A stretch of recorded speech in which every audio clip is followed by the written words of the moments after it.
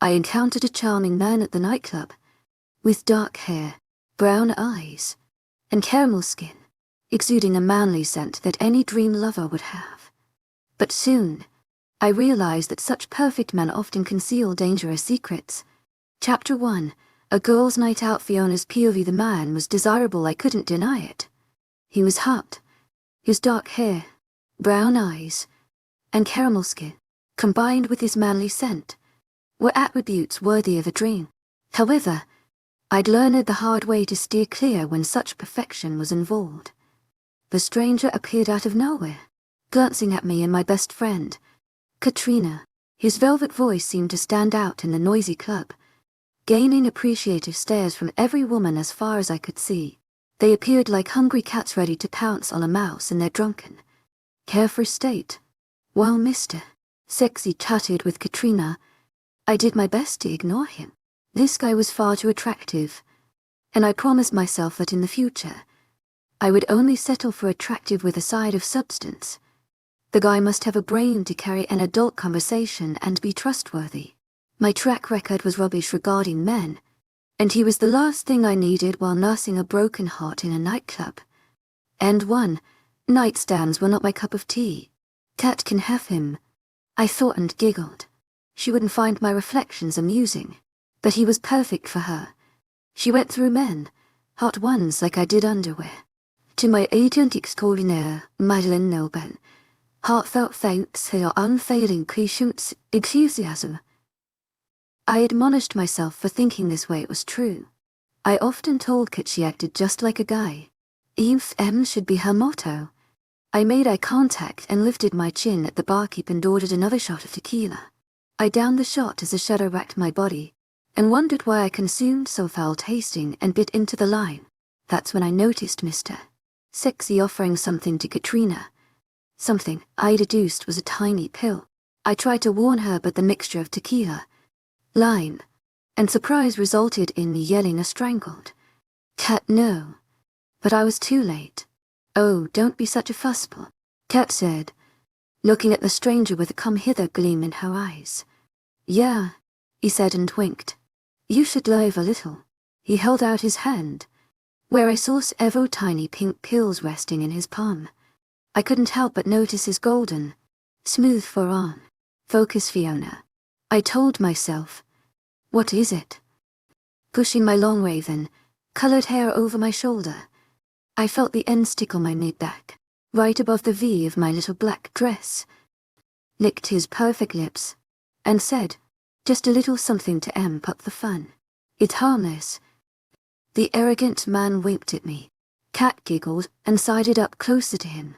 "Come on, Fiona. Do it. You deserve some fun after what? Don't you dare say his name." I shouted and noticed several people looking over to see what was going on. Katrina held up her palms and said, "Okay. To my agent extraordinaire, Madeleine Nobel, heartfelt thanks for your unfailing patience, enthusiasm." Fair enough. Katrina, or Kat to most, was my best friend even though we are different, like night and day. But they say opposites attract. Right. We were neighbors for years until a plane crash took her parents' lives when she was 15. My father mostly adopted her afterward, and we were family like sisters, and I couldn't help but worry about her. The stranger smiled my way, lifting his chin. "Come on. To my agent extraordinaire, Madeleine Nobel, heartfelt thanks for your unfailing patience, enthusiasm. Let's party. Just pop this into your mouth. You'll never want to party without one again." I felt a weird sensation in my tummy, like a knot of anxiety. It did wonders for my eyesight. As well, I was no longer peering through rose-colored glasses. I could see him for what he was now, and I didn't trust him. Suddenly, Mr. Sexy wasn't as hot as I once thought. I looked at Kat. She was smiling, but her eyes seemed glazed over. I prayed whatever she took wouldn't at all kill her. "No thanks," I ventured, smiling. "Your loss," he told me. "Come on. Hot stuff." He put his hand on the small of Kat's back, urging her toward the dance floor. "Let's leave, Debbie Downer. at the bar and go dance. Rolled my eyes and watched as he led Kat into the throng of people dancing. Somehow, I'd have to keep my eyes on her. "Can I buy you a drink?" I heard from behind. I turned and stared at yet another gorgeous man. Great, they are in droves tonight. I told myself, if I wanted to hook up, there wouldn't be a good-looking guy in sight. There was something different about this guy. To my agent extraordinaire, Madeleine Nilban, heartfelt thanks for your unfailing patience, enthusiasm. His hair was darker than the drug, pushing idiot who led Kat astray. It was jet black, like mine, and his eyes were clear green, or perhaps grey. It was hard to tell inside the darkened club. I looked away before getting lost in his gaze. I wanted to scream yes, but I remained firm. "That's very kind, but I'm driving," I stated with a smile. Letting people down or hurting their feelings bothered me, and I hated it. "Oh, I see," he said with a coy grin. It was a waste of time to worry over his wounded pride. I could almost smell his confidence. It oozed from his pores. "You know, the designated driver and all that. To my agent extraordinaire, Madeleine Nilban, heartfelt thanks for your unfailing patience, enthusiasm." Taking in his lean, muscular form, casual yet sophisticated attire, and almost folded, I was a sucker for a straight man with an eye for fashion, but I held my guard. He laughed. His baritone voice caused my flesh to pebble. "Damn this man. Is that why you've been throwing back tequila shots? So you can safely drive your friend home?" He raised his brows and grinned. His gaze landed on my empty shot glass. "But I'd wager you'd still be in a better state to drive than your friend." He jutted his chin out toward the dance floor where Kat followed the stranger. To my agent extraordinaire, Madeleine Nilban, heartfelt thanks for your unfailing patience, enthusiasm. And damn this man again. I'm so busted. "I'm sorry," I began when he cut me off. "Don't be. I was kidding about the drink spot. You were sensible and did the right thing by not taking what that guy was offering." Losing his smile and his tone now serious. "You saw that?" I asked in bewilderment. What was this guy doing? Was he stalking me? Or perhaps he was just observant? I did. He threw me a winning grin. It wasn't like the guy was being cautious. I'd wager quite a few people saw him offering you and your friend a handful of his happy pills. It's normal nowadays, but that doesn't mean it's safe. Quite the contrary.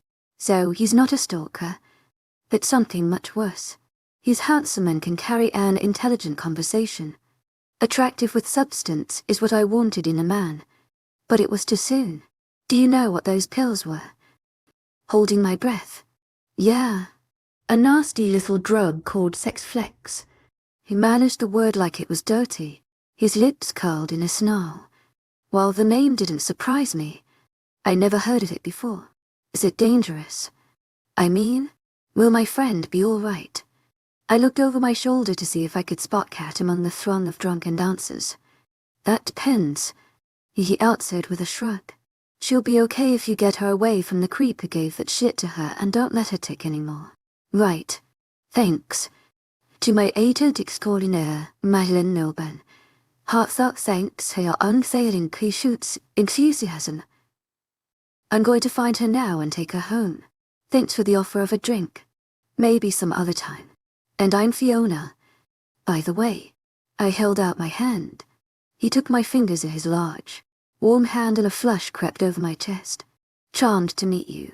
Fiona, I'm Rowan and I'll accept the rain check. And I'm holding you to it. Well, thanks for everything.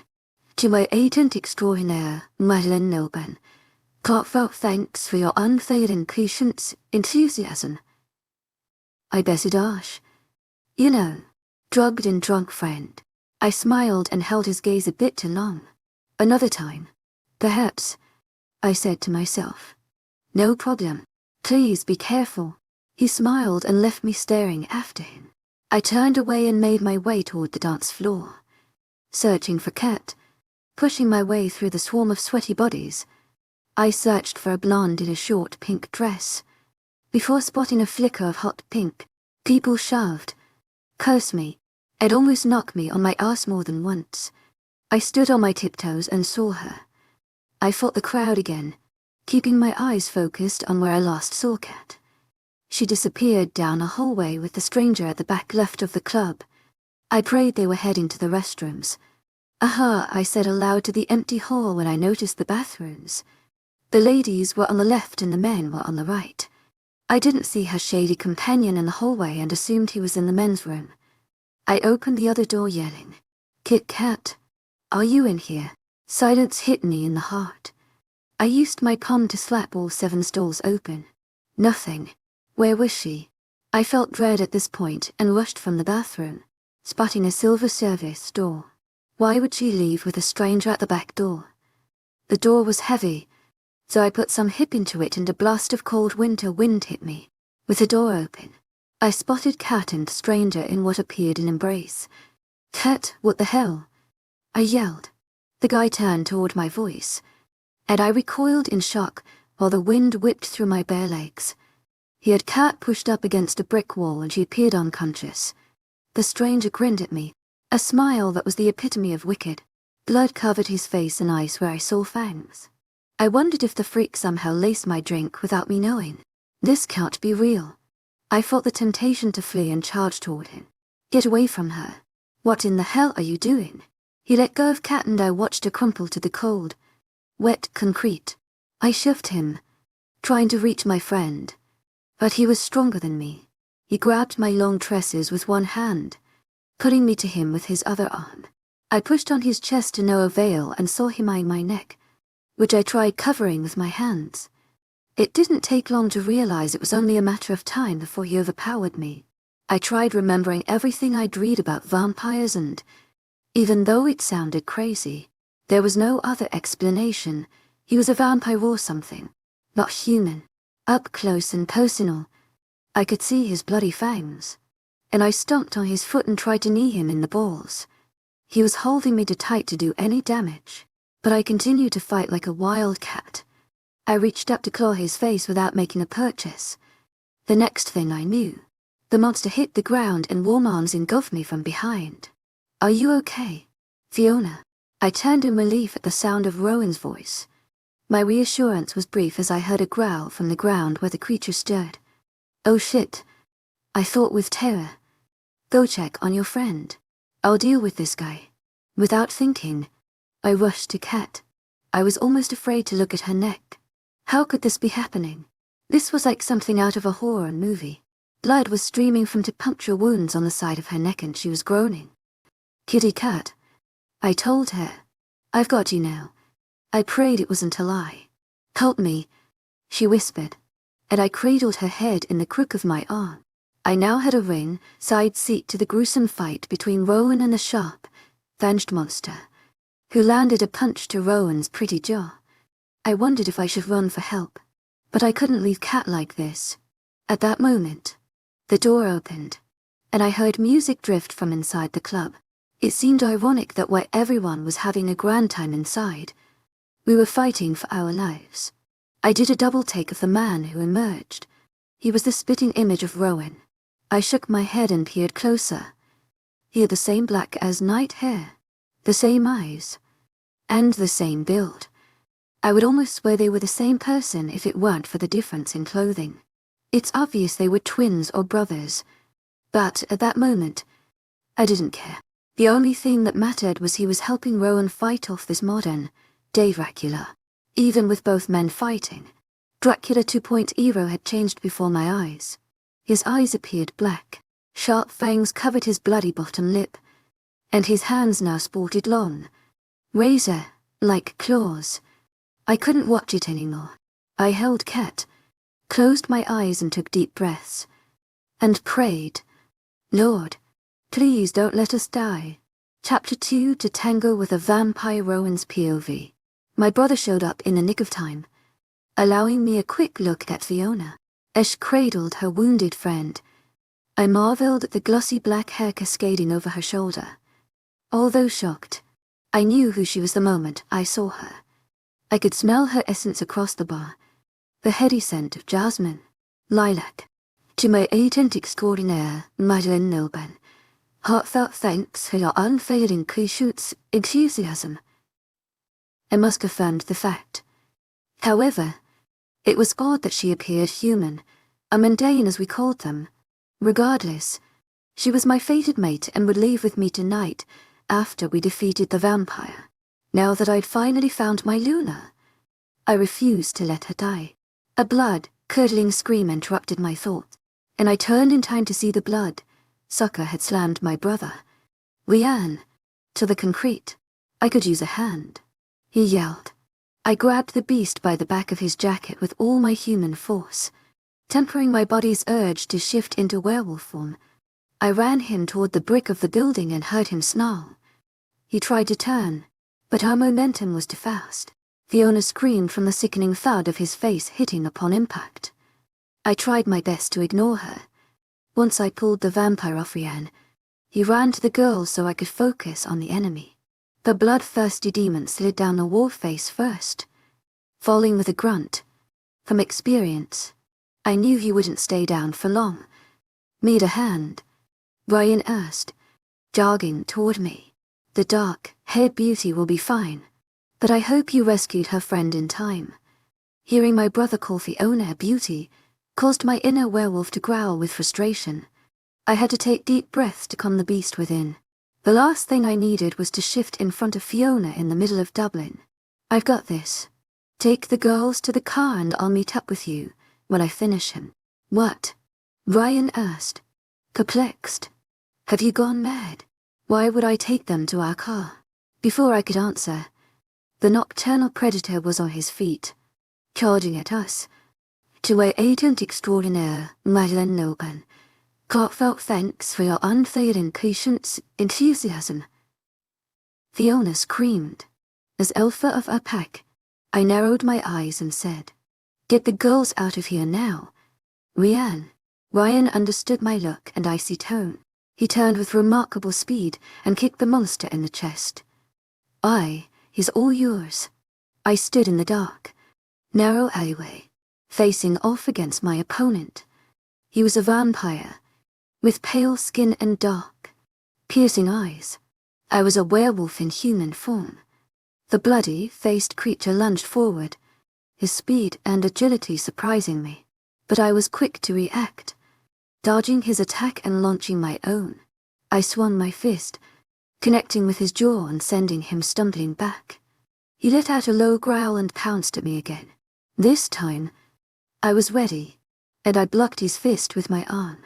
We fought back and forth, exchanging blows and dodging each other's attacks. The vampire's strength was formidable, but I was faster and more agile. I could feel the adrenaline pumping through my veins, and I knew I had to finish this fight fast. The predator swung his arm, but I was too swift for him and I sidestepped, landing a punch to his gut. He doubled over and I delivered a kick to his face. He went down hard, and I saw he was dazed. My thoughts returned to Fiona before booting him once more in the ribs, leaving him howling in pain. We'll meet again. To my agent extraordinaire, Madeleine Nilben. Heartfelt thanks for your unfailing patience, enthusiasm. And next time you won't be so lucky. He looked up from his fetal position and whispered, Who are you? I smiled down at him, my green irises turning a bright golden amber. Your worst nightmare. I knew I had to finish it now. I stepped forward and bore a powerful blow to his throat. He let out a gurgling sound and went limp. A sense of satisfaction washed over me as I stood above him. I had won the fight, but I needed to leave before anyone saw me or his friends found us.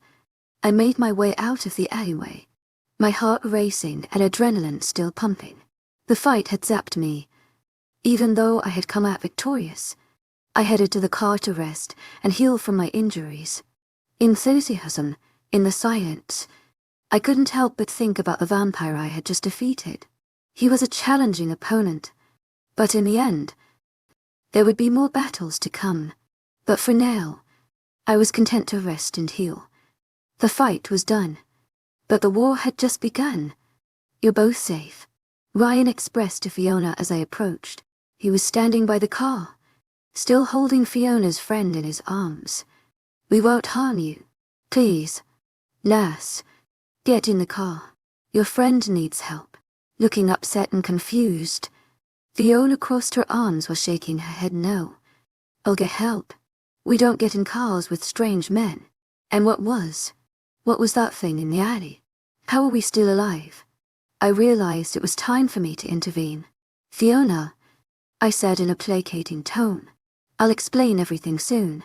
But we must go now before that thing's friends realize he's missing. If that happens, we may not make it out alive. Now please get in. We must get her help." I gestured toward the moaning woman in Rhiann's arms. Ryan needed help, so I opened the back door and settled the girl on his lap. Fiona stared at me with something akin to fear in her eyes and held her arms across her body. She looked so small and innocent. I felt guilty to turn her world upside down. As a human, she wouldn't understand. I was preparing myself for the worst. She would detest me before realizing it was fate for us to meet this way, and I'd have to weather her hatred. I'd been searching for my mate for too long to let her slip away. Maybe it would be easier to call them a taxi and never think of her again. She was mundane. A human for God's sake. No as Alpha. I needed my mate. Human or not. It was a cruel twist of fate. Most mere mortals feared our kind or didn't believe form of the supernatural. The ones that did were different. If they believed, they never understood or were driven by fear or greed. Then there were the ones who hunted us down. It was a story as old as time, humans trying to kill the scary monsters roaming the night. But this wasn't a gothic tale from yonder years gone by. This was my life. A life that just got more complicated by a beautiful human named Fiona. "Love, get in the car with Rowan. My brother is harmless." Rhiannon snickered from the back seat. She glanced in the window and frowned. But he winked. I didn't like how he flirted with Fiona. But I remained calm. I was on a mission and realized I couldn't admit the truth while coaxing her into the car. "She's mine, but I can't mark her yet." After a moment, she narrowed her eyes at me and said, "My father is well known in the community. If anything happens to us, you'll pay the price." The sound of her voice was soft but fierce, awakening a need in me I found hard to ignore. I opened the car door and smiled. "Your chariot, my lady." My attempt at humor didn't work. She rolled her eyes and entered the car. I jogged around to the driver's side before she changed her mind. "What's your friend's name?" Ryan asked as I started the car. "Katrina, but everyone calls her Kat," Fiona said, turning to look at her. "Is she going to be okay?" Ryan turned her head, noticing the blood and wounds on her neck. "Blimey, the bastard bit her. Je my agent extraordinaire, Madeline Nilben. Heartfelt thanks for your unfading patience, enthusiasm." I exclaimed, hitting the steering wheel with my palm. "How bad?" "Bad enough to transform her." "No, but she's unconscious," Rhiannon replied. "What in the fuck is going on? What was that thing and what's gonna happen to Kat?" asked Fiona. Alarmed, I saw Fiona shivering and turned up the heat. I forgot humans got cold. As a werewolf, the winter temperatures were a relief to my kind. I asked a question. She ventured, severing my thoughts. I couldn't believe my brother hadn't jumped at the chance to answer. Perhaps he was getting the hints I'd been throwing. "To my agent extraordinaire, Madeline Nilben. Heartfelt thanks for your unfailing patience, enthusiasm." Your drug-pushing buddy was a dangerous supernatural creature, I explained, not wanting to scare her. "A monster?" Fiona asked and shuddered. "Like a vampire," Rhiannon corrected. I looked at him through the rearview mirror, making my displeasure known. He shrugged and smiled. "She needs to know the truth so she can protect herself from now on," Rhiannon announced. "Fine," I conceded. "You explain while I drive us home." "Home?" Fiona yelled. "Just where the fuck do you get off?" She was a tiny spitfire, and instead of getting angry, I liked her outspoken attitude. "Listen, Fiona, how would you explain Kat's injuries?" You are both coming to our house. My sister can help care for your friend, and then we will get her home when she's safe. We're offering our help," I exclaimed inside. I prayed she didn't catch the part where I only mentioned getting Katrina home. Fiona was staying with me for life. It had hit me that as a human, I could outlive Fiona for hundreds of years unless I got killed during this dangerous drug war taking place. Ryan reached over the seat and patted Fiona's shoulder to calm her. "I swear we're not serial killers. Ryan had a way with people. He could put everyone at ease while I was the broody one. But Ryan wasn't the alpha with the weight of the pack on his shoulders. And you're not vampires?" she asked without humor. Norian laughed. A touch of nervousness laced the word. He changed the subject and said, "The pill he offered. The one Katrina took. Sex flex." She ventured, and I nodded. "It's not your normal date rape drug," we answered. "If you consume too much of it, you lose control of your mind and senses." I can see that. Looking at Kat, who was moaning. "That's not the danger of the drug. It gets worse." Ryan grimaced and explained. "Too much would transform a human into a dangerous creature like the vampire who bit Katrina." Fiona inhaled a sharp breath and covered her face. She rocked back and forth as a sob reverberated through the vehicle. My instinct screamed to pull over and comfort her or do something. My inner werewolf called for me to take her in my arms, kiss her lips, and mark her as mine. I reached over and stroked her glossy hair. Her tiny hand came up and grabbed mine. I felt my insides ready to burst as I held back a feral howl trying to leave my chest. "Thank you. Thank you both." I felt Ryan's gaze lingering on me and a look passed between us and the rearview mirror that said, "This will not end well for any of us." Chapter 3, Wolfsbane and a Dangerous Revelation. Rowan's POV. We pulled into the circular driveway in front of our grand, expansive house, and I glanced at Fiona to gauge her reaction. To my surprise, I saw none. "Are you sure Kat will be okay? Besides a horrible hangover, she'll be fine. But let's get her inside," we answered from the back seat. "Do you have her, bro?" Holding the car door open. "Just help me get out without banging her head." We maneuvered the groaning young woman from the car and Ryan carried her to the door. I unlocked it, standing out of the way, and glanced back at Fiona. She looked uncertain, walking with slow, measured steps, eyeing me with wariness. "Come on in. I promise we don't bite." I grinned. Fiona faltered, and a look of shock widened her eyes. "Oh, you are kidding." "No, I'm sorry. I wasn't thinking. That was too soon." "Yes, after what I witnessed tonight with that, whatever it was, vampire," I told her, placing my palm on her back and guiding her inside. Ryan stood in the foyer, still cradling Katrina. "Where should we put her?" "Under the circumstances, we should take her to Mum's room since it's on the ground floor." I looked toward Fiona and asked, "Would you feel more comfortable staying overnight in the same room? You know, so you can watch over her." "I'm not comfortable staying here at all, but since you've given me little choice in the matter." She stood with her arms crossed and lips in a firm, straight line. "If you guys are done, Kat needs to be cleaned up," we answered, giving us a sharp look. "Are you sure your mom won't mind? I mean, as big as this house is, I'm assuming you have guest rooms," Fiona said while she followed us down the long hallway. "Mother is on an extended holiday in London and wouldn't mind if she were here," I assured her. Ryan laid the girl on the bed and I said, "Go grab Kyra. She's about their size or close enough. Tell her to bring something comfortable for them to sleep in. Fiona may need her help with Kat." Ryan left to do his brother's bidding. "I'm going into Mother's bathroom for some supplies to clean and bandage her neck," I told Fiona and smiled. She nodded her head, keeping her eyes on Katrina, who lay motionless on the bed. She had taken a seat on the edge of the mattress and was holding Kat's hand as I stepped back into the room. I stood for a moment, taking in the scene and Fiona's beauty. I studied her profile from the side and grinned at her perfectly small, pert nose.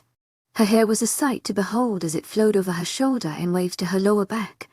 I wondered if it was natural. I'd never seen hair that black or shiny. It was gorgeous and so was she.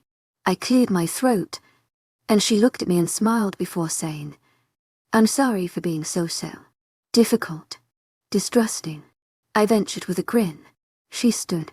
"Yes, but it's not wise to leave a club with strangers, so I hope you can understand where I'm coming from." Fiona arched her brows, waiting for a response. "I understand that this isn't an ordinary situation." "Indeed," she agreed. "Now let's check out this wound on her neck, shall we?" "What did you bring?" I moved to the bedside table and placed bandages. A wet cloth. "To my agent extraordinaire, Madeleine Nilben. Heartfelt thanks for your unfailing patience, enthusiasm." And a secret serum from my mother's collection. She's a healer in our pack, and I learned a few tricks from her over the years. I knew this concoction would pull any impurities or poisons from the wound. "What's that?" Fiona asked, pointing to the jar containing the golden flake serum. "It's a natural remedy my mom uses. It will pull out any infection or poison from her wound."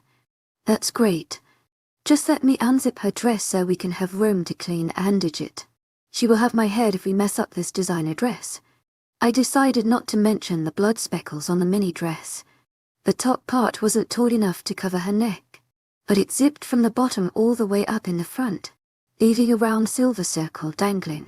I watched as Fiona placed her finger in the loop and dunsed past Katrina's strapless bra. Out of respect, I turned my head and busied myself by handing her the wet cloth, and then I applied alcohol to a sterilized pad. "How bad is this?" Fiona asked. "I'm not gonna accuse you of being a perv for seeing Kat's bra." "Please. You seem to know a hell of a lot more about this than me." Before I could oblige, my brother and sister burst through the door, bickering as usual about something. "Quiet, you two," I whispered, piercing them with a look they knew well. "Lay the clothes on the foot of the bed. To my agent extraordinaire, Madeleine Nilben.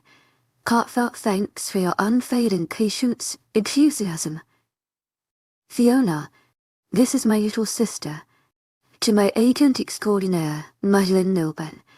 Heartfelt thanks for your unfailing patience, enthusiasm." "Kyra, this is Fiona and her friend, Katrina. She prefers Kat," Fiona said with a smile. "It's nice to meet you. To my agent extraordinaire, Madeleine Nilben. Heartfelt thanks for your unfailing patience, enthusiasm." "I'm sorry it's under such bizarre circumstances. And thank you for the clothes. Nice to meet you. I hope Kat is okay."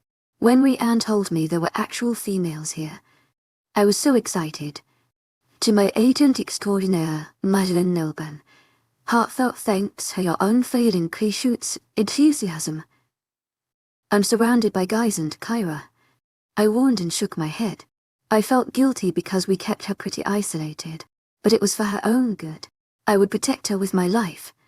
But at 15, it had to be this way. She was young and too enthusiastic. Times were dangerous for our pack right now. "Are you going to help or tell me what to do?" Fiona asked me. "Yes, sorry. To my agent extraordinaire, Madeleine Nilben. Heartfelt thanks for your unfailing patience, enthusiasm."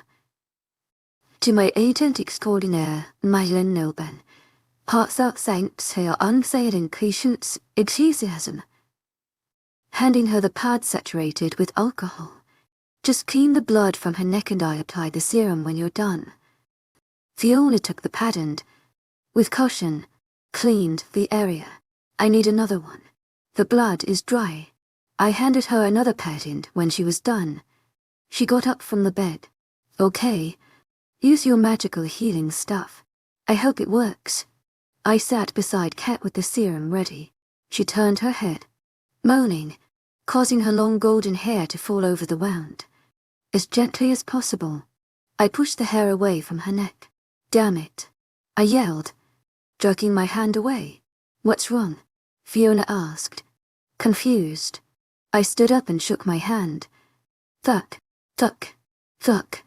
"Oh no," Rhiannon said as he raced to my side. "What is going on?" Fiona screamed, backing away from us. Her necklace, I declared. What about it? It's just a silver necklace my father gave her. Fiona looked at me like I'd grown 3 heads and rolled her eyes. Take it off of her or I can't help. I narrowed my gaze at Fiona, and she did my bidding with no further questions. It was silver all right, but not just any silver. It had to be the purest form of silver to burn my skin. Fiona muttered something under her breath and her hoot the offending chainsy. Just a harmless and pretty necklace. Letting it swing back and forth on her finger. Holy shit, Rianne whispered. Is that Wolf SBAing? Kyra shrieked, running around the bed to get a better look. Kyra, stay back. I roared while keeping my eyes trained on Fiona and wondering who or what were these women. Fiona looked taken aback as I continued to glare at her. Wolfsbane. What is Wolfsbane? This is just a necklace that might know. I shouted as I stepped closer and watched her eyes widen. I didn't care if she was my fated mate or not. It's not just some pretty silver necklace from your father. I grabbed it from her hand, gritting my teeth to keep from crying out in pain. Do you see the pretty purple liquid inside the clear flower? Fiona stood like a statue etched with fear. Damn it. She stepped backward until her legs hit the bed. Why yes, that's Wolfsbane. This isn't just some pretty gift from your father. It's a weapon our enemies use against us. I bellowed as the pure silver continued to scorch me. Who is your father? I dropped the poisonous necklace and stalked toward her. Fiona looked at me with tears and terror in her eyes. I grabbed her upper arms and shook her for good measure. Who is he? Let her go. Kyra screamed, pounding me in the back with her small fists. Who is he? I snarled, my nose touching hers. My insides were churning with wanting and fear. Her smell tantalized my wolf senses while my logic screamed at the danger she presented. You enchant her. Rowan. It's obvious she doesn't have a clue what's going on and you're scaring her. My brother grabbed my arm, but I shrugged him off. Not until she answers me. You will answer me or I'll let your friend die. I told her in a menacing whisper. The odds of Katrina dying were slim to none, but Fiona didn't know that I'd use whatever means necessary to get answers. Without warning, Fiona kicked my shin and pushed me. Let me go. To my agent extraordinaire, Madeleine Nilben. Heartfelt thanks for your unfailing patience, enthusiasm. You're hurting me. She stood panting and rubbing her upper arms. I'm leaving and taking Kat to the hospital. You are fucking crazy. She screamed. You're going nowhere. Nurse. Answer my question. My inner wolf was close to exploding, and I could feel the hair sprouting along my spine. His name is Cormac Quinn. You prick. Ireland's renowned scientist. Now get out of my way. I'm calling for a ride. You can't keep us here. I shoved her onto the bed. Rianne, lock that door. Kyra, apply Mom's serum to her friend's neck.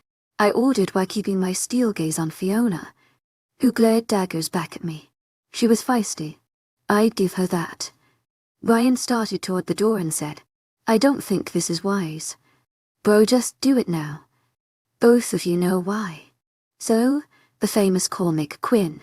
To my agent extraordinaire, Madeleine Nilben. Heartfelt thanks for your unfailing patience, enthusiasm. And smiled down at Fiona without mirth.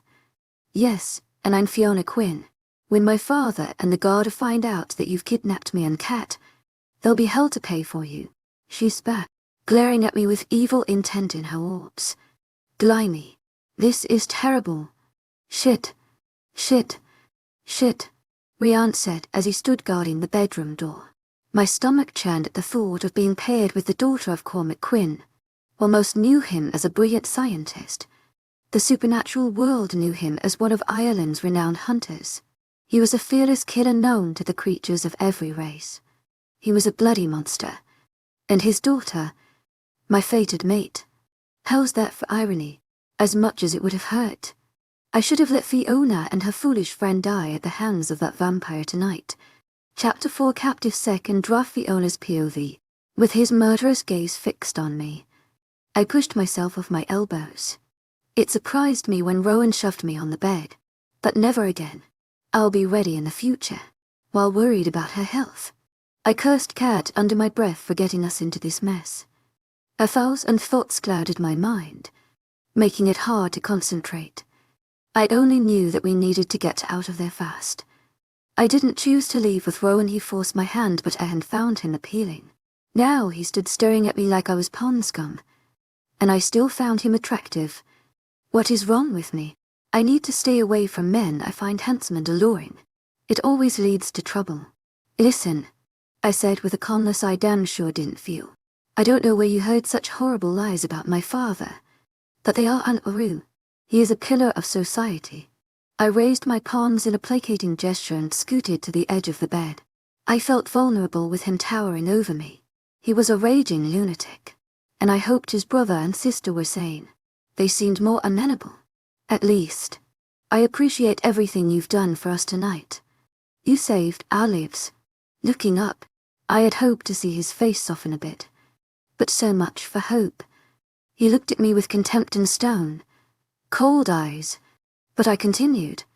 And I am thankful for. I glanced over at Kat as Kyra was taping a bandage over the wound on her neck. For the special care of Kat. Can we forget all this nasty business? I'll call for a ride and never speak of this again. With a smirk, he placed his large hands on his hips. I just need my purse. I stood, but Rowan didn't budge. My first instinct was to sit back down, but I held firm. I'm sorry I threatened you. All right, I won't speak of this to anyone, not the Garda or my father. You can listen as I make that call for a ride.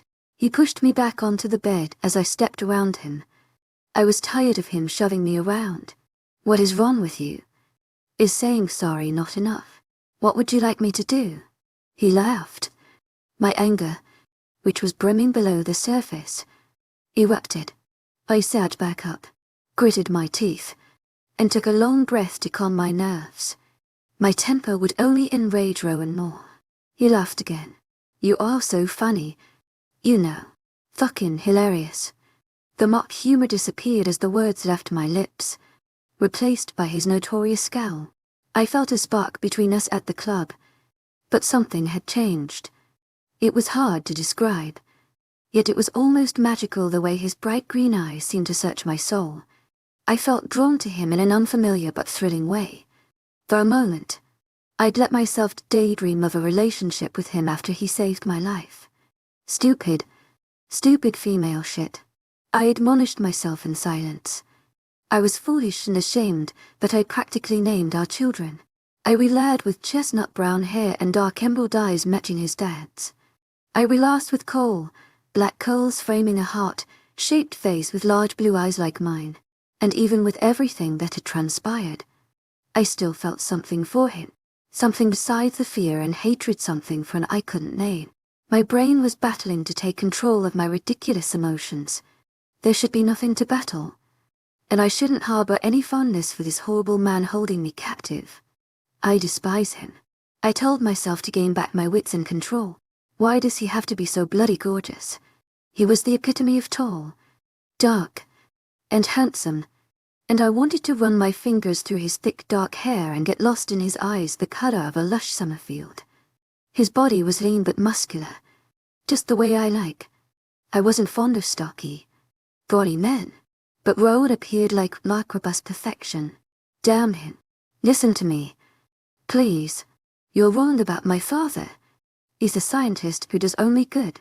His research has saved lives all over the world. So, you see why calling him a killer is ridiculous, don't you? Rowan lifted his lip in a sinister smirk. There is nothing good about Hunter Quincy. I ventured and sighed in relief. I knew you were confused. My father is Corny Quinn, not Hunter Quinn.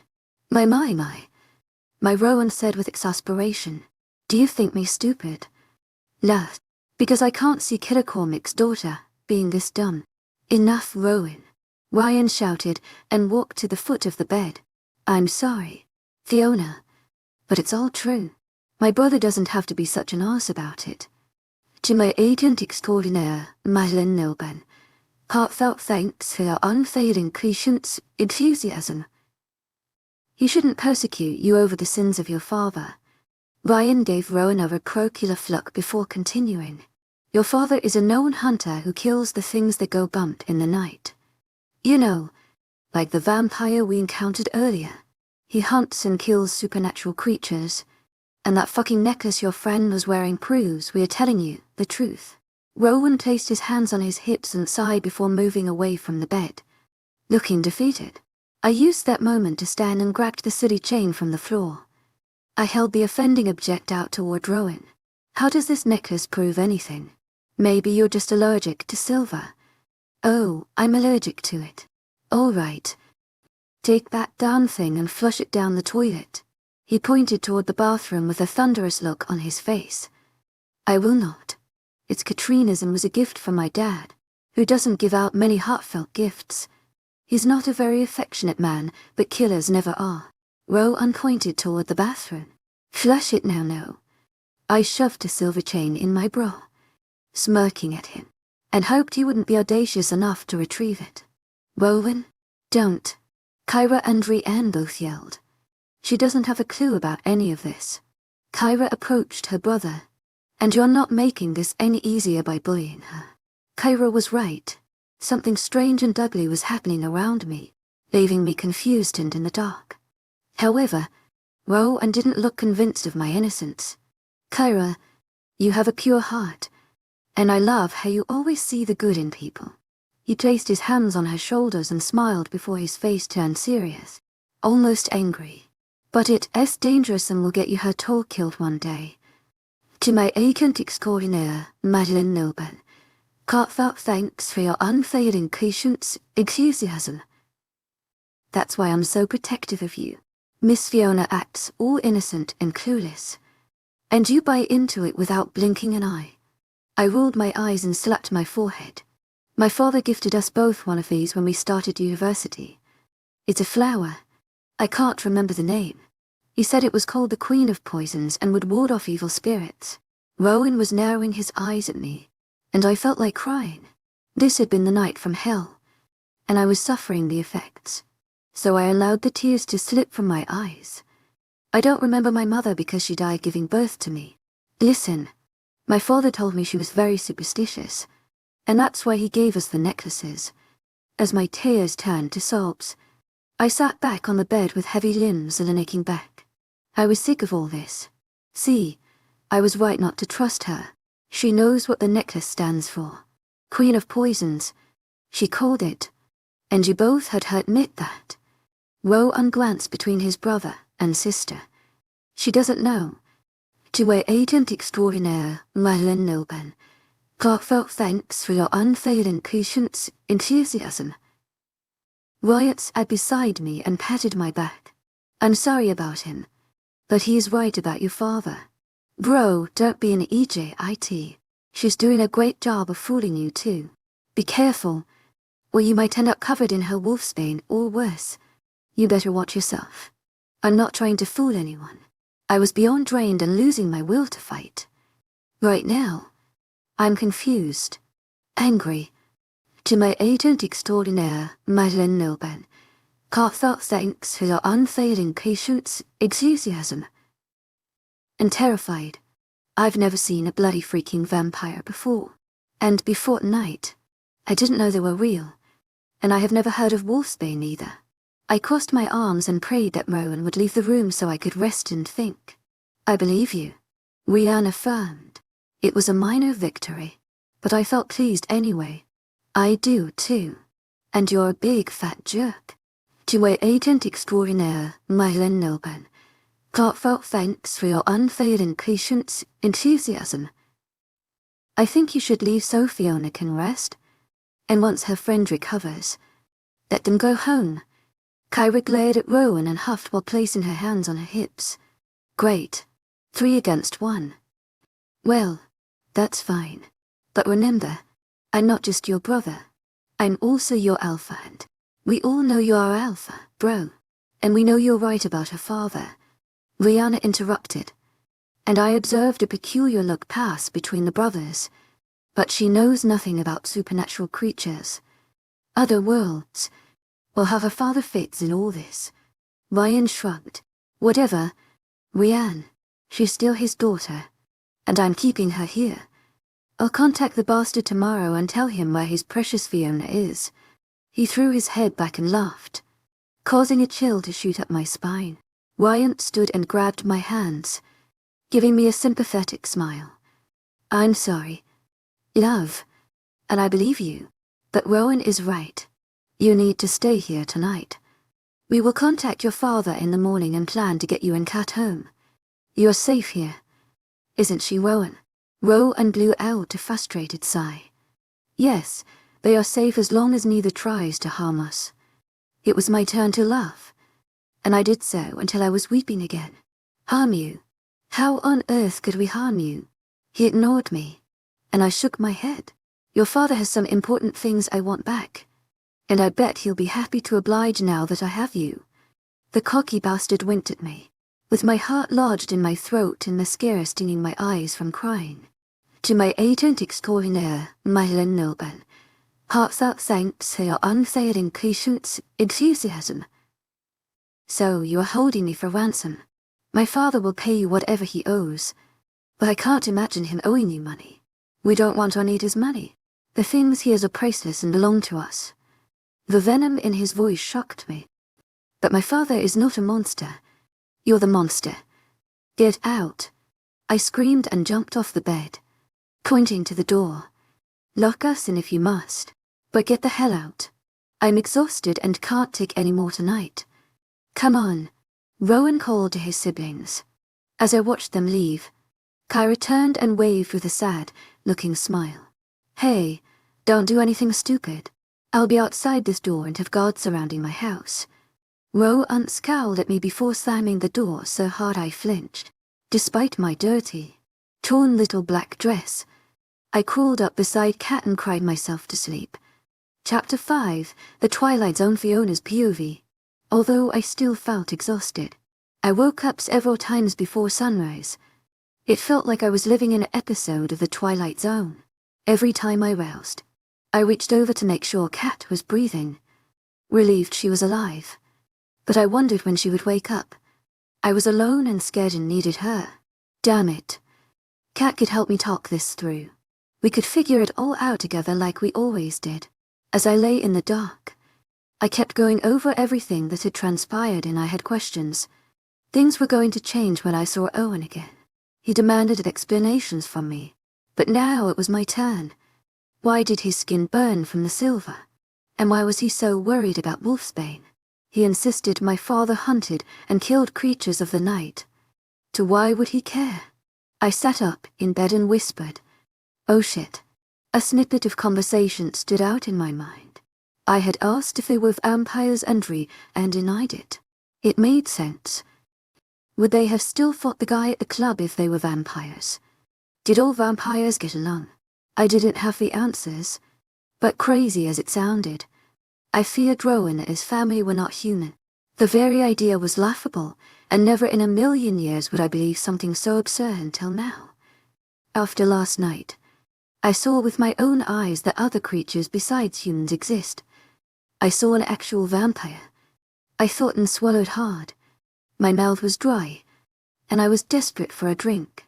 I didn't want to drink bathroom water, nor did I relish the idea of waking anyone yet. I wasn't sure how to face these people or things, whatever they were. They could be dangerous and I was terrified. I scrambled off the bed and padded to the bathroom to relieve myself. Standing in the darkened room, I closed my eyes and counted to 10. When I opened them, I could make out the room better. After using the toilet, I washed my hands and splashed cool water on my face, and that's when I remembered my purse. Where was my purse? I raced from the room, my gaze landing on the clothes Kyra had brought. I thought my purse was on the bed. "Where's the damn light switch?" "Aha," I whispered and crept to the door in case Rowan was on the other side. My finger flipped the switch to the left of the door and I stood unmoving for a moment and listened for any sounds. Hearing nothing, I wandered around the large room looking for my purse. To no avail. I even checked under the bed. The bastard had my purse with my cell phone. I was furious. Furious and parched. Anger always gave me my courage, and I grabbed the clothes, kicking out a pair of joggers and a Janis Joplin t-shirt. At least the kid has good taste in music, I thought with a smile. Janis Joplin was one of my all-time favorite female singers, and I felt this was a good sign. Call me silly, but I believed in things like fate and signs.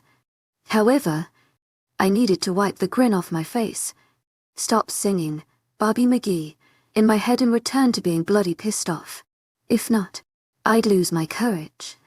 Once dressed and concentrating on being held captive by a stranger who may or may not be a vampire or warlock, I rapped my knuckles on the door. I stood with my hand on my hip and waited. Nothing. This time I pounded on the wood using my fist. Bingo. I pressed my ear to the door and listened as the footsteps sounded closer and closer on the tile and leapt back just in time. The sound of the doorknob turning had my heart racing, and I was prepared to fight for some answers. Good morning, sunshine. Rowan said straight, faced the clenched teeth and followed up with a sarcastic-looking grin. He reminded me of the big bad wolf from Little Red Riding Hood. To my agent extraordinaire, Madeleine Nilban, heartfelt thanks for your unfailing patience, enthusiasm. My father is not a murderer. I yelled and cursed myself. Damn it. Fiona. That was not what I planned on saying. Rowan stood with his hands on his hips and a bored look on his face. So you've told me several times now. He looked over at the bed and back at me. How's your friend? When will she wake up? It's still early. She's sleeping it off. Now we have some business to take care of. Lass, come with me, he ordered and stormed off, leading me with my mouth open. The bloody cheek of this man, I said loud enough for him to hear. I didn't get a response, which made my blood boil. Are you taking the piss? I ran to catch up with him. He had to be joking. I was famished and beyond thirsty. He turned, and we collided. You'd have thought I had burned him by the way he flinched away from me. No, I'm not taking the piss. You want to go home? Right. Yes, but where are your manners? I stood with my hands on my hips and narrowed my eyes at him. Not only am I starving, but I have had nothing to drink since the tequila last night. I said with my voice raised. This isn't a bed and breakfast, princess. He said in a whisper. Why are you whispering? Afraid you'll wake up one of your siblings and they find you denying me basic human needs. My brows rose to my hairline as I waited for his response. I could not care less what my siblings think. The boss here is me. The quicker you realize I am the one in charge, the better we will get on. Follow me to the kitchen. He strode off in a huff and I followed. A minor victory, but I took it. The war with Rowan was far from over, but I needed sustenance and caffeine to spar with him. Rowan led me to a grand kitchen that smelled of roasted coffee. To my agent extraordinaire, Madeleine Nilban, heartfelt thanks for your unfailing patience, enthusiasm, and sausage. My mouth watered as I took in my surroundings. The room was large but felt homey to me. Light filled the room as the sun shone in through the floor, 2 ceiling windows, taking up an entire wall. It was a lovely kitchen. I had a thing for a nice kitchen. Make yourself at home, Rowan said, holding out a hand to show a spread of food covered with silver lids on a long counter. Coffee or tea is over there. He pointed to a Keurig tea kettle beside the range. There's cream, sugar, and anything else you could want for your beverage and bottled waters in the fridge. Take care of your basic human needs and I'll be back soon. He glared at me and left. Thank you, I said with a sneer and rolled my eyes at his retreating form. Take care of your basic human needs. I mocked him with disgust before I did just that. I shoved the last of the eggs into my mouth, then drank deeply from the coffee I'd loaded with sweetener and cream. I let out an audible groan and stretch, rolling my neck from side to side. I closed my eyes and did my shoulders too. It felt wonderful to stretch out the kinks, and a full belly helped. As well, I opened my eyes and screamed, Blimey, you scared me. Rowan was leaning against the counter, staring at me. He licked his lips and for a moment, I forget to hate him. My mind took me to a place I had no business going. I'm just waiting for Rian so we can conclude our business. Breaking my unwanted reverie, It was like having a bucket of ice poured over your head. I came crashing back to reality. While we wait, I have a few questions for you. I stood and walked to the other end of the counter and leaned against it for support. What are you? Narrowing my eyes. I was nervous but very curious to hear his answer and waited with bated breath. What I am is of no consequence. You've been living a lie your whole life with a father you don't know. And all you want to know is if I'm human or not. That's rather sad. Fiona, and I almost feel pity for you. The nerve of this bastard. Don't deflect. To my agent extraordinaire, Madeleine Nogan. Heartfelt thanks for your unfailing patience, enthusiasm. I know my father. You don't. Let's see. Stroking his chin like he was pondering something of importance. Mid to late 50s. Light reddish hair, receding hairline, red and grey beard, green eyes, rather short, and a septagram known as a fairy star tattoo on his forearm. My mouth dropped open as I listened to his perfect description. To my agent extraordinaire, Madeleine Nogan. Heartfelt thanks for your unfailing patience, enthusiasm. So what? Anyone could Google him and know all that. I crossed my arms and cursed while my heart beat in my ears. Could it all be true? No way. But how does he know about the star tattoo? We didn't have to Google him, Petrian said, stepping into the kitchen. I'm so sorry. I am, but we know because he's tried to kill us a few times.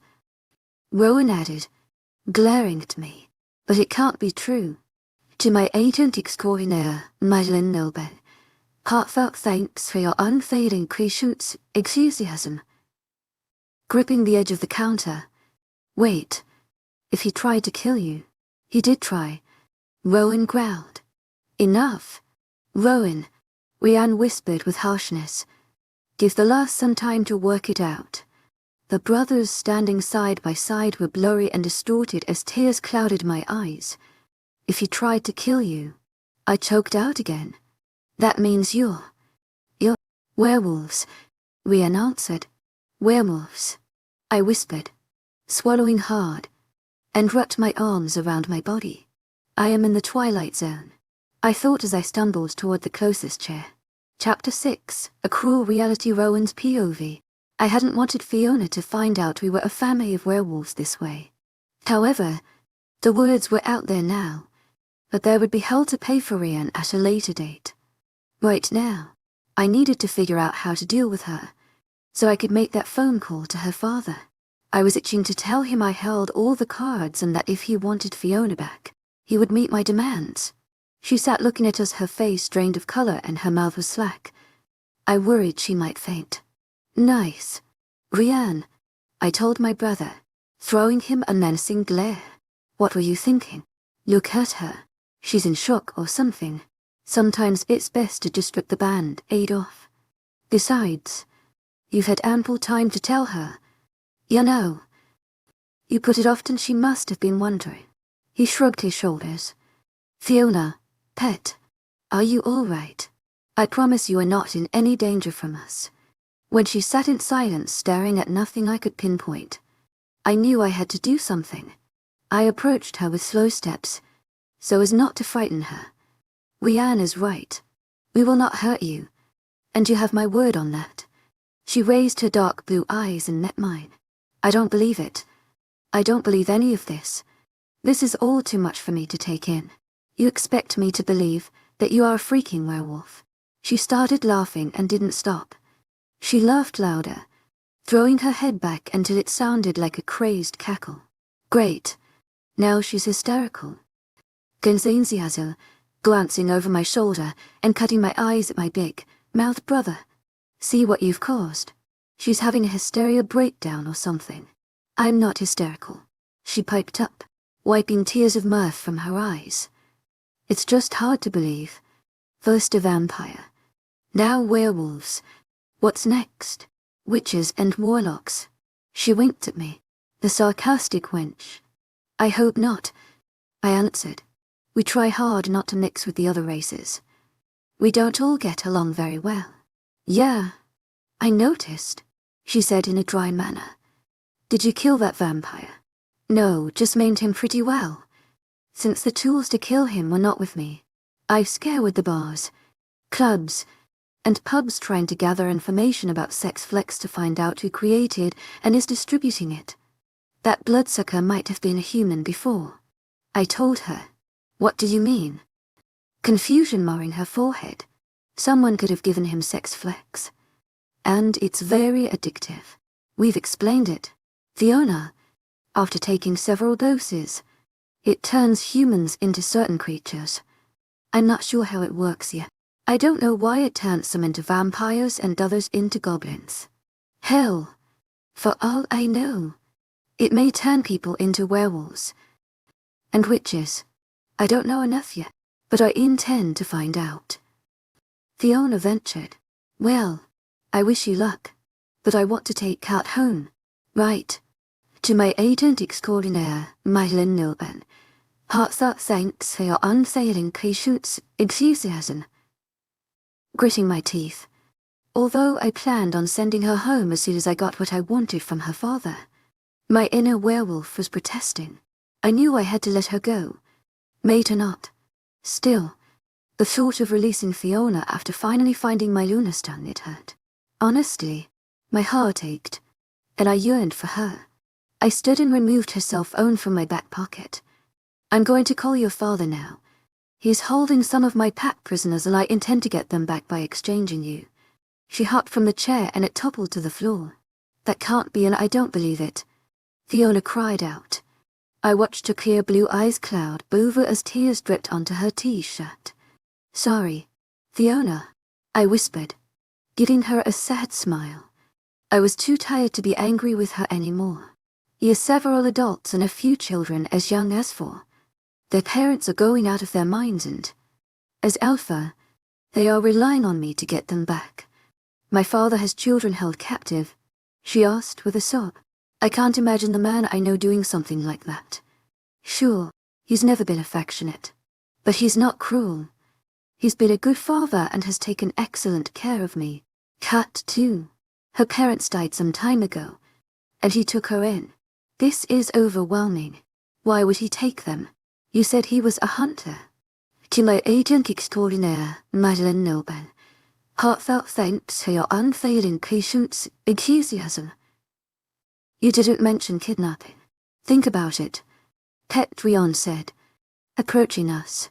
I knew he couldn't stay silent for long, and if he called a pet or love once more, I might not be able to control my actions.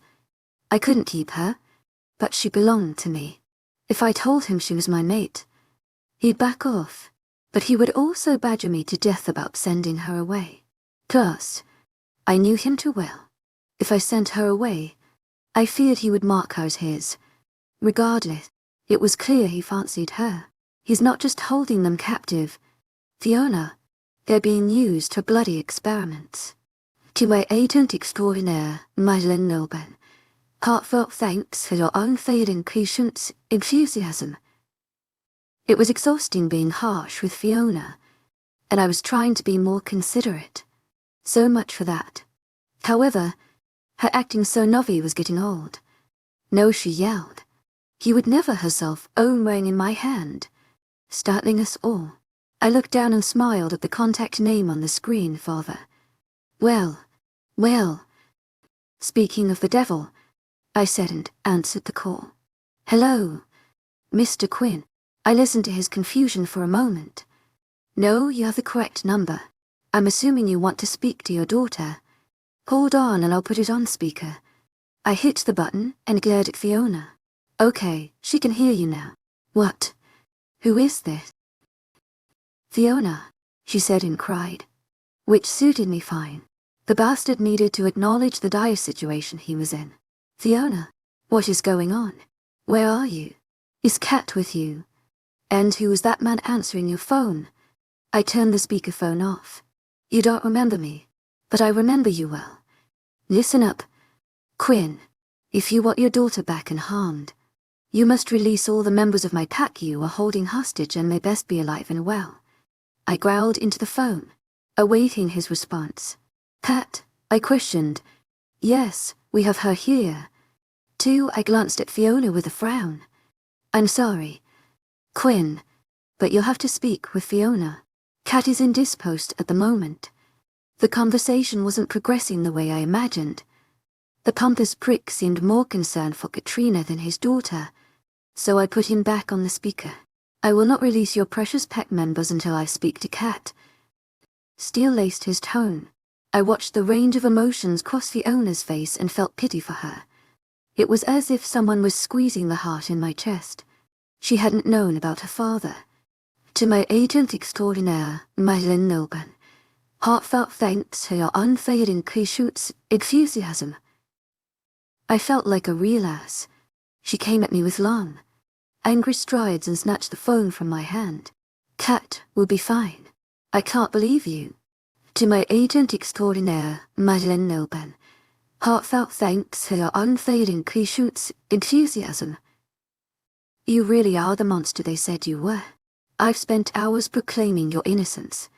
How could you? She seethed and began sobbing. Kat will be fine. What do you mean, Fiona? And stop all that blubbering. You know how I hate when you carry on with such dramatics. My inner wolf was bursting at the seams. Hearing the vitriol in her father's voice, I would relish the day when I could wrap my human hand around the bastard's neck. How dare he speak to my mate in such a way? It didn't matter that I would never mark Fiona as mine. Hearing him belittle her caused my blood to boil. I calmed myself by making a vow to kill him. You're a monster. Fiona screamed at her father, bringing me back to reality. Fiona, he barked, his nasal voice filling the room. I've no time for this. What happened, Kat? Tell your new friends that there's no deal unless I get Katrina back unharmed. Katrina, she ventured, her face scrunched in pain. What about me? Kat is fine. They can keep you for all I care. He told her, sounding bored. And if Kat is fine, I will speak to her first before we agree on anything. You can stay there with those maned wild beasts. But I will get my Katrina back. I watched as she stood, her cell phone clutched in her shaking hand, her mouth open, eyes wide, and wet. She looked to be in shock. I could tell how her father's disregard was hurting her, and I grabbed the phone back. Listen here, you arrogant, disgusting bastard. Your precious Katrina could speak to you if she was as responsible and smart as your daughter, and they are both alive thanks to me and my brother. Katrina thought it would be a lark to take known drugs from a bloody stranger last night, but Fiona knew better. That stranger gave her sex flex and lured her to the back of the Magenta Club. Sex flex. He yelled into the phone. How many did she? She only took one. But that's not the point. Old man. She took it from a vampire. I told him and had his audible intake of breath. And before you ask, yes, he bit her and would have killed Fiona and Katrina had I not shown up when I did. I suppose you think I owe you something for this act of gallantry. He snarled. I want nothing from you except what belongs to me. I used a special serum to pull out any impurities or poison from the wound in Katrina's neck, so the foolish girl will be fine. But you know what you must do to get the girls back. I only care about getting Kat back. You can have Fiona. You will take both of them or none, I said through gritted teeth. My heart wanted to take him up on the offer and keep my mate, but I couldn't get past it. How could I live knowing my fated Luna's father hunted down my kind? I couldn't. Fine. I will gather your property and we can meet at the narcissistic prick wasn't calling the shots. I call you back with instructions, I said and ended the call. Thank you for tuning in. If you enjoyed this episode of the story, please give it a like, and don't forget to subscribe to get notifications for updates.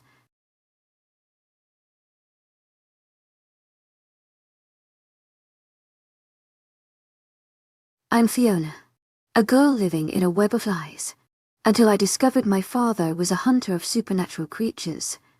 I thought I knew this world, until I found out my best friend Kaz had been keeping a terrible secret from their father as a brutal experimenter. And he didn't even spare us. The half-human, half-fairy hybrids. Who can I trust in this world full of unknowns and dangers? And as I met Rowan, a werewolf, My feelings became complicated. He's my father's enemy, yet also my only solace. Love and trust and betrayal. How do I find my way amidst these contradictions? Chapter 7.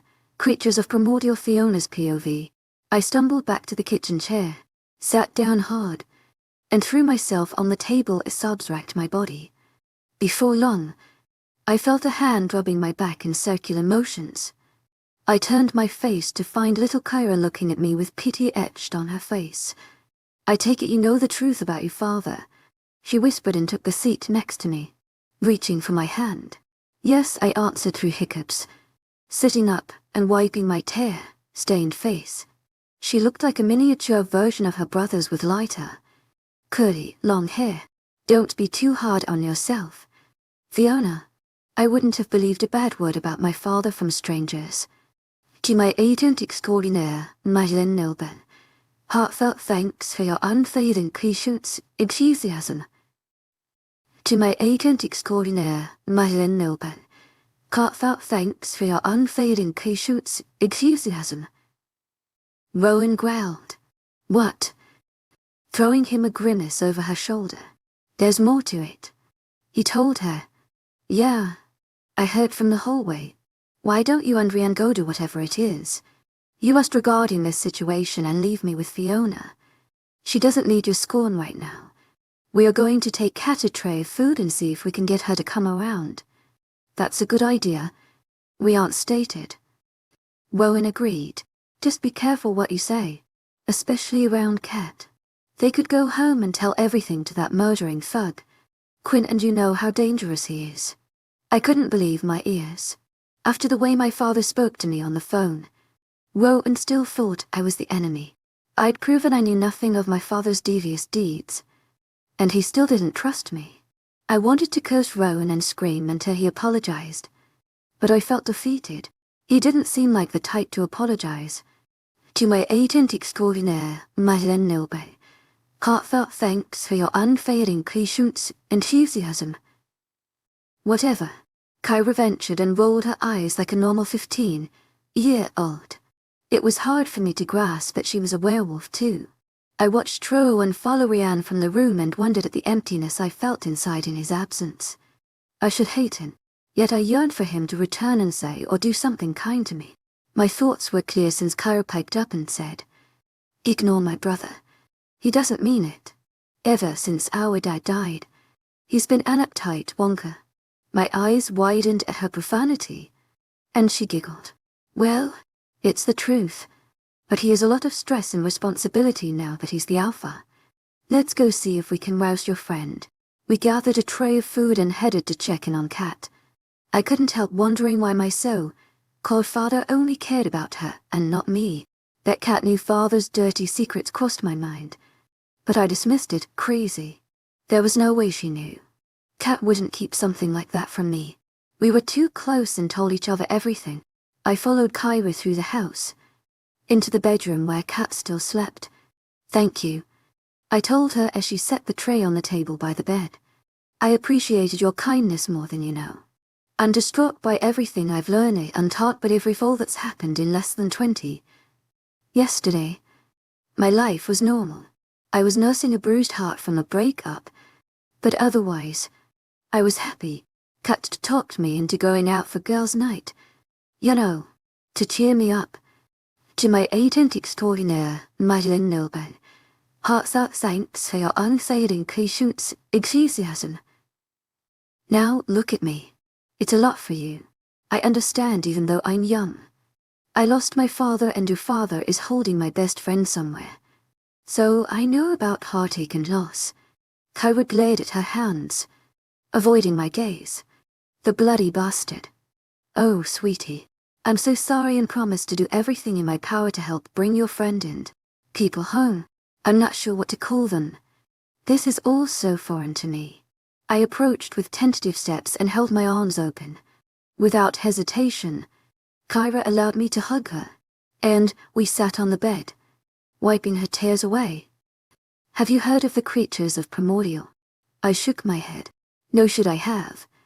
"Well, no, but I thought because of your father and all. Honestly, I never knew that side of him. I told her. Kyra nodded and said, I know, and most humans believe they are the only species on Earth. I know some people believe in aliens or ghosts, but the majority think Mother Earth comprises just humans. And it's obvious to me now that's not the case, I said with a raised brow and a cheeky grin. Kyra giggled and continued. Primordial means from the beginning. We have been here since Earth's creation, walking among you. I swallowed the lump in my throat and asked, when you say, we, what do you mean? I know about vampires and werewolves now. Clearing my throat, I gave her a pointed look. She shrugged. There's too many to list. But witches, goblins, and gremlins, to name a few. Since you know about us and vampires, it depends on what region of the world you live in with some races. There are a lot of werewolves, vampires, and fairies here. I've never seen gremlins, goblins, or vampires, but my brothers keep me on a tight leash. It's because they love you. To my agent extraordinaire, Mahlin Lilben, heartfelt thanks for your unfailing patience, enthusiasm. So, you've seen a proper witch. My eyes widened like plates, expecting her answer. I liked the idea of seeing a witch, a nice one. To my agent extraordinaire, Mahlin Lilben, heartfelt thanks for your unfailing patience, enthusiasm. I always loved watching The Wizard of Oz as a child. Oh, yeah. Rowan has a friend who's a witch. I think she's pretty cool. But Rian doesn't like her. Kyra lifted her shoulders and let them drop. She's badass. Ryan not liking someone is hard to imagine. I declared with furrowed brows. I love the good witch, Glinda, in The Wizard of Oz. As a girl, I wanted to be her. I laughed at the absurdity of my statement. Well, she's not Rowan's friend. More like an acquaintance, since all this unpleasant business with the sex flex drug. It's affecting all the supernatural races. And she has offered to help. It's not normal for werewolves and witches to get along. Oh, and sirens, she exclaimed. I've never seen one, but I would love to. Rowan says they are very dangerous. To my agent extraordinaire, Madeline Nilban, heartfelt thanks for your unfailing patience, enthusiasm. I questioned, you mean mermaids? Do they exist? To yes. I think it would be so cool to be a mermaid. Don't you? A loud groan from Kat gained our attention, and I jumped from the bed. Kizzy Kat, I whispered, standing over her. I felt guilty that her breakfast and tea were cold by now. Kyra, please bring her some fresh fruit and tea, or heat this. I fear we got carried away talking. What's all this about witches and mermaids, and where the hell am I? Kat asked, trying to raise herself on her elbows. Thank God you're awake, and fine. I cried out as relief washed through me. Kat fell back against the pillows, grabbing her head. Sure, she whispered. I'm not fine. I feel like I'm going to die. You were drugged, Kyra told her, and you're fine now. I interrupted, for fear of what Kyra would tell her. I knew Kat needed to know everything, but she wasn't coherent enough at the moment. I'll give you guys some time and go fetch Kat some fresh breakfast and tea. Kyra grabbed the tray and winked at me. Coffee, please, Kat said. Sweet and creamy. And can I also have some water? To my agent extraordinaire, Madeline Nilban, heartfelt thanks for your unfailing patience, enthusiasm. And I'll be back in a flash. Thank you. To my agent extraordinaire, Madeline Nilban, heartfelt thanks for your unfailing patience, enthusiasm. I helped Kat sit up and prop some pillows on her back. Where the fuck are we? And did you hook up? Kat asked with widened eyes. Unbelievable story, and no, I did not hook up. I was too busy fearing for your life. I'm so pissed off at you. Katrina, she looked taken aback with her mouth hanging open and her hand over her chest. Kat wasn't used to me yelling at her, calling her by her birth name. However, a confused look replaced the shock, and she asked, "Where's my necklace?" Oh boy. Well, there was no time like the present. What's the last thing you remember? I asked while she stayed down inside her dress and threw off the covers, looking for the silver chain. Calm down. Kat, it's not there. To my agent extraordinaire, Madeleine Nilban, heartfelt thanks for your unfailing patience, enthusiasm. Dawn. No, oh. God, what will I do? He will kill me. This will be my third strike. He will kill me this time. She sobbed too. My father. It's just a silly necklace. Catford, you're that worried. I'll give you mine. Alarm bells were ringing in my head. What did she mean? He will kill me this time. Sounded literal. Yours is different and he'll know. She yelled and jumped from the bed, pacing the room. No, it's not. Our necklaces are identical. I told her, trying to calm her down. They are not the same. You don't understand. Fiona. Then help me understand, Kat. Oh, how I wish I could. She whispered and sat on the foot of the bed, her face covered with tears and red splotches of color. Your father. He's not the man you think he is. I've already said too much. She placed her hands over her face and cried like a baby. My father isn't just a scientist. I know everything. Cother is a bloody monster. A villain straight out of a horror story. But, if you knew he was a killer and a hunter, why have you kept it from me? Keeping my tone gentle. To my agent extraordinaire, Madeleine Nilban, heartfelt thanks for your unfailing patience, enthusiasm. A hunter. Kat lifted her confused gaze. Meeting mine. What are you talking about? I slapped my forehead in frustration. What are you talking about? You just said he would kill you for the necklace. I sighed and sat down beside her. Tell me what you meant by that, Kat. It's imperative that I know because we are in a hell of a mess. I can't. Kat shook her head and scooted away from me up on the bed. Her body trembled all over. You must. I shouted and stood. Lives depend on it, Kat. I'm sorry if you fear him. But it's not just about you now. She looked at me and took an angry swipe at the tears on her face. So it's fine if he kills me the next time he does experiments on me. You're okay with that? My mind was whirling as my stomach churned. I stood stock still and felt the color drain from my face. I didn't know what to say or do. What's going on in here? Rowan asked from the door, with Kyra beside him holding a fresh breakfast tray. Chapter 8, a proposition worth taking. Rowan's POV. Kyra busted me as I stood listening outside the door. I heard Fiona's voice rising with Kat's muffled cries and my need to know what they were saying won out. And I pressed my ear to the door, feeling like a first-rate ass. After being admonished by my little sister, I explained it was important for me to know everything. She threw me her signature eye roll, held up the heavy tray she carried, and said, You might as well go in. To my agent extraordinaire, Madeleine Nilban, heartfelt thanks for your unfailing patience, enthusiasm. I know you're impossible sometimes, but eavesdropping is just rude. She was right. I opened the door and asked, What's going on in here? Fiona paced the room while Kat cowered at the head of the bed, and it was clear she was afraid of Quinn. It made sense why he insisted we return Kat to him, not Fiona, in exchange for kidnapped pack members. The bastard was experimenting on her and it sickened me, but I needed to know why. Why would he experiment with a human girl? I could only come up with two reasons. Either she wasn't human or he was a sick fucker. Damn. I need more information. I now had extreme guilt having to send them back to him. But, unfortunately, I didn't have a choice. My priority was my pack, and it was my responsibility to protect them at all costs. And I couldn't let any feelings of remorse get in the way.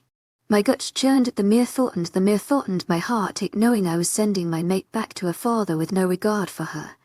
He was a complete nut job, and I feared what he may do to Fiona. He was using Kat for some unethical scientific experiment. Would he do the same to his daughter? Don't send your Luna back. My inner beast roared in my head. My demented father has been doing experiments on Kat. Pain and bewilderment marred Fiona's beautiful features. She raked a hand through her long, dark tresses. We can't send her back to that brute.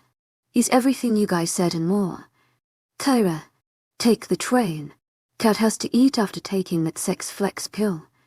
To my agent extraordinaire, Madeleine Nilben, heartfelt thanks for your unfailing patience, enthusiasm. Trying to avoid the inevitable. Thank you, but I don't think I can eat anything, Kat whispered, staring at her hands gripping the sheets. Maybe just some water. Please. To my agent extraordinaire, Madeleine Nilben, heartfelt thanks for your unfailing patience, enthusiasm. Kyra placed the tray on the table and handed Kat a bowl of water. Drink that and try to eat the toast because you have to eat something, I told her in a stern but calm voice. Kat glanced at me and her eyes grew large before averting them and accepting the water from Kyra. She looked back down at the bed. I will. Thank you. Christ. She's petrified. Kyra, see that she eats enough to hydrating with water. Coffee will help. Right now. I need to speak to Fiona in private. I glared at them, ready to insist when Kyra nodded and Fiona approached me at the door. Woo! I was relieved but had expected Fiona to resist. We won't be gone long, and if you need us, we'll be in my office. I stood back, allowing Fiona to walk out ahead of me. I am a gentleman most of the time. However, sometimes I can't be anything but Elphil O'Connell, and this was one of those times. Fiona followed me in silence, giving me time to think. If she didn't already detest me, Fiona would loathe me after this chat, and I dreaded it. Making tough decisions, especially ones involving the fate or well-being of someone else, wasn't my favorite thing to do. I wasn't a cold, unfeeling person who enjoyed other people's suffering or pain. It bothered me more than I cared to admit. Yet when it came down to it, I had to base my decisions on what was best for my family and pack. So, I steeled myself, ready to push all emotions to the side and do what my duty called for. I opened my office door and let the earth tones of the room soothe me. This was my sanctuary, and I loved how the light streamed into the paladine windows and the massive stone fireplace reached the vaulted ceiling. My mother decorated it after my father died. She wanted the room to reflect my personality with soft sway furniture, a large sheepskin rug, and white oak tables to match the massive desk dominating the middle of the room. Nice room, Fiona said, looking up at the lofty ceiling before her gaze landed on mine. My first instinct was to sit behind my desk, but this was a delicate situation and I didn't want her feeling any more intimidated than she already was. I motioned to the couch. Let's take a seat. Fiona narrowed her eyes, and I knew she was worried about what I was going to say, but obliged. What's this about? She sat with her back ramrod straight and her palms flat on her thighs. I truly don't want to send you and Kat back to that monster, I said with passion while staring into her vast, uncertain eyes. It startled me when she squeezed my hand and smiled. Her simple touch was electrifying, causing my nerve endings to sizzle, and I knew how easy it would be to lose myself in her eyes. Her touch, her taste. Wow, I'm so relieved to hear you say that. To my agent extraordinaire, Madeleine Nilben, heartfelt thanks for your unfailing patience, enthusiasm. I did not know what my father was doing to Kat, and I'm sorry about everything. What can I even say? I can't believe everything I've learned and want nothing to do with my father anymore. I've washed my hands of him. But what about your people? She sighed, shaking her head in disbelief. She was making this far worse than I imagined. I'd hoped for some scorn over how I had treated her, or some sass at the very least. I could deal with scorn and sass, but this I couldn't take. She looked at me like I was her hero or a lifeline, with her tiny hand still clasped in mine. God, this is going to be harder than I thought. Oh, Fiona. I took her small hand in both of mine, holding it with care. You misunderstood. Love, I don't want to send you back to him, but I must. I grimaced as I watched my words sink in, wanting nothing more than to hold her and tell her everything would be fine.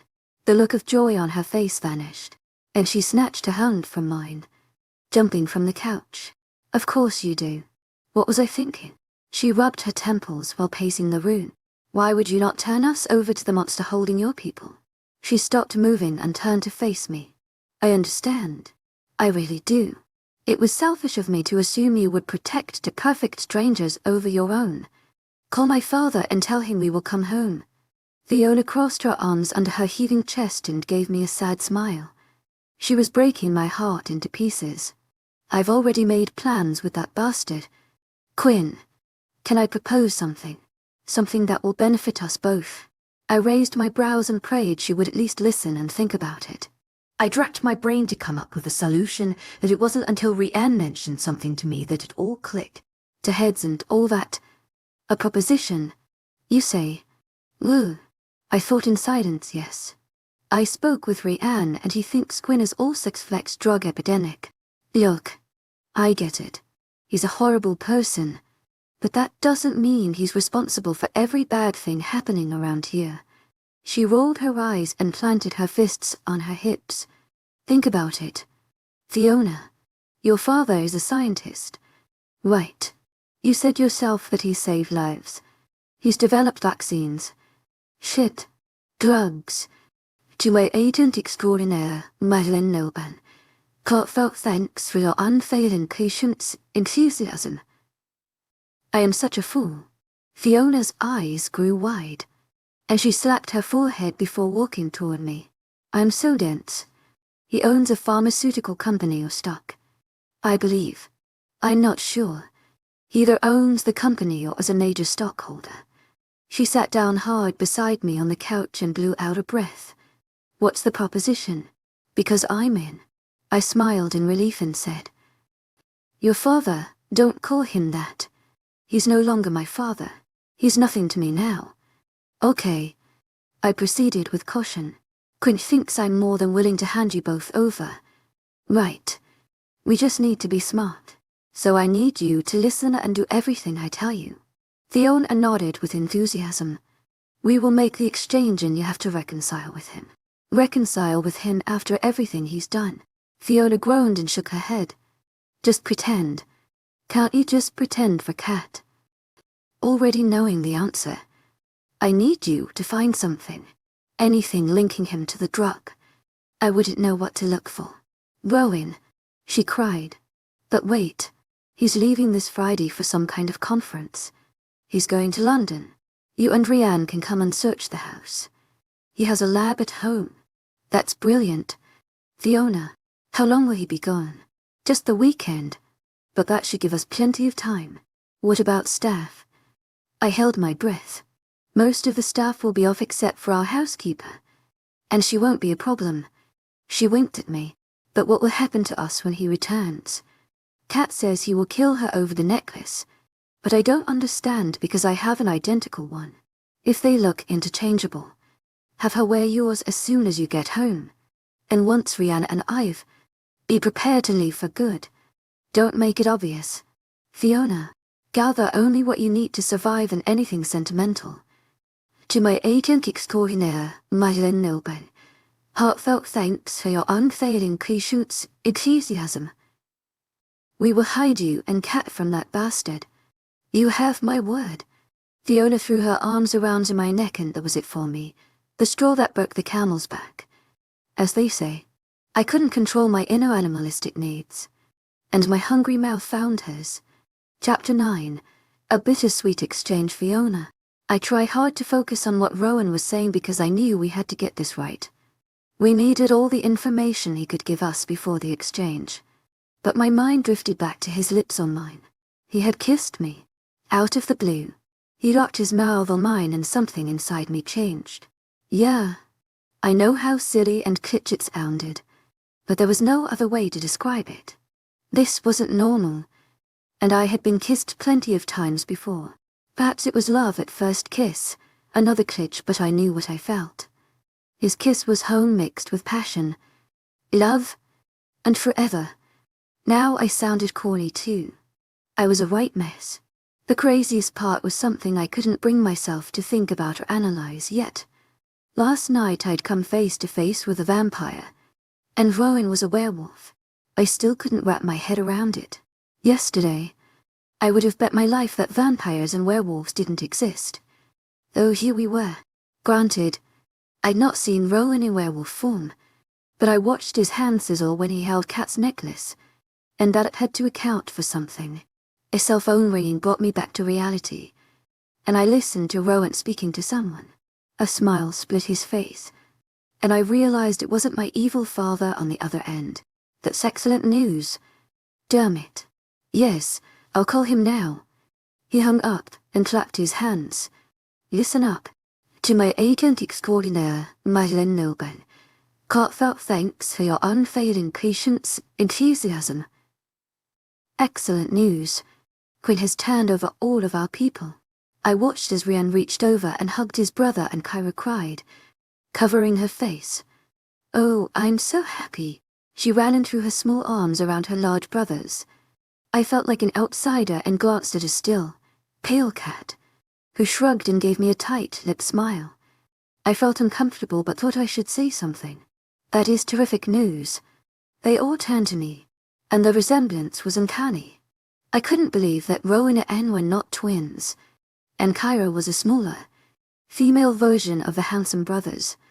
I have to contact Quinn and let him know when the drop-off happens and where.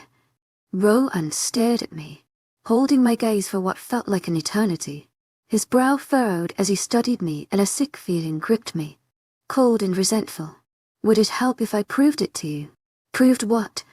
I told you I believe you about my Quinn, I said with confusion, wondering what was he talking about. If I prove we are werewolves, I know you are. Let's say, to my agent extraordinaire, webnovel. Heartfelt thanks for your unfailing patience, enthusiasm. He stood leaning back on his desk in light, ripped jeans and a tight V-neck pink t-shirt. I loved when a man wasn't afraid to wear pink. But how did he know I found the whole idea hard to believe? I suppose it would make it easier to believe. But I gulped, hesitating. To my agent extraordinaire, webnovel. Heartfelt thanks for your unfailing patience, enthusiasm. You should be afraid. Kyra giggled. They are without clothes when they shift back into human form. My eyes widened, and I laughed, thankful for the teen. She knew how to break the ice. I'm not sure we have time for all of that. Honestly, I wasn't ready to see anyone in werewolf form, let alone Rowan. I feared it might change how I felt about him, and if I were honest, I knew that would be for the best. Fancy being attracted to or in love with a werewolf. It was insanity. How long does it take? Kat asked, and we all turned to stare at her. She had been quiet or crying during the entire ordeal, so it was a shock hearing her speak. What? I'm human and wouldn't mind seeing these two. She nodded in their direction, winking, and continued. In their birthday suit, there was the Kat I knew and loved, man crazy. As much as I'd like to oblige the ladies. Rowan said and crossed his arms over his chest. We don't have enough time. I don't want Quinn to think I've gone back on my word. I believe you, but it's just hard to imagine. To my agent extraordinaire, webnovel. Heartfelt thanks for your unfailing patience, enthusiasm. Attempting to sound casual. Just call Quinn, let's do this. Rowan crossed the room in 3 quick strides, standing before us, startling me and Kat, his ocean green eyes sharpened into slits. His body went rigid as I watched with fascination. With a shudder, he dropped his head and shoulders for a moment before raising his gaze, killing us with a glowing orange glare. Kat let out an audible, strangled cry while I stood paralyzed by the spectacle. The intensity of his look faded, and he grinned before clearing his throat. I smothered the shock with the back of my hand, hiding my expression as the room remained silent. Rowan turned, making his way back to the desk and his phone. Ryan cleared his throat. Well, not how I would have done it. Bro, but you got your point across. Are you all right? Glancing between me and Kat. Kat nodded in silence and I managed a whispered, yes. They need to get used to it, he said in a harsh mocking tone, and I wondered what prompted this change and decided I better get used to this moody man. I still had to help him, for him to hide us from my wicked father. So you're leaving? Kyra stated, a frown pulling down the corners of her mouth. "Will I ever see you again?" Before I could respond, Rowan said, "They have to go back, KY. It's part of the deal with Quinn. But no worries, lass. We will return for them this weekend when the bastard is away. But will I ever see them again?" Kyra tugged on the sleeves of her hoodie, looking at the carpet. "No," Rowan answered, and grabbed a cell phone without looking in his sister's direction. "To my agent extraordinaire, Madeleine Noban. Heartfelt thanks for your unfailing patience, enthusiasm." We answered, confusing everyone. I stood looking among the siblings, feeling embarrassed and exasperated. So, Rowan would rescue us from his enemy, but he wanted nothing to do with me. It was obvious he couldn't get past my parentage, regardless of my innocence. My eye rose like acid reflux in my throat and I could taste it. I wanted the fury to engulf me and take over. Otherwise, sadness would descend upon me like lashing rain, and I much preferred being pissed off. There was power in rage, and confidence like you can do anything, whereas grief would consume you, drowning you in its misery. "Look," Rowan said with a scowl, but the intensity wavered when his gaze met mine. "I will make sure Fiona and Kat are safe from Quinn. KY, you won't have to worry, but he would find them here. And I can't put our pack in that kind of danger." He turned to Kyra with a softened expression. "They are human. Love. They don't belong in our world." He grabbed the phone and made the arrangements. "To my agent extraordinaire, Madeleine Noban. Heartfelt thanks for your unfailing patience, enthusiasm." Rowan looked everywhere but at me, searching his desk for keys and wallet. I rushed Kyra and threw my arms around her. She cried into my shoulder and guilt-hated me, even though I knew she would be fine. Kyra was a lonely teenager into female friends, and I prayed Rowan would realize that. "I'll go with you," Rowan said, placing his arm around me and Kyra. No, Rowan shook his head. "I need you here. I don't trust the bastard, Quinn, and I don't want Kyra left alone. The guards are watching the perimeter, but I'd feel better knowing you were inside with her." I watched Rowan suppress a frown before agreeing to his brother's and Alpha's wishes. "You are right. Kyra's safety is more important. But I will see you two again." Ryan hugged Kat and then me. "I'll miss you both," Kyra said with a sniffle before fleeing from the room. I wanted to run after her, but I knew it was time to go. Rowan was ready to get me out of his hair and life. We walked out to the driveway, and it was bitterly cold even with the jackets Rowan loaned us. "Where's your coat? Are you not freezing?" I watched Rowan hit the alarm button on an all-black Hummer parked right up front and wondered where the sports car was we rode in last night. I figured he had guards and people who worked for him, but I had seen no one besides the family. He remained silent until we were inside the vehicle, buckled in, and the automatic lock sounded. "We don't get cold like humans do." He took off down the long driveway lined with tall trees and said no more. "Well, this is going to be a long ride," I thought inside. "You must been up in the summer."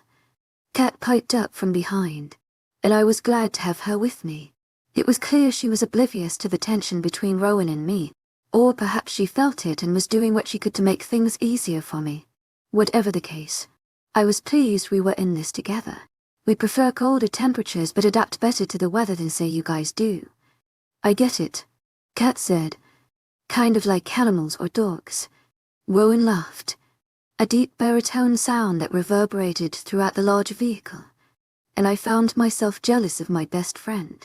I wanted to make him laugh and smile. He frowned or glared at me most of the time, Kat. I covered my mouth in shock at her audacity. He was a werewolf, a grumpy one at that. She had gotten very brave. She's just slagging me. But Kat kind of like animals. He smiled at her through the rearview mirror, and my envy grew.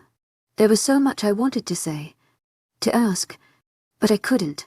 Everything stayed jumbled up inside me. Why did he kiss me, and was it the same for him? Did he feel what I felt? Or was it just an ordinary kiss stolen in a moment of regret? I stared out the window at the passing scenery to take my mind off the hollow feeling in my gut. We were in what appeared as a normal complex of expensive homes, but I noticed in the distance a vast wall behind the dwellings and wondered if they all housed werewolf families. The silence was stifling, the air thick, so I said, "And you promised to come this weekend?" "Right." I regretted the words as soon as they left my mouth. He sighed like my question was an aggravation. "Yes, Fiona. You know how important it is for me to find out more about sex flex. What a fool I was. He didn't care about saving us. Rowan only cared about the stupid drug and his long-standing fight with his nemesis. My father. His words cut me deep and I felt like crying. But why should I care? He had been cruel to me since finding out I'm a Quinn's daughter. So I should be glad to get away from him. Why did I want this rude, moody man? But he wasn't a man at all. Not really. He was a bloody werewolf. A beast. It was official. I'd lost my mind and gone barmy. Well, he'd never know. And I'd get over him. Wait just a minute. I've never seen this culture before. To my agent extraordinaire, Madeleine Noble. Hearts out thanks for your unfailing patience, enthusiasm. Watching the changing landscape, we driven through a small, unfamiliar area until I saw the familiar sights of Dublin. What was that place? I turned in my seat. Looking behind me, Rowan sighed and sped up. I glared at him, crossing my arms and waiting for him to answer a simple question. Why was he acting so dodgy? He cut his eyes at me before returning them to the road. "It's nowhere and doesn't exist for you." "Blimey," breathed Kat. "That's unreal." "What do you mean?" I asked in confusion. "Let's just say it's not an actual place. You girls would never find it on your own, even if you retraced our route because you're human."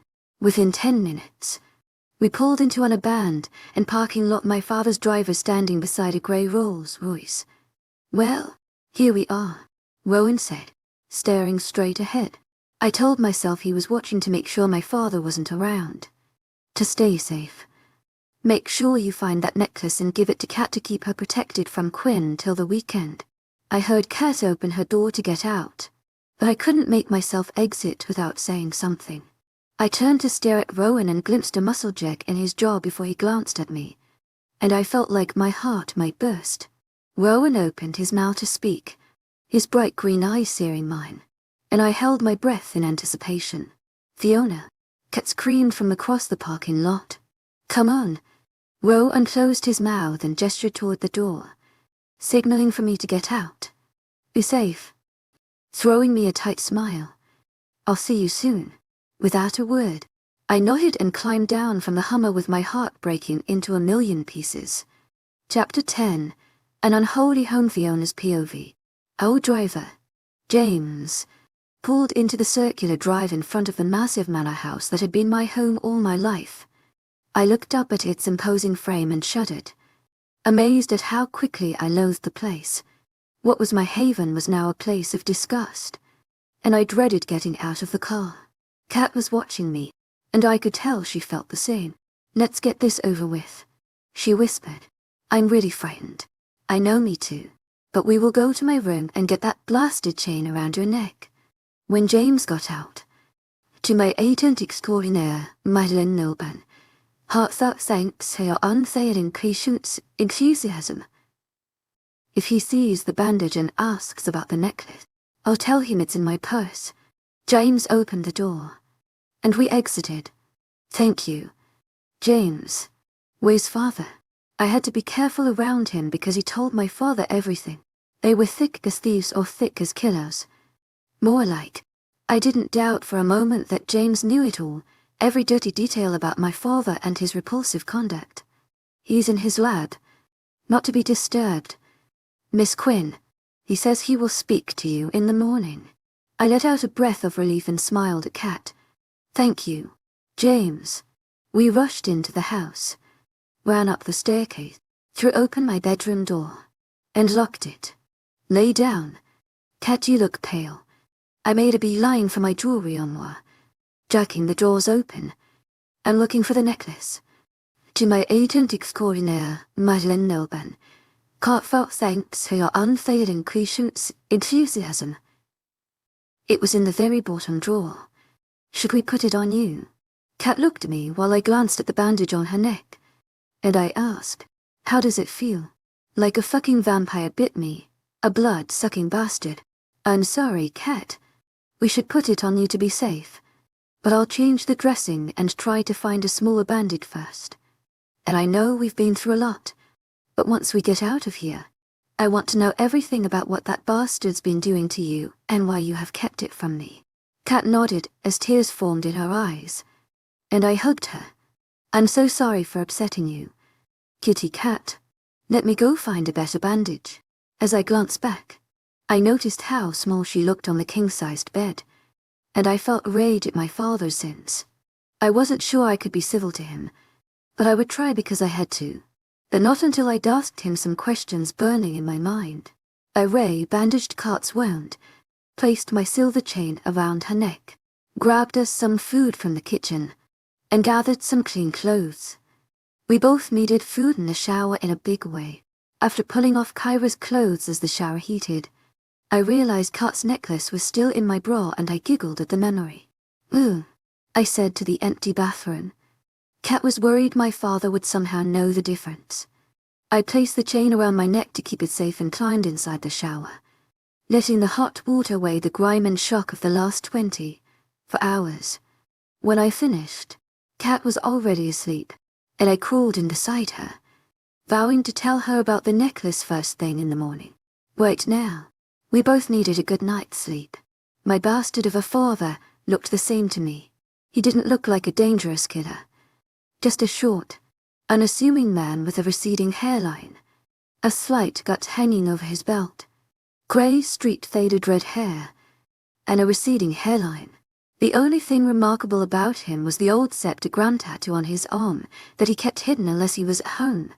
I now knew it was called a fairy star and wondered why he would have such a thing imprinted on his body forever, especially after finding out he hunted down supernatural creatures. But then again, I wasn't sure if fairies were real. I only had Kyra and's word they were, but I saw the proof that vampires and werewolves walked among us. Where's Kat? My father sat behind his desk, reading something without looking at me. He had summoned us both, but I told Kat to stay behind. I wanted a private word with Cormac Quinn. I looked around his office with fresh eyes, but nothing jumped out at me, although uncomfortable now that I knew the truth. This room looked like a typical office. He had books and medical journals piled on every surface, newspaper clippings, science and medical degrees hanging up, and bookshelves along an entire wall. We need to talk first, so I told her to stay behind. I cleared my throat to gain his attention, standing with my arms crossed, glaring at him. Sit down. Cormac had always been an arse, but I figured it was his personality. He's a man of science, not emotion, but a good father was the excuse I always told myself. Now I realized he was just a horrible person, but I sat down just the same. I wanted answers but had to play it cool for the long game, before I could start. So, I hear you and Kat ran into some trouble at a club. Cormac lifted his head and stared at me, and I saw a muscle in his jaw twitch, a sure sign he was angry. But I didn't give a feck. I threw my head back and laughed. That's an understatement. How's Kat? Disregarding me. A blood-thirsty monster attacked her, giving her a pill called Sex Facts. For God's sake. I watched him and noticed his eyes widen a bit. He was trying to act calm. But she is fine. Just tired. And that's why I told her to stay in bed. And I wanted to ask you some questions. How do you feel after the unfortunate experience of finding yourself surrounded by a pack of mangy werewolves? He shuddered in disgust, and my hatred for him grew. Those mangy wolves had more compassion and honor than he had it in his pinky toe, but I had to keep my feelings to myself on the subject. They told me all about you. It turns out I have lived my whole life with a bloody stranger, I said as my voice rose with every word. I'm not the bad guy here. Fiona, I'm the guy protecting innocent people from the monsters. He was leaning across his desk, his tone passionate, and I noticed the vein in his forehead throbbing, something I'd think my daughter would be proud of. Oh, I'm your daughter again. You didn't want me back yesterday and told them to keep me. I yelled and leaned forward too, He sat back in his chair and sighed. I am sorry about that, but I was shocked and worried about Kat. I have researched this nasty sex flex drug and is concerned for Katrina. Surely you can understand that. She doesn't have parents to protect her. And you were unharmed. He shrugged and threw me a tight smile. I wasn't ready to let it go, but I needed to rein in my anger. They told me you are renowned for hunting these supernatural creatures and that they are called creatures of primordial, and my family has hunted them for years. It's my birthright and yours. Fiona, I realize you are a woman, but there are many female hunters now. My mouth fell open. I'm not interested in hunting down supernatural creatures. I held back what I really want to say. They also told me you do experiments on them innocent children. I kept my face impassive as my blood boiled in rage thinking about the people and children, including Kat, subjected to his sick mind and torture. I almost lost my composure when he nodded. His disinterest clear, verifying everything I'd been told. Why? I was on the verge of crying. Why do you do it? I yelled, towering over me, punching his finger at me. Because I'm a bloody scientist and somebody has to keep us humans safe. This much you don't know. And they have not given you the whole truth. He walked to a bookshelf, pulled down a thick volume, wiped the dust from the front, and approached me. He held the book out to me, and I took it. The creatures of primordial have been around forever, mingling among humans. However, they are not friendly beasts, but dangerous ones. They hunted and enslaved humans for hundreds of generations. After years of abuse, the humans had had enough and revolted against them. It took centuries, but the roles reversed, and we are now the hunters. I looked down at the book in my lap. If it was wrong to treat us like that, why is it okay for you to do the same? It was kill or be killed. Fiona, only the strongest survive. Yeah, whatever. I rolled my eyes and knew I was doing a poor job of acting like I was cool with everything and looked down at the leather bound tome he'd given me. I wanted to read it, but not for the reasons my father would appreciate. He laughed, and I whipped my head up from the book. You are not only the spitting image of your mother, but you are like her in every way. Smiling and shaking his head. Rarely did he speak of my mother, and I held my breath, hoping to hear more. Besides telling me she died in childbirth having me, I knew little else. Judging from the small photo he gave me that sat on my bedside table, I looked like her. You are too tender-hearted, just like her, and you have pity for those guys, the werewolves, that helped you last night. They saved us, and even knowing who I was, they were still kind. I didn't want to give him too much information to use against them, so I changed the subject. Unlike that vampire that offered the drugs to us and attacked Kat, I have no sympathy for him. Oh, the vampires. Cormac smiled and shook his head. Don't be too hard on Kat. We know vampires for their beauty, which makes it easy for them to find prey. They are all gorgeous, and people flock to them, making it simpler for them than any other creature. You act like they all just run around looking for people to kill or maim, because that's what they do.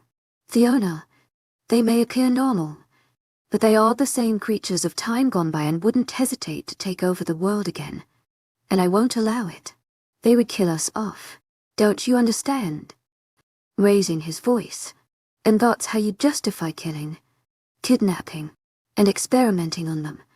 They said you even use children. I said again, snarling my lips in disgust. So they told you about the kids. He looked unashamed like it was normal, and I felt sick. I will experiment on any creature I find, regardless of age. They are like animals to me, animals who carry magic in their bodies and other amazing secrets. I've cured many diseases because of my experiments on them and saved countless lives. Fiona, shaking my head. What you say makes sense, and I understand. I get it, but I don't like it. Next, I wanted to ask him about doing experiments on Kat, but I couldn't because I pushed him far enough, and I had to be civil. Good girl. He beamed at me, and I felt bile rise in my throat. I might make a hunter out of you yet. I rushed from the room and made it to the half-bath on the ground floor and heaved my guts up. He was a vile man.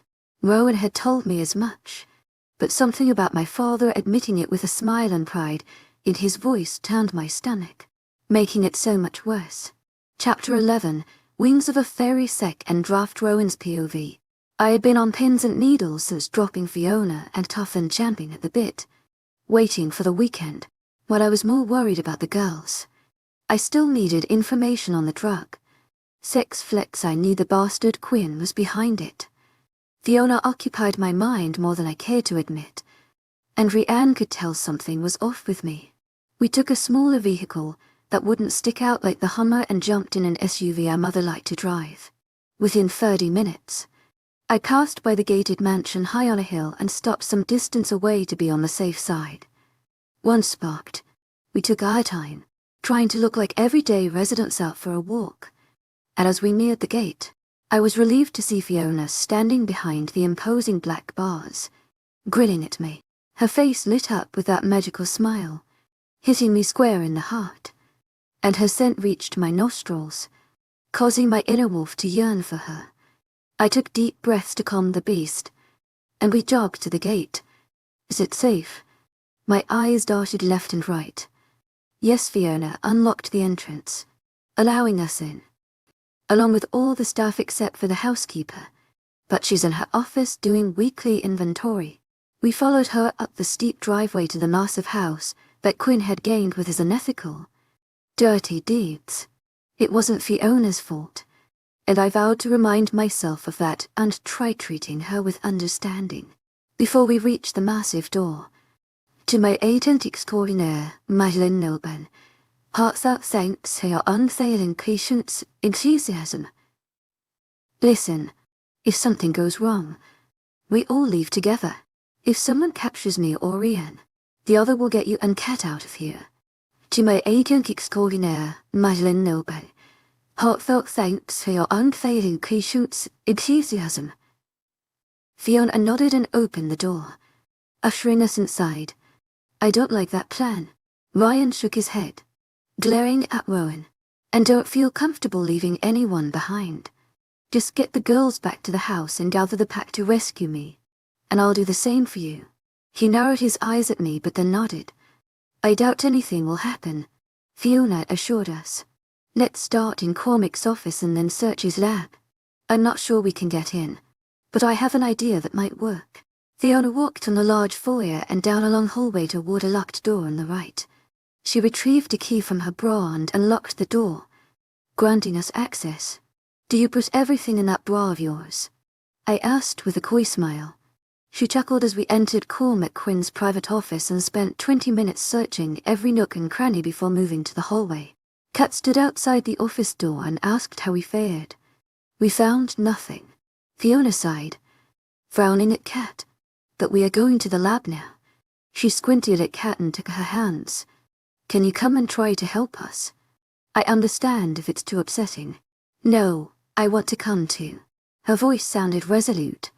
So we followed close behind them until we reached some steps through the laundry room. Fiona flicked on the light, and we all descended into a small room with nothing but a door. I noticed the keypad and groaned. How will we get in? Do you have the code? No, I've never been in the lab. But it's voice activated too. I'm pretty good at imitating Cormac. And it might work. I'm praying it will.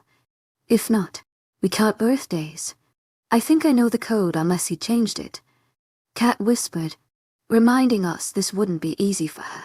I didn't want to imagine what Cormac had done to her and so many others behind that door.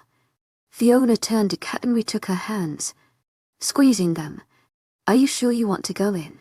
You don't have to, and we won't think bad of you. No, I'm coming with you. She approached the metal door, hesitated, and punched in some numbers. Red lights lit up. Shit. I got this. Kat took a deep breath and repeated the process. The keypad beeped and lit up green. We're in. She turned the handle, and we entered the dark lab. Within seconds, fluorescent lighting engulfed the massive, sterile room. Oh my God, Fiona muttered, What is this place? We all stood in stunned silence as we took in the large cages. Metal slabs that looked like mortuary tables. Hospital-type beds. Vials of every shape and size. Microscopes. And a large medicine cabinet. As we walked further into the room, there was a maid, upcot in the corner across from a small bathroom. A large desk covered with papers, books, journals, and a coffee mug that read, "Learn, repeat" on it. Knowing what I did, those four innocent words made my stomach turn. What in the actual fuck? Rian said, shaking his head. I hate to think what people have been through down here. I stated and cursed myself, remembering Kat was one of those people subjected to Quinn's scientific whims. I turned toward her with a sympathetic frown. Forgive me, Kat, I'm just appalled by this place.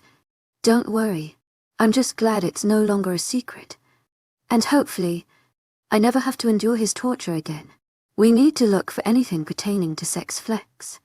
Let's be quick about it because I'd hate for us to get caught down here. And I'll search the desk.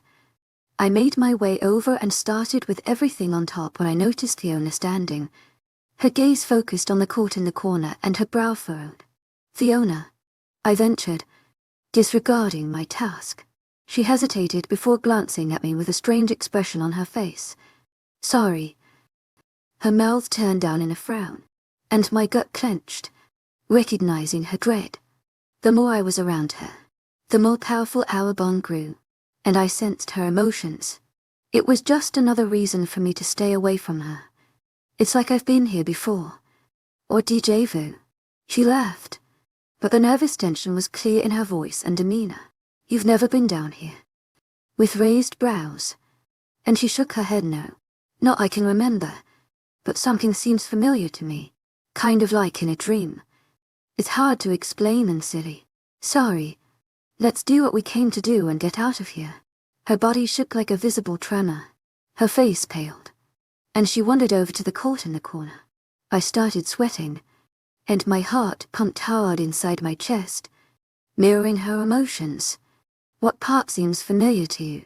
Kat asked, abandoning the file cabinet and turning toward Fiona. This cot I remember, and the cages, but they were far smaller than these. She pointed to the large, human-sized crates. I have dreamed of being held in one before. Rian met my gaze with a frown, and his worried glance mirrored mine. Maybe you were down here when you were young. Perhaps you were playing where your father worked. Rian shrugged.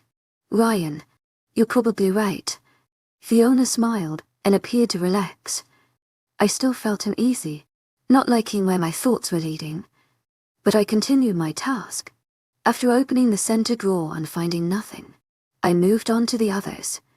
When I tugged on the bottom right drawer, it refused to open, and I knew it contained something vital. Cormac has this bottom drawer locked, and I need a key to get into it. He always keeps the keys with him at all times.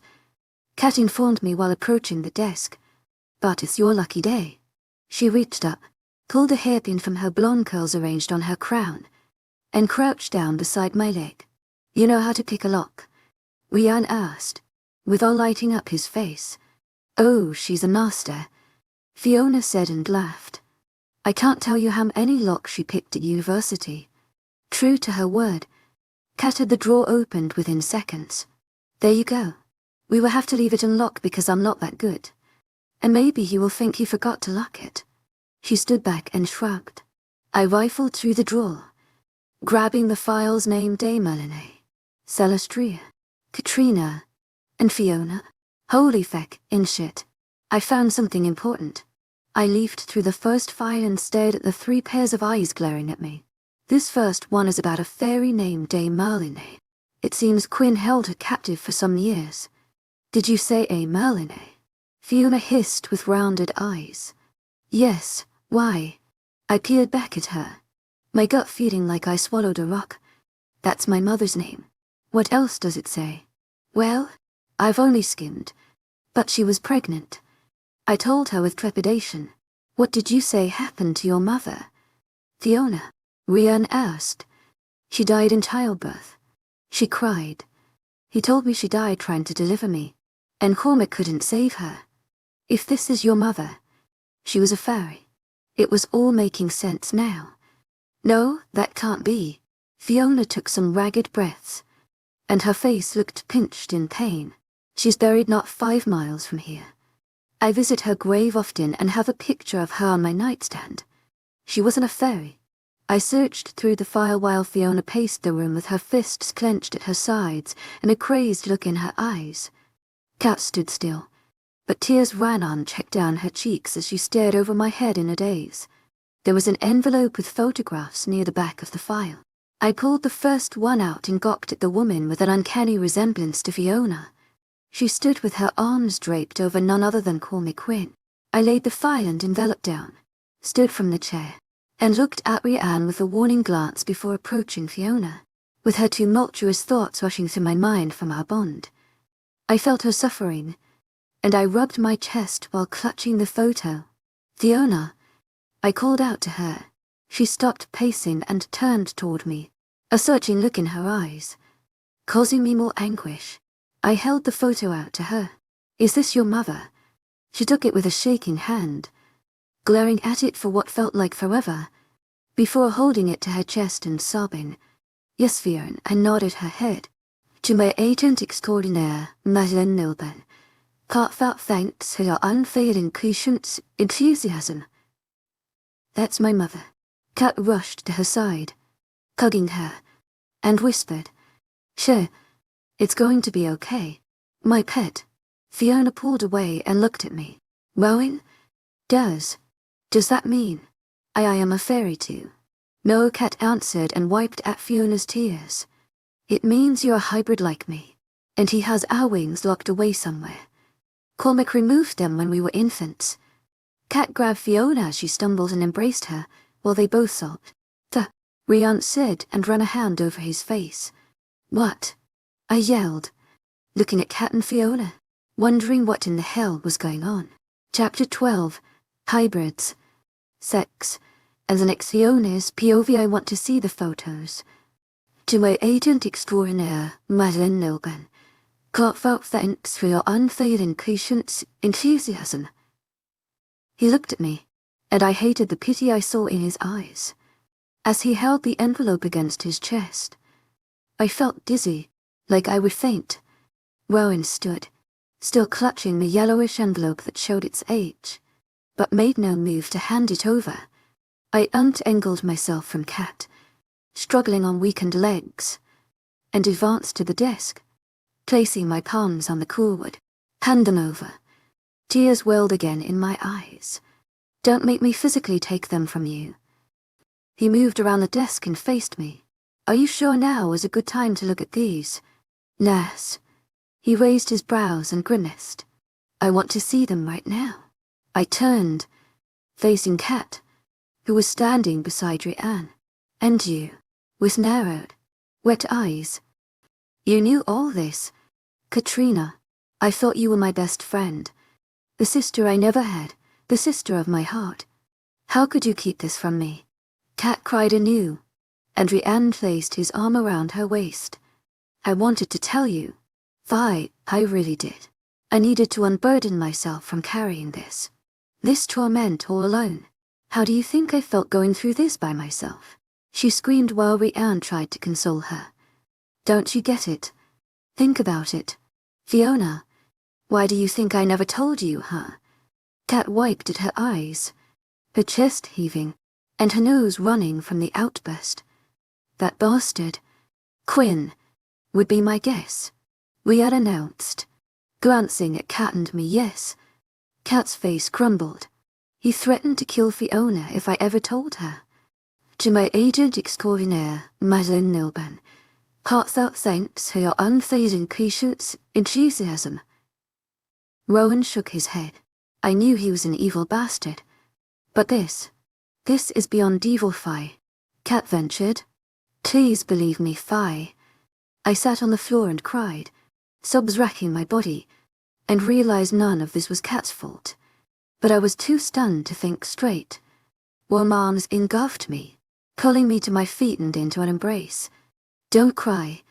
Lass, everything will be fine. Let's get away from here and forget about sex flex. We need some time to figure out what happened and what he has done to all of you. Rowan's voice held tenderness as he pushed my hair out of my eyes and wiped away tears with his thumb. As much as I loved the feel of his arms around me and his gentle touch, I shifted away from him. No, I know how important this is to you and the safety of your pack. I'll be fine. We can continue searching for information and try looking at his computer. I nodded to the laptop on the desk. He'll have a password on it. Yeah? Rian said. Rowan is right. We need to get you both back to the house. You and Kat should have a proper talk about everything. Wiping my nose with the sleeve of my shirt. I nodded. I'm sorry, Kat, but I felt overwhelmed. I know. And it's okay. That was an enormous blow. And I would have reacted the same. So here's what we are going to do, Rowan said, taking charge like an alpha. Leave your father a note and tell him after your wild experience that you and Kat are taking a brief holiday somewhere. Will he believe that? Rian asked. He won't like it. Kat replied. No, but he will believe it. I've been telling him I want to go to New York. To my agent extraordinaire, Madeline Nilban. Heartfelt thanks for your unfailing patience, enthusiasm. As the plan took root in my head, he knows I'm sore with him, and he'll think I'm trying to punish him. How often does Quinn go out of town? When can we sneak back in? Rowan asked. Check his planner on the desk. Kat pointed to a brown leather-bound book. Rowan leafed through the pages. Bingo. He's leaving again on Wednesday. And I'm not sure where he's going. But he has 3 days marked off. Rowan studied the planner, his forehead marred in concentration. I don't know if it means anything, but he's leaving during the full moon. He looked up at us. It means he's going hunting, Rian stated.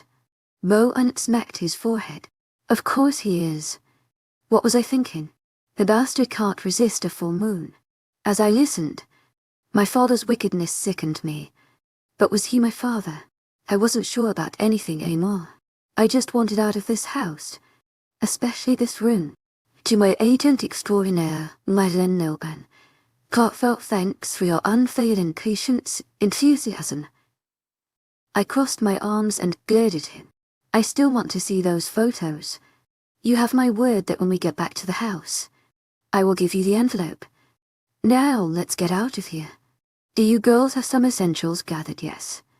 I told you we would be prepared. Come on, let's get out of here. As I looked around the vial room, to my agent extraordinaire, Madeline Nilban. Heartfelt thanks for your unfailing patience, enthusiasm. When we left the house, I let out a sigh of relief. I was so afraid my father, or whoever the monster was, would show up. As I sat in silence, thinking over everything I'd learned, I was more confused. Was I a part fairy? Did I belong to Cormac Quinn?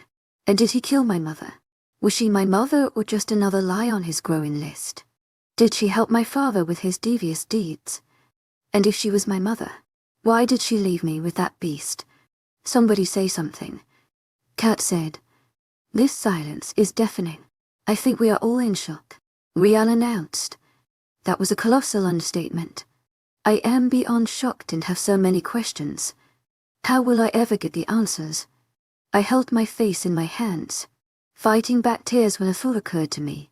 Wait, are you taking us back to your house? Rowan announced with his eyes focused on the road. But you said we shouldn't stay at your house.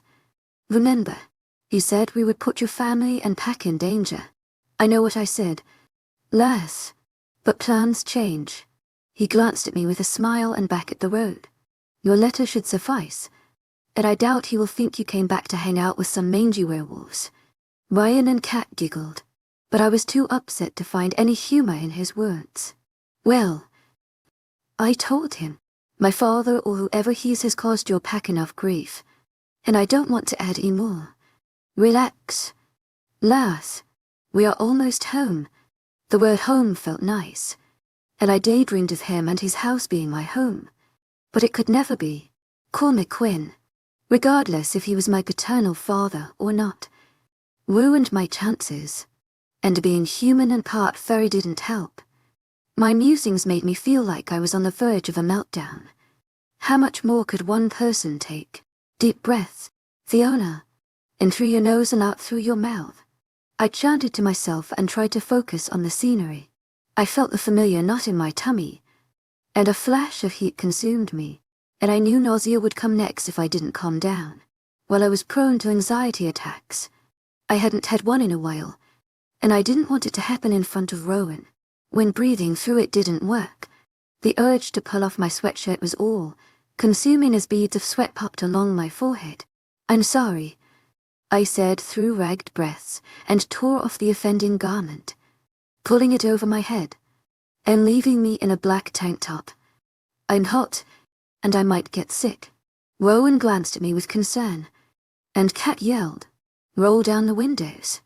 She's having a panic attack." "Are you okay?" "Loth. Should I pull over? What should I do?" "Pull over." Bro, Rowan said. "Does she need a doctor, Kat?" "No," I whispered as Rowan pulled onto a side street. "Just me, dear." Kat got out and helped me out of the SUV. She pulled my hair back just in time before I spewed my stomach contents onto the grass.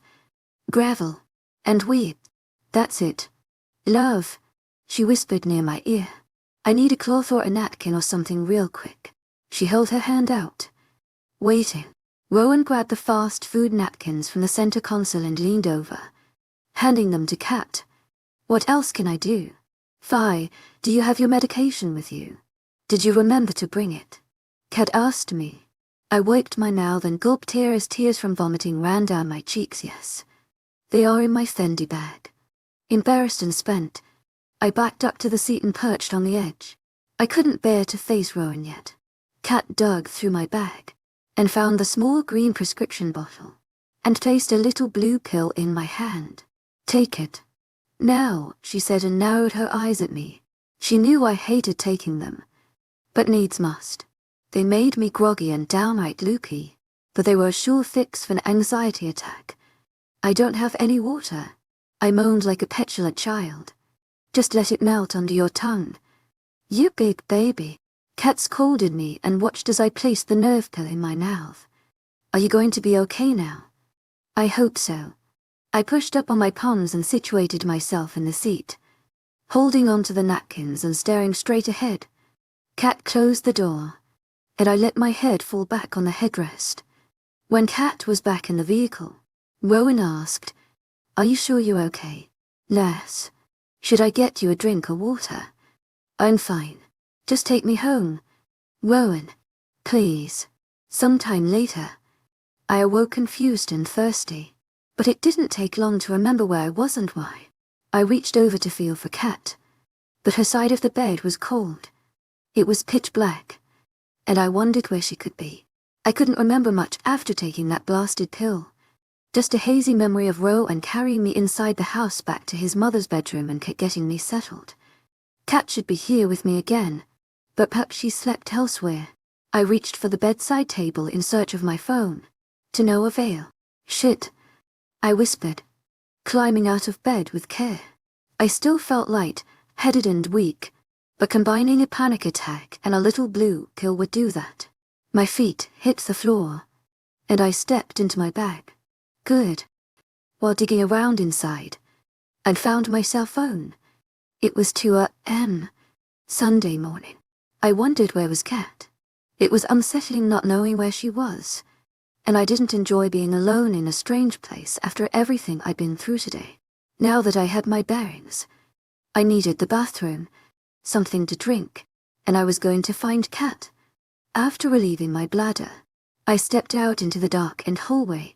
Although not familiar with the house, I knew where the kitchen was and tiptoed, quiet as a mouse, using my phone to guide me.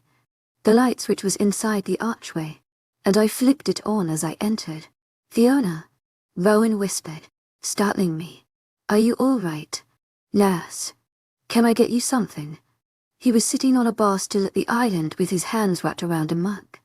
"Gosh," I exclaimed with my hand over my chest. "You frightened me." The effect of the medication still had me drowsy, and I grabbed the counter to steady myself. I'm sorry, but I wasn't expecting anyone at this time of night. How do you feel? He jumped off the bar stool and strode over to me, his intense penetrating eyes peering into mine. The concern seemed etched on his face, and it made me blush. I couldn't meet Rowan's stare anymore. I saw too much in his expressive rimmed eyes and glanced at my phone. Much better. Thanks. But I woke up thirsty. With a gentle touch, he took my elbow, leading me to the table by the windows, and held out a chair for me. Sometimes he could be kind, causing me to fall for him again. Now, lass, you relax, and I'll grab you some water. Are you hungry? You missed supper. No, I don't think my stomach could handle food yet, but water would be grand, I said over my shoulder and glanced at the inky sky, noticing the twinkling stars and the moon so bright and beautiful, casting a peaceful glow. Rowan placed the bottled water in front of me and sat across the table. Thank you, I said before taking a large gulp of the cold liquid. Oh, much better. I took a few more sips, feeling self-conscious as he stared at me. Where's Kat-Kitty? He ventured, his brows knitting together in confusion. In bed, I would presume. Did you put her in a guest room instead of with me? I asked with a pout. No, Rian put her belongings in the room while we got you settled, and she went to bed after we had Chinese takeout. My heart sped up at the implication, and dozens of dangerous scenarios entered my mind. Well, she's gone. Oh, what could have happened to her? To my agent extraordinaire, Madeleine Noban, heartfelt thanks for your unfailing patience, enthusiasm. I jumped up from the chair, glaring at him. Don't just sit there. We have to find her. What of my father? Take it easy. Lass, Rowan interrupted. Nobody has breached our security. She's somewhere in this house or the guards would have alerted me. My breathing and heartbeat slowed down, and I realized I trusted him. But where in the house? I don't know, but I intend to find out. Do you want to come or go back to bed? I'm coming, I told him and took a long drink from my water before following him. Let's wake Rian so he can help us search. It'll be quicker that way, and you can get more rest. I can tell you need it. Bloody brilliant. I must look a right mess. At the top of the staircase, he stopped at the first door on the right and grabbed the handle. I pulled on the back of his T-shirt and whispered, Are you not gonna knock? No, lass. I'm waking him up so we can find your wayward friend. Well, that's rude. Rowan opened the door and flicked on the light. Oh, for fuck's sake. Rian, he yelled. I gasped, placing my hand over my mouth, trying not to laugh. I didn't react as shocked as Rowan because I knew Kat. To my agent extraordinaire, Madeleine Noban, heartfelt thanks for your unfailing patience, enthusiasm. To my agent extraordinaire, Madeleine Noban, heartfelt thanks for your unfailing patience, enthusiasm. Some privacy, man. Ryan growled and tried to cover himself and Kat, but it was too late. We had seen it all. Every dirty detail. Thank you for tuning in. If you enjoyed this episode of the story, please give it a like. And don't forget to subscribe to get notifications for updates. I, Rowan, an alpha werewolf, am entangled in a forbidden love affair. I yearn for Fiona, whose hue and warmth and fairy, like beauty, are irresistible to me. However, she is the daughter of my greatest enemy, Cormac Quinn, a scientist who has pushed my people to the brink of extinction. In this whirlwind of love and hate, I am forced to choose between the safety of my pack and the love in my heart. Do I embrace my destiny or betray my instincts? Chapter 13, An Alpha's Bond and Confession. Rowan's POV.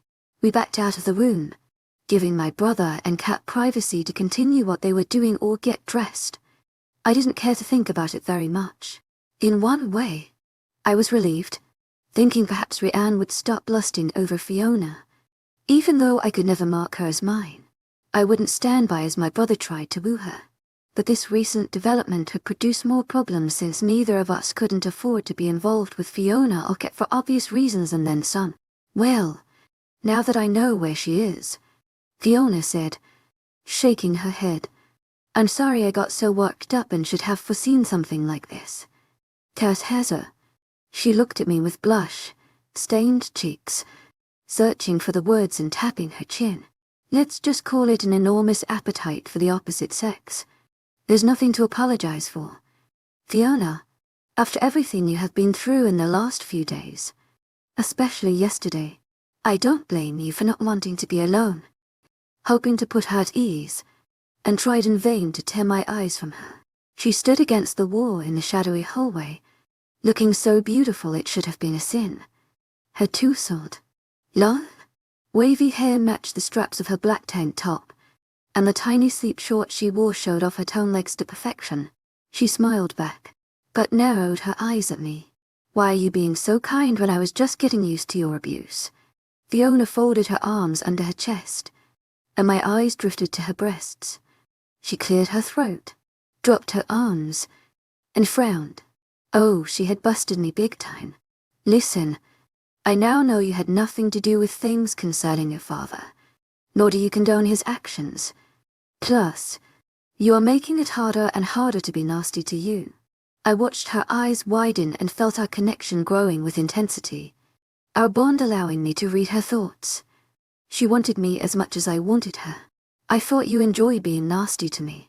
Fiona studied me, her round, suspicious eyes piercing my soul, causing my pulse to quicken. No, I hated it, I confessed, shaking my head. But it was for the best. Trust me on that. But you make it so bloody difficult. Her confusion was my undoing as she cocked her head to the side, and I focused on the curve of her neck, my inner wolf begging me to mark her as mine. I swallowed hard past the lump in my throat. This last had me tied in knots. Why was it for the best? You seemed to like me the night we met in the club. If you only knew. I raked a hand through my hair in frustration. Tell me then. She pushed off the wall, standing far too close, her scent surrounding me, and placed her hands on her lush hips. You're a human or part fairy, lass, and you were driving me mad. The sadness in her gaze gutted me. I'm sorry for being such a pain in the ass. She dropped her arms to her sides and made a move to flee. I grabbed her elbow. Fiona, you are the sweetest and sexiest pain in the ass ever. And that's the problem. I groaned in annoyance at my no-win situation. She jerked free from my grasp. You aren't making any sense. And I'm tired of your games. Tu es agent extraordinaire, Madeleine Nobin. Heartfelt thanks for your unfailing patience, enthusiasm. I'm going back to bed. Good night. Wait, I pleaded, holding my palms up. There's so much you don't know or understand. Fiona, then tell me so I'm not so damned confused. She stood with defiance, her eyes slit in displeasure, looking exasperated. Don't you feel it? You are my. I bit my lip to keep from revealing the truth. I'm weak for you. Lass, I admitted instead. If I told her she was my fated mate after everything she'd been through, I feared she'd have another anxiety attack. Fiona laughed and pointed at her chest. You are weak for me, why? Because I'm attracted to you. But it can never be. As a human, or part fairy, and a hunter's daughter, you would put my pack and family at risk. At least that much was true. I already know all this. She scoffed. Good night, Alpha Wolf. Again, Fiona turned to leave, but I took her arm and pulled her flush against my body, slamming my lips over hers as I backed her against the wall. She stiffened beneath the onslaught of my hungry mouth, and I heard the surprise in her intake of breath. I cupped the sides of her face, running my hands down her neck. She moaned, giving in to the kiss, as I graced slow, alluring circles on her delicate skin with my thumb. Her hands reached around me, fisting the back of my t-shirt, and she no longer fought the mutual desire. Fiona's full lips opened, allowing me to explore the delights of her tongue as her passion unleashed, matching mine, with her hands now in my hair. pulling my face closer. The kiss turned into something primitive. Our moans of pleasure merged, and the sound alone had me on the verge of something I never imagined in my wildest dreams, teetering right at the edge, ready to fall off. She pulled her swollen knob from mine, peppering small kisses along my neck, jaw, and ear. I feel it now. Rowan, she whispered in a growl before nipping my ear and drifting back to my neck, raking her teeth across the sensitive skin just below my ear and pursuing her way back to my mouth with her tongue before biting my bottom lip. With my head thrown back and eyes closed, I surrendered myself to her, my breaths coming quick, my mind, body, and soul aroused like I had never experienced before. Fiona. Knock her. You fool. It is your destiny. She is your Luna and belongs to you. There's not a bitch alive that will complete you as she does. Do it. To my agent extraordinaire, Madeleine Milburn, heartfelt thanks for your unfading patience, enthusiasm. My inner wolf fought at me, breaking the spell I was under. With great reluctance, I tore from the intensity of our embrace and stumbled backward, away from the tempting minx. My breathing harsh and labored, her eyes enlarged as she reached up, touching her red, swollen lips, and her chest rose and fell as a strange expression came over her face that I couldn't decipher. I shouldn't have done that, I whispered, glancing at her, noticing how enticing she looked with some color back in her face aglow from our amorous encounter that made me want to carry her to my bedroom. I stared down at the carpet. Thinking shit. I kept my voice low, unsure if she heard me, but Fiona remained speechless with her mouth agape. What the hell is going on out here? Ryan stood just outside his door with Kat by his side, gaping at the scene before them. Fiona and I breathing hard and looking disheveled. What in the hell were you thinking? I asked my brother the following morning as we sat in the privacy of my office. It's not like I gave it any thought. To my agent extraordinaire, Madeleine Milburn, heartfelt thanks for your unfailing patience, enthusiasm. She threw me all the signs, if you know what I mean. Ryan grinned with a wink. Don't be a cheeky bastard. You know exactly what I mean, bro. These are not the type of women to toy with. And you know why.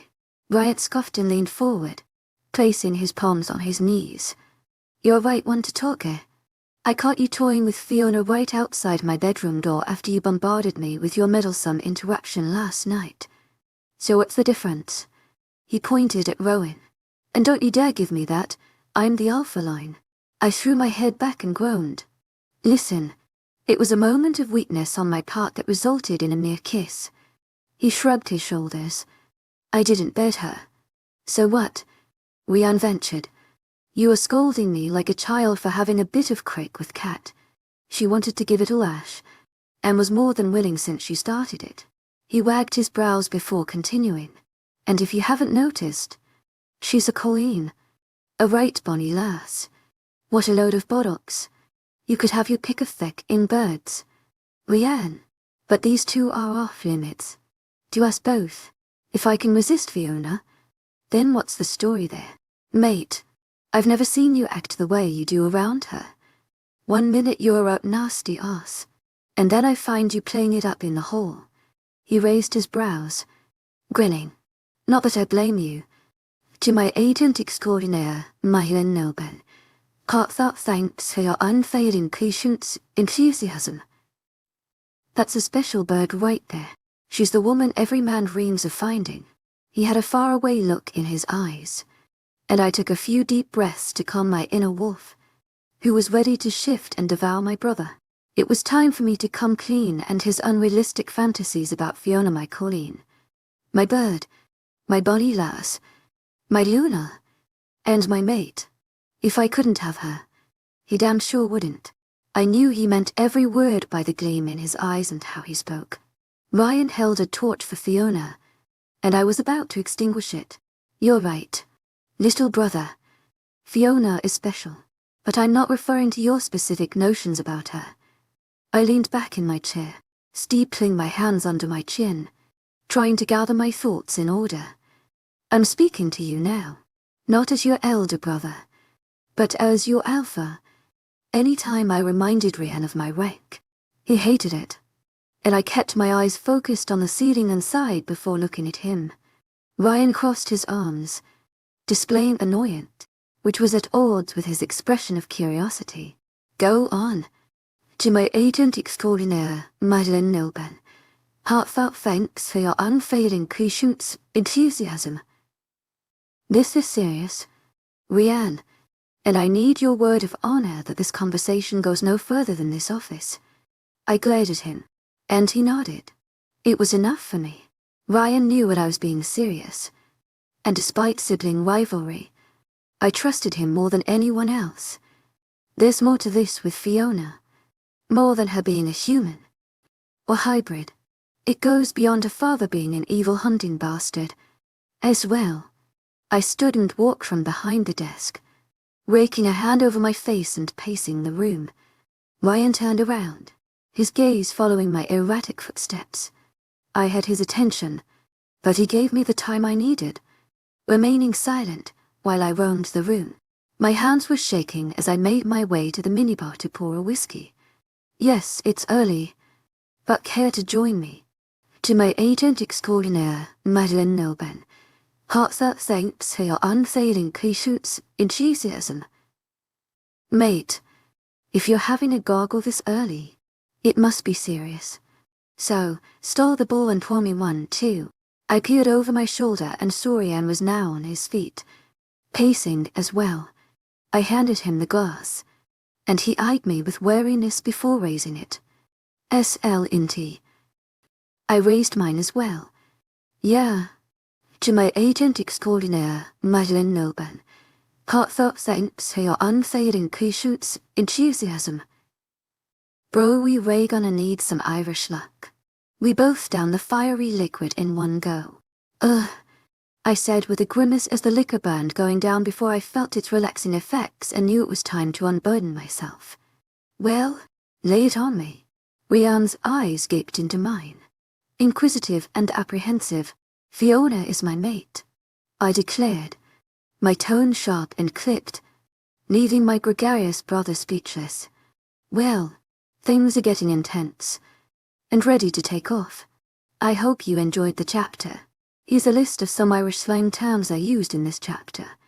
SL&T, cheers crake, a term used to describe a good time birds, a female colleen, a term often used to refer to a beautiful charming woman having a gargle, to have beer or alcohol give it a lash, to give it a go or do it bonny lass, a pretty girl. Chapter 14, sibling rivalry and spiteful witches. Rowan's POV. I knew something was wrong. You have been acting so strange around Fiona, and now it all makes sense. Ryan slapped his forehead. And just how would you act? Huh, little brother. I arched a brow and gritted my teeth. It wouldn't do any good to be upset, so I tried to relax. Yet, how Ryan stared at me, studying my face, was unnerving. It was uncanny how skilled he was at deciding how others felt. Ryan's empathic nature and heightened werewolf instincts gave him an almost telepathic ability to feel and interpret others. I was a believer in fate, while others were not. And I've always thought fate was why I was born first. Ryan was strong, loyal, and capable, but far too sentimental to be an alpha wolf. However, he would disagree with my theory and opinion. I would have marked her as mine. That's what I would have done. Ryan scowled at me, and I saw a muscle in his jaw clench as he folded his arms across his broad chest, nostrils flaring.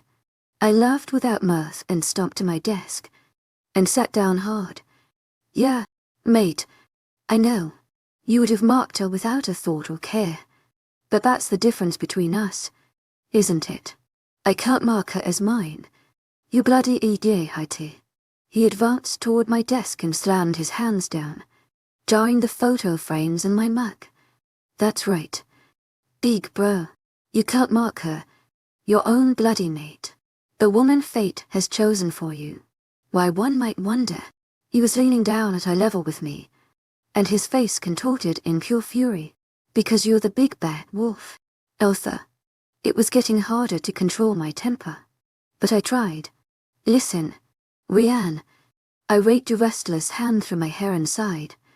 She's part human, for feck's sake, and her father is a notorious hunter and mad scientist, causing us all so much grief right now. I feel in my bones he was involved with sex flex. Hell, I bet good money he created it. Let's not forget all of our missing pack members. To my agent extraordinaire, Mylan Nilben, heartfelt thanks for your unfailing patience, enthusiasm. I gave him a sidelong glance and observed his breathing calm. We got some of them back, but still many are missing. He's responsible for most of them. And you want me to take his daughter as my Luna? I shook my head and glowered back at him, feeling spent. Did he think this was easy for me? I had longed for my mate, hoping to find her for many years. An alpha was nothing without their Luna. It was like living without a limb. Rejecting her would be hell. Lady Fate had dealt me a bad hand. Indeed, so much for my loyalty to her. For werewolves or shifters, our fated mate was the core of our existence, and they defined us. You could have all the lovers you wanted, but your destined partner was your missing half, the other part that strengthens you, making you whole. Even without marking her as mine, Fiona was bound to me since I found her created for me, and by for her. Destiny bonded us to one another, linked forever, until death. What a proper load of shite. Mate. Ryan shook his head, taking a seat in front of me. Perhaps he felt deflated now too. Don't you understand how dangerous and complex this is? My tone subdued and careful. Ryan seemed calmer, and we both needed clear heads for this discussion. Regardless of your feelings on the matter, you know to keep this to yourself. Right eye. He crossed one leg over his knee, nodding. You have my word. To my agent extraordinaire, Madeleine Nilben, heartfelt thanks for your unfailing patience, enthusiasm. It was enough for me because Rianne was keen on loyalty. Regardless of our squabbles, we were brothers, a mere 20 months apart, with disagreements, even physical fights, as all siblings do. But when it involved our pack, I trusted him with my life. If the others were to know that Cormac Queen's daughter is my mate, and she's not only human but part fairy, I lifted my brows and stared at Rowan, leaving the obvious and said, it will cause unrest within the clan. Rian ventured, his face falling. Unrest is putting it mildly, but if I leave her unmarked, we will be safe from the repercussions. You understand that I have to put the pack first. Right. As long as I remain focused, controlling my need for her, it would be a moot point. Yet I knew it would be a difficult struggle. I would have to send her and Kat away as soon as possible, but I would still feel Fiona's presence, even from afar, and I would yearn for her at every turn. But it was the only way. After many sleepless nights, I couldn't find any other solution. Fiona and her father were clueless and would remain that way. It was hard enough for wolves to recognize, let alone humans. Unless I marked her, Fiona's emotional connection and attachment to me would not go any further. We never knew when fate connected us, but we realized finding our mate would end our suffering. However, my anguish would continue, but as long as we buried this secret, no one else would ever know. Yes, and I'm so sorry. To my agent extraordinaire, Madeleine Nilben, heartfelt thanks for your unfailing patience, enthusiasm. Ryan glanced at me before averting his eyes, staring toward the window. I wish there was a way. There's not, and taking her as my Luna would endanger us all. I admire your responsibility to us, but having her by your side would make you an even better alpha. And you know it. He retorted with heat, his gaze back on mine. Yes, I know. But you forget I'm the new Alpha O'Connell and the risk is too great. The council hasn't even sworn me in yet. For God's sake. When my father died, the Alpha title passed to me after his last breath. However, it wasn't official from the council, nor would there be a coronation while everything was on hold. Since the increase of missing pack members, the unusual amount of hunter attacks, and the new sex flex epidemic, we had been at a standstill for almost a year. I'd have to live a life filled with resentment and regret. Giving up my Luna, that being Alpha O'Connell was my birthright in Fiona, my fated mate. Honor and duty took precedence over my happiness. True, Rian ventured as a knock sounded on the door before he could say any more. It was Kyra and Me, the healer. I had sent my sister to assist her since my mother was still in London. Me bowed her head. My lord, how are the wounded faring? Hoping for some good news. She shook her head. Physically they are improving daily, but emotionally, well, it's going to take some time. Maeve blew out a long sigh. You can't imagine what that bastard has done to them. Please, excuse my language, my lord. Her withered face coloured, and she stared at the floor. Maeve, he's a bastard, and you are free to speak your mind in front of me. I gave her a tight smile, trying to control my twitching lips. What I found nothing amusing concerning Quinn's evil deeds. Watching Maeve, who attended to me as a lad, trying to control her tongue, was quite comical. They are all shattered inside from what that lunatic has done to them. When I think of those innocent children, the wee bairns, Maeve choked up, and what they've been through, it sickens me. She shook her head, appearing to hold back tears. Please let their families know we will provide the best support money can buy, I assured her. And thank you, Maeve, for all you have done. You're welcome, my lord. It is my pleasure. And Kyra has been an enormous help to me. She deserves your gratitude. As well. Such a fine, young lass. Maeve turned to Kyra and winked. Kyra smiled with a blush staining her cheeks. Speaking of providing support, she seemed to falter, glancing at Maeve, who nodded for her to continue. Well, Maeve and I agree we should contact the witches for help. I watched her swallow hard and knew she feared my response. But my brother beat me to it. Why in the hell would we call on those spiteful creatures? They are selfish, crazy women. He cringed and looked at me, shaking his head. I wasn't fond of witches. To my agent extraordinaire, Marilyn Nilben, heartfelt thanks for your unfailing patience, enthusiasm. They were cunning and conceited individuals, but had immense power and effective spells. We need their magic to heal the wounds on the inside, Maeve said as she tapped the side of her head. I fear the young may never be the same after what Cormac Quinn has subjected them to. The cruelty they suffered is unimaginable. The healer looked at the floor, wringing her hands. As I listened to Maeve and watched tears well up in Kyra's eyes, it filled me with an intense rage. My hatred for Quinn grew by leaps and bounds and reiterated my resolve to stay away from Fiona. Even though she was nothing like Quinn and held no responsibility for her father's crimes, my pack wouldn't see it that way. I'm sure you're right, Maeve, but let's run it past the council first. Hoping to put her at ease, they have already agreed and think it's our best option, Kyra announced with a mischievous smile, but they are leaving it up to you. As Alpha, you have the last word. Ryan rolled his eyes, and I wasn't sure if he was upset about asking the witches for a favor or the council recognizing me as Alpha. Well then, I have the perfect witch in mind, and I'll see if I can get in touch with her, I said with a smile while Ryan continued to sulk and grimace. Thank you. To my agent extraordinaire, Madeline Nilben, heartfelt thanks for your unfailing patience, enthusiasm. I'm happy to hear this news. I will leave and return to the sick and share this information with them and their families.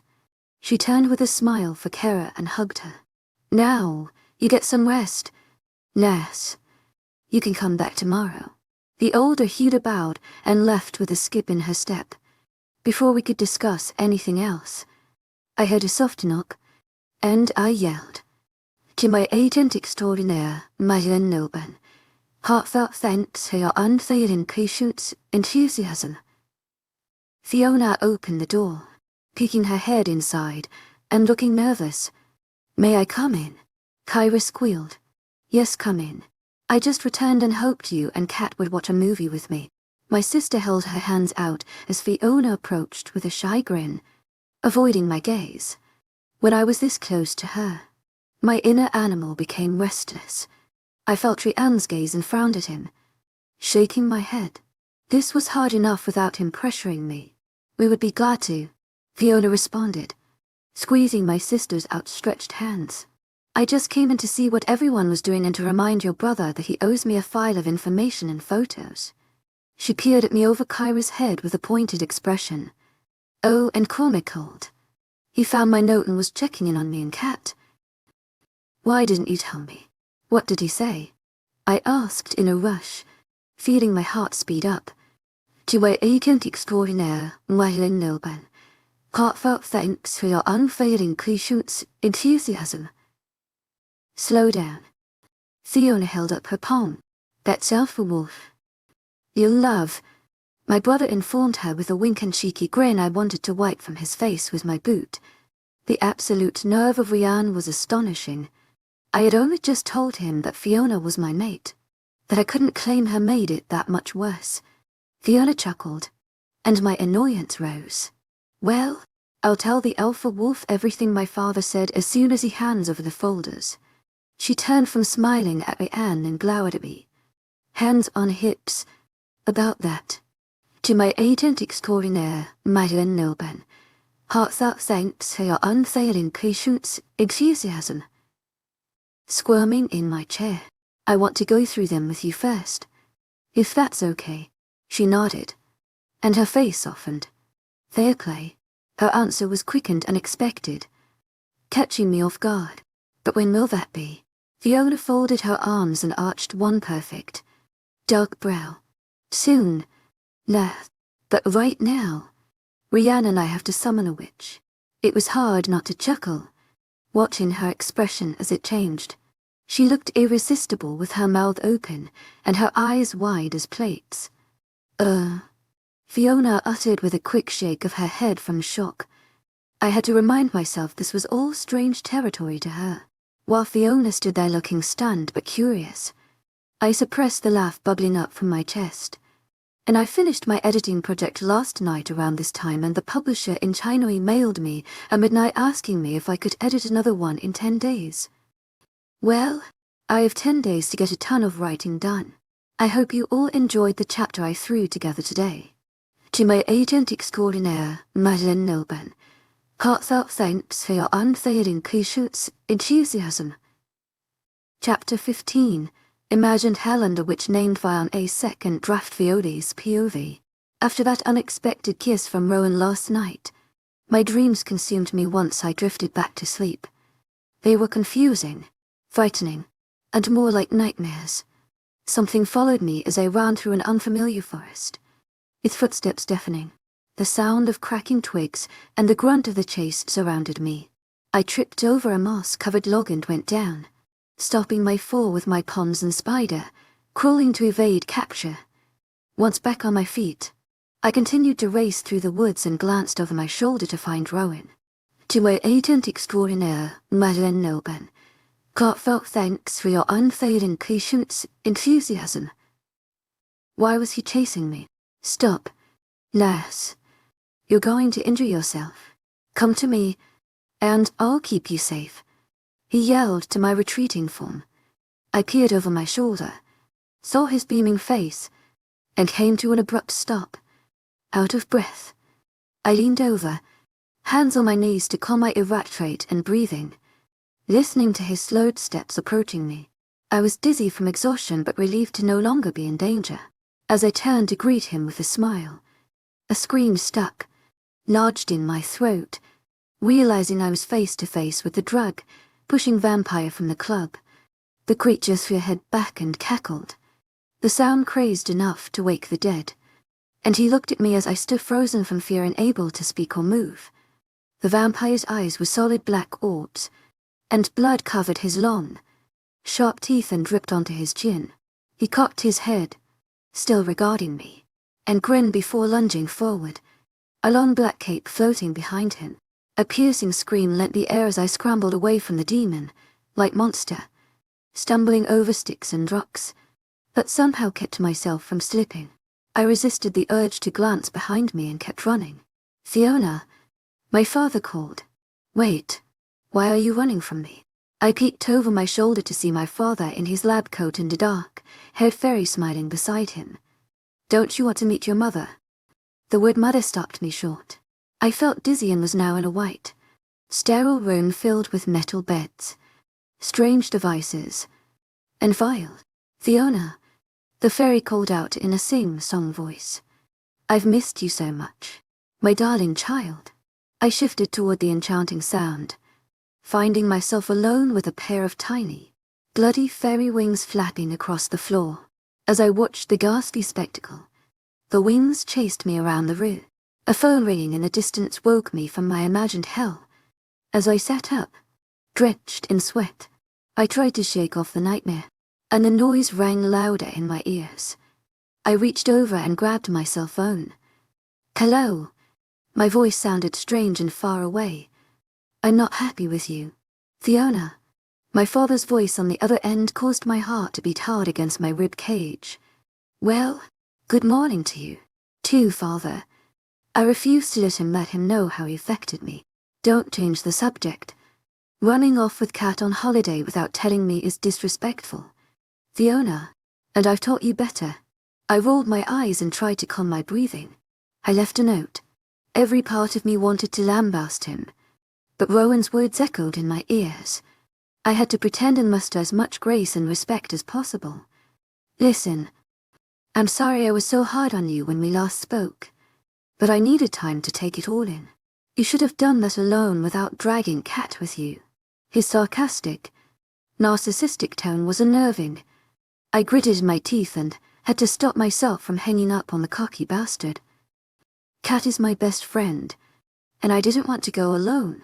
We will be back soon." And I sensed he was buying my bullshit story. "You better be back soon. I expect you both home by Saturday," as I'm off to a convention on the Wednesday before. Although still half asleep, I mulled over his words, remembering that he was leaving for 3 days during the full moon, and smiled. I tried to act put out with him and frowned for full effect, hoping it would help convey my fake disappointment. That doesn't give us much time to enjoy New York. It's a big city, Fiona. Saturday, and I mean it. I sighed like a petulant child. "Any certain time Saturday, no. I won't be back home until Sunday morning, but I want you and Kat there when I arrive. So Wednesday through Sunday. That should give us ample time to search through everything. Is that it?" Holding my breath. Yes, the bastard hung up on me. However, I now had proof that he would be gone, and we could all go back to the house and hunt for information about 6 flecks and more ounces regarding my mother. I showered and dressed before looking for Rowan to tell him about my phone call from Cormac. But first, I wanted to see the files with those photos. But to my disappointment, I would have to wait. Again, when I found Rowan in his office with Rhiannon and Kyra, they informed me he was leaving to find a witch. My head was still spinning from that one. He said it as if he was going to the shops to pick up bread or milk. So, Kat and I found ourselves seated in a home theater, with Kyra watching a movie. A movie turned into 2, a chick flick and a comedy that had us all in stitches. It did a lot to improve my uncertain and anxious mood. Mixed with the thrill of Rowan's kiss, I wanted to stop obsessing over it. It was just a kiss, right? Yet it felt like more. I couldn't explain with words what that simple kiss meant to me. Simple wasn't the word to describe what it felt like. It was akin to an explosion in my mind and body. The female part of my brain, or perhaps my hormones, convinced me he was the one. Something shifted inside me when his lips took mine, and I knew I would experience nothing like it again. I felt a tug within me, a force pulling me toward Rowan regardless of our extraordinary circumstances. "You found your soulmate. He's the only one for you, as you are for him," my mind shouted with glee. "I wish my brothers would get home," Kyra said, breaking into my wandering musings. "I don't share the dislike of witches. Not that I've met many, but I worry any time they interact outside our race with other creatures of primordial." She picked up the popcorn boxes, and Kat followed behind with a trash bag as they cleared our mess. "They are fine." I gave her a tight-lipped smile, hoping it was true, although not one for empty words or platitudes. I wasn't sure what else to say. What can I do to help? Sorry. I was daydreaming. You're fine. And I know they are okay. It's silly of me to worry. Especially after having such a grand time with you guys. Thank you. Rowan seldom lets me out of his sight, so I don't get to spend much time with females or girls my age. Kyra frowned for a moment before smiling at us. I joined in, and once we had picked up all the rubbish, we left the theater and headed to the kitchen, where Kyra pulled something out of the freezer. It's a casserole my mammy made before she left. All we have to do is heat it. She always leaves us prepared. She winked. Mammy is an excellent cook. Good. I'm suddenly starving. I rubbed my growing stomach. Should we set the table? Kat asked. My thoughts and hunger consumed me too much to be courteous, and I vowed to stop thinking of Rowan. Sure. Everything is in the cabinets behind you, and silver is in the drawer below. Kyra set the oven and pulled out some napkins. Salt. And pepper. What about the lads? Biting my lip. Set plates for them too. They never miss a meal, Kyra said and laughed. And sure enough, by the time the food was ready, Rowan and Riounced rode into the kitchen, grinning while a short and beautiful female trailed behind. However, her demeanor differed from theirs. She inclined her head to acknowledge us, but her obstinate expression and stiff posture spoke volumes. Set another plate out. Kat, Rowan announced. Fiona. This is Fiona and Kat. He held his hand out toward us. And this is Fiona. She has been generous and agreed to check out our wounded pack members. Fiona made a sound like a grunt and rolled her eyes. And I should head that way. You don't have to feed me, she said while staring between me and Kat. Her eyes narrowing. I'm not too keen on breaking bread with werewolves, hybrids, and fairies. She crossed her arms and glared at Rowan before I saw Fiona throw Rian an icy glare so frigid I felt it in my bones. He seemed to share the sentiment, and I heard a low growl deep in his chest. You know we are peaceful, Fiona, Rowan assured her, and it's not hybrids and fairies. As far as we know, Fiona and Kat are both part human and fairy, if that helps. I stood with my mouth agape, wondering how she knew. She is a witch, I reminded myself, staring at her in awe. She was so tiny that something told me she was fierce, a force to be reckoned with. No, sorry, Alpha Wolf. They are not both hybrids. She pointed at Kat. The blonde is pure Fi. Capped the plate, and it crashed on the kitchen tile. How do you know? I asked before realizing I had spoken, while Kat scrambled to clean up the mess of broken porcelain scattered around her. Kyra was quick to join in to help. Duh, she said and rolled her eyes, placing her hands on her hips. I'm a witch. I know these things. That must be why Cormac has been doing experiments on her, Rowan said, his deep voice sounding severe. Pure fairy blood must have been like a dream come true for that wicked bastard. Fiona laughed with sarcasm. You didn't know you were a fairy? She asked Kat before the colour drained from her face. Wait, just a feckin' minute.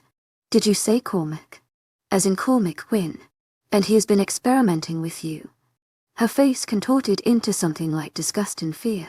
It's a long story, Rowan answered for a shaken Kat. Fiona is Cormac's daughter and removed their wings when they were young. Probably babies. Or so it appears. But they don't remember. Fiona took several slow, cautious steps backward. I'm sorry, but I can't help you. She tossed her head, her long flaming red locks bouncing. I want nothing to do with this or Cormac Quinn. As she turned to flee, Rian crossed the room into strides and grabbed her arm. Wait, damn it. Since when are you afraid of? Before Rian could finish his sentence, Fiona cast her eyes down at the fist surrounding her arm and, in an instant, Rian let go, jumping away from her. He yelled, cursing in obvious pain. Damn you. To our agent extraordinaire, Mylen Noben. Heartfelt thanks for your unfailing patience, enthusiasm. She leaned in close, glaring at Rian with eyes tinged a strange shade of purple and her chest heaving. Never touch me again, little spare wolf. Or next time, I'll cause you more than some discomfort. Wait, I'm sorry about my brother. Viole, but we need you. And you owe me a favor. Rowan held up his palms and approached the witch with caution. Yes, and I will return that favor. But not when it has anything to do with that devil of a man. Cormac Quinn. Sorry. To my agent extraordinaire, Madeline Nilban. Heartfelt thanks for your unfailing patience, enthusiasm. But what kind of fool has the man's daughter over for supper? He's a notorious hunter. She shook her head and teased at Rowan. Meanwhile, Rian had moved away from the witch, cradling his injured arm and scowling at her. His jaw hardened, and his eyes held pure animosity. You will heal soon, young wolf. Vion threw him a wicked grin, snapped her fingers, and disappeared, leaving behind a trail of purple smoke and a premonition filled with dread that had my hackles rising and my tummy clenching. Chapter 16. The Mean Fiddler warning contains graphic scenes. Rowan's POV. Damn, Fiona said, her eyes wide, staring at the spot once occupied by Vion and waving her hand to clear the purple smoke covering half of the kitchen. Did that just happen? It didn't. Now we'll play hell finding her again, I announced inside, raking nervous fingers through my hair. Isn't anyone gonna address the fact that I'm a pure fairy? Kat asked, holding the broken shards of glass, a look of bewilderment etched on her face. I'm sorry. Kat. Fiona reached out and rubbed her shoulder. I am still trying to process all this supernatural stuff. An actual witch just disappeared before our very eyes. Listen, Kat, it makes sense. I told her Quinn would never pass up the opportunity to study and experiment with a pure fairy. To my agent extraordinaire, Madeline Nilban, heartfelt thanks for your unfailing patience, enthusiasm. What, I thought you were human. I figured it might have been one of his more noble ventures, but people frown upon using humans for research.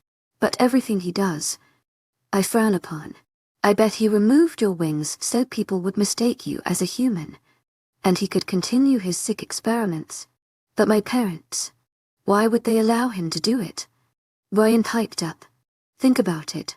Your parents were obviously both fairies, too, and they died in a plane crash. Right. Yes, but what does that prove? Kat asked, her voice cracking. Maybe Cormac had them killed. Ryan shrugged with a sympathetic grimace. Or perhaps he was blackmailing them, and it forced your parents to give him permission.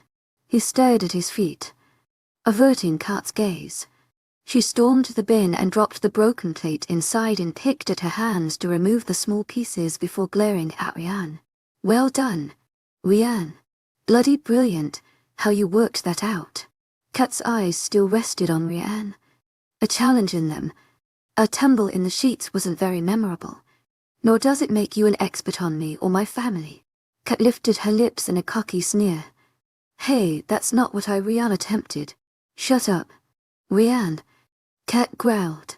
So perhaps my parents didn't give a shit about me. That's what you're really saying. That they were selfish and cared more for themselves than their child. You have me pegged. Big guy. The unlovable Kat. She clapped her hands and stared at him with a deadpan expression, while my heart ached for Kat. My lips twitched, watching my brother with his enormous foot in his mouth. It seemed their romp between the sheets hadn't rendered Kat love, sick or impressed her much. I was enjoying her barbs piercing my brother where it hurt far too much. Ryan was used to the birds he bedded, falling head over heels. Not this one. Third play Kat. Brian held out his palms, but I saw a muscle twitch in his jaw. She had wounded his ego. You and Fiona have had a lot happen, and I was only trying to be helpful. And I'm sure your parents loved you. We know Cormac's a sneaky and evil man, and I'm sorry for speculating. His expression grew rueful. Don't worry over me. I will find out why they let him remove my wings. Maybe he extracted theirs too, since my parents never walked around sporting wings. With her forehead wrinkled in concentration, she rubbed at a spot between her eyes. A fairy living among humans would have to be real powerful to suppress their wings. But if that was the case, they could hide their offspring's wings as well.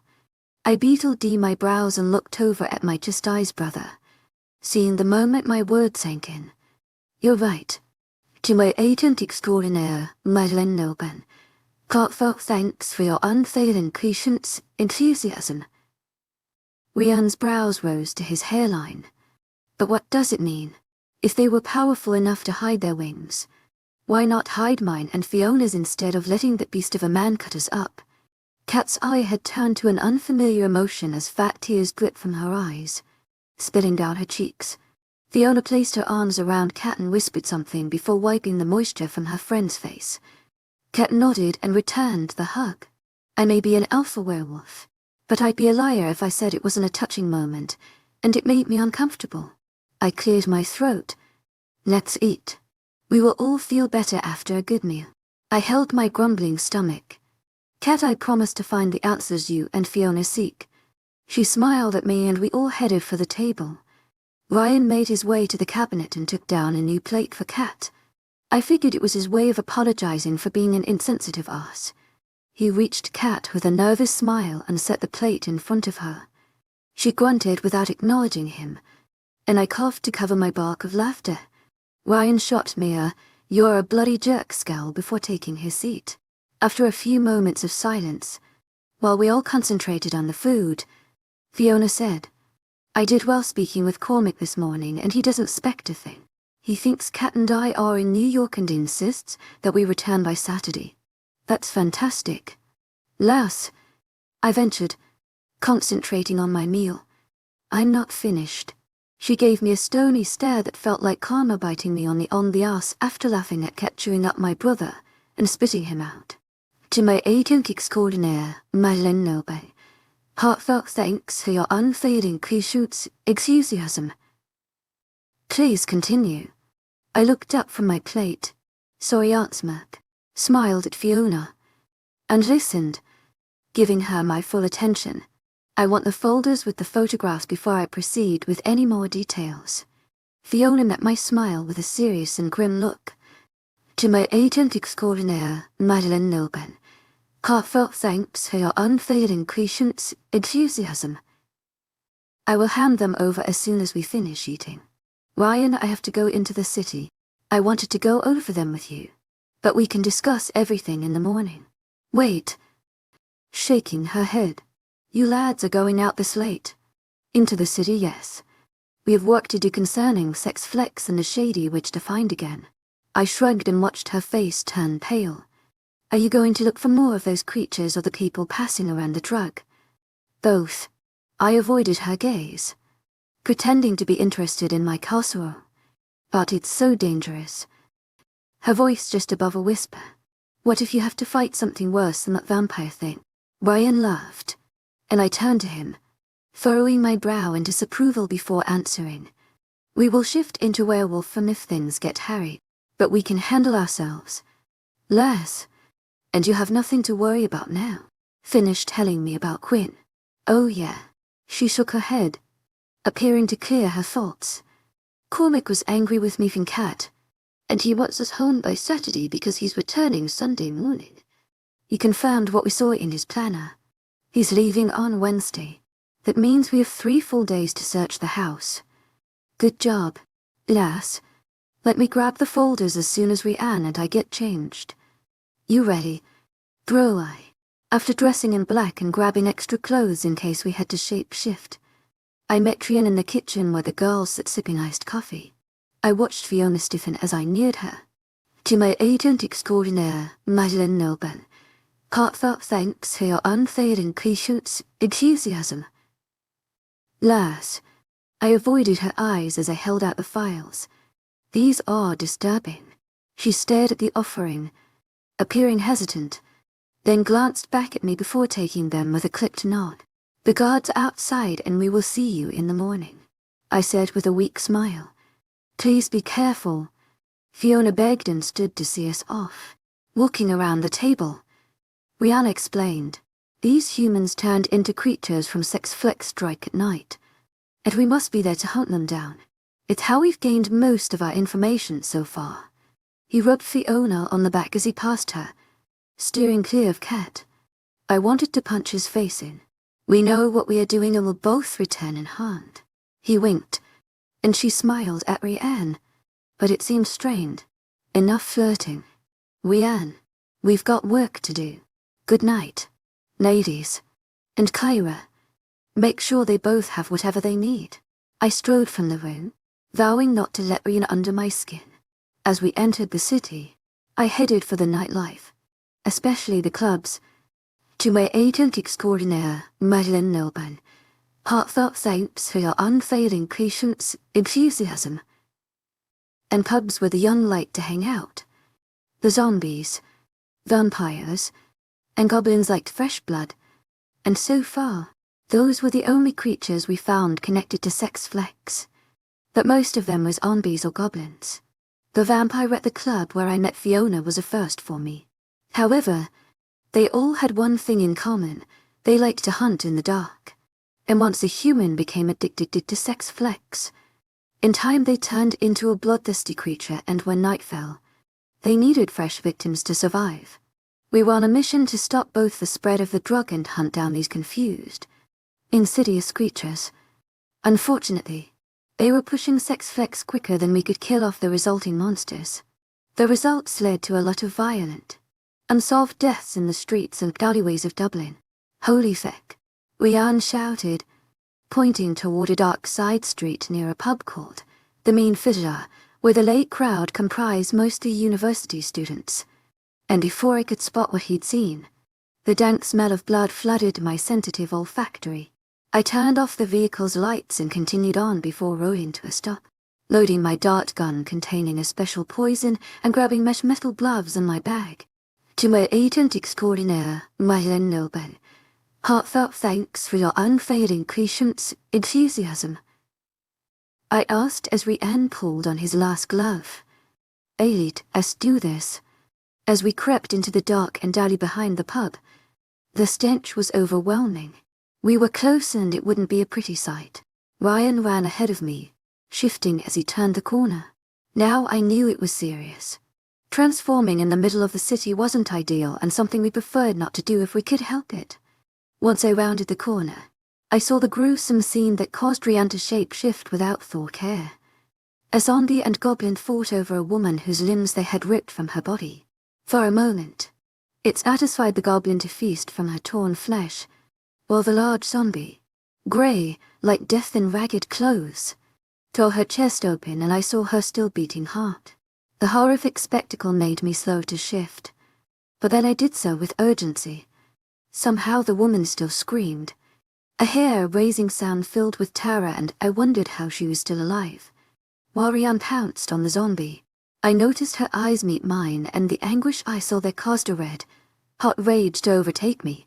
With silent, stealth-like movements, I stalked my prey. The goblin, oblivious to my approach, continued to feast on the woman's arm, and I glanced at her, realizing the light was now gone from her eyes. I opened my enormous jaw, exposing my sharp werewolf teeth, and grabbed the creature by his neck. The attack was quick, leaving the goblin unaware of the impending danger. It howled in pain as I thrashed it left, right, and left again before dropping it to the ground. Its cry ceased, and I used my massive paw to roll the beast over, verifying that it would never again harm another. However, Rianne was having a more difficult time with the zombie. I heard the crunch as his razor, like teeth, bit into the monster, its putrid, smelling blood filling the air. Ryan wretched, and I didn't envy him for chomping into the nasty, dead flesh. I shifted back and scrambled without clothes toward my ripped, destroyed clothes and grabbed the gun, hoping to stun the zombie so I could dig in my bag for the Glock. To kill a zombie, one had to decapitate or shoot them in the brain. But, as the dart entered near its heart, it crumbled to its knees and rolled around, screeching in misery. Damn, I whispered when I noticed the mangled wings on its back. You can shift back. Rianne. I ran for my bag and grabbed a vial of lavender water, and our creature withered in agony, as we both stood without clothes in the alleyway behind the main fiddler. I threw Rianne his clothes and dressed in haste. What in the actual fuck? Ryan asked, looking from the wind's army back at me. It's worse than I thought. I told him. Sex flex turns creatures of primordial too. Not just humans. Let me throw this rose water on it and see what happens. You know how fairies hate rose water. I rushed to the thrashing, wailing creature and the whole vial of liquid on it, causing a guttural cry as its flesh burned. Shit. It was a fairy. Ryan said. This is going to get out of hand and affect all the races. I took my gun, pointing at its head, and put the poor bastard out of its suffering. Chapter 17, Forbidden Fruit. Second draft. Rowan's POV. Our nighttime excursions aimed at uncovering more about the destructive drug, but the gruesome experience left me winded, bewildered, and furious. However, at this rate, Sex Flex was taking too many human and supernatural lives. Our coming trip to Cormac Quinn's residence was my only hope for getting further information to aid in this crusade. I had no proof the bastard was involved with the drug, just a feeling deep in my gut. It made perfect sense with him being a scientist and owning stock in pharmaceutical companies. The dying fairy turned zombie flashed in my mind, causing my heart to ache, and I knew what must be done. I'd send a message to the creatures of Primordial Council requesting for all supernatural races to attend a meeting. Some wouldn't show, but I needed to get the word out that Sex Flex wasn't just affecting humans. For all I knew, some of the other races might already be aware, but I had to make sure. The recent revelations had taken this drug war to a new level. Lost in our thoughts, we reached the SUV, and I was quick to hand him a bottle of water. Ryan grabbed it and rinsed his mouth out several times, struggling to wash away the taste of rotten blood. I sat in the driver's seat and retrieved another water as I waited, handing it to him once he climbed inside. The plastic made loud cracking noises as Ryan drained the bottle in one gulp. Thanks, bro, he sounded out of breath. No problem. Let's just drive through the city and see what we find. I cranked the engine and drove off. Neither of us spoke and kept our eyes peeled for more potential danger or attacks. And through our bond, I perceived our mutual thoughts. It was never easy watching an innocent person die, human or supernatural.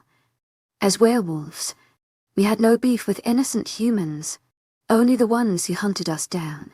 All those tall tales of the evil werewolves who roamed the night looking for humans to kill for the hell of it were fictional. Just made-up folklore stories by people with vivid imaginations or writers spinning yarns to sell books. When in reality, we kept to our own and wanted to live in peace. In the past, the races were always at war with one another, but times had changed. Until now, someone must take responsibility for the chaos Sex Flex was causing. After an hour of driving around Dublin without further incident, I started toward home. I felt exhausted and needed to concentrate on informing the other races about our findings and also search Cormac's home from top to bottom. I'd look for Fiona later, but I wasn't looking forward to my next encounter with the witch. Let's call it a night, I told Ryan. I agree, he ventured, still staring out the window as I passed the darkened streets and alleyways. To my agent extraordinaire, my Lindelben. Heartfelt thanks for your unfailing patience, enthusiasm. Back up or turn around. We've got action in the street we just passed that runs behind that disco. He threw his thumb over his shoulder. Feckin' great. I slapped the steering wheel and cursed some more under my breath as I drove to the next street and found a place to turn around. What is it? Did you see something? Ryan. Some kind of battle with about 3 people. But that's all I could see. Let's hope it's a regular street fight with a few drunk idiots fighting over some bird. One can hope. I agreed and drove back past the street to find what appeared as witches or warlocks fighting something dark and hunched over. And did another pass and stopped the SUV, watching the spectacle for a moment. I noticed one figure had long, curly blonde hair. I see a female, I told Ryan. She's moving her hands, so my guess is she's a witch. As soon as the words left his mouth, bright light sprung from her fingertips, landing like a ball of flames engulfing the ominous creature, and its moans so loud it filled the SUV. Looks like the witches and warlocks are where there's trouble brewing. But do they know the cause? I glanced at Rian. Do they know about sex flex? I'm going to call a meeting to order. I told him. Good idea. But they have this in hand. Let's go home. I'm too knackered to deal with any more witches.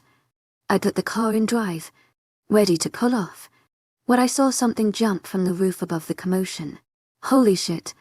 Did you see that? Before Rian could answer, a tall warlock threw out both hands, and the creature exploded as it landed. Damn. Rian whispered. Like you said. Bro, they got this. Get out of here before they see us and think we are the enemy. I don't feel like being blown to smithereens or torched tonight. To my agent extraordinaire, Mayen Nilben. Heartfelt thanks for your unfailing patience, enthusiasm. Ryan gave a nervous giggle, and I sped off. As we pulled into the circular drive of our home, it surprised me to see Fiona sitting on the top step of the landing. What was she doing outside at this hour? Was she waiting for me? She hasn't slept because she was worried about us. The more time I spent around her, the easier it was for me to know what she was thinking. It was normal to read your mate's thoughts, especially after marking them. Even though I hadn't and couldn't mark her, I still detected parts of her musings and emotions. The closer I got to the house in Fiona, the more I felt her anxiety. I swear I don't know how you have kept from marking her, Rian said. Looking at me as I rolled to a stop in front of the house. Now was not the time for this debate again, but my brother continued to stare at me, his eyes seeming to burn holes in my skin. Instead of answering, I took in the lone figure of Fiona shivering in the cold, and my inner wolf grumbled. She stood, wrapping a thin sweater and arms around her petite body. A look of apprehension covered her face as she waited for us to exit the SUV. I mean, if she was my mate. Yes, so you said. You'd mark her in a heartbeat. But I'm not you and she's not your mate. I growled out in a menacing whisper as Fiona approached us, a tight smile gracing her lips, and I wanted to jump from the vehicle, take her in my arms and kiss away all the fear and tension I felt boiled inside her. Fiona may not be my mate, but she needs someone that cares enough to guide her through all this shite that's new to her. And I, keep your grubby paws off of her. I can guide her without marking her. I seethed through gritted teeth.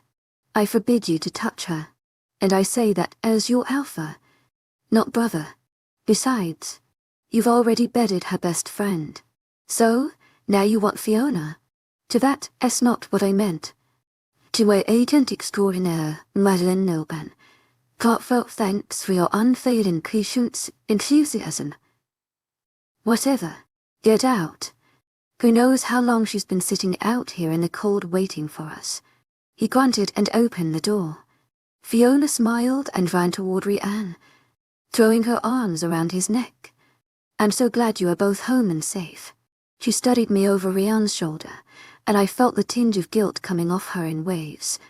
Somehow she realized her actions, innocent or not, bothered me, and as she pulled out of the embrace and glanced at me, I knew it was me she wanted. With intuition guiding her, Fiona threw me a shy smile and followed Rian inside the house. I wanted to kick or punch something, preferably Rian, but realized it wasn't fair. This was my choice to make, and I made it. Now I had to stick by it, and it was a fucking challenge, especially with her in my house. I vowed that as soon as we searched her father's property, I would find somewhere safe for her and Kat, somewhere Cormac Quinn would never find them. But Fiona had to go. I couldn't bring myself to go inside yet, so I wandered the property and updated the guards on my findings of the night. To my agent extraordinaire, Madeline Nilban, heartfelt thanks for your unfailing patience, enthusiasm. I approached the back door near the kitchen and hoped that Fiona had gone to bed. It was 3:30 in the morning, and I figured she was in her room and I could calm down and have a whiskey in my office before turning in too. The house was silent as I made my way toward my destination with deft feet, closing the door behind me with a sigh. I couldn't risk being around Fiona tonight for fear that I would be careless and mark her. The stakes were even higher now that I had proved sex flex turned supernatural races. As well, And if her father was involved, it wouldn't be just my pack or the werewolf race out for blood. It would be the entire supernatural world. The thought caused me to sweat, and I ripped off my T-shirt in anger. My emotions were raging like an inferno inside me as I rushed to the window, unlocking it and shoving it open. I needed air.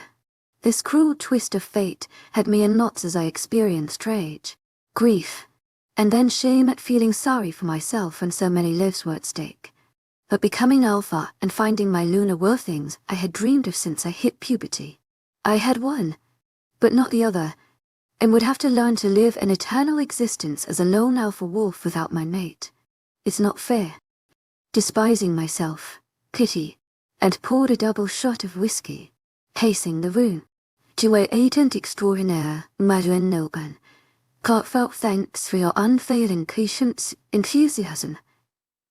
May I come in?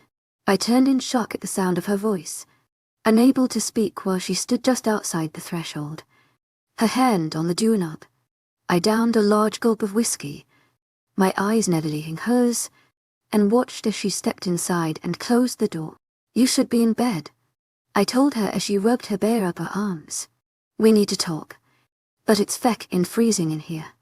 Fiona moved further into the room clad in a tiny pair of shorts and a white tank top before heading toward the leather couch and grabbing the throw blanket to wrap around her. Now is not the time for us to talk. Lass, trust me on that. I turned away and wandered to the window, noticing it was snowing. Why not? And I sensed her approaching. Damn it. Fiona, this is hard on me, and you are making it fucking impossible. Please leave me be tonight. I don't want to be an ass to you. I flinched as she placed her palm on my bearskin and my pulse raised from her touch. You are so warm, she purred, and I wanted to turn around, take her in my arms and carry her to the couch. I growled, the sound coming from deep in my chest. Fiona, I warned, don't do this to me. Not tonight. You are making this very tough for me. She ignored me and reached up, massaging my shoulders, and I knew I had to remove her from my office or flee like a coward. What's so troublesome about me touching you? Her voice sounded like silk and I dropped my head, succumbing to her ministrations. Fiona, I whispered, you're part human. Yes, and it's just a massage. I groaned from the pleasure. You're the daughter of Cormac Quinn. And again, it's just a massage. I jerked around to face her, grabbing her hands and holding them captive in mine. It's not just a massage. You don't get it yet, do you? Her eyes broadened, and she said, I get that there's something powerful between us and I'm drawn to you like no other. I dropped her hands and raked my fingers through my hair, sighing in frustration. It's so much more than that. Lass, then why not explore it? She whispered and reached up, pushing the hair from my eyes. Because I can't. It's too dangerous. I searched her eyes for understanding, finding only lust and something more. The love of my mate. But we are alone, Fiona said. Who would know? She winked and shrugged her pretty shoulders, losing all common sense. I dipped my head, taking her lips in mine, kissing her with an unleashed passion she matched. I lifted Fiona under her plump bum as her legs wrapped around my waist, and a blanket fell to the floor. Thank you for tuning in. If you enjoyed this episode of the story, please give it a like, and don't forget to subscribe to get notifications for updates.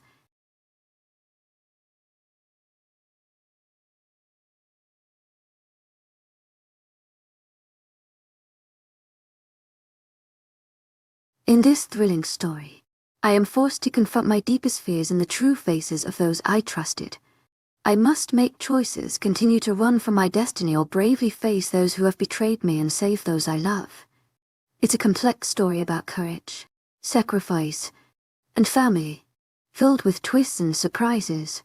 Chapter 18, Animalistic Desire. Fiona's POV. Row and carried me across the room, his lips never leaving mine as I raked my hands through his silky hair, kissing him back with a fervor I didn't know I possessed. Our passion felt explosive, animalistic, yet tender at the same time, and I couldn't get enough. A tingling sensation engulfed me, starting in my core, and I prayed the feeling would last forever. We tumbled onto the couch. Rowan's hands moved under my tank top, stroking my skin, and when his fingers roamed beneath my breasts, I groaned and grabbed his face, drawing him closer and biting his bottom lip. Rowan's moans of pleasure were my undoing, and I pressed on his bare broad shoulders, giving myself some room. I yanked the offending garment over my head before pulling his face to my chest. As he took my kibbled nipple in his mouth, teasing it with his teething tongue, I thought I would die from lust. "Don't stop," I whispered, running my nails up and down his sculpted back. Once I knew I could take no more. He swallowed my cries with his full lips capturing mine, and I grabbed his buttocks, drawing him hard against my ex. Rowan's throbbing sex rubbed against mine, and we rocked together as one. My head was swimming from the sheer desire taking over my body and mind. Nothing mattered at that moment. Nothing except the primal need for him to take me right there on the couch. The world could have ended and I wouldn't have cared. As long as this month satisfied the all-consuming hunger taking over my sanity and senses. I had experienced nothing like it before. After Rowan teased my neck, biting and trading moist kisses down past my collarbone, I guided his face toward my other breast and threw my head back, wanting to scream from the exquisite agony. I had never been this forceful with a man before, but I pushed away the thought because it felt so right. Any other time, it would have filled me with shame to be acting like such a wanton creature. But not with Rowan. I had thrown away all my inhibitions and wanted this man right now. Yet I still felt conflicted. I wished to savor the moment of exploring each other's bodies, but yearned for him to take me and ease this longing. Intense desire pounded from within my body, making me both hopeless and daring. I dropped my hands between our meshed skin, finding the button on his jeans, and he lifted his hips, allowing me to complete my task. We raised up from the couch, now on our knees, and I shoved Rowan's pants and underwear down to his muscular, firm hips and eyed his thick erection, licking my lips as I glanced up at him. Rowan groaned, his eyes mere slits, and I pushed him onto his back, straddling him above the knees, before bending down and licking his pulsing shaft from the base to the head and continuing to tease him. He withered and growled, and I felt the wetness between my thighs. "Fiona, I can't take much more." "Nurse." I captured his erection, stroking up and down before capturing his girth in my mouth, and his pelvis matched my rhythm.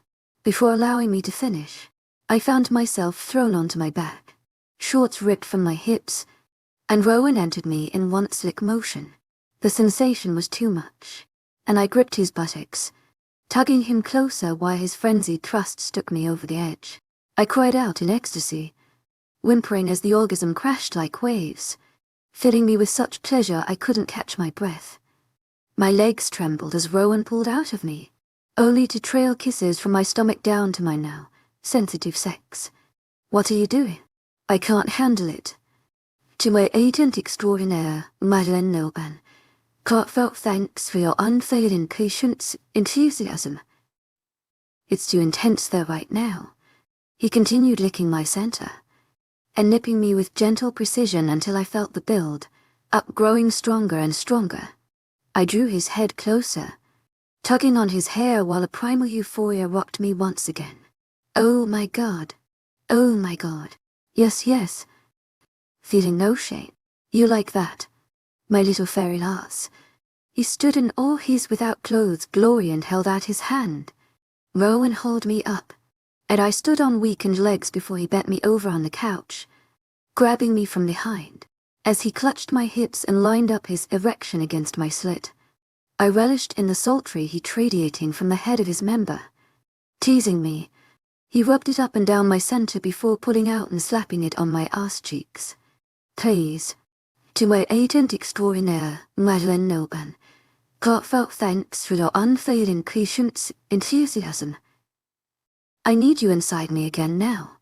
He growled and slammed into me, holding my hips hard against his pelvis as he rocked and moaned, lifting my hips higher before yanking out and plunging back in. "I'm not sure how long I will last. You're so fucking hot and sexy." Rowan pounded into me over and over. I clenched my teeth as I felt another orgasm building, ready to explode. I'm gonna come again. The third time's the charm, and let's come together. Love. Rowan made a loud guttural cry while thrusting in and out with frantic, powerful strokes, pushing us both over the edge. Our screams of release meshed together like a crescendo of sound bouncing off the walls, and we collapsed onto the floor, holding each other. When I grinned at him, he planted a kiss on my nose and forehead. It was the most beautiful experience of my life, and I couldn't imagine another man ever touching me again. I woke up smiling and snuggled closer to Rowan's warm body, our legs tangled together, and his arm draped over my waist. My mind wandered to our lovemaking that started in his office, and a blush crept across my cheeks in his darkened bedroom. He carried me to his room, where we unleashed more passion than I knew was possible, and it was official. I was in love with a broody, stubborn, sexy ass-alpha werewolf. The idea sounded crazy, but it was true. I didn't know what the future held for us, or if we had a future. He was an alpha wolf, and I was a hybrid half-human, half-fairy. While I understood little about werewolf customs or even fairies, I knew wolves had certain mates. I'd read enough supernatural romance novels to grasp that much. The thought of not spending my life with Rowan caused sorrow to settle in my gut. There was something different about him, and I hadn't thought about Dermot, the jerk I had broken up with for cheating on me, since meeting Rowan. The night my life changed, and my world fell to pieces scattered at my feet. There were still so many unanswered questions, and I prayed we would find some answers when I returned to my childhood home for the last time. I hoped to never lay eyes on the man I called father, my whole life ever again. Rowan stirred and pulled me closer as he woke up.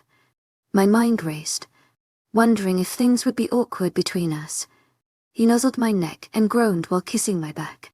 To my agent extraordinaire, Madeleine Nobin, heartfelt thanks for your unfailing patience, enthusiasm.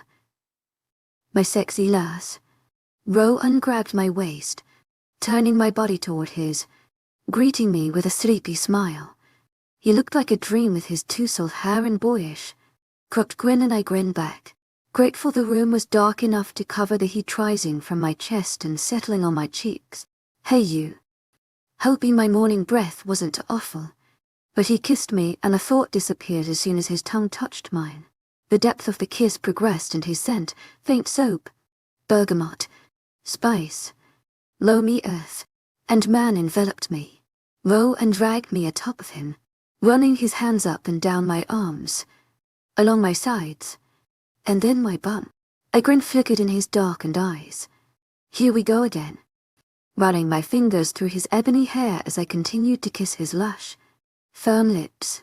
Rowan sighed, a noise more like a growl, and rubbed his pelvis against mine, nudging me to the point of no return, before pushing himself up on his palms and gazing into my eyes. I want you, lass. I can't get enough. But this time, I want to take it slow, and savor every moment.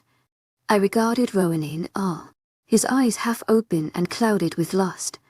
He knew I wanted him just as much and leaned down, kissing me with such tenderness I thought I would cry. Rowan spent the next 5 minutes worshipping my body, forcing me to the edge and pulling away before I came undone. You cheeky man, stop teasing me. It was hard to speak through my ragged breaths.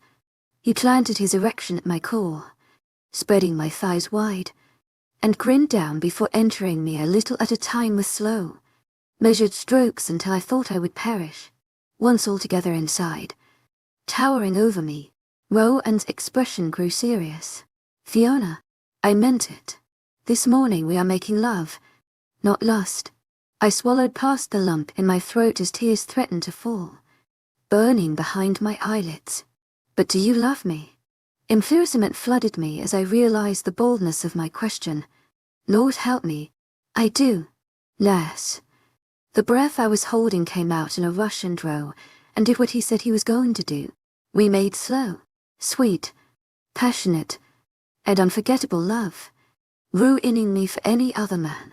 As we lay spent, tangled in the sheets and breathing hard, To my agent extraordinaire, Madeline Nilben, heartfelt thanks for your unfailing patience, enthusiasm. And God help me. I love you, too, Rowan O'Connell, so very much. Chapter 19, Checkmate Rowan's POV. Wednesday's arrival brought with it apprehension, leaving me feeling ill, like a rock had landed in my stomach. I had been trying my best to avoid Fiona since our intimate encounter and confessions of love. And although I wanted more than anything to tell Fiona she was my maiden marker, I knew it was too risky. If I confessed the truth, it would further complicate matters that were already dangerous. While Fiona consumed my mind, body, and soul every second of the day, I continued hiding behind flimsy excuses, dodging her like a plague. I wrestled with myself for days, an internal battle like no other, over my careless actions and uncontrollable need for her. I allowed weakness and emotion to control me and tossed logic out the window. But my longing for her was all-consuming, and I realized being with Fiona wasn't a preference but a natural reaction. Like breathing, humans had choices for picking a spouse or partner. I didn't. Sure, one could reject their mate, it happened a lot, but after experiencing it firsthand, I was even more baffled. I knew with Fiona anywhere in my orbit, I could never deny her. I had to send Fiona somewhere safe and far away from me as soon as possible. But my future seemed bleak, knowing I would end up a miserable sod without her. Yet fate could be cruel. If I gave in to my desires, the outcome might be catastrophic for my pack, my family, and Fiona. Why had fate chosen Fiona as my destined mate? And would it be selfish to mock her anyway and deal with the aftermath? Or was this some kind of test? I groaned aloud in the silence as a war waged inside me and raked a tired hand through my hair. In my alone time, shunning Fiona, I wondered if there was some bond stronger than others. I didn't understand how some wolves could cast aside their mates, preferring another. She was like a magnet, drawing me to her, and no other woman on earth or beyond would satisfy my need. Fiona completed me, and without her, I'd never be whole. Despite berating myself for my weakness, I would never regret what we shared. However, I had regrets. My actions seemed selfish, leaving me feeling ashamed. Knowing Fiona felt the same about me and hearing those for precious words, "I love you, too," whispered from her pretty mouth, caused me endless conflicting emotions. Our intimacy filled me with joy and relief, but despair and anger followed like a dark, rain-filled cloud. She deserved before I had the right to lay a finger on her, and I felt like the world's biggest jerk for my deception. The only woman I would ever love could never be mine, and her affection would soon turn to scorn, maybe even hatred. I played out so many scenarios of Fiona's reaction when she discovered the truth, and each one seemed more brutal than the last. After learning her whole life had been a lie, what would this new revelation do to her? My stomach burned at the thought of causing her pain, and I despised my life, my responsibilities, my loyalty, and most of all, I was a greedy bastard and a proper coward. Last night, after drowning my sorrows with too much whiskey, I promised to tell her everything the following day, but it was now supper time, and I had found another excuse to put it off. We decided as a group that going to Quinn's today would be too reckless, since Fiona wasn't sure when his flight to London and departed. We would leave early Thursday morning and begin an extensive search of the entire property. I hoped we would find everything the loathsome man had regarding Fiona, her gnome, cat, and 6 flicks tomorrow, but no later than Friday. I knew in my gut that he was involved with the drug, but we had to be extra cautious, since Cormac Quinn was a clever and slippery man. I feared Cormac might know Kat and Fiona ever left town, or he could return early, and I wasn't willing to take the chance of running into the evil scientist on his home turf, with potential dilemmas overwhelming me. I finished my stew and washed down my last bite with ale. I peered at the ceiling in my office and asked, why me? My nerves felt frayed, especially after glancing at the time on my phone.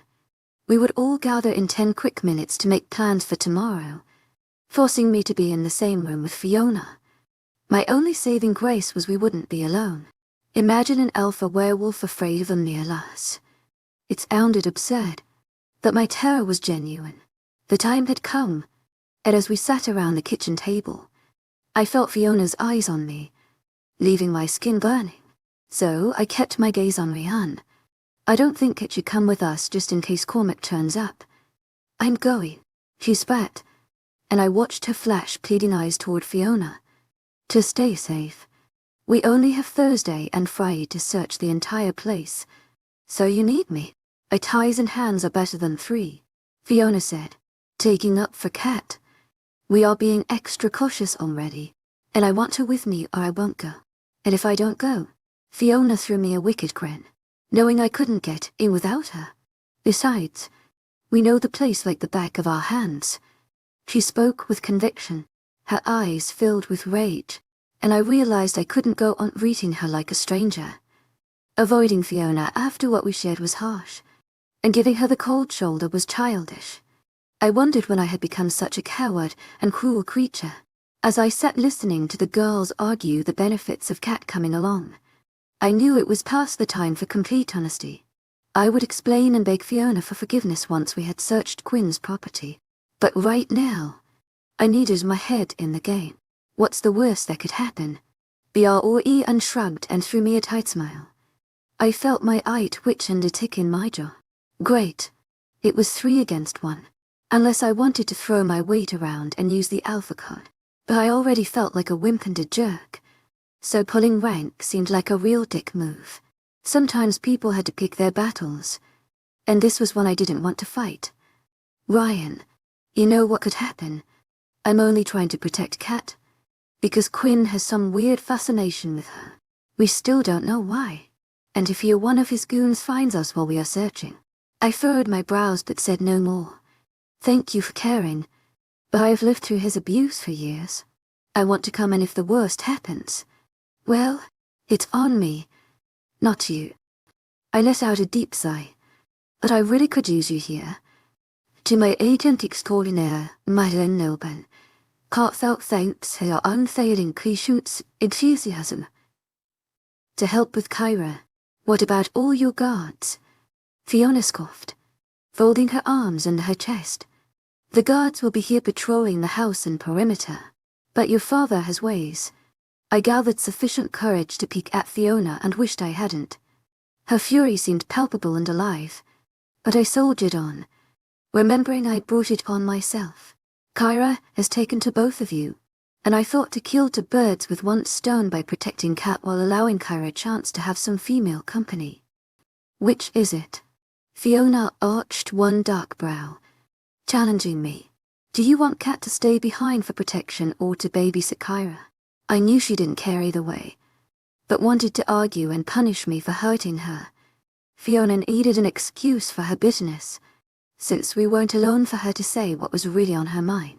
Some may deem her actions petty, but I deserved her disdain. Oh boy, she will flay me alive the moment we are alone. Already dreading it. Listen, lass, I've agreed to Kat going.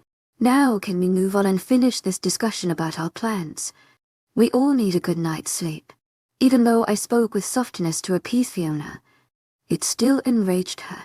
As suggested by eyes reduced to mere slits and her rigid posture, she huffed and gave me a quick military salute.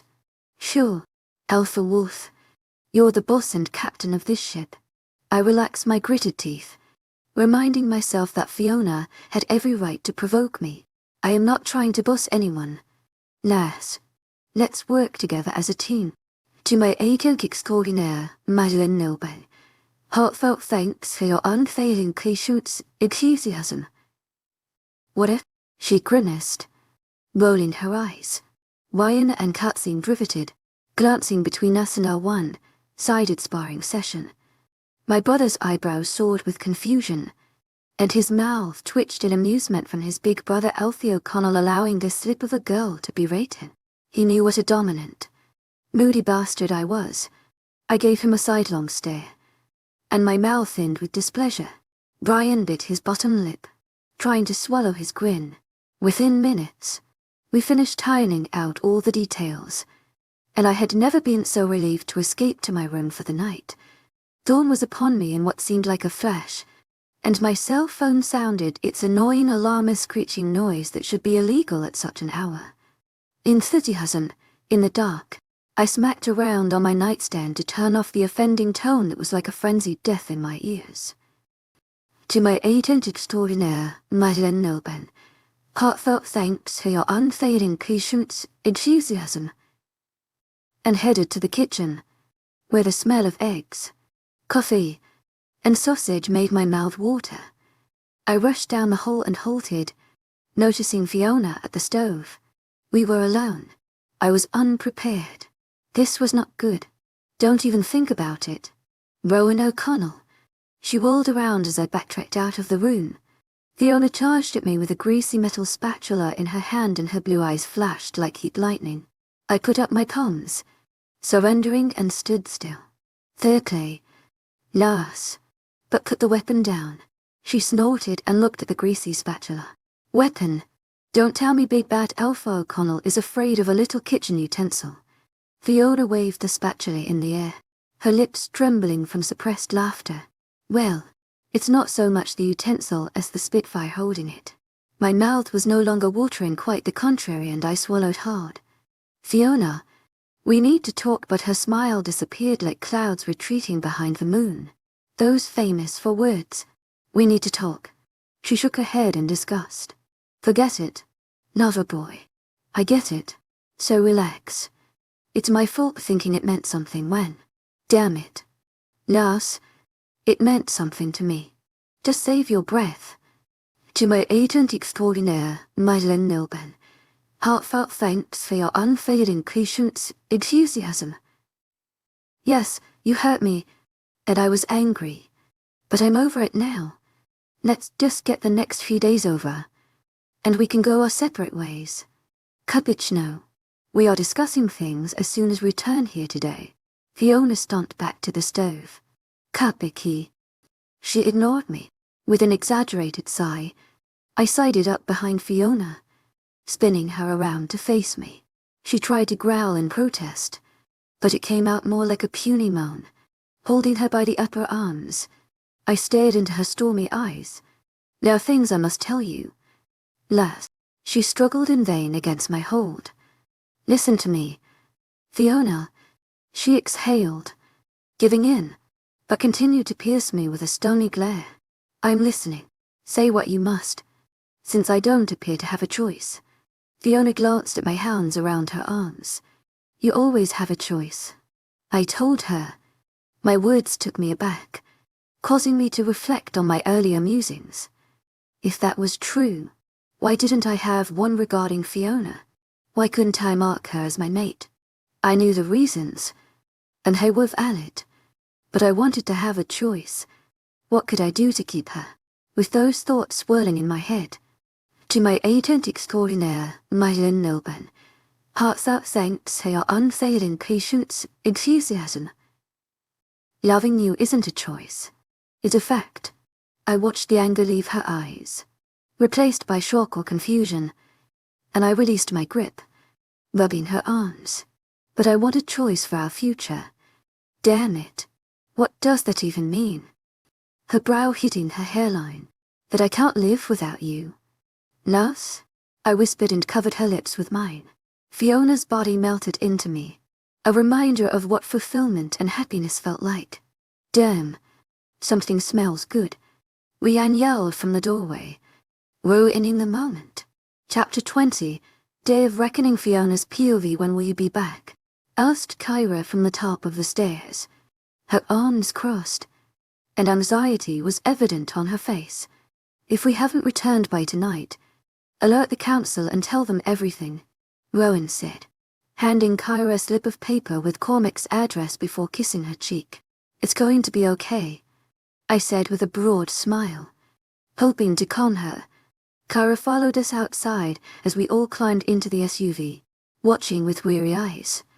I felt awful for her and waved as Rianne took off. After 30 long minutes of silence, we pulled into a parking spot at a park a few blocks away from Quinn's house. Rowan turned in his seat, regarding me and Kat. and I saw a muscle jerk in his jaw. He let out a sigh.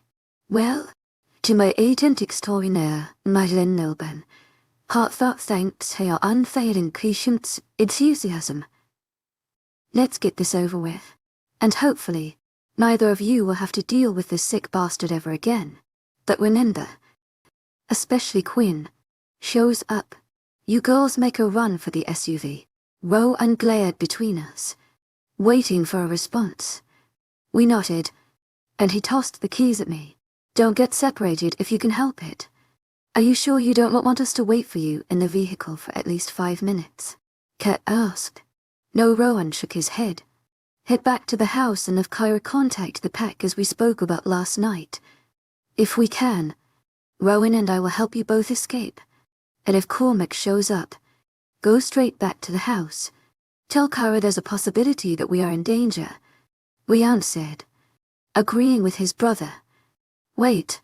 I shook my head, confused. I just thought of something. How do we get back? You once said we would never find your house on our own. Rowan pointed at the GPS attached to the dash and touched on an orange jack shaped like a house.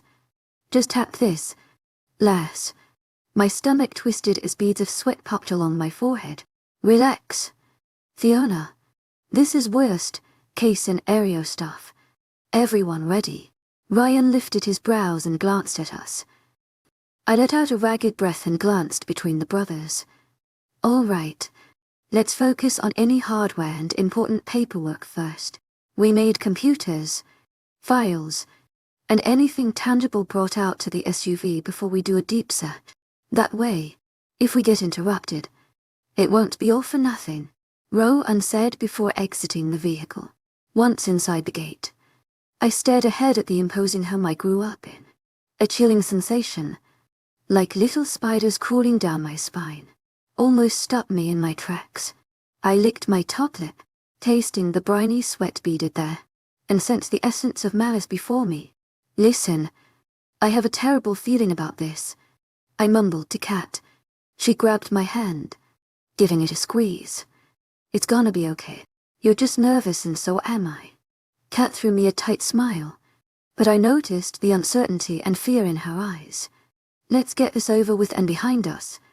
To my agent extraordinaire, Madeleine Nilben, heartfelt thanks for your unfailing patience, enthusiasm. After a fake smile, I released her hand, but the dread remained. The knowledge that something terrible could happen continued to gnaw at me. An odd premonition, like a slideshow of memory, played out in my mind's eye, but I shook it off and inserted the key into the lock.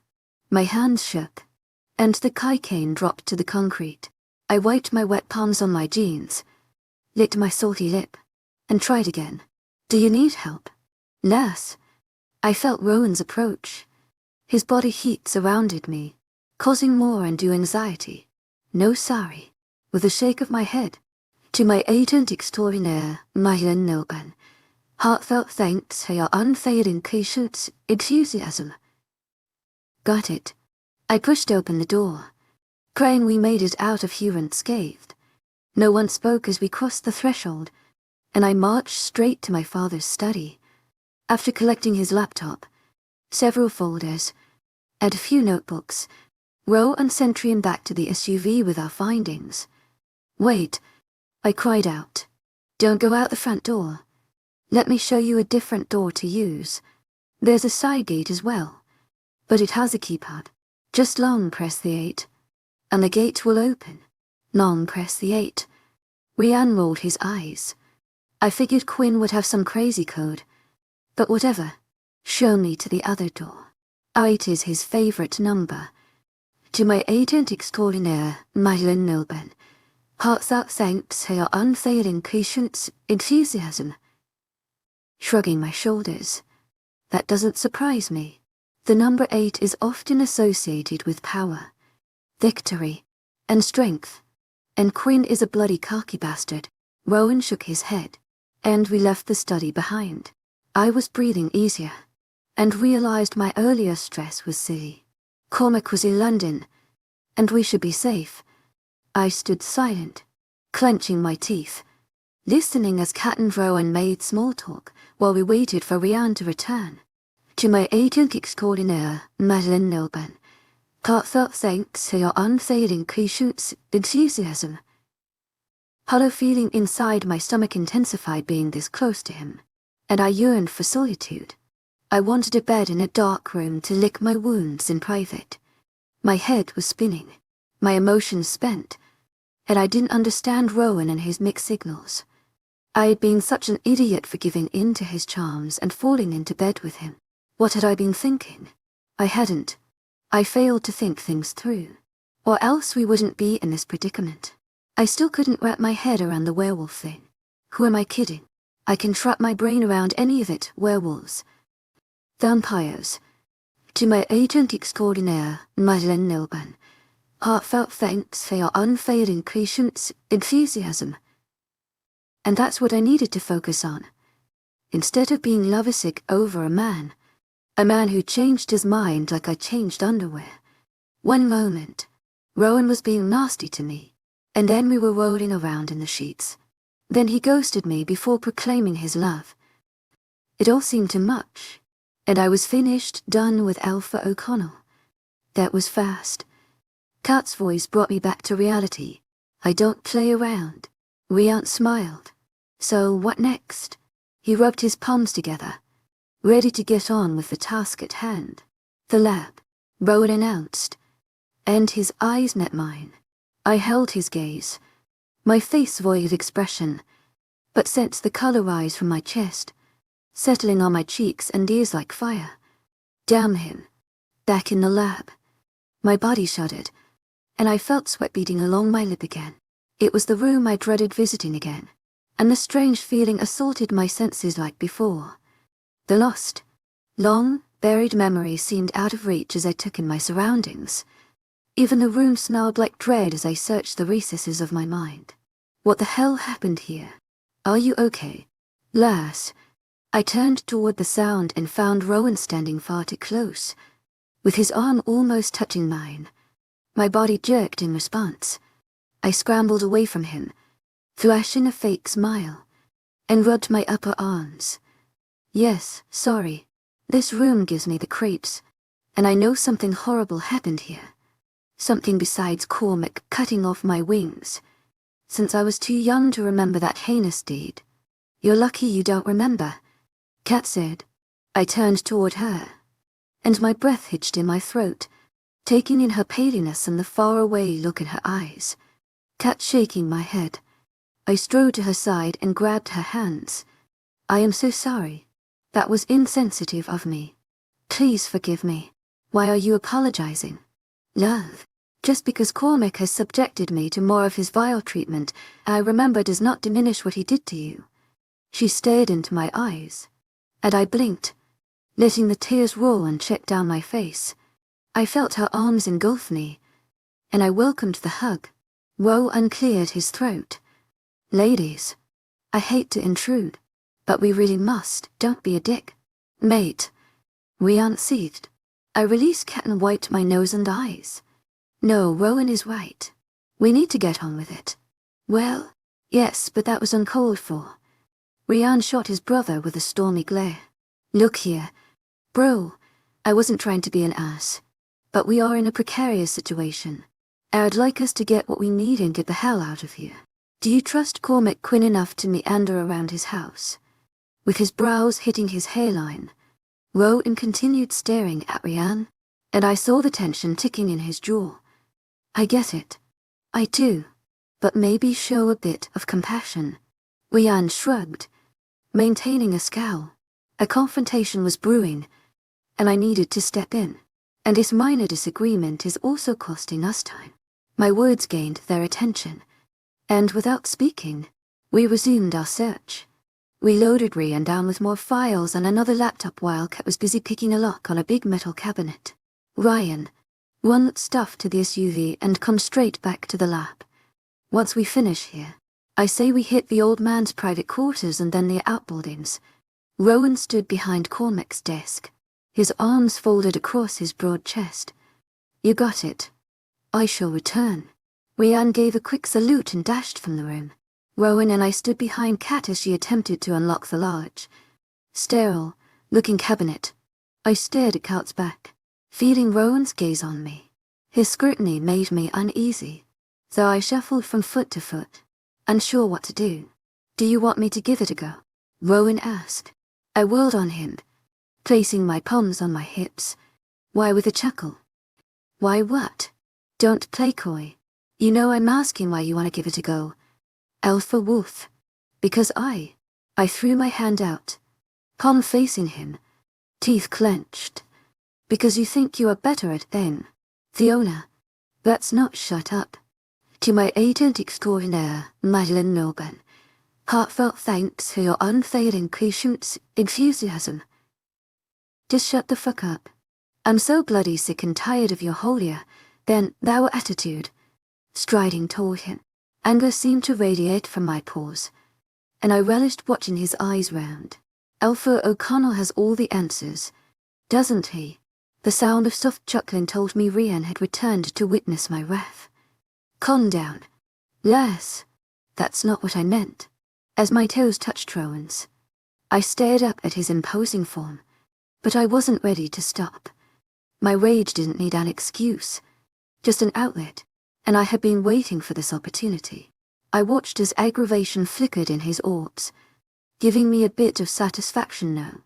"I will not calm down or take orders from you. Just remember, I'm not one of you pack members." My nostrils flared as I continued spewing my vitriol. You over-inflated, cocky asshole. Nobody can pick a fucking lock like Kat." "Got it," Kat announced. "Bravo. I'm not sure what's more impressive." We all turned in unison at the voice, and the hair stood up on my arms. "I never realized your talent." Katrina, Cormac quinsted, leaning against the doorframe, grinning, and my little girl, putting that mangy mutt in his place. "However, this is not how I wanted you to find out everything. Fiona." I jumped, my heart in my throat, as Rowan grabbed my arms and pulled me behind his massive frame, while craning my head around his large arm. "To my agent extraordinaire, Madeleine Milburn, heartfelt thanks for your unfailing patience, enthusiasm. I doubt we have found everything, you slimy bastard." Cormac glared between me and Rowan. "If you had been patient, I would have explained everything properly. And, of course, you wouldn't be facing such a dilemma right now." Silence surrounded us. Cormac entered the room lazily, almost like he enjoyed finding us in his lap. Warning bells screamed inside my head, and I knew we had to escape ASAP. However, the opportunity had passed. Cormac let out a frenzied chortle before turning to the keypad inside the lab and tapping a button. I watched as the door seal shut, and I see fear sipped the breath from my lungs. "Now it's time for a little chat among friends," Cormac said, a wide grin lifting the corner of his mouth while his eyes lowered to mere slits. We were fucked. Chapter 21, Death Blow Rowan's POV. As my heart sank to my stomach, it also thundered in my ears when I heard the distinct sound of Cormac Quinn's disgusting voice. My first instinct was to protect Fiona. My Luna, my fated mate, reverberated through my mind, rising above the deafening thump of my heart. At that moment, I understood just how important she was to me. I would protect her with my life against the enemy standing before us, in a moment that would determine my future. I vowed to claim Fiona if we survived. To hell with consequences or pushback from my pack. I'd meet it head on like a male and alpha. Whatever the outcome, we would face it together as a team. While standing in front of Fiona, I felt her fear and rage through our special bond. A bond Fiona didn't yet comprehend, but I knew she sensed something. She had to. "We need to get out of here." My words were no more than a whisper, and I prayed she wasn't too distraught to notice. While she remained behind me, I felt her cheek touching my arm as she continued her tirade. "My whole fucking life has been a lie. You were supposed to be my father. I am your father, and I didn't lie to you. I just admitted the truth. Now you, on the other hand, oh, the liar. I'm very disappointed." "Fiona," Cormac Teascad and shook his head. You were supposed to be in New York. Don't you dare deflect and turn this on me. Fiona's voice had cracked, and I knew she was crying. You told me my mother died giving birth to me.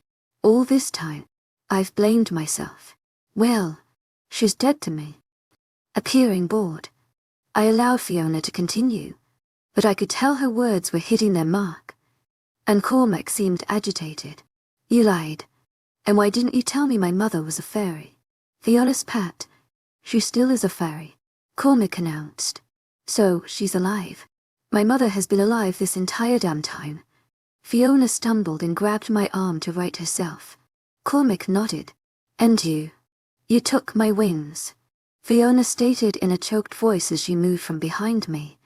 Squaring off with her father, she took a step, and I followed close on her heels. I'm the daughter of a fairy. You experimented on me. Did you experiment with her too? I already know what you've done to Kat. You sick bastard.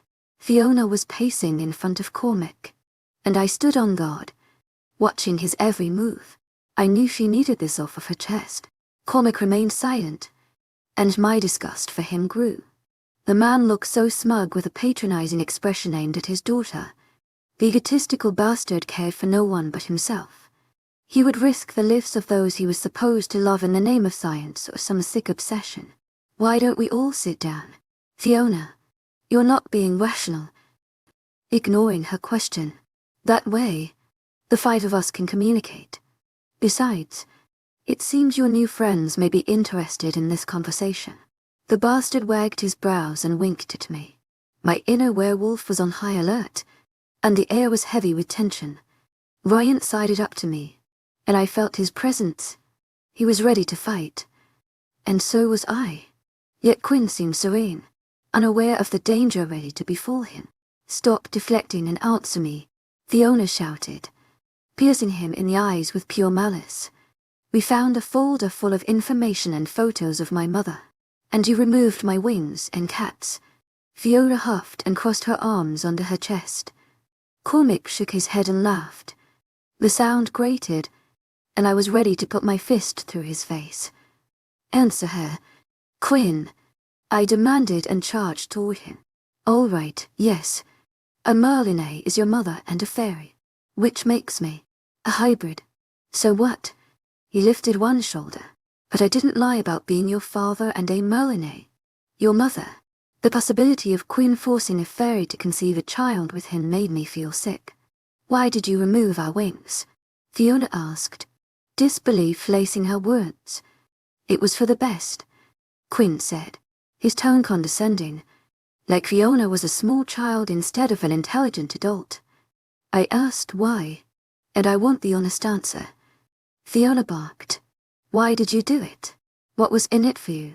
We all know you're a greedy, self-centered bastard, so don't patronize me, because I'm a bloody scientist, and I wanted answers. Cormac raked a hand over his balding head, and it was the perfect way to get them. We have to get the hell out here. Ryan whispered behind me, echoing my earlier thoughts. While I felt his anxiety and knew Quinn could be a threat, I realized this was important for Fiona. She needed answers to move on and deal with the trauma. But survival must come first. What did you do with my mother? Did you take her wings too? Fiona asked as tears ran down her pale cheeks. I grabbed Fiona's hand, pulling her toward me. Quinn raised his bushy brows at the prospect of me holding his daughter close. As I watched his jaw tense, I tried not to smile at the stupid bastard who should feel concerned over finding himself standing before 2 werewolves. Your mother is alive and well but turned her back on us. A Merlin only cared about herself, and she damn sure didn't care about you, kid. I'm the one who raised you and did right by you. You were a responsibility, a burden, so she left. She didn't want you. He cocked his head to the side and, with narrowed eyes, announced, your mother didn't love you. Fiona. Cormac's brutal, cruel words were life to Fiona's heart. I felt her pain like a blow sucking the air from my lungs. My rage boiled beneath the surface, and I knew Fiona was sensing my anger through our bond. I wished to take away all her pain and fill her with love, humor, and joy, but I couldn't mask or control my true emotions. You are far worse than they led me to believe. You are a fucking monster. Fiona shouted. Yes, yes, yes. You've already said as much after our last conversation, Cormac said, picking invisible lint off his suit jacket. Then he glanced up, a coy grin lifting the corner of his mouth. Now on to bigger issues, he announced with authority, his smile a distant memory. Sorry, but we are leaving now. Quinn.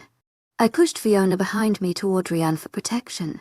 For the first time since showing up and foiling our plans, I saw a flicker of fear in the man's eyes. Sorry, Alpha Wolf, but that will not happen. His delirious grin reappeared. The door remained sealed. You will open it. To my agent extraordinaire, Madeleine Nilben. Heartfelt thanks for your unfailing patience, enthusiasm. Pointing my finger at him. Or I'll force you to. Is that so? Yes, and I will give you a count of 3. Old man. Cormac chuckled. You mangy must think violence solves all your problems. How about we come to a compromise? He beetled his brows and glanced between me and Rianne. What kind of compromise? A wicked and perverse glint shone in his hollow eyes, causing fear to churn in my stomach.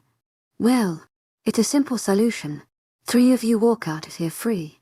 He strode into the room and veered past me toward Rianne, who had an arm around each woman, Fiona and Kat. No, I shouted. We came as one, and we will leave as one. I turned and watched him standing before Katrina. Damn it. I knew we should have left her at home, but regrets should have to be pointless now. Oh well, that's too bad. Cormac made another tear-king sound while remaining in front of Katrina. He reached to touch Kat's face, but Rianne slapped his hand away. I just thought we could make a fair exchange. He rocked back on his heels and threw me an evil grin over his shoulder before returning to the sealed door. Warning bells rang like sirens in my mind, and my inner wolf growled a sure sign of danger. I felt tiny prickles along my spine as my beast tried to emerge. Hair started sprouting down my back. My irises were changing, and I sensed the claws ready to explode from my fingertips. It took everything in me to stop shifting. I needed to know what the bastard was talking about before I ripped him apart. What do you mean? An exchange. I thought you gave back all of my pack members. That was the deal. Quinn. So it was. So it was. He nodded, smiling, and the urge to rip his hair from his shoulders was strong. I released all your mutts. Alpha Elkanal. But, you see, you have something precious to me. My Katrina. What is your sick fascination with her? You's come back. I advanced and took pleasure, watching his eyes widen in fear. She's a pure fairy. Cormac shrugged, and a nervous giggle escaped his chest. I folded my arms across my chest and laughed. You could find a pure fairy anywhere. You had a child with a pure fairy. Old man. I don't know the specifics, but bet your I'll find out everything about Fiona's mom. See, I don't buy your bullshit story. I shook my head. Cormac held out his palms. Fine. Katrina's mother isn't just a pure fairy. He cleared his throat. She's a queen fairy. The queen fairy. Queen of fairies. A collective sigh lent the air, but I knew growing surprised around Quinn could be a fatal mistake. I kept my narrowed eyes trained on the evil bastard. You have been experimenting with the queen of fairies. Man, you have some enormous balls. Despite my burning curiosity, my primary goal was to secure Fiona and Kat's exit unscathed. Get to the point. Quinn, who could you have that would make me want to leave Katrina behind? Why, he seemed nervous. Quinn threw me a slight grin. Why, you're sweet, innocent little sister. To my agent extraordinaire, Madeleine Nilben, heartfelt thanks for your unfailing patience, enthusiasm. It felt like a death blow, knocking the wind out of me, as the bastard wagged his brows. That Kyra is special. She's such a smart young lass. I think we're going to be good friends. You fucking prick. I'll kill you with my bare hands. Rianne rushed past me, charging Cormac. No, Rianne. While nothing would make me happier than to tear the man apart, I needed him alive to find Kyra. But Rian ignored my warning, and even though Cormac Quinn had some years on us, it would be foolish to underestimate him. He was a trained supernatural hunter with years of battle experience under his belt. Before I could pull my brother away, I watched Cormac shove Rian, and a cloud of dust covered his body, filling the air. Rian screamed, falling to the floor, holding his hands over his eyes. As the dust settled around me, I coughed and fought the urge to close my burning eyes. "Rowan, what's happening?" Fiona yelled. "Is Rian okay?" Kat screamed, too, but I kept my burning, blurry gaze on Cormac, who was now rummaging through the metal cabinet that Kat unlocked. "It's silver dust," I choked out while wondering how I would ever get us out of this predicament alive. Chapter 22, Tit for to Fiona's POV. My heart filled with horror as I looked at Rowan and Rian, who were both dazed and covered in angry red rashes. Meanwhile, Cormac stood unbothered, with the dust still floating around him, reiterating that he used a silver alloy. After my crash course in werewolves, I knew silver was their enemy. Cormac grinned down at Rian, who was still withering on the floor. Rowan had fared better than his brother and had charged my evil father, punching him in the face. He stumbled backward, hitting the sealed door and sliding to the ground as blood dripped from his mouth and nose. I clung to Kat's hand as we watched the spectacle unfold. Rian pushed himself from the floor, coughing, and landed a blow with his boot to Cormac's ribs as he sat slumped over, dazed. "Are you guys okay?" Rowan nodded but pushed me away. The silver dust caught us off guard. He covered his mouth, coughing. "Cormac has Kyra, and it's all my fault. I'm so sorry." I tried to stop my flow of tears. "What are we going to do? We're stuck in this vaulted room, and what about Kyra? And we can't leave Kat." "Fiona," Rowan snapped, grabbing me by my shoulders. "Get a hold of yourself. You're hysterical and we must keep calm to survive." He glared into my eyes, his expression hard. "Ask Kat if she knows how to get out of this fucking room." I nodded and tried to calm my erratic breathing. "The bastard is coming around. To my agent extraordinaire, Madeline Noban. Heartfelt thanks for your unfailing patience, enthusiasm. I may need some help." Rian stood over Cormac, ready to take him back down. "To my agent extraordinaire, Madeline Noban. Heartfelt thanks for your unfailing patience, enthusiasm." "Go help Rian." I asked Kat about the door. As I started toward Kat, I noticed a large ornate frame encased in glass, showcasing a bow and to the left the open metal cabinet. Pictures of me posing with my bow and arrow beside Cormac throughout the years dotted the walls. When I was young, Cormac took me outside on our expansive property and taught me how to shoot. It was the only time he spent any quality time with me. When I found the sport boring, I was more into fashion. To my agent extraordinaire, Madeline Noban. Heartfelt thanks for your unfailing patience, enthusiasm. And music, especially strong females like Janis Joplin, Kelly Clarkson, Etta James, and Taylor Swift. I still wanted him to be proud of me. After years of practice, I was almost as good as Cormac. A stone-like weight settled in my stomach, leaving me sick as I realized my father had been grooming, not spending quality time with me. He was preparing me to become a hunter like him. A nervous laugh threat and to escape my chest at his audacity and my naivety. I raced back to Kat, a crazy plan forming in my mind. "Please tell me you know how to get out of this godforsaken room.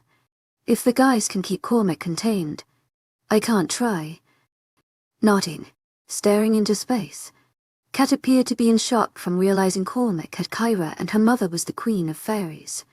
While I empathized with her, Rowan's warning echoed in my mind, and I shook her by the shoulders. "Earth to Kat. I know you're upset, and so am I, but pull yourself together. I've got an idea and I need you prepared to get us out of this lab." Her head jerked up in surprise and she regarded me with focused eyes. "What are you planning?" "I don't have time to explain. Just be ready." As soon as the words left my mouth, I heard a scuffle from behind. Cormac had eluded both brothers and made a run for the cabinet. Ryan grabbed his ankle, but the notorious hunter was agile for his age. He staggered to his feet and grabbed a handful of vials before dropping some onto the slick grate and crete floor. A strong odor wafted in the air, evoking the primeval scent of wood, loamy earth, wet moss, tangy pine, and a sweet floral aroma I couldn't recall. I knew it was now or never. Grab him, I yelled and rushed to the bow and arrow hanging on the wall. Seems they don't like wolfsbane. Cormac gave a harsh, bitter laugh, his room-wide eyes flat. It's one of my favorite poisons. He uncapped a vial and threw the liquid at Ryan, who shrieked. The sound was feral and terrifying. I turned and saw Ryan clasping his face. A strange black blood covered his hands now. To my agent extraordinaire, Madeleine Noban, heartfelt thanks for your unfailing patience, enthusiasm. Filled with horror as tears sprung from my eyes. Get it together. Rowan's words brought me back to reality, and I rushed straight for the bow and arrow. I shattered the glass, framing the bow with my fist. Despite the loud crash, Cormac continued punching Rowan, who was unable to defend himself because of the wolfsbane's effect. Now, Kat. I glanced over my shoulder, and she gave a swift nod. Keeping my attention off Rowan was difficult, but adrenaline compelled me forward. With the strong bow in hand, I grabbed the arrow and studied Cormac, my hands sweating from the stress. I watched my father kick Rowan in the ribs with satisfaction, enjoying being in control while Ryan still suffered on the floor. I adjusted my legs and pulled the bowstring taut, breathing in undoubt, and zeroed in on the bastard before taking my shot. The arrow hit Cormac in the neck and he fell to the ground, wailing from the pain. Ryan jumped to his feet and helped Rowan, while I sprinted toward Kat at the door. Cormac quivered in misery, holding the wound, as blood gushed from his neck. What have you done? He yelled. I'm your father and they are the enemy. They are your enemy, not mine. And you are not my father. Not anymore. Kat was occupied playing an old voicemail from Cormac. Hoping to trick the voice, activated lock. Katrina. Crawling toward her. Think about what you are doing. I loved you so much. Don't turn your back on. I kicked him in the face, knocking him unconscious, and dug through his coat pockets until I found what I was searching for.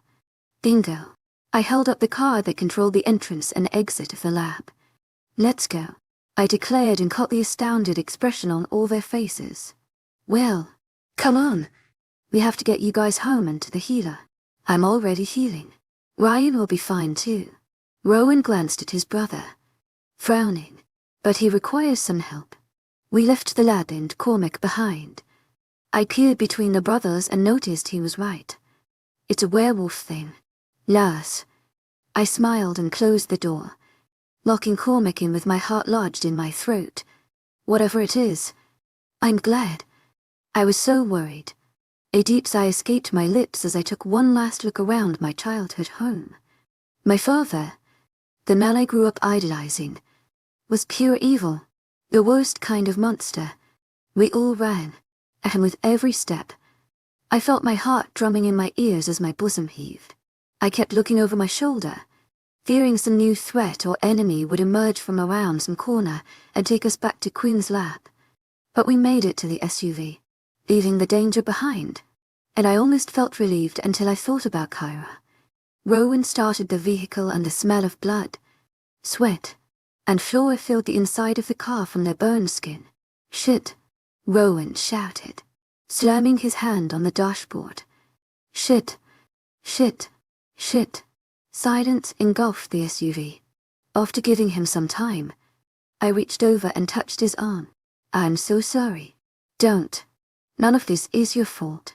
Rowan responded in a firm voice. But he is Kyra, and you both could have died. We all knew what we were doing.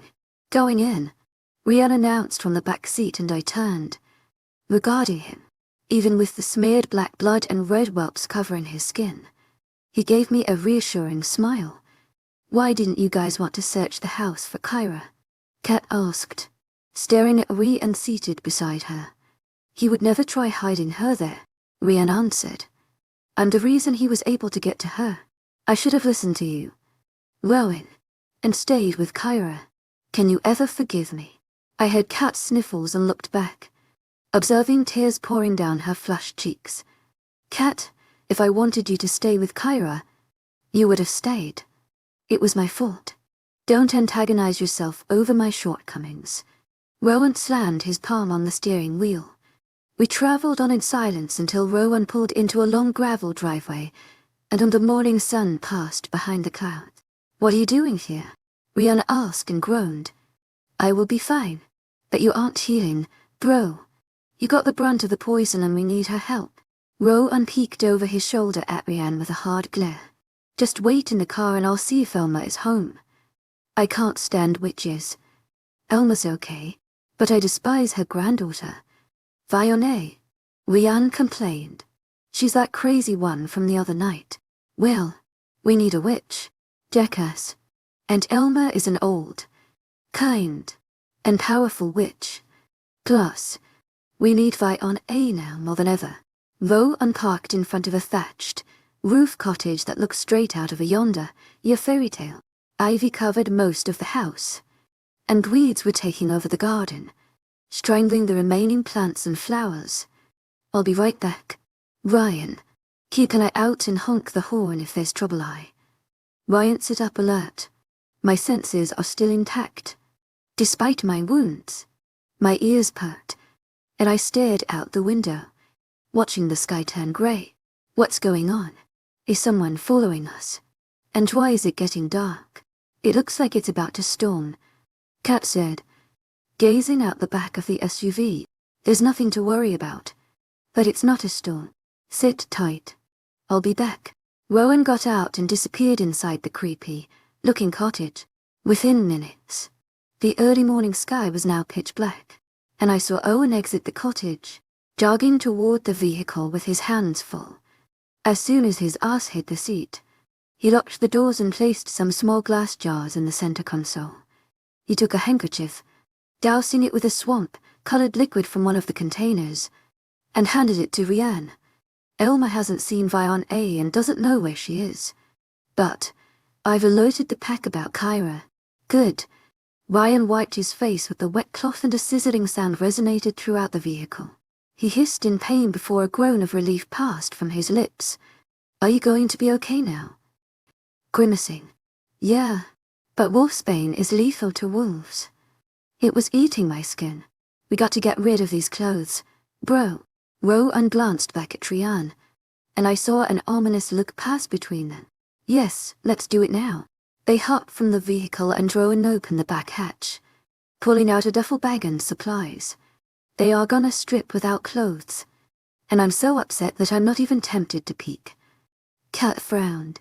This is all so unreal.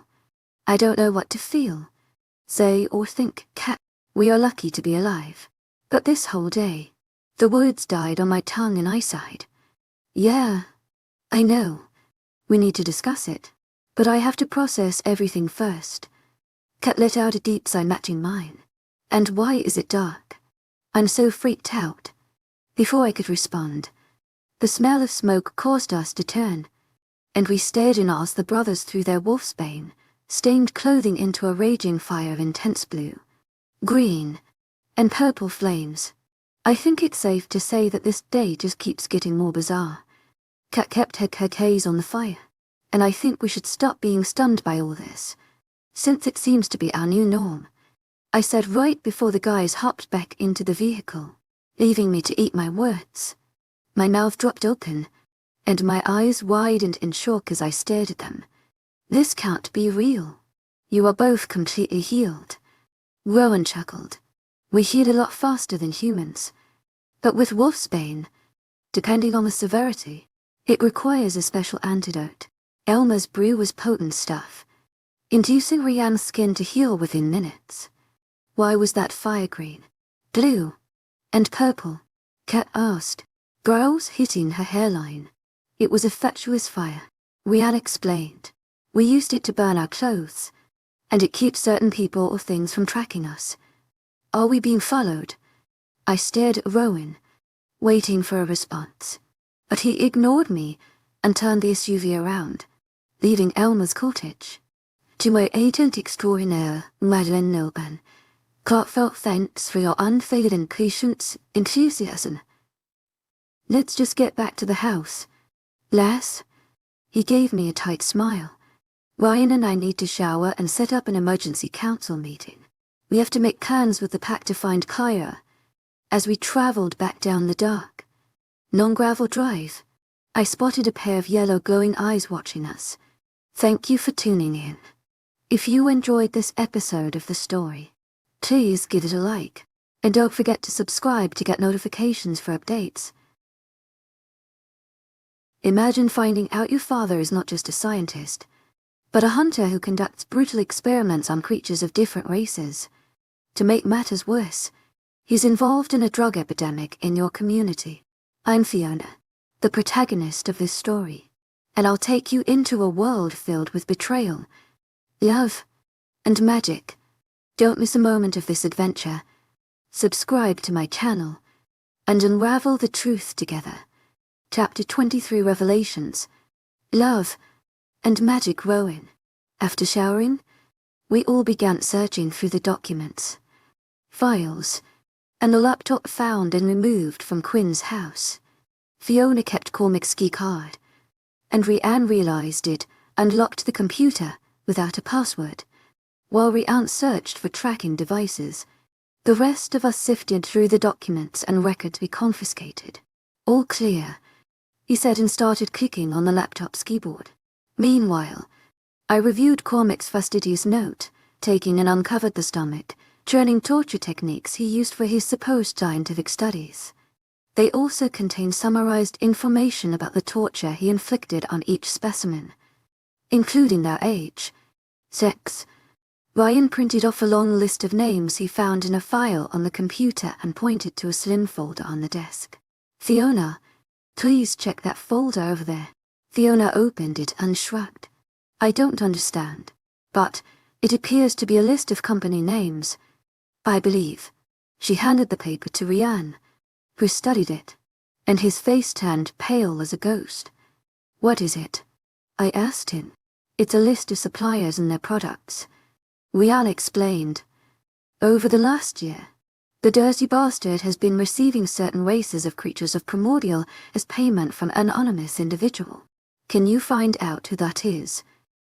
Crossing my arms, Norian shook his head. He is the list sorted by race. Wolves, vampires, and so on. Ryan raked a hand down his face before studying the paper again. Wait, I just noticed something important. The only race not delivered to him by this undisclosed source are the fairies. He looked at me with narrowed eyes, shaking his head. He's reprehensible, Kat said, rubbing her arms and appearing shocked. It looks like the brilliant scientist was having an experiment funded. And guess what the name of his experiment is? Rianne's brows soared to his hairline as he gazed at us. Fiona peered over his shoulder, reading from the paper in his hand, and slapped a hand over her mouth. Oh my God. No, she moved from behind Rianne and dashed from the room. My body tingled on high alert as I sensed her repulsion. To my agent extraordinaire, Madeleine Nilban, heartfelt thanks for your unfailing patience, enthusiasm, and pain. Whatever she saw on that paper must have been horrific. Ryan scoffed and held out the document for me to take. The experiment is called Sex Flex. Rowan, you were right. And Cormac, Quinn has been behind this drug epidemic the whole time. I'm going to check on her, Kat said, following Fiona from the room. I nodded and grabbed the paper, scanning each line. The names of other packs and races intermingled with those of my pack members. I can access each one on the computer, since every name has a separate file. Rianne said. It seems there are notes of the components used to make Sex Flex, and from what I've read, it's already spread to other countries. That sick bastard. I slammed my fist on the desk and handed the paper back to Rianne. Fiona's pain was palpable, yet given the day's events, her feeling of being overwhelmed was understandable.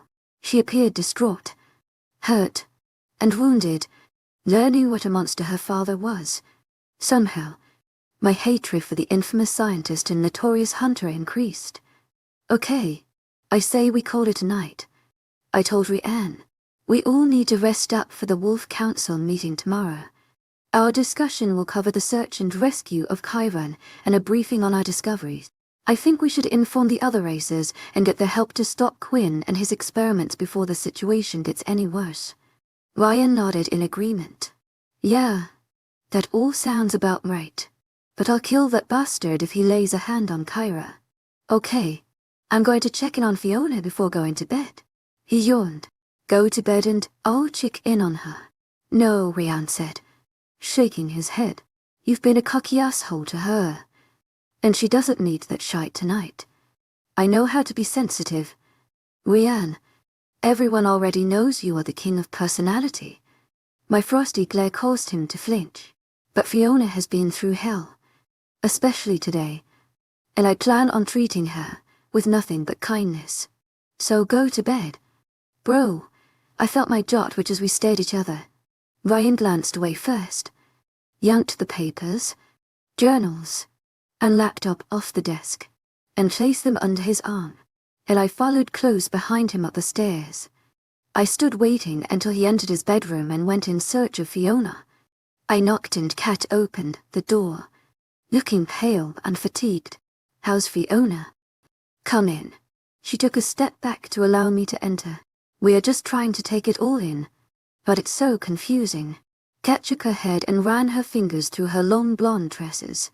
So much has happened that I'm not sure what to concentrate on first. Enthusiasm. Listen, Lars, we will work it all out together. Try not to become too overwhelmed. To my agent extraordinaire, Madeleine Noble, heartfelt thanks for your unfailing patience, enthusiasm. I patted her arm, trying to reassure her. Then I realized all this affected Kat like the rest of us.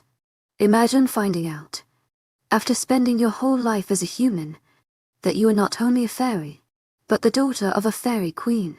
Guilt gnawed at me as I searched her scared-looking eyes. Tomorrow at the council meeting, I'll speak to some of my top-ranking members and ask around about your mother. She gave me a flat smile, nodding. Thank you, Rowan, but I'm most concerned about Kyra and her safety. I can't help feeling responsible. Kat looked down at the floor, and I suspected she was tearing up again. I've told you already that was on me. Not you, I said in a careful and kind tone. We will get Kyra back, so try to get some rest, and stop blaming yourself for things you are not responsible for. You aren't liable for anything that has happened except choosing the wrong man to take a pill from. Her head jerked up, and I almost laughed at the incredulous expression on her face. My smile broke the ice, and she grinned, wiping the moisture from her eyes before giving me a light punch to the arm. Such an asshole. But thanks. I would appreciate any information about my actual mother. It seems Fiona and I have both been living lies our whole lives, but to find out that my birth mother is a fairy queen. She stared up at the ceiling, shaking her head. Well, it's just unreal and hard to fathom. I know. Kid, I know, and I promise you, we will get everything sorted out. You are not alone. Thanks. To my agent extraordinaire, Madeleine Noble, heartfelt thanks for your unfailing patience, enthusiasm. Fiona is pretty upset. So maybe you can cheer her up like you did me. She smiled and gestured toward Fiona's crumpled figure on the bed. After sitting on the edge of the bed, I watched Kat slip from the room, giving me some privacy. How are you, lass? I fingered the hair from Fiona's eyes, tucking some strands behind her ear, and she glanced at me with a sad smile. I'm doing about as well as anyone else. She shrugged her shoulders and closed her eyes. Thanks for checking on me, but I'm just exhausted. Rowan, I want to sleep. All right. My breath hitched in my throat as I stared at her. She appeared so small and vulnerable that it made my chest constrict. There's just something I wanted to tell you, and then I'll leave so you can rest. She opened her eyes and stared at me. Sure.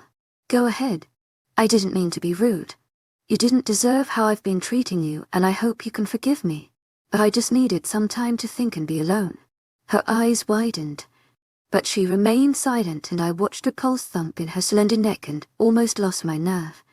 After clearing my throat, to my agent extraordinaire, Madeleine Nilban, heartfelt thanks for your unfailing patience, enthusiasm. You have no idea what you mean to me, what you are to me. Fiona reached over and took my hand. I feel the same way. To my agent extraordinaire, Madeleine Nilban, heartfelt thanks for your unfailing patience, enthusiasm. She pushed herself up from the bed, her fingers still entwined in mine. I tightened my grip on her hand and smiled. I'm glad. Less. But that's not what I meant. She reared back, tearing her hand from mine, and moved back from me with her knees pulled up to her chin. With a groan of frustration, I wiped a hand down my face. Listen to me, Fiona, because this is important. The look of confusion on her face made me want to blurt it out, but I refrained. You'll have to be patient since I don't have a way with words like my brother, but just say what you mean. To my agent extraordinaire, Madeleine Nilban, heartfelt thanks for your unfailing patience, enthusiasm. I told you I'm so fucking exhausted and I can't handle any of your stupid games right now. She glared at me and I felt all the emotion swirling inside her, causing my heart to race and ache. I'm trying, love, but I'm asking you to let me do this. Maybe I should leave and we can speak tomorrow. She grabbed my arm as I moved to leave. No, stay. Let me first say that I'm in love with you. I told her, and felt her swift jolt of affection and my racing pulse as my heart thundered in my ears, causing an overdrive of emotions to course through me. But there's more. Her eyes narrowed to slit. What does that mean? It means that you are the only one for me, Fiona. But it's complicated. My hands found hers, lying atop her knees, and I searched her eyes. You're my fated mate, my Luna. I swallowed hard, waiting for her reaction. With eyes round as plates, she whispered, what? I mean, what does that even mean? Destined mate. Luna. It means we were born for each other. Fiona. Tears formed in her eyes and I felt her hands shake. But we will face a lot of opposition, from your pack members. Blinking away the teardrops ready to fall from her lashes. Because Cormac Quinn, the supernatural hunter and lunatic scientist, is my father. Fiona pulled her hand from mine, wiped her eyes, and sighed. And wait until they find out he's responsible for sex flecks and all the experiments on your race. She shook her head, crying anew. Calm down. Love, we will take it one day and one step at a time. Remember, I'm the Alpha, and you, my Luna. I have fought this for too long and refused to live life without you. When did you realize? Peering into my eyes with such intensity that I felt it in my soul, I remained silent for a beat, watching her eyes narrow. From the moment I saw you. Well, that's not true. I smelled you first. She jumped from the bed, pacing the room with one hand on her hip. You mean to tell me you've known this since the night we met at the club? Fiona whirled around and rushed to me. A grimace marred her delicate features. She stood before me, appearing much taller than she was from my vantage point, sitting on the bed. All this time, she threw her head back, letting loose a crazed cackle that sent shivers crawling over my skin. You put me through hell. Eltha Connell. Pure hell. Lass, I'm sorry, but you don't understand what. Shut up, she shouted, gripping the sides of her face, and I watched in fascination as her eyes turned an unnatural shade of crimson red. My God, what is happening to me? Fiona stumbled to the bed, thrashing in agony. The lights flickered before a gust of wind rushed through the bedroom, knocking pictures from the walls and destroying the once neat room. As the wind died, I cradled Fiona, rocking her while holding her against me. The door burst open, and Hattonry Ant stood in open, mouthed dismay. What in the fuck? Ryan asked, looking astounded. Rocket rushed to Fiona's side. I do not know. To my agent extraordinaire, Madeleine Nilben. Heartfelt thanks for your unfailing patience, enthusiasm. Shaking my head, but if I had to guess, I'd say Fiona has found some of her powers. In quiet awe, everyone looked around, taking in the room's destruction. Kat broke the silence. This is some badass shit. Fiona, if you can do all this. She motioned around the bedroom. Just imagine the hell I could raise. Kat winked. Chapter 24, The Fairy Realm Fiona. The following morning, I found Rowan and Anne going through those damn documents we removed from my father's house. My brain felt like mush from a form of insane overload, and I vowed to put all my emotions regarding Rowan in a box for the moment. Important matters demanded my concentration, such as Kyra's disappearance. I couldn't act selfish while my devious father held her somewhere at his mercy. Meanwhile, my awareness of the danger posed by sex flex was sufficient.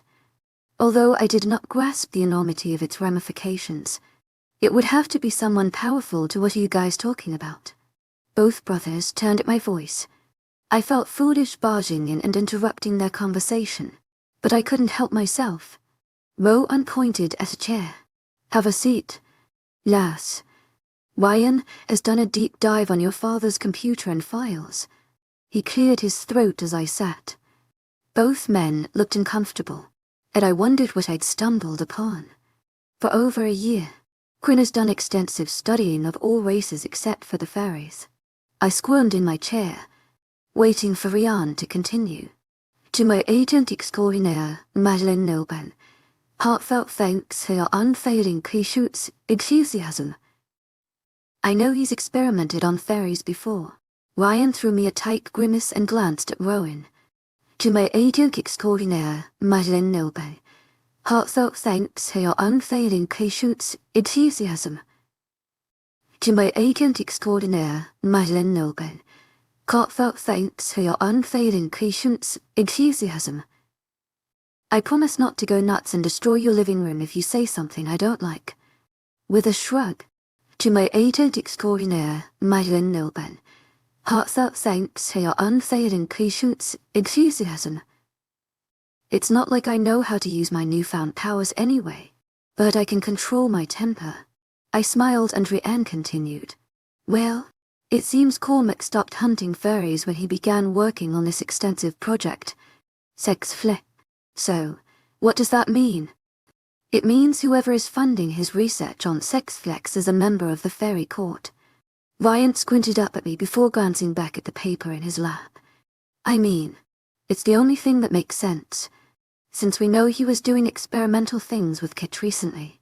Well, it would have to be someone powerful and significant within the fairy court hierarchy for Cormac to stop hunting the entire fairy race. Rowan added, I'm willing to bet whoever he's teamed up with made that part of the deal. You know, do what you like, but not with my kind. Do you know any powerful fairies? I now felt a strong curiosity after finding out as part fairy and wanted to learn as much as I could. Well, there's a few. Queen Celestria is at the top of my list, Rowan said, lifting his brows. We now know she's Kat's mother and queen of the entire fairy realm. I felt overwhelmed. Do fairies have monarchies?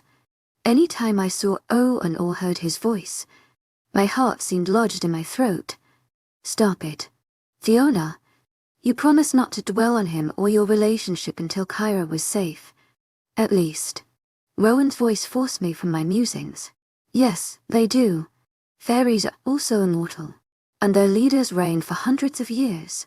They are also pompous and self-centered creatures with terrible tempers. Rowan gave me a sideways glance. His mouth turned up in a coy grin. Endrian laughed out loud. I couldn't suppress the chuckle trying to escape from my chest or the smile tugging at my lips. It seems you care little for fairies. With my head cocked, I glared at them, trying to appear serious. They are rather unpleasant creatures. Rhiannon lifted a shoulder and grinned at me. Not you. To my agent extraordinaire, Madeleine Nilben, heartfelt thanks for your unfailing patience, enthusiasm. You're pleasant enough, But you're only half fairy. Cheeky man. Rhiann's sunny disposition made it challenging to feel angry with him. I threw him a grin and rolled my eyes while thinking about everything I'd learned from them. So if fairies are immortal and I'm part fairy, the idea of living for hundreds of years stunned me. Something else clouded my mind. You will live longer than normal humans, but not thousands of years like a pure fairy, Rhiann said. How long do lycanthropes live? I glanced between them, raising my brows. Around to 300 years. Rowan winked at me. Wow. My mouth dropped in astonishment, and Rhiann gave me a silly smile. Fairies live for ages and hold even longer grudges, especially those snooty creatures in Queen Celestia's court. They are cocky, haughty, resentful beings who feel superior to everyone else. Ryan grimaced, shaking his head. His disdain for fairies seemed clear. If a fairy in Queen Celestia's court is in cahoots with my father, we must know and find out why they helped him with sex flex. Yes, we do. Rhiann nodded. But it's not easy getting in touch with the fairies. Do they live somewhere amongst us? I rubbed my hands down my legs to keep from shaking. The thought of finding my mother had me feeling so many mixed emotions. Ryan shook his head. They live in a dimension split between this plane and another. His admission shocked me, and I stared at him, confused. Lass, fairies are powerful, elemental creatures. You can't just drive to their house. Rowan chuckled, and I felt my face blush. Yes, I suppose so. I mean, they live on a different plane than us, but it's hard for me to wrap my head around the idea. Ryan joined Rowan and laughed at my dismay. Just think of a dimension like this one where we live. Only theirs is a mirrored element where time differs from ours. I've read fairy tales about children roaming the woods for what they assume is a few minutes or hours and come back to find they've been missing for years. That's my only knowledge. Yes, like that. Rhiann nodded. To contact a fairy in the Queen's court, we have to request an audience with a member of her court. But getting a fairy who will speak with us could be a challenge. We need to find something to tempt the fairy with, and it might work. Fairies love gifts or trinkets, and shiny things easily distract them. But they are faithful to their queen. And speaking of their queen, if Celestria has anything to do with sex flex and Cormac, we are signing our death certificate. Rowan said, Do you know someone in the court who might help us? I held my breath. Ryan and Rowan exchanged glances. Perhaps. Rowan threw me a severe look and wiped a hand down his face. But only as a last resort. His tone suggested reluctance as well as his hooded expression. Can we contact my mother? I felt my throat constrict as they glared at me, and my hands were sweating. Ever since finding out Merlin was alive, I had yearned for her, and, knowing my mother was a fairy, did nothing to quell that craving. Their silence spoke volumes, but I wasn't ready to give up. I'm her daughter. She might help us. Blinking back the tears stinging behind my eyes, Rowan and Rhiann remained speechless, staring at each other for a moment. I don't know. Fiona. Ryan shook his head, refusing to look at me. We have to be very careful. Lass, it's possible Merlin is the fairy in cahoots with your father. Rowan gave me a tight smile as pity filled his eyes. I don't think it's her. I shook my head, not wanting to believe my mother could be evil like Cormac. What were the odds of both my parents being monsters? My father spoke about my mother with such scorn, and I've always sensed something dreadful happened between them. She's right. Rhiann glared at his brother. Cormac held her prisoner for fact's sake.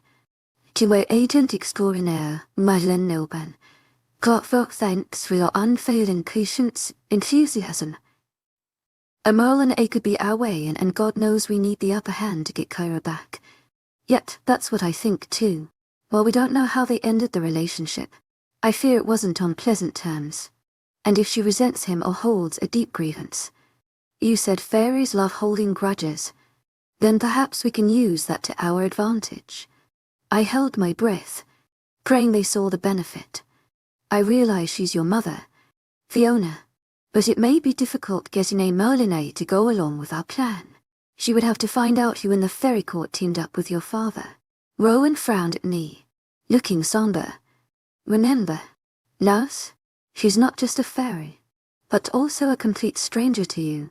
I don't want you getting hurt. Fiona. I could tell from his voice we hadn't sold Rowan on the idea. She's still my mother. A note of desperation sounded in my voice and I twisted my hands in my lap. Do fairies not love their children?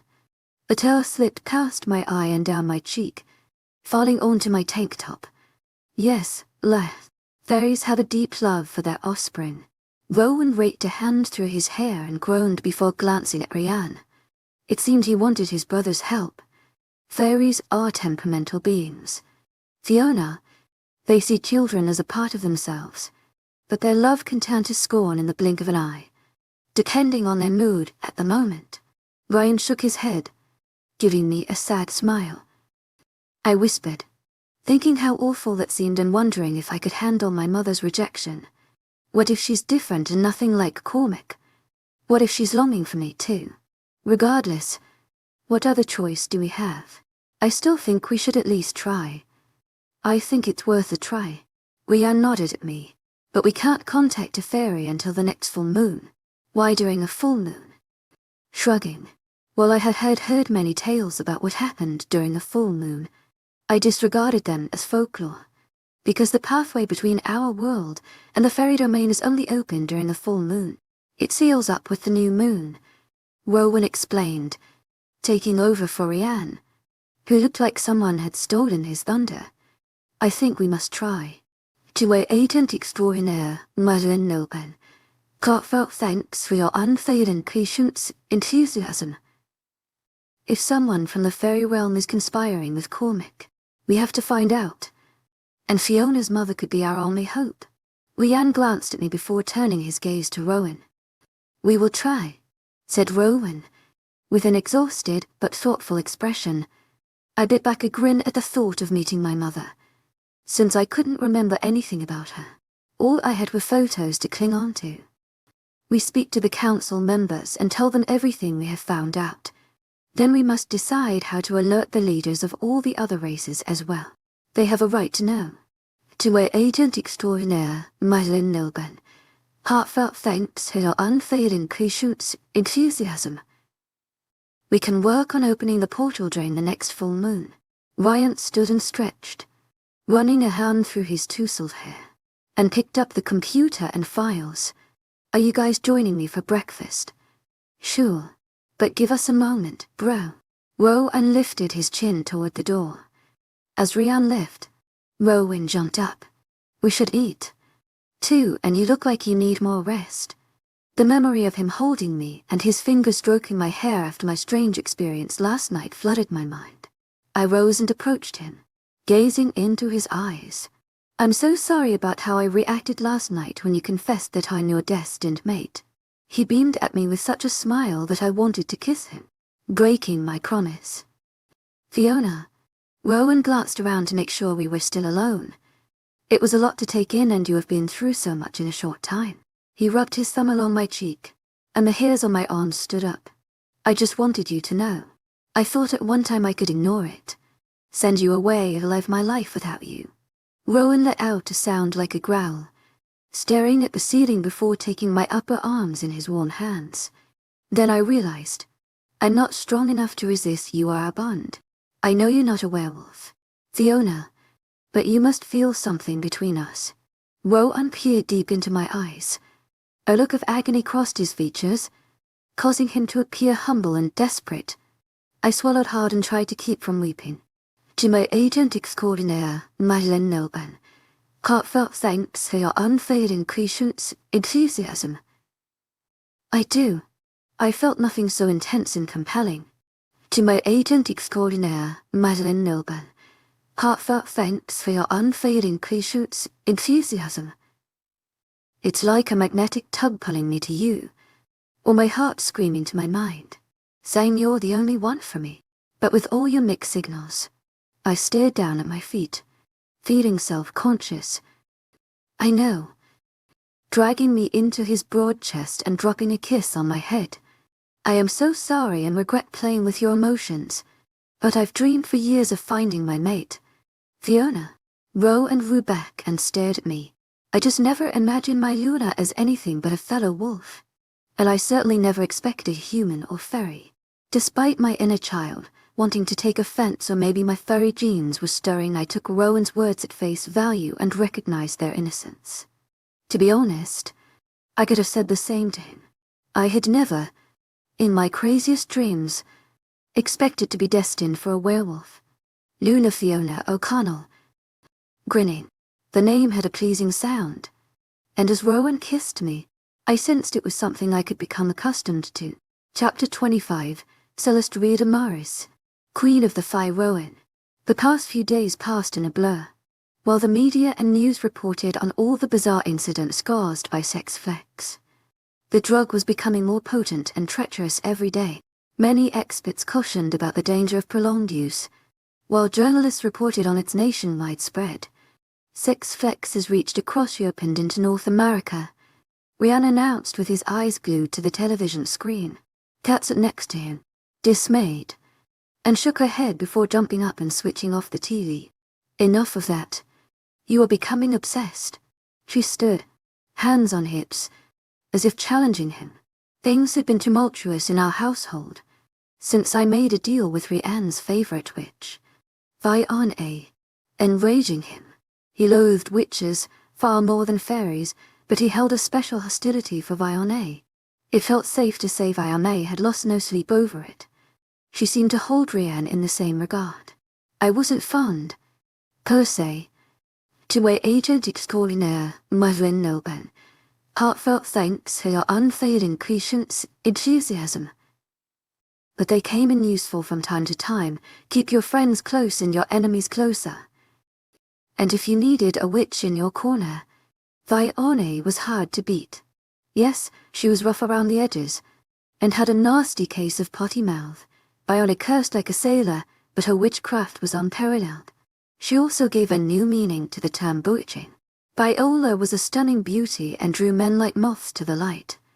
Then, afterward, she squashed them beneath the heel of her stiletto. The little Spitfire was tiny but mighty.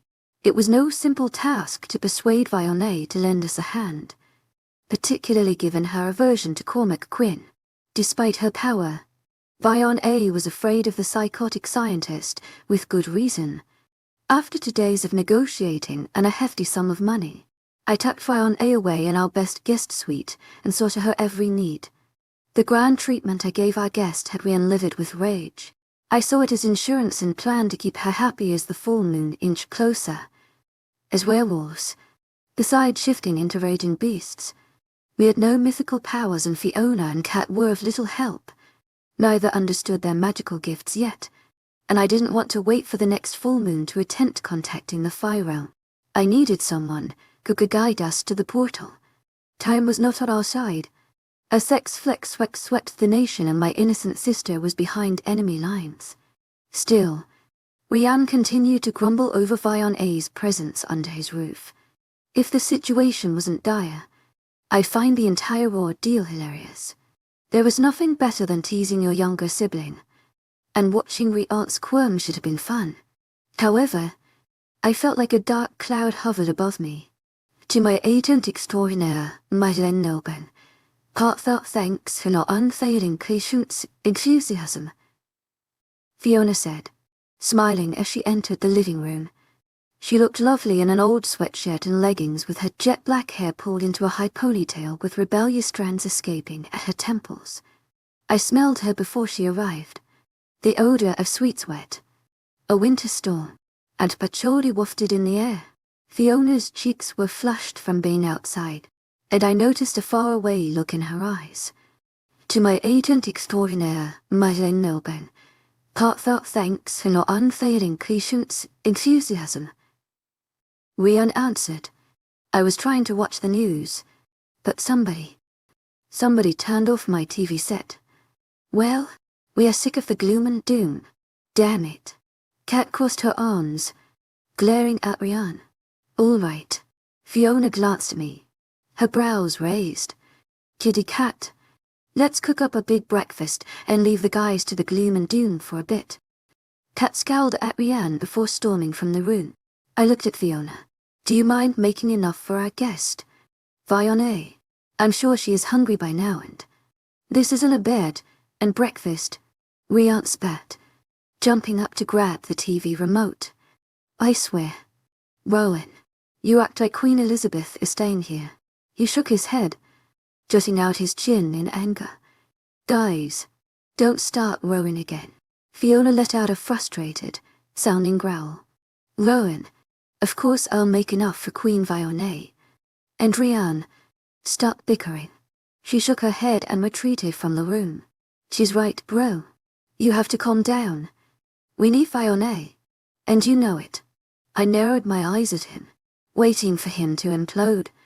Ryan raked a hand through his hair and sighed. I know we need her. He flicked on the television, but that doesn't mean I have to like it. Soon after, Fiona called us to breakfast, and I prayed that Rian's mood remained civil. As I entered the room, seeing Fiona seated at the table dashed my hopes. Oh boy, I thought to myself, I have everything ready for the summoning. Fiona said around bites of eggs. We shouldn't have any problems contacting someone from the fairy court. Fiona choked on her coffee and wiped her mouth. She stared at Fiona with eyes as big as plates. When are we doing it? How's after breakfast? Fiona shrugged. But it's not dark. I thought it had to be a full moon. Fiona replied with a frown.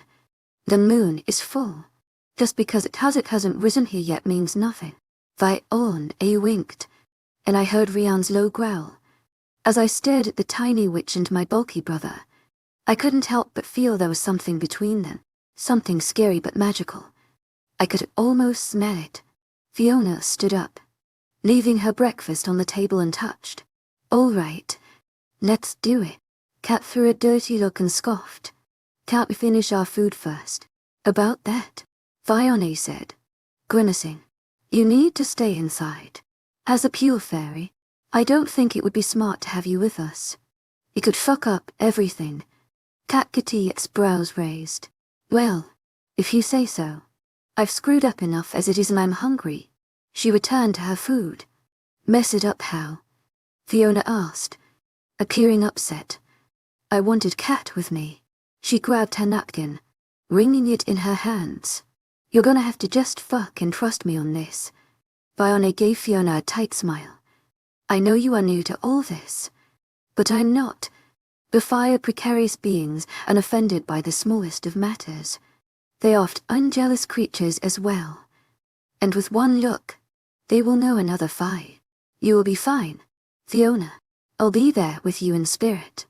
Kat smiled at her, standing up and embracing Fiona. Let's get this over with. I have things to do in my own life. Fiona marched from the kitchen, leaving us to follow her lead. As we trekked through the snow in the yard, I noticed how Fiona and Viola conversed. It seemed Fiona had grown fond of Fiona, which was rare. Fiona didn't like many people. How much further? Rian asked as we drew deeper into the frigid forest. Fiona threw him an icy glare over her shoulder. I'll let you know when we are close, she snapped. After walking another few hundred feet, Fiona stopped. Shovel. Rian. She held out her hand, and he thrust it at her. Don't be such a dick. Fiona yanked the tool from him and drew a large circle in the snow. What are you doing? Fiona asked.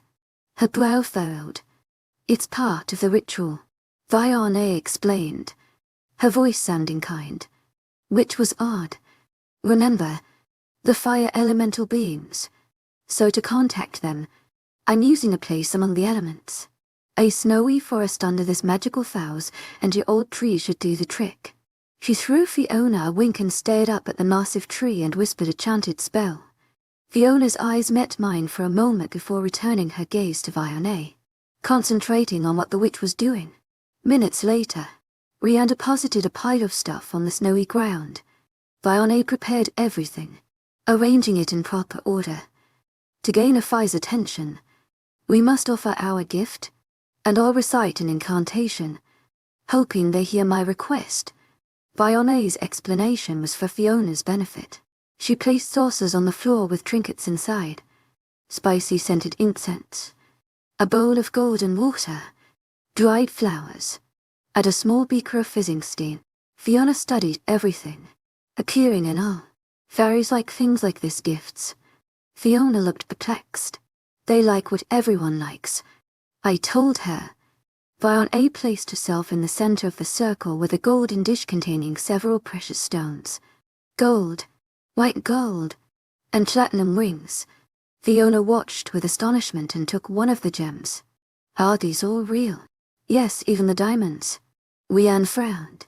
I hope it works because this could become an expensive sacrament to perform. Yes, I can see that, Fiona whispered, fingering the sparkling jewels in her palm before handing them back to the witch. Listen, Fiona, these fairies are dangerous. I know I've already harped about it, but you must be careful and remain calm. I approached her, a serious frown tugging at my lips. Fiona folded her arms and nodded.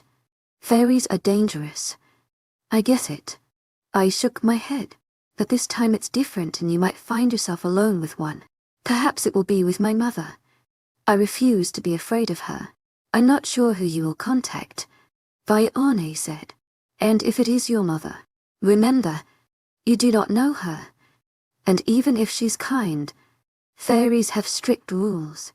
Rules that you have to follow to the letter if you don't want to piss them off. Fiona took Fiona's hands, holding them tight. Tell me the rules, and I promise to follow them. Fiona glanced down into Fiona's eyes. Never make eye contact or even peek into their eyes. It is defiant behavior to them. Okay, I won't. Fiona nodded. Don't speak loud, but just above a whisper. Fiona continued, still holding Fiona's hands. And whatever you do, do not make any abrupt movements. And regardless of what happens or what they say to you, try to remain serene and control your emotions. Rianne added, Am I going into a lion's den? Fiona's voice sounded sarcastic, but I heard the nervousness beneath her bravado. Yes, you are, I told her. Fairies are the most dangerous creatures you will ever meet and easily become outraged. It's almost impossible to gain their forgiveness, while it's easy to earn their contempt. Once I triggered a circle, you are on your own. Kid, I watched Fiona kiss Fiona's cheek. When you enter, state your name, and the name of the fairy you wish to contact. Try your mother, but I can't promise anything. All right. Fiona gave a curt nod, and I felt my heart beating like kettle drums in my ears. It could take hours for them to arrive. Assuming everything goes smoothly, fairies aren't keen to acknowledge mortal requests. They might make you wait. To my agent extraordinaire, Madeline Nilben, heartfelt thanks for your unfailing patience, enthusiasm. Fiona shot me a glare, reminding me she was the expert. State your purpose 3 times. Then leave the circle and wait for a response. How will I know if they deny me? Ask Fiona. Our gifts will disappear, and the lighted circle will break. Fiona shrugged. You mean they will still take the gold and diamonds even if they deny our request? Fiona asked, mouth hanging open. That's how they are, Rianne said with clear contempt. It goes to show you arrogant creatures you're dealing with.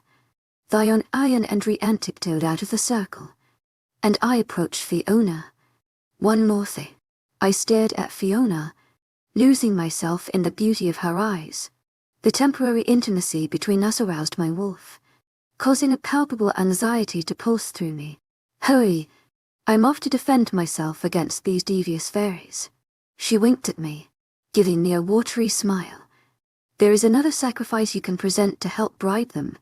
Fiona gaped down at the blade in my hand, and I placed it in her palm. Cut yourself and allow the blood to sprinkle the offerings. So for 3 calls, make 3 cuts. Her mouth drew into a tight, straight line. That's perverse. Hey, you are part fairy. I gave her a coy grin. Very helpful. Although Connell. She raised one dark brow, giving me a saucy look. Please be careful, I said and backed away, stepping out of the circle. She nodded, took a deep breath, and turned her back to us. After a moment, I saw her take the blade and watch the blood drip from her palm onto the precious gems. I, Fiona Quinn, call upon a Merlin A of the fairy court. I, Fiona Quinn, call upon a Merlin A. Fiona repeated. After chanting it 3 times, a bright light rose from the ground, shooting above our heads, disappearing into the treetops. Fiona's voice and the tangy smell of blood evaporated, leaving the blinding light in the middle of the forest. Apprehension crept through my body as the vortex swallowed her up. Then, after what felt like an eternity, Fiona stepped out of the circle of light. I watched as she stumbled before righting herself. Fiona rushed to her side, taking a cloth to clean off the blood. So, now we wait, whispered Fiona. Your wait is over. A strange voice called out as the halo of light faded. To my agent extraordinaire, Madeleine Nilban, heartfelt thanks for your unfailing patience, enthusiasm. Gorgeous woman with alabaster skin, eyes, pale, colored locks almost touching the ground settled before us. She was bedecked in jewels and baubles, while a crown resembling the sun's sat on her head. A golden paint that seemed to glow decorated her body, and what had been a cold, snowy forest was now a spring day with vivid green grass and an assortment of flowers. The figure stood out as she lifted a regal head, draped in a blinding white gown. "You are," the owner uttered, but I cut her off. "No." I rushed forward and Rianne grabbed Fiona, shoving her behind him. The woman grinned, a cavalier expression on her flawless face. "Shall I explain?" She looked down her nose, a pompous reminder she regarded us as nothing more than peasants. I felt my blood boil in my veins, knowing who she was and the evil her presence posed. "Fiona," I said over my shoulder, "let me introduce you to Celestria, Queen of the Fae." Chapter 26. A cunning Queen Fiona. The air was thick with tension and fear. Even Fiona appeared to quake before Queen Celestria as she scrutinized each of us. I lowered my gaze and avoided her eyes, remembering what I had been told. Yet the sheer charisma of the fairy queen was captivating and frightening. Her magnetism felt so powerful, and the urge to peek was overwhelming. I feared I couldn't control myself. "Hybrid girl, look at me," the queen demanded. I hesitated and lifted my head, meeting her mesmerizing gaze, and she smiled. "That's right. I know you carry the blood of my kingdom, which is the only reason I answered your call." Rowan kneeled to her, eyes still focused on the ground. "My lady, mortals or mutts dare not speak to me. I will address only the girl, and that goes for the witch as well." Celestria turned around and peeked back at me. She wanted me to follow her into the light, and I took a step in her direction. "Fiona, don't," Rianne said. "It's too dangerous." He shook his head, pleading with his eyes. "I have to." I threw him a sad-looking smile. "Remember why we did this. Think of Kyra and all the innocent people dying. We must know who is helping my father." I pulled my hand from his grip and accompanied the queen. As I glanced over my shoulder, I saw the tension. "To my agent extraordinaire, Madeleine Nilban, heartfelt thanks for your unfailing patience, enthusiasm." An anxiety on Rowan, Rianne, and Fiona's faces. As Queen Celestria entered the light, she held out her hand, inviting me along. Once we passed through the rays, it felt like I stood under a shower with cold water pelting on my head, startling me. The light was brighter on this side, and I blinked, trying to grow accustomed to its intensity. The silence seemed almost deafening as I found myself in the middle of an unfamiliar place, a light with vivid colors. Strange smells floated in the air, and weird shapes surrounded me. Queen Celestria seemed to float across the floor poised and regal. She held out her slender hand with long, pointed, silver nails, and I watched as tiny flowers sprouted from her hands. I stared in wonderment as she changed before my eyes. She appeared more beautiful and mysterious than before. As the flower buds fell from her fingers and into the smoky mist, vines grew and little flowers appeared over her body. Queen Celestria placed a finger under my chin, making me stare into her eyes. Her touch felt strange and my body heated from the inside out. It was a peculiar but pleasant sensation, like my veins flowed with magic. While I tried to keep my face relaxed, I couldn't have looked away had I wanted. I struggled to keep my breathing even, remembering that Fiona and Rowan told me to remain calm in the presence of a fairy. But this was the queen. She gave me a coyish smile, with her silver, stained lips turned up at both corners, revealing sharp fangs. You belong to the lineage of my family. To my agent extraordinaire, Madeleine Nilben. Heartfelt thanks for your unfailing enthusiasm. Your Majesty, what do you mean? I prayed I hadn't spoken too loud or offended her. Celestria chuckled, lifting one silver brow. But you were raised human. Her voice sounded unfamiliar, thick and full of secrecy. It was no longer soft and melodic, like back in the forest. Yes, Your Majesty. My father raised me and I knew nothing about fairies until recently. And just who is your father? She tapped her chin with a razor-like nail. Cormac Quinn. Your Majesty. Celestria raised both eyebrows, appearing intrigued or surprised. I wasn't sure which. Oh, you're the hunter and scientist's daughter. I nodded in reluctance. I didn't know he was a hunter either. I blurted out. She nodded. Your father is a mysterious and devious man. Celestria released my chin, but peered at me like she was searching my soul. Yes, he's devious and has many secrets, and that's why I reached out to you. To my agent extraordinaire, Madeleine Nilben. Heartfelt thanks for your unfailing enthusiasm. Someone in your court. She remained silent but tilted her regal head, and I mustered the courage to continue my speech. There is a drug epidemic affecting the UK, parts of Europe, and even North America. Yes, sex flex. Celestria interrupted, her tone sounding bored. That's why I have my subjects on lockdown, confined to my court in this realm. I refuse to allow some mortal drug to affect them. I nodded. That's understandable, Your Majesty. But we think my father has had help with the drug from someone in your court. As I watched her face change, I feared her wrath. Absolutely not. That's ludicrous. Her voice like ice. My subjects do not mix with the affairs of the mundane. She used the term mundane as an insult. And it worked.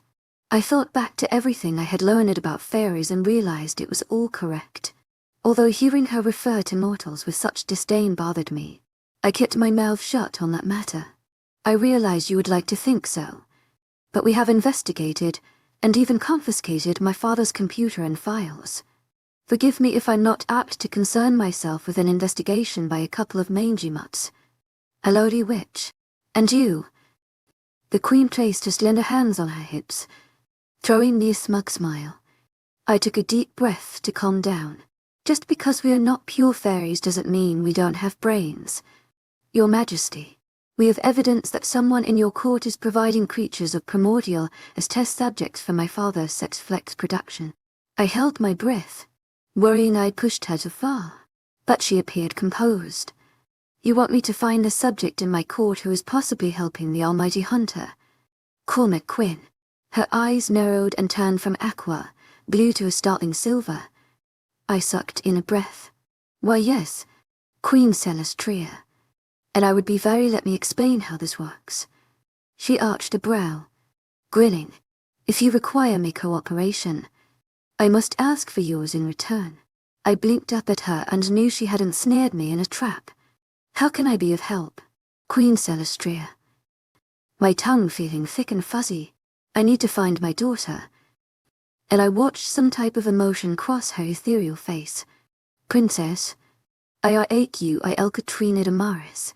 A certain mortal once had keeping her safe for me, but they no longer know where she is. My eyes widened, and I realized how unprepared I was to speak with her about Kat. I had to assume that neither Rowan, Rianne, or even Vian could have foreseen the Queen of Fight answering our request. Perhaps they would have schooled me on how to respond. Regarding Kat, my mind whirled, wondering what to say as I recalled Fiona's warning. She refused to allow Kat to attend the ritual, and I rebuked her for it. How foolish I had been. I gulped, knowing I needed to lie, but it had to sound convincing. Keep it as close to the truth as possible. Fighting back the nausea coiling in my stomach. Did you leave her with my father? Keeping my voice subdued, I told her Cormac was my father, so she must realize I knew Kat. What type of game is she playing? I felt beads of sweat popping along my upper lip. I don't know where my daughter is now. It matters not who once had her. While her words rang out like a sweet lullaby, a wicked smile played along her full lips. She knew. This powerful fairy queen had to realize I knew Kat. But how much did she know? Was she privy to our household arrangements? Did she know Kat lived under my roof for years after her supposed parents died? And did she perceive we were close as sisters? I couldn't think fast enough with her glaring at me, and I felt like we were playing a game of cat and mouse. So you wish for me to find her? Yes, produce Princess Araqil or find out where she is. And then she lifted my chin again, this time gripping it. And only then will I identify the fairy who's conspiring with Cormac Quinn. Forgive me, Your Majesty. I do not know who might have her. To our agent extraordinaire, Madeline Noban. Heartfelt thanks for your unfailing patience, enthusiasm. Celestria's wicked grin turned deadly, and she squeezed my chin, causing discomfort in cutting off my words.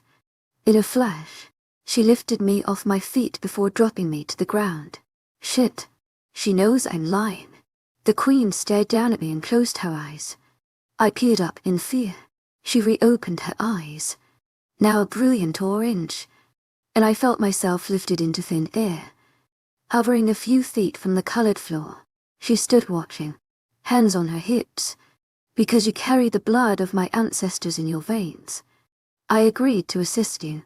But make no mistake, I will still snatch your life. You must prove yourself as fie for my loyalty. But right now, you are nothing but a useless mortal to me. Your Majesty, I don't know where Princess Katrina is. You shall address her as Princess Araqil, and it seems you have your work cut out if you want me to uphold my end of this agreement. Queen Celestria pointed a long finger at me, and I tumbled back on solid ground. She folded her arms, giving me a coy grin, letting me know she had me trapped. But I would never give up Kat. My court will remain quarantined, and I forbid my subjects from contacting the mortal realm. So, until you produce Princess Araqil or decide to give up her whereabouts, you won't have another chance to address my court. Damn you to hell. I wanted to scream, but I knew better. Celestria studied me, watching for any trace of emotion. I kept my expression placid.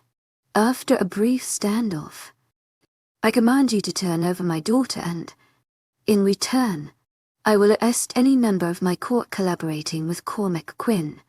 I realized I could say no more and felt relieved she had not killed or taken me hostage to use torture tactics to gain the truth. It was clear the queen didn't know where Kat was, but she knew I held the key. She morphed into some type of flower goddess before my eyes and held out a fist. When she opened her hand, a small flower jeweled twinkled up at me. The petals were brilliant ruby red, with a black onyx center. When you find my Araqil, she winked, letting me know this was all a game to her. It was clear that Celestria knew I didn't have to search for Kat. Just return to the portal and plant this flower gem under the tree, and I will come for her.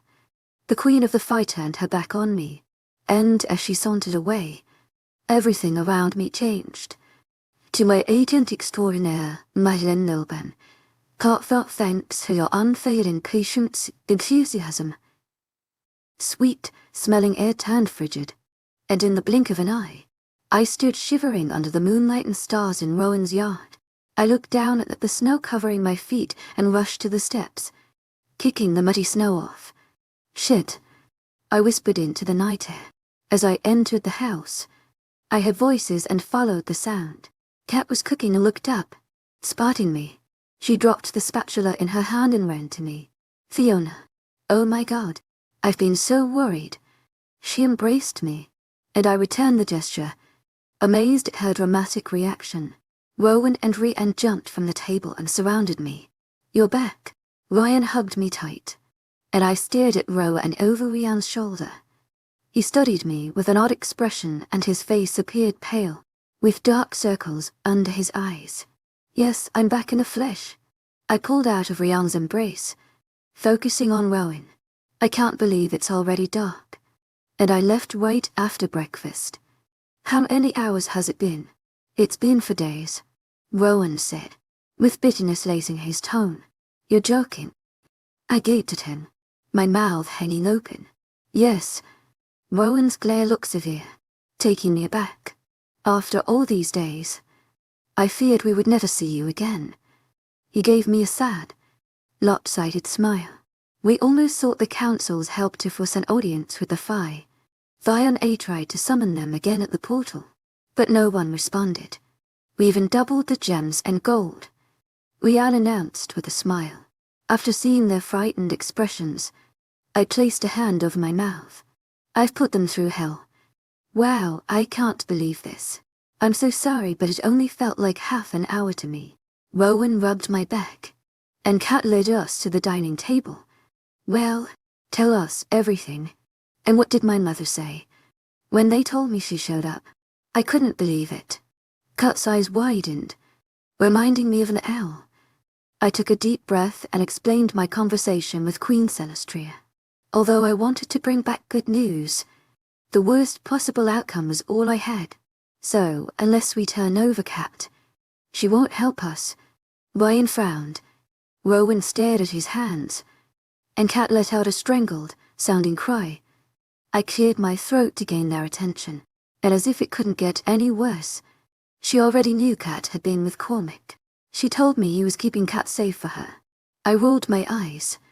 I told her Cormac was my father before she imparted this bit of information.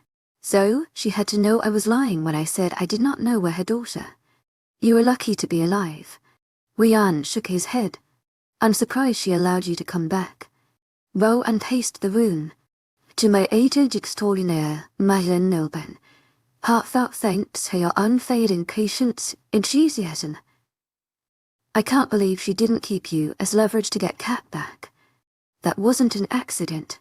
He stopped in the middle of the room, frowning. We have to hide Kat somewhere safe until we settle all this. Is there somewhere secure where Celestria can't find her? While Kat gripped my hand, take me to her, and I'll find out who's helping Cormac. I think it's the only way we can get Kyra back. Kat announced. That's kind of you. Kat, Rowan said and placed his palms on the table. But I don't trust Celestria. No, I know just where to take you. And you will be safe. You can play this game and something tells me Celestria knows more about sex flex than she lets on. 2. She didn't seem surprised by my request. Oh, she denied any of her subjects helping my father, but said if I returned Kat, she would arrest whoever in her court was responsible. To my agent extraordinaire, Madeleine Noble, heartfelt thanks for your unfailing patience, enthusiasm. Rowan shouted, slapping a hand on the table. Why, if she's so desperate for her daughter, did she leave Kat with those people posing as her parents before they died? And then, Cormac. He lifted his brows to his hairline. I think Queen Celestria is knee deep in this shite. And God help us if I'm right. Chapter 27, Path of the Raven Rowan. I'm taking Kat to Lucas. To my agent extraordinaire, Madeleine Nilben, heartfelt thanks for your unfailing patience, enthusiasm. Lucas was my beta, but he left the pack over a year ago with a fairy. But no one knew why he left the pack. My father and I kept it a secret. Who is Lucas? Asked Fiona. My beta. I described the ties binding us wolves together, and that Lucas was more than a best friend to me, and losing him was like a blow to the gut. In Ryan's eyes, I watched his anger manifest. The idea of keeping this from Ryan hurt him, but as always, he remained calm, keeping it inside. I had always admired that about my brother. No matter what happened, he possessed an immense command over his emotions unlike me. After a moment, Ryan took a deep breath, and I watched him swallow his temper. Well, I didn't badger you before, But now you're going to tell me where he is. And I don't care why you kept this a secret. But it's time to explain. He crossed his arms, glaring at me. I nodded, knowing I had no other choice. About a year ago, we went to a special session discussing various issues about race treaties. Yes, I remember. Rian ventured. Then you recall Lucas came with us. Rian gave a firm nod. Lucas was the son of my father's Beatty and, like me, he was being trained to become a leader of the pack someday. There was a woman there, representing the fairy court, and he felt drawn to her. Go on. Ryan folded his arms across his chest. That night, Lucas returned very late to the room. He seemed despondent, but also eager. It was strange seeing him like that. Now I knew what love could do to a man. Since meeting Fiona, every time I saw her, I had those mixed emotions like Lucas. Only Fiona was my destined mate. The fairy had captured Lucas's heart, and they were in love. But it was something he couldn't speak about. Ryan just nodded. What was the problem in their relationship? Fiona glanced at me, her brows raised in an innocent gesture. I gave her a sour smile. Well, she was a fairy. And after some prodding, he admitted she wasn't his destined mate. But he said he was head over heels in love, and so they ran away together. But after a few months, she vanished, leaving him heartbroken and too embarrassed to return. He vowed never to return to the pack without his mate. You should have told me. Rian spat. It wasn't my secret to share. I'm sorry. Rowan, where is he now? Do you know? Fiona looked intrigued. My father, Angus, was alpha at the time and Lucas confessed everything to us. After realizing that Lucas wanted to run off with the fairy, he helped them flee. Our father was a hopeless romantic. That same day Lucas left the pack. You knew all this time, and didn't tell me. The crestfallen expression on Rian's face was hard to watch. I'm sorry, Rian, but Lucas is my beta, and he asked me to keep the secret. My words fell silent, and I watched Rian stew in his anger. Rian, it was a necessary lie. Well, not a lie, but an omission to protect Lucas. But do you know where this Lucas is now? Fiona asked, still staring at Rian. Don't look at me. I don't know. Ryan raked his hands through his hair and threw himself into a chair. No, to keep his family and loved ones from finding him. My father bribed a witch to help move him using magic. All I know is if we can find him, Lucas will protect Kat with his life. I glanced at my sulking brother. But in order to find Lucas, I'd have to beg Fiona for her help once again, which would piss Rian off anew. The thing is, the Queen would kill Lucas if she knew he was hiding Kat, Rian said. I don't think that would motivate him to assist us. That would only happen if we told the Queen where they are, and it would defeat the purpose. To my agent extraordinaire, Madeleine Nilbe, heartfelt thanks for your unfailing patience and enthusiasm. I think we should try it. Perhaps Lucas would help us, Fiona said. Maybe she already knows where I am. Kat threw her hands up. Fiona thinks my mother knows more than she's letting on. And if you won't allow me to present myself to her, I need to leave this place. I don't want to put you guys in danger, but I don't want to put your friend's life at risk. To my agent extraordinaire, Madeleine Nilben, heartfelt thanks for your unfailing patience, enthusiasm. Kat exhaled a ragged breath. Yeah, we're running out of options. I felt exasperated. How will you find him?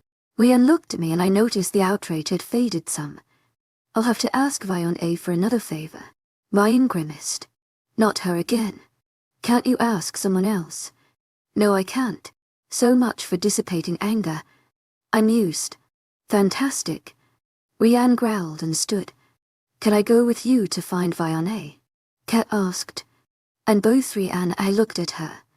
No, we both shouted. It's too dangerous. Ryan shook his head. Remember your mother. The freaking fairy queen looking for you. Kat frowned. It will be better if she stays here with the guards in my pack to protect her. I announced. Hello. I'm right here in the room. Kat said. waving a hand, frowning. Sorry, Kat. But if we're going to go through with this crazy idea, we should leave very early tomorrow, so we waste no more time. We are only going to find Fiona, and I hope it doesn't take too much time. She's a slippery witch and may not wish to be found. I threw her an apologetic smile. After wishing everyone a good night, I headed to my study.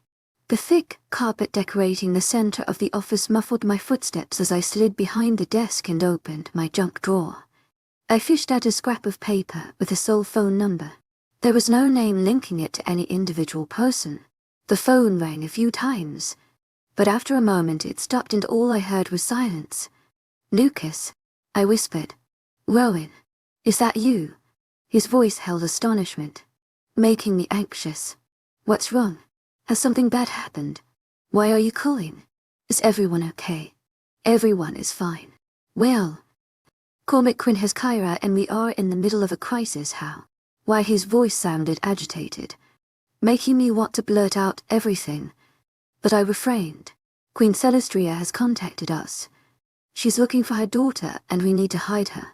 Everyone's safety could depend on it." "What about Kyra? How did that bastard Quinn get his hands on her? And why do you have her daughter?" "Listen, mate. I'll explain everything in person." "All right." Lucas were a moment as I held my breath.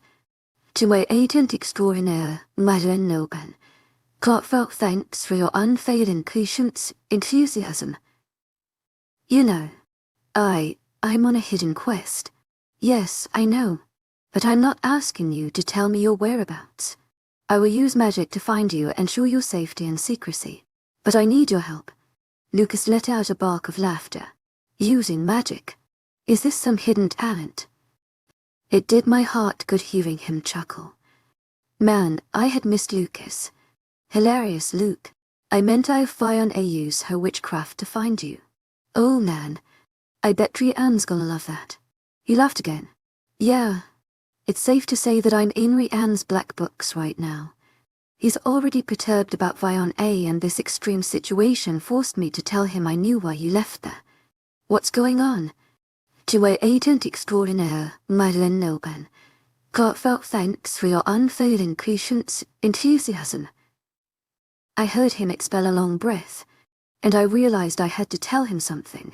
"It's my Luna," I ventured. "You found your fated mate."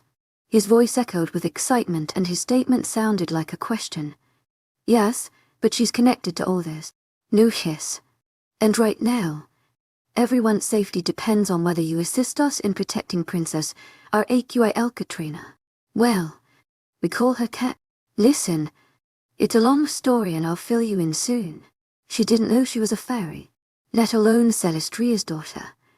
After another nerve-wracking moment of silence, I heard Lucas groan. "Is Kat your destined mate? Please tell me your Luna isn't Celestria's daughter." "No. They are best friends. But my mate, Fiona, is directly involved." "Well, that's a tiny consolation. Tell your witch, Fiona, there is an old pub called the Bitter Nightingale near the sea. I'll meet you there." The dial tone buzzed in my ear. "To my agent extraordinaire, webnovel. Heartfelt thanks for your unfailing patience, enthusiasm." Fiona said with a frown, pointing at the fat black bird pecking its beak into the cold ground through the dirty, slushy snow. I followed her finger and slammed on the brakes. "It's a sign from Fiona. To my agent extraordinaire, webnovel.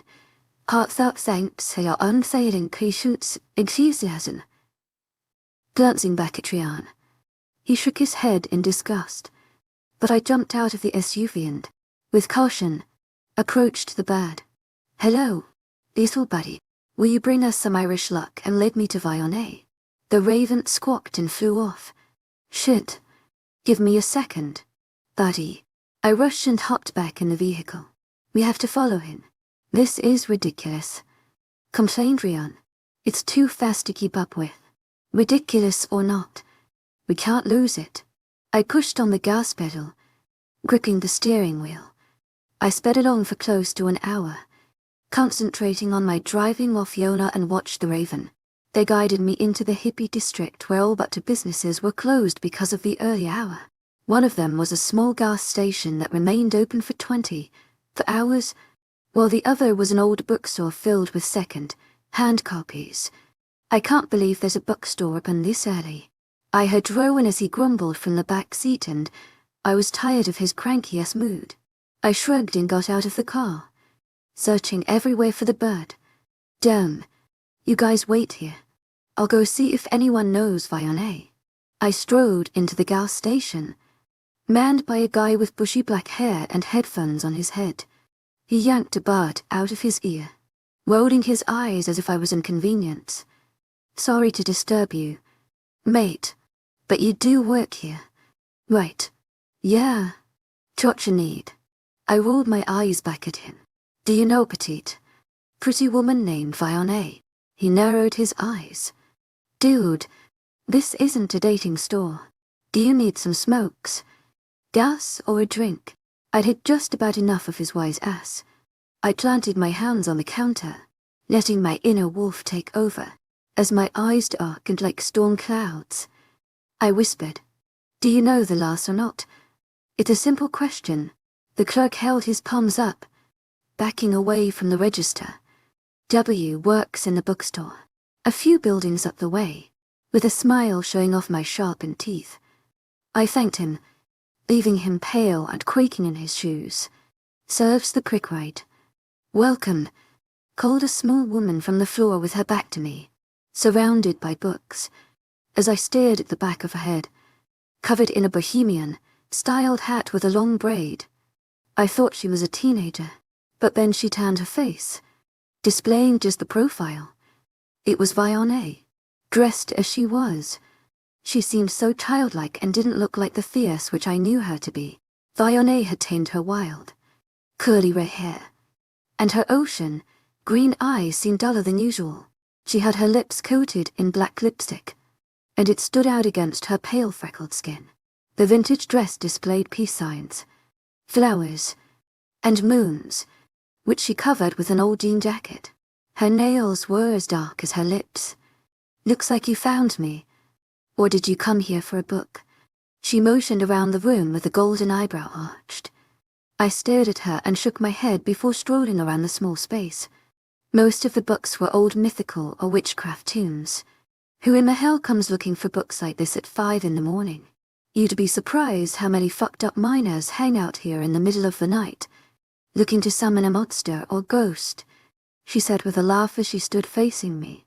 Real cute sending the raven to me. Fiona. The smile on her dark lips grew broader. You liked that, did you?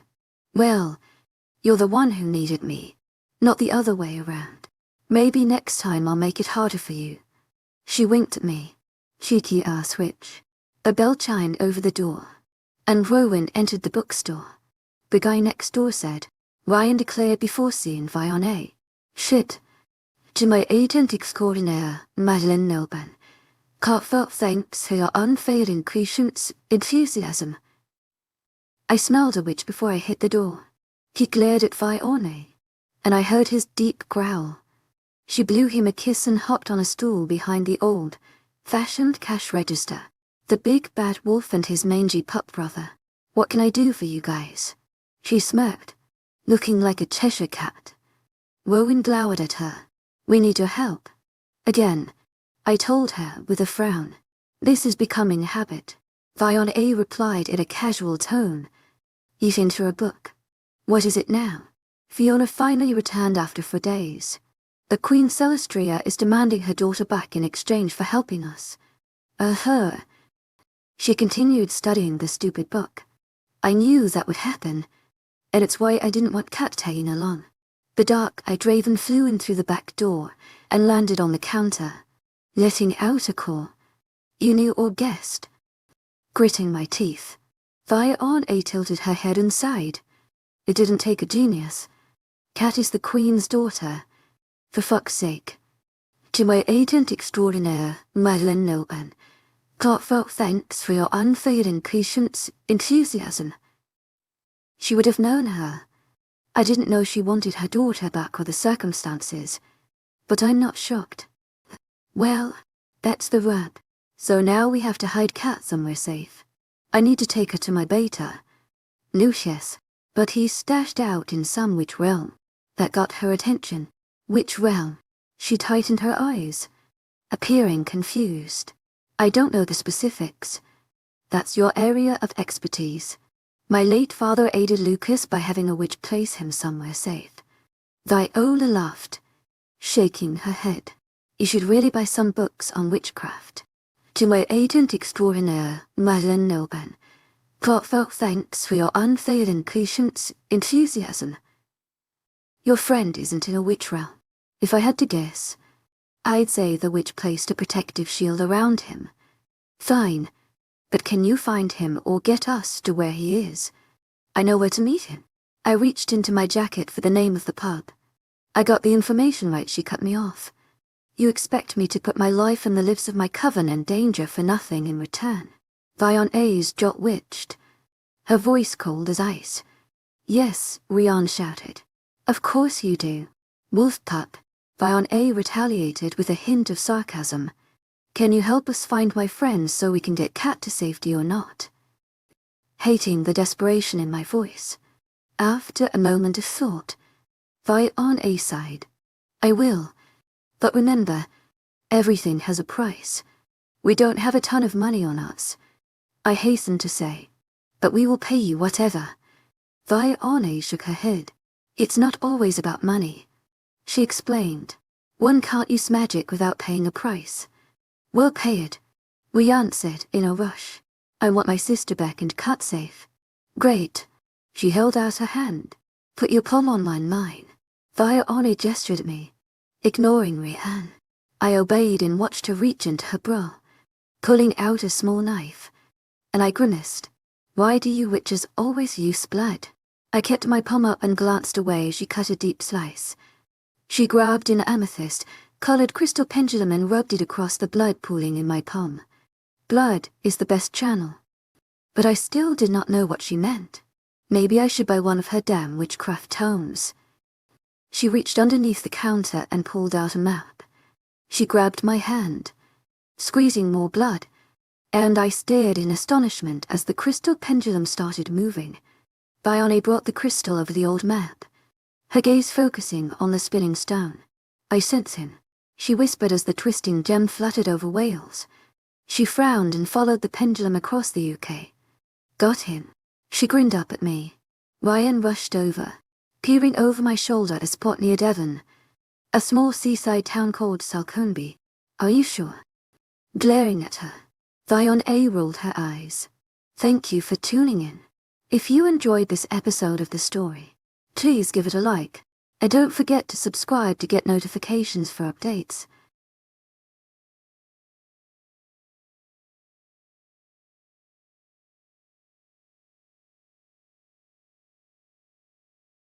Friends, can you imagine the feeling of discovering your best friend is actually your long-lost cousin? That's the story of Kat and me. We not only uncovered family secrets but also began to explore our own magical powers. But as we delve deeper, a mysterious force stands in our way. Who is behind this power? And what are they hiding? Join me to unravel these mysteries, explore our world of magic, and embark on a journey of identity, secrets, and adventure.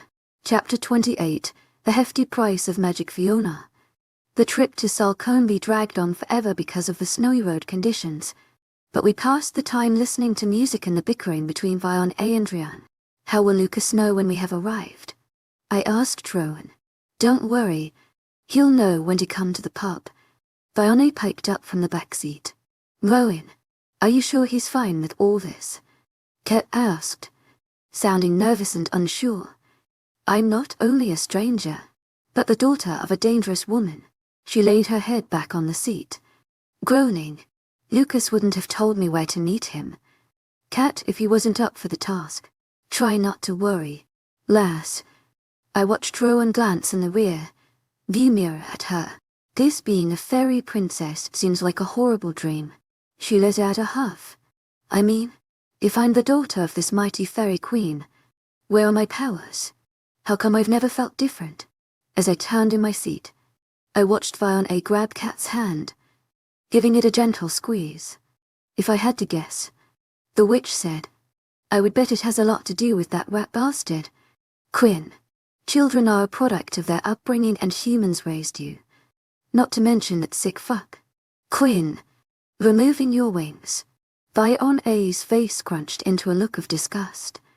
I nodded, turning to smile at Kat while taking it all in, since I had the same questions plaguing me regarding my powers.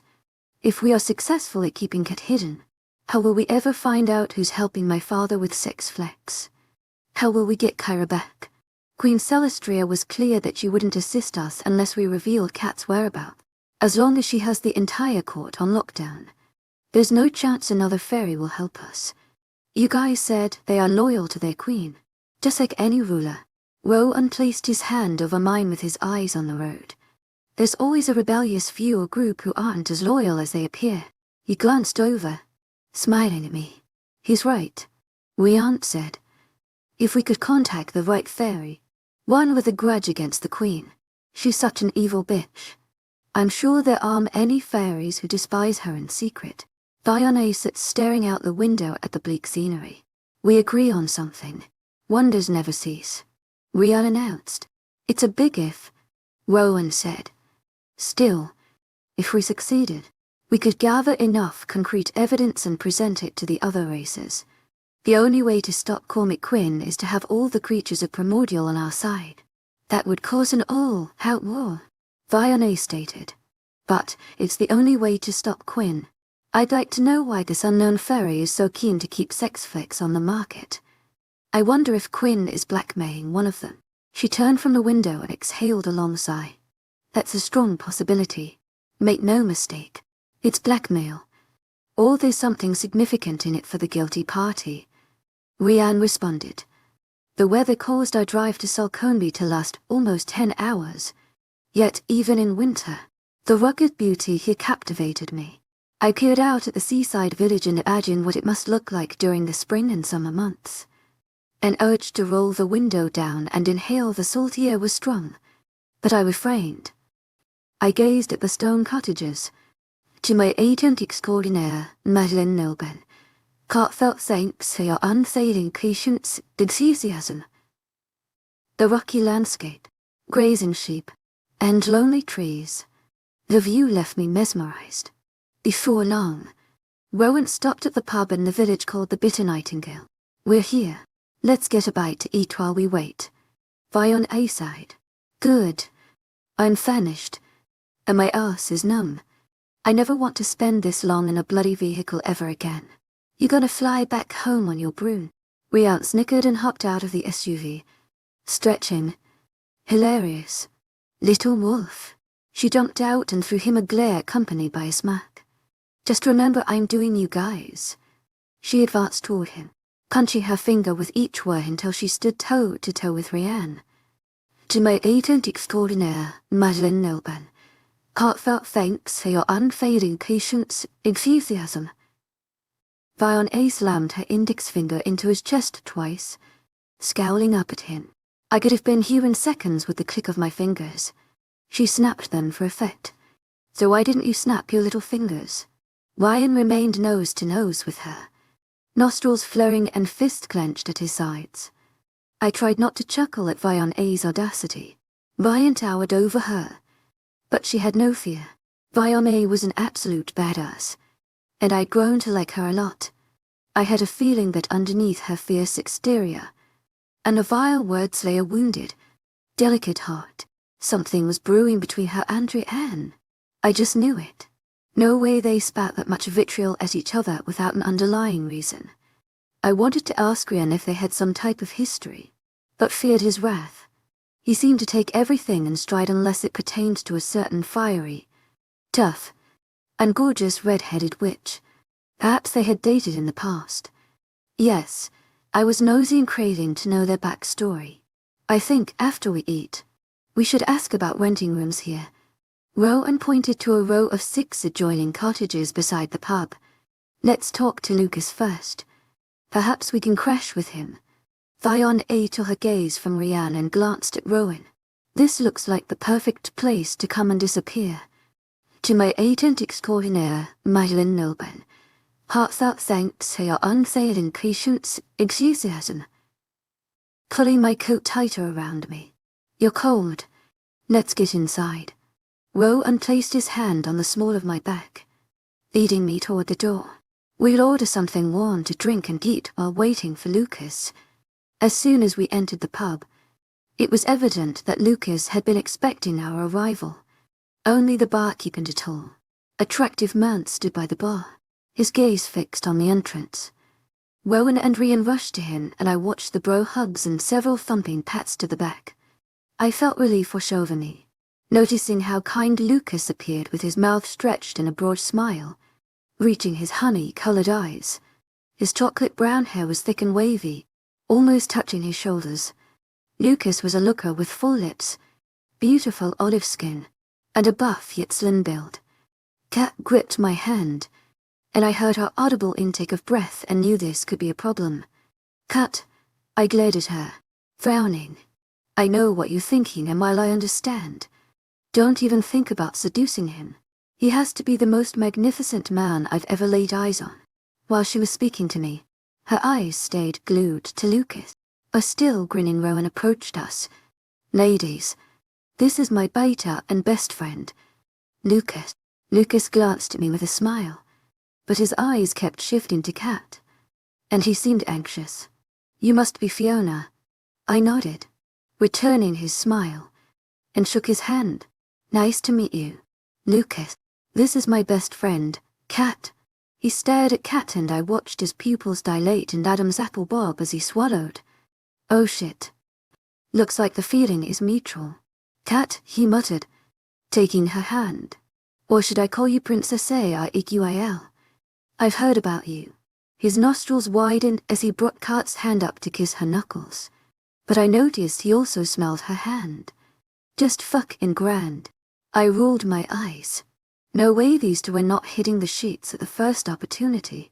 Rowan cleared his throat, and Lucas dropped Kat's hand as if it burned him, and I saw the smallest trace of pink on his cheeks. Please call me Kat. She dropped her eyes to the floor, appearing timid. Kat was not shy, quite the contrary, and you already know. Fiona. Rowan tilted his head toward the witch. Yes, we've met, Lucas said, his attention remaining on Kat. Rowan placed an order with the barkeep and turned to Lucas. Thank you for having us. No problem. Rowan, you know I'd do anything for you. Yes, but protecting Kat since she's Princess Aiguil could be dangerous. Rowan appeared to peer into Lucas's eyes. We can't risk her mother finding her, and I can't risk being found yet. To my agent extraordinaire, Madeline Nilben, heartfelt thanks for your unfailing patience, enthusiasm. Lucas lifted his brows. I want to return to the pack with my mate in tow to squelch any rumors. I allowed my foolish heart to lead me astray, and now I'm paying for it. He shook his head, looking ashamed. Lucas, what makes you think you'll find your mate in this one? Horse down. Fiona asked, scoffing. I didn't. Frowning at the witch. Not that it's any of your business, but I've been licking my wounds, so to speak. Dropping his head, his humility must have struck a chord with Fiona as I watched the smug expression fall from her face. But in pure Fiona style, she was quick to armor herself against any vulnerability. You should stop moping over this woman who left you in knots. Move on with your life already. Lucius. I feared things were about to get out of hand and watched Rian's eyes narrowing and knew he was about to join this squabble. Rowan seemed to pick up on this as well and intervened. Listen, Lucas, I assure you that none of us will betray your confidence. Lucas blew out a breath. All right. I'm choosing to trust all of you. He threw Fiona a skeptical glare. Good. We just want to identify who the fuck is conspiring with Quinn. And once we know, I think it will help us get Kyra back. Rowan frowned and my heart constricted in pain. Think about his baby sister. Yeah, and I want to know who my mother is. I whispered and slapped a hand over my mouth. Lucas glanced at me, and his brow jumped to his hairline. You don't know your mother? I felt my cheeks heat with color. I'm sorry. I didn't mean to say that out loud. Don't apologize. Rowan grabbed my hand and explained to Lucas I was a hybrid daughter of Cormac Quinn and a fairy that I didn't remember. Fiona's father kept her mother prisoner, but she escaped, leaving Fiona behind. Quinn, the bastard, removed Kat and Fiona's wings. The barkeep deposited our order on the bar and moved away, giving us privacy. He's one evil bastard, Lucas said before taking a sip of ale and digging into his food. Rowan caught Lucas up on everything regarding sex flex, Kyra, my mother, and our quandary with Queen Celestria as we filled our stomachs. It's too bad that Tiana left, Lucas said with a shrug. She might have known your mother. Tiana made an enemy of Queen Celestria when she ran away with me, abandoning the Pharaoh. For all I know, she may have begged the Queen to allow her back into the fold. He glanced at me with a sad-looking smile. But Queen Celestria doesn't strike me as the forgiving type. Did she leave anything alluding to where she was going? Rowan asked. Or a Dear John letter explaining why she was leaving you? Fiona leaned around me, looking at Lucas. Yup. I just woke up one day to find her gone without a trace. Poof. I doubt she's back in the Fire Realm. I told him. Queen Celestria clarified she has her kingdom on lockdown because of the sex flex epidemic. So where would an ostracized fairy go if she knew she couldn't return home? Rowan scratched his chin, appearing to ponder. I can't believe I'm going to say this. Fiona let out a dry laugh. I used magic, bringing you to Lucas. And with a snap of my fingers, I could be back with my coven. She shook her head, saying no more. Andrian glared at her, waiting for Fiona to continue. To my agent extraordinaire, Madeleine Nilban, heartfelt thanks for your unfailing patience, enthusiasm.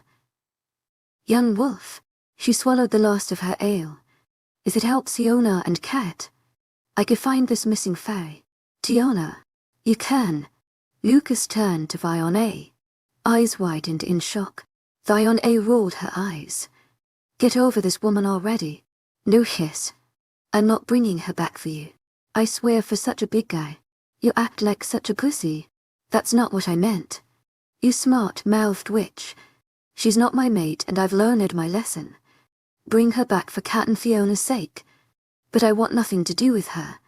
He roared and slammed his pint on the bar. I'll find her. But just remember my earlier warning. Fiona hopped down from the bar stool and glanced at Rowan and Rianne. Magic comes at a cost. You'll eventually pay a hefty price. Chapter 29, Finding Tiana Fiona. Rowan paid the barkeep for 2 rooms at the Bitter Nightingale. Since Lucas moved into one after Tiana had ghosted him, we made plans to meet up with the guys in a few hours after cleaning ourselves up, settling in, and resting. The 3 of us girls scanned around the neat but small room housing 2 twin beds and a lumpy couch. I could feel the argument coming over who would hit the couch tonight. Before the sleeping arrangements turned into an ordeal, I glanced at Kat and Fiona. I'll sleep on the sofa tonight. Fiona shrugged and unpacked while Kat grinned at me. I don't mind taking the sofa. If I'm lucky, I won't be having a sleepover with the girls tonight. She gave me a saucy wink, making me groan aloud. The sound of Fiona's tinkling laughter resonated through the small space. Don't cajole her, Fiona. She gets in enough trouble with no endorsements. I rolled my eyes at Kat. I didn't take you for a prude. Fiona looked at me over her shoulder. I'm not a prude. Thank you very much. I slammed my hands on my hips and glared at a grinning Kat. But Miss Kitty Cat here is a bit too keen on sharing her affections. I came close to blurting out that Kat had already had a tumble in the sheets with Rianne, but bit my tongue. It didn't seem wise or kind to impart that information, especially since I believed Rianne and Fiona shared some type of history. Rianne had a minor past with Kat, and if I was correct about Fiona, it could lead to a larger argument than who slept on the couch. We had enough tension dragging us down. I'll leave you 2 to argue about this. Be back soon. Fiona winked and headed for the door.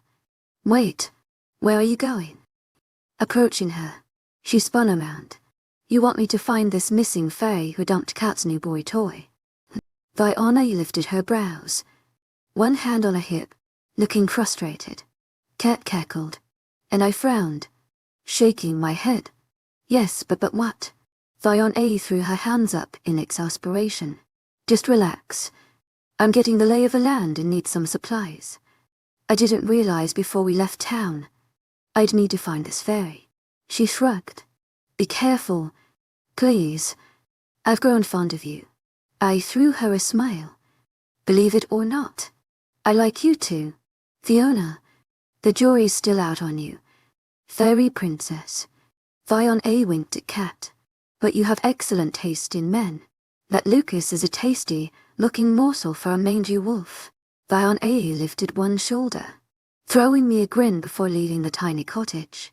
After me and Kat showered, we hit the twin beds and fell asleep, exhausted from the long journey. The creaking sound of the door woke me up, and I rubbed my eyes. Time to wake up. Sleeping Beauty and Snow White. Fiona called out, causing Kat to stir. You're back. To my agent extraordinaire, Mylin Nilben. Heartfelt thanks for your unfailing patience, enthusiasm. Sitting up to stretch. What time is it? I'm starving. Kat muttered around a yawn. It's time to find Fiona. So, get up. Fiona clapped her hands. Kat groaned, throwing the covers back. Must you be a drill sergeant? Hey, you're the last that always wanted in on the action. Fiona lifted one golden brow. Well, today that big bad wolf, Alpha O'Connell, can't make you stay behind, but I will if you don't get your little fairy ass out of bed. Kat saluted the witch and hopped to the floor. Within minutes, we dressed and headed for the pub, finding the guys already there laughing over pints. Glad you could join us. Gels, Lucas yelled, holding up his ale. Fabulous. They seemed drunk. Fiona approached the table, shaking her head and digging into a purse she had crossed over one shoulder and between her breasts. This is not the time to get pissed. She sprinkled something into Lucas's beer. I need you to drive because you know the area best. Hey, he shouted and stared down into his mug. What did you put in my ale? Drink up. Lads, he pointed at the beer. Lucas shook his head, crossing his arms across his broad chest. Nope. Not until you tell me. Fiona pointed her index finger at Lucas's hand, and I watched in fascination as he seemed to go into a trance. Lucas lifted his arm and, in slow motion, picked up the glass, draining it dry. That's a good lad. Fiona pointed again, and he set the pint back on the table. She whispered some kind of chant, and Lucas shook his head, staring down at his hands. What just happened? Appearing confused. Just sobering you up. Fiona took a seat and gestured for us to follow. To my agent extraordinaire, Mylin Nilben. Heartfelt thanks for your unfailing patience, enthusiasm. We are taking a short drive. She grinned as we stared at her in awe. Even Rian kept his lips shut. Lucas followed Fiona's directions on a secluded road away from the seaside village. He drove through a deserted, looking wasteland until we lost sight of all traces of civilization. The ocean running to the left seemed to indicate our direction. The grey, cloudy sky above peppered down snow uncovered the road, making it impossible to note any landmarks. When the road opened up, I noticed a gravel driveway. Turn there, Fiona said to Lucas, pointing. After what felt like miles, we came upon a small but pretty stone cottage with a garden in full bloom. I shook my head, dismayed. Where did the snow go? Why does it look like spring here? I glanced behind me at the back window and saw the grey sky and snow. As I faced forward, the sky was clear, and flowers and vegetables seemed to mock me. How is this possible? I asked in awe, stepping out of the car and taking in the perfume, scented air. It's magic, Fiona said, shrugging. The door of the cottage opened, and a woman hesitated, glaring at us. She looked like a beautiful young woman, though her beauty differed from what one would call traditional. It seemed more natural. I realized this must be Tiona, but she appeared very young, almost childlike. Her short, curly hair, as black as coal, accentuated her heart-shaped face. She had dark caramel-colored skin, and her eyes were round and filled with expression, reminding me of a fawn. As we drew closer, I noticed her full pink lips, dark eyelashes, and freckles crossing her upturned nose and cheeks. She stood barefoot in a jean jumper with an apron tied around her waist. Once we reached the steps, she hugged her boy, appearing apprehensive, hoping to reassure her, but her gaze lingered on Lucas. "Tiona, we come in peace." Lucas kept his hands in his jeans pockets and seemed as nervous as Tiona. "These are my friends." He introduced us. "It's nice to meet you." She bobbed her head and wiped her hands on the apron. I wasn't expecting any guests. Her eyes jumped from Lucas to me, then Kat, and I noticed them widen. "The pleasure is ours." "Tiona," Rowan said in a polite voice, "won't you come inside?" She stepped into the cottage, holding out her arm for us to enter. "Let's go into the dining room, and you can explain this unexpected visit." I watched her confused gaze land on Lucas and his cheeks reddened. Although the cottage appeared homey, I felt the tension between the old lovers. Once we seated ourselves, she stood at the range, hand on a kettle. Would anyone care for tea or coffee? We all accepted her offer. I had always heard that a good cup of tea could fix anything. Tiara served us steaming mugs of tea, chocolate biscuits, homemade scones with clotted cream and jam. We ate in silence, enjoying the delicious treat, and I held my breath, waiting for Lucas to explain why we were there. "It's wonderful to see you. You look well," Lucas said, taking a sip of tea. "Thank you. You look good, too," I responded with a strained smile. "I know what you must think of me, Lucius, and I'm sorry. Maybe one day you can forgive me." I watched a look of anguish cross her features. "I fell for you hard, but I wish to be honest about everything." Lucas's jaw ticked, and he kept his gaze glued to the plate of scones. He remained mute, and it felt like something had sucked all the air from the room. After clearing his throat, he raised his head, staring at Tiona. "Perhaps this is a conversation we should have in private." He lifted his brows, glaring at her. "Yes, please. This is not for our ears." Realizing I was again holding my breath, the tension building in the cozy room felt stifling, causing sweat to bead along my hairline. Diana smiled at Lucas and reached for his hand across the table. He appeared hesitant at first before extending his fingers out to hers.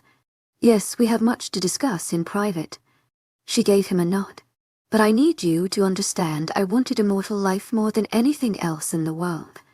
More than passion, love, magic, loyalty, or even family.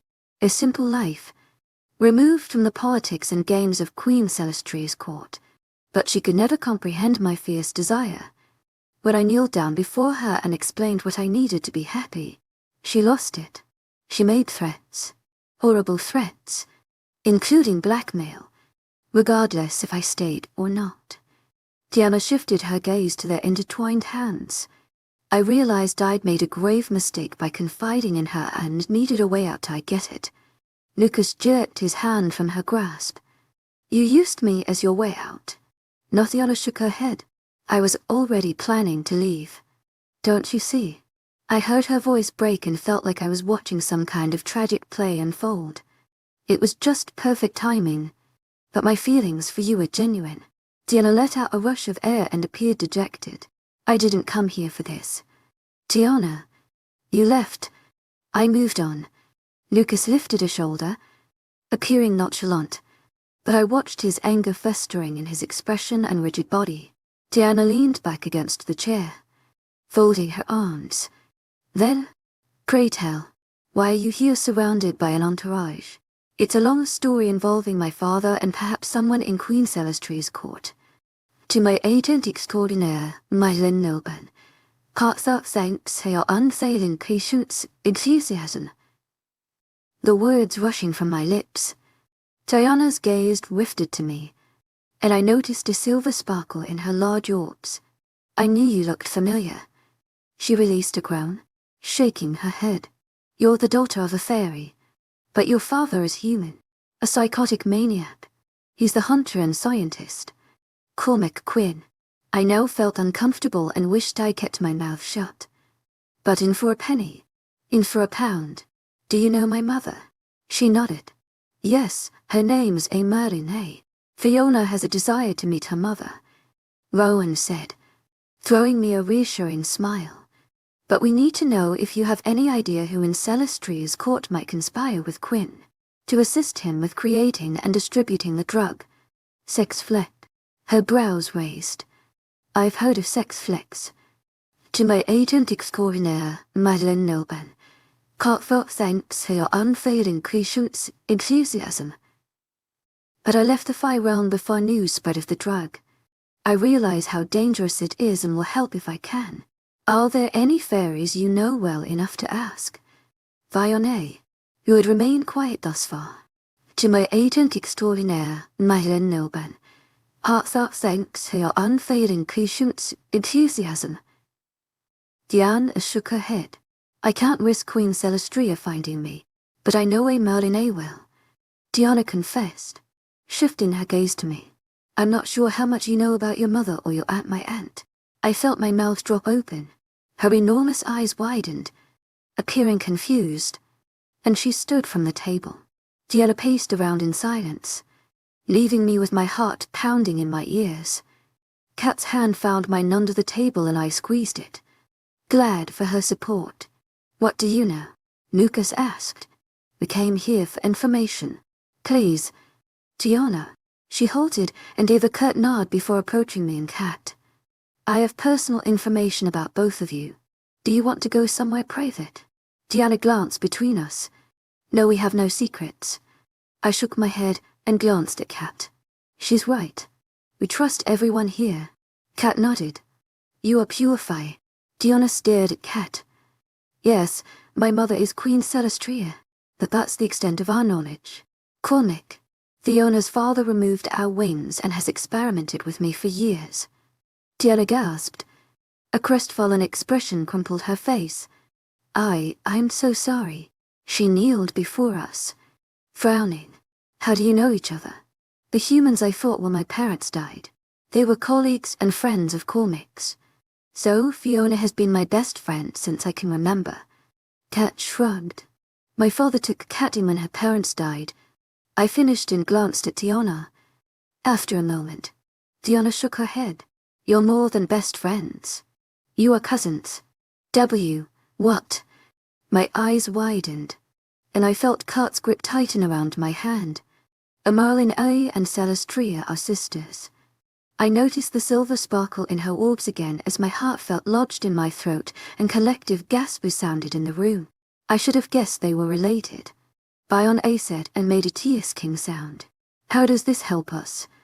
To my agent extraordinaire, Madeleine Nilban, heartfelt thanks for your unfailing patience, enthusiasm.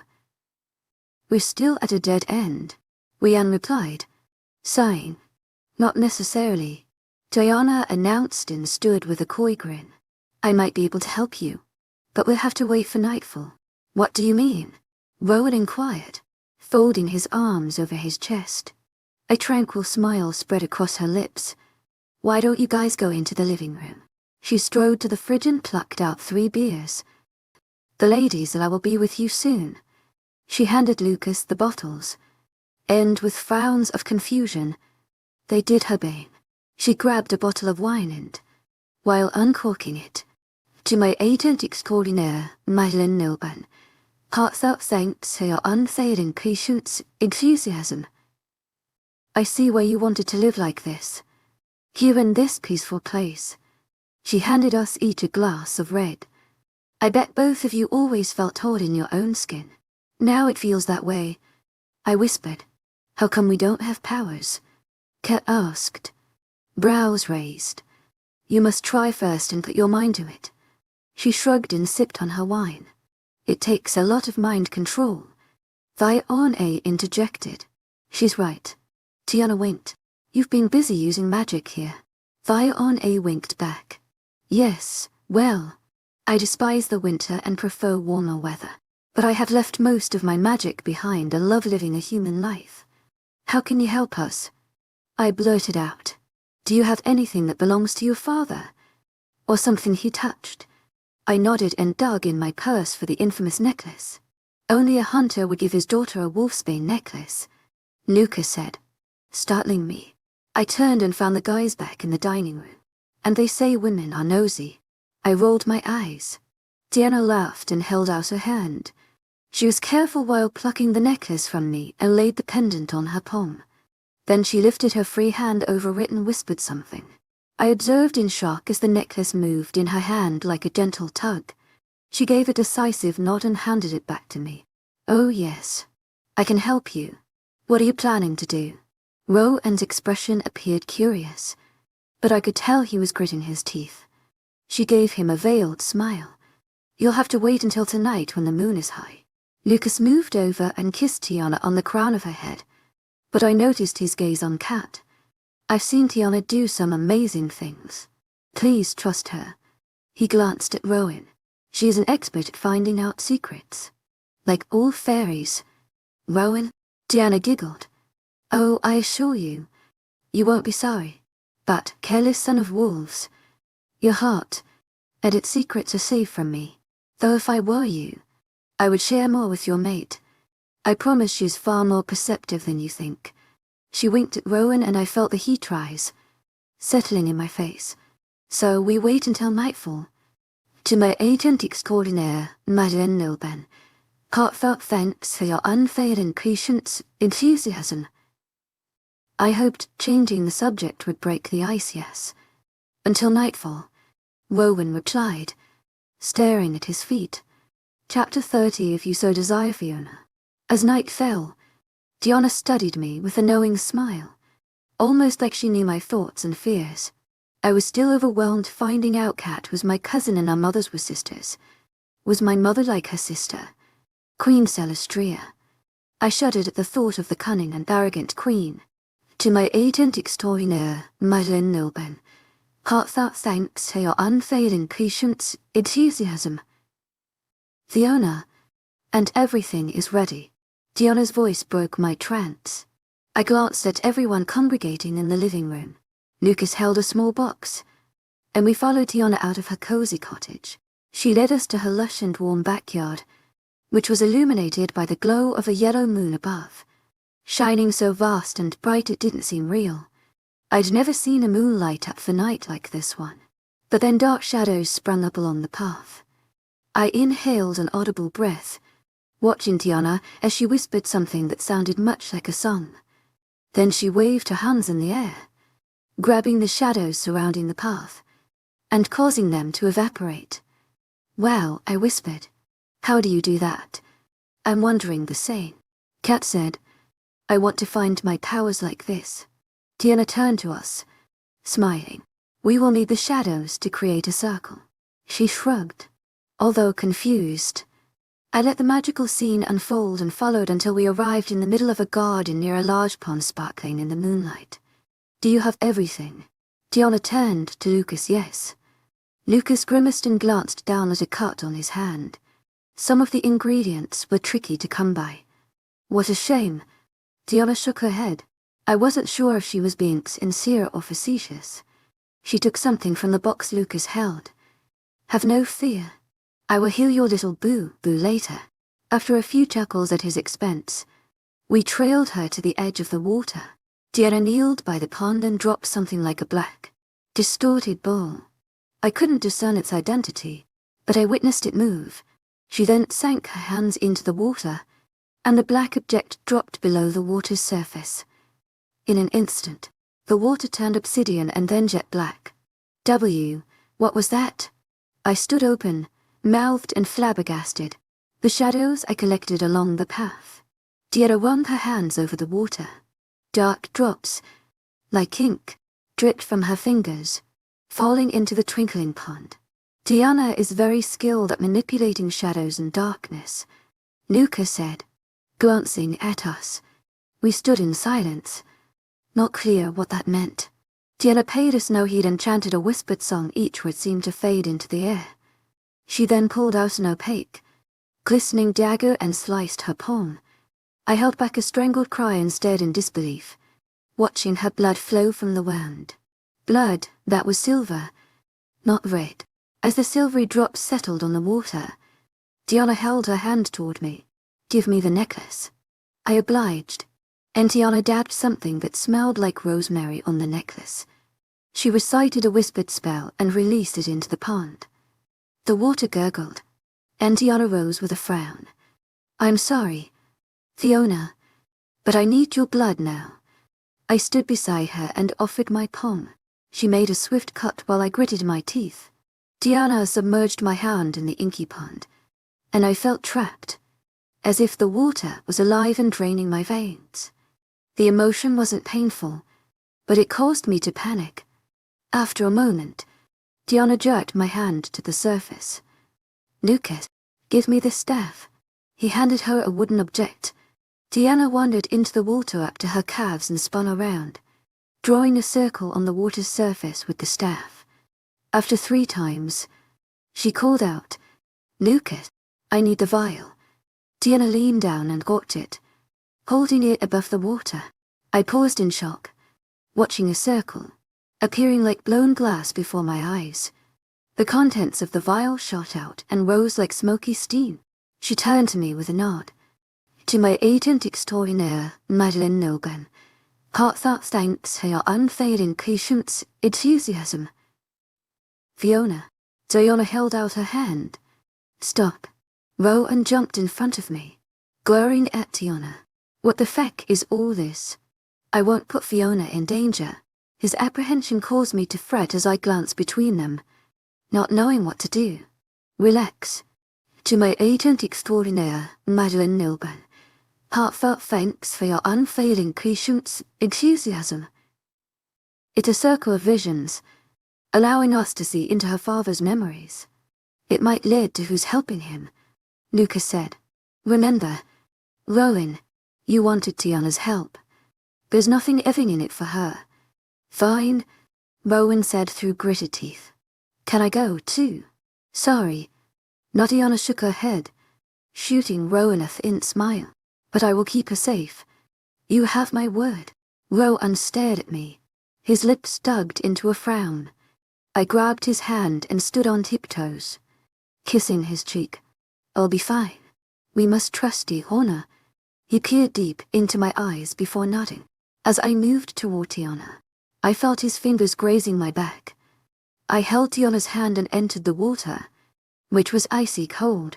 I glanced over my shoulder at Rowan, Rianne, Lucas, Kat, and a grinning Vionney, giving them a wan smile. Diana coaxed me inside the circle, and just as I was adjusting to the frigid water, I heard loud cries. Then I noticed Diana didn't look the same. While I could tell she was the same person, her hair was now long and straight. A silver sheen covered her face and her ears were tall and pointy. The silver circle I saw around her orbs earlier now covered her esses, and a strange but lovely scent floated from her skin. She smiled, and I watched wings protrude from behind her. Diana no longer appeared human. She resembled a fairy, but not like I'd pictured in my head, more archaic, precarious, yet magnificent and beautiful. "Drop into the water," Tiana whispered. "I will take care of you during the passage." Her voice had changed as well. It sounded hoarse and husky, but also like silk. I took a deep breath and plunged below the water. The pressure drew me down, and I felt myself sinking. Diana's hand no longer held mine, and I panicked, thrashing around in the black abyss. I tried to scream, but nothing came out, and I discovered myself in the middle of some strange iridescent bubble that I couldn't describe. Desperate, I kicked around, trying to escape, to no avail, and heard a faint voice. "Please, don't let her die." The voice sounded like a child. "My mum is all I have left." My ears perked to attention, and I stilled, straining to hear more. After a moment, I felt a shift, and the bubble shattered. I whipped my head around, finding myself in a room lit by candles arranged in a circle in the middle of the floor. As I neared the candles, the room spun, and I reached out, grabbing only the surrounding air. I now hovered above the lighted circle, staring down into a mirrored center. The vision of a woman with long ebony hair and a crown of butterflies appeared. Her wide, striking turquoise eyes shone, startling me. I had never seen eyes so bright and green. She stood tall, chin lifted, looking noble, with unblemished pearly skin and a serene smile. I inhaled a sharp breath, realizing this beautiful goddess was my mother. Before I could regulate my breathing, a little boy not much older than 6 appeared, peering at the woman with tears streaming down his face. The sight of him confirmed it was my father. "Please," his pleading voice sounded broken. "Please save my mum. And what will be my reward?" Her tone, like a melody in the wind, warmed my insides. "Anything you want. Please, just don't let her die." The little boy sank to the ground, sobbing, and the image faded. "No," I stared around the empty room, desperate for more. The view of a beautiful auburn-haired woman in a hospital bed flashed before my eyes. Her translucent, grayish pallor told me this woman was perishing. I realized I was looking at my grandmother, Cormac's mum. "Do something. Save her." The begging child held a small hand out to the fairy. Our Merlin took a blade, slitting it across the boy's palm, and smeared her fingertips in the blood. "If you so desire," she whispered, and the scene disappeared. The floor beneath me shook and convulsed, breaking the room in half like an earthquake. I felt myself falling. The crack in the floor sucked me in, and I landed with a thud. As I searched around, I found myself in the middle of a lush forest. I rubbed my arms over my body, feeling for injuries, and stood, taking in my surroundings. I heard a hooting noise and spotted a white owl perched in a tree. It flew off, and I followed, watching it land in a tree overlooking a wide stream, and I rushed to the water's edge. I stared into the rushing water.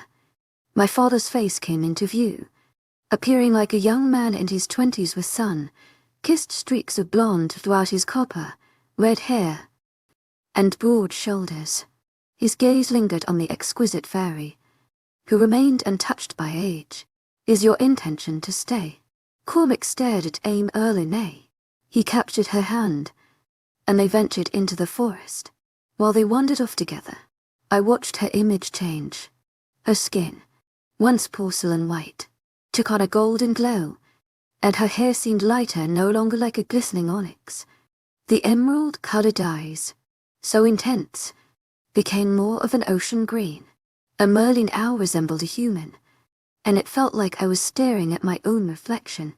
My father paused, turning to my mother, observing her with such enchantment. After a moment, Cormac captured her face with a longing that left me uneasy, and kissed her, as Merlin kissed him back. I sensed her lack of affection. Her mannerism seemed distant, much more restrained, and I knew she didn't hold the same desires as Cormac.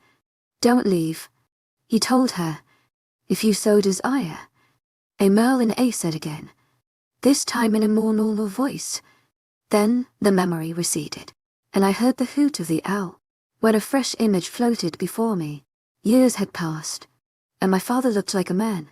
Cormac's thick red beard was peppered with grey, and his youthful brown eyes now seemed dull and severe. He studied Merlin, who in turn stared out the window into the forest.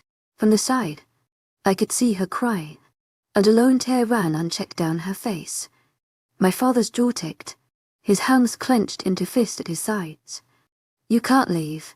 The words sounded like an order, not a request. Merlin, look at me," he barked, rushing at her. Merlin turned, lifting her gaze, but she appeared to stare through him with lifeless eyes. The visions zoomed in, becoming clearer, and I watched in horror as his large hands grabbed at Hattie's shoulders.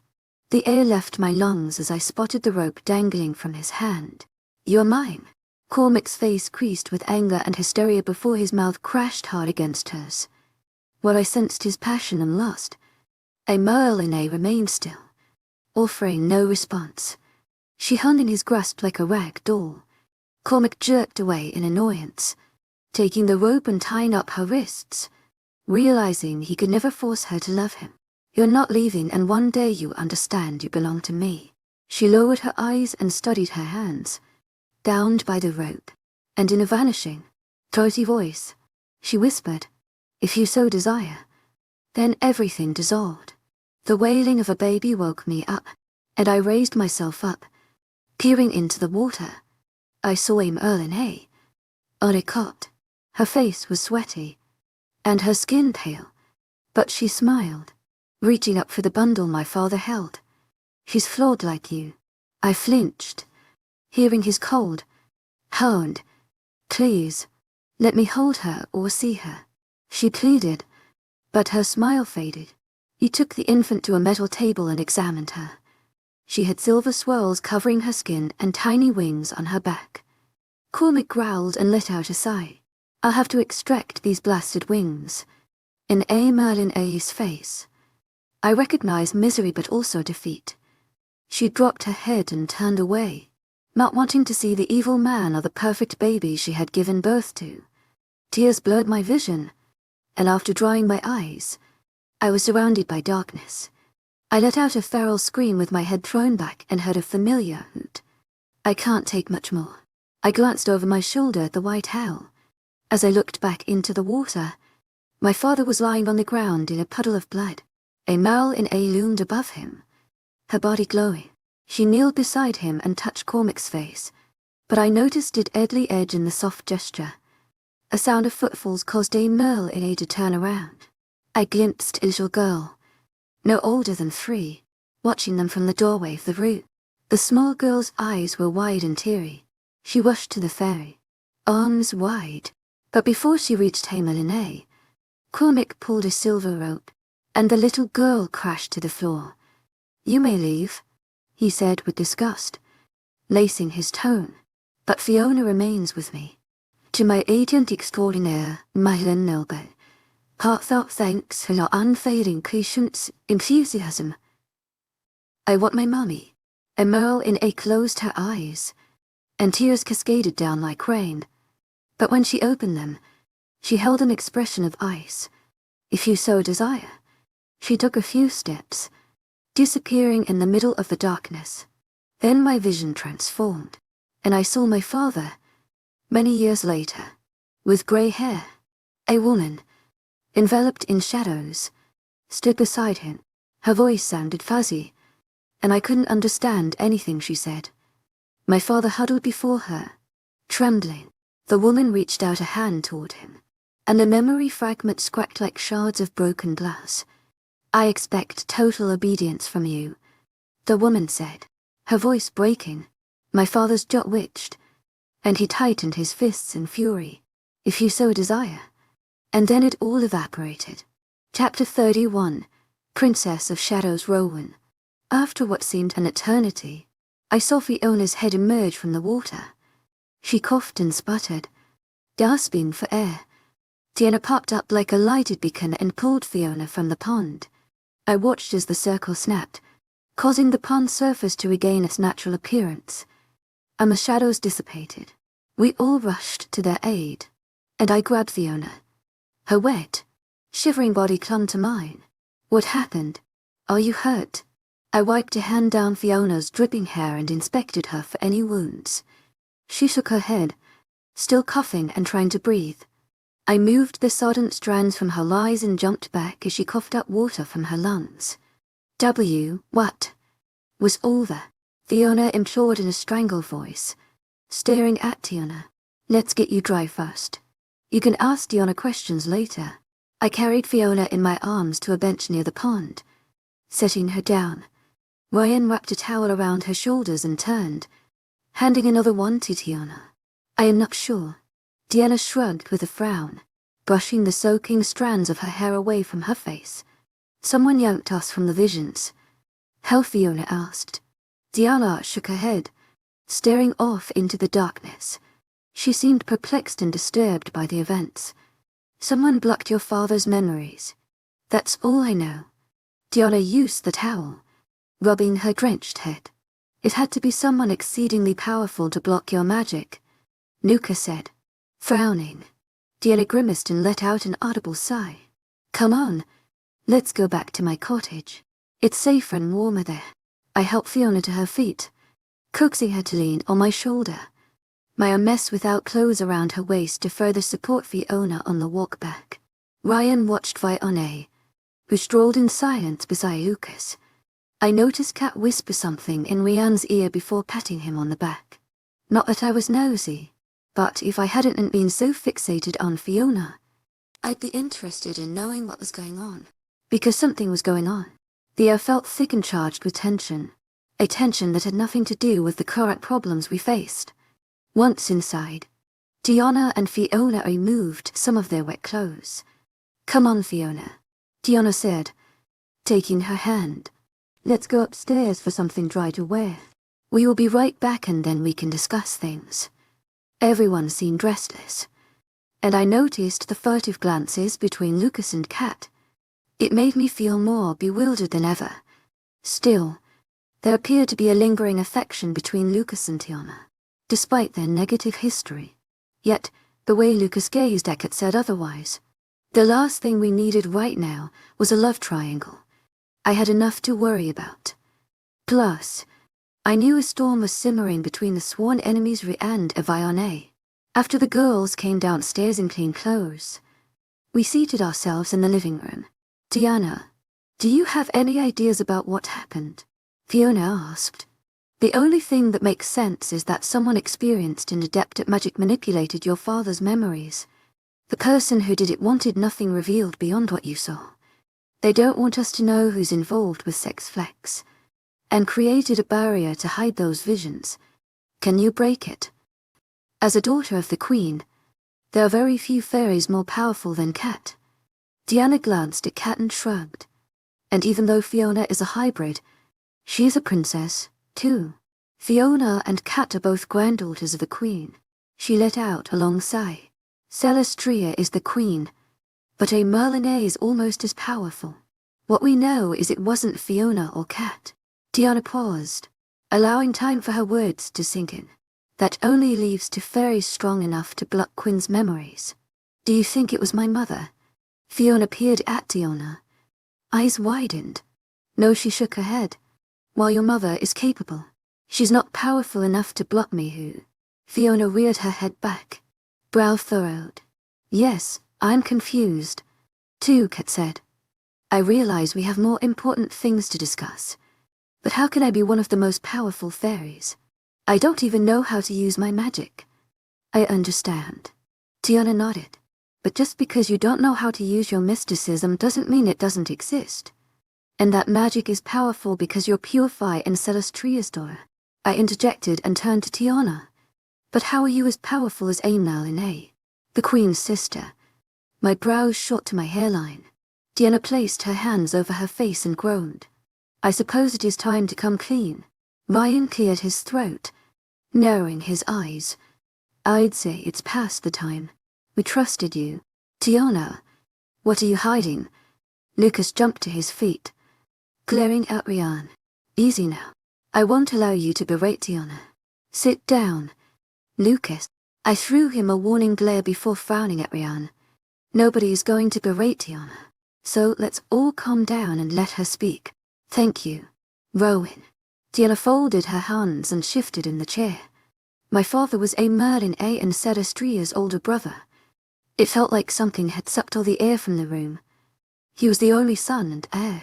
She shrugged. But someone betrayed and killed him. A Merlin A was next in line for the throne, and I've always wondered how Celestria became queen. She lifted a shoulder. The whole subject is taboo. Nobody dares to speak of it, fearing Celestria's wrath. I glanced at Fiona, who appeared pale while sitting silent and still. I am Tiana, Princess of Shadows. So you are our cousin? Kat asked, brows touching yes. Tiana nodded, throwing her a tight smile. This is fucking rad as hell, Thione said. shaking her head. If we could help Fiona and Kat tap into their powers, we would be unstoppable. She grinned, her face beaming. Maybe. But right now, we've hit a dead end. I reached over and grabbed Fiona's icy hand. Her silence was unnerving, but I felt her squeeze my fingers. Tiana, cocking her head, do you remember that phrase my mother always said to my father? If you so desire. Tiana repeated it in a somber voice. It's like a vow between the fairies. It holds great influence and significance. But, with humans, it's like sealing a pact. We recite the oath as a ritual when we grant wishes, but the wishes or favors come at a price we secure at a later date. So those visions, that was Cormac debating a deal with my mother. Tiana nodded. From what I assumed, your father petitioned her to heal his dying mother.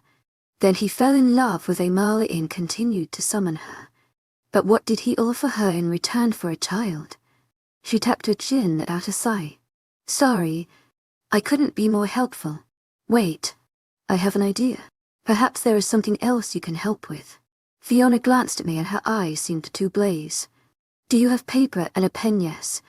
Tiana rushed to a desk, yanked open the drawer, and returned, handing Fiona a pen and pad. Fiona opened the notebook and started drawing. After a few moments, I realized she was sketching out the layout of the lab in her father's basement, but it looked somewhat different. We've been in a room similar to this, and I recognized it in my father's memories. But the room in the visions was bigger with far more cages. Fiona glanced up at Tiana and held out the drawing. Tiana took it and studied the room. Yes, I remember seeing it in the images from his memory. Well, I have a gut feeling my father has imprisoned the missing creatures of Primordial there. Fiona tapped the paper, pointing to the sketched room. I peered at Tiana, desperation in my eyes. Any chance you could help us find it? My heart fluttered thinking about Kyra. That bastard Quinn might have her stashed there in a cage. Tiana frowned, dashing my hopes. I can't, but I know who can. A coy grin tugged at her lips. She stood and strode beside the chair where Fiona sat, rolling her eyes. I've heard a rumor about a certain witch who specializes in finding and hiding objects. Throughout Ireland and the UK, there is no one more qualified than her. If anyone can help you find that rune, it's Fiona. Tiana, the Princess of Shadows, giggled. Why didn't you speak up? Rhiann yelled, glowering at his nemesis. Like me, wolf pup. Fiona crossed her arms, returning Rhiann's glare. I just heard about this hidden room mere seconds ago, and I told you from the beginning, I'm not keen on dealing with Cormac Quinn. He's an evil bastard. He is my little sister. To my agent extraordinaire, Madeleine Noble, heartfelt thanks for your unfailing patience, enthusiasm. Rhiann seethed, jumping from the couch and stalking toward Fiona.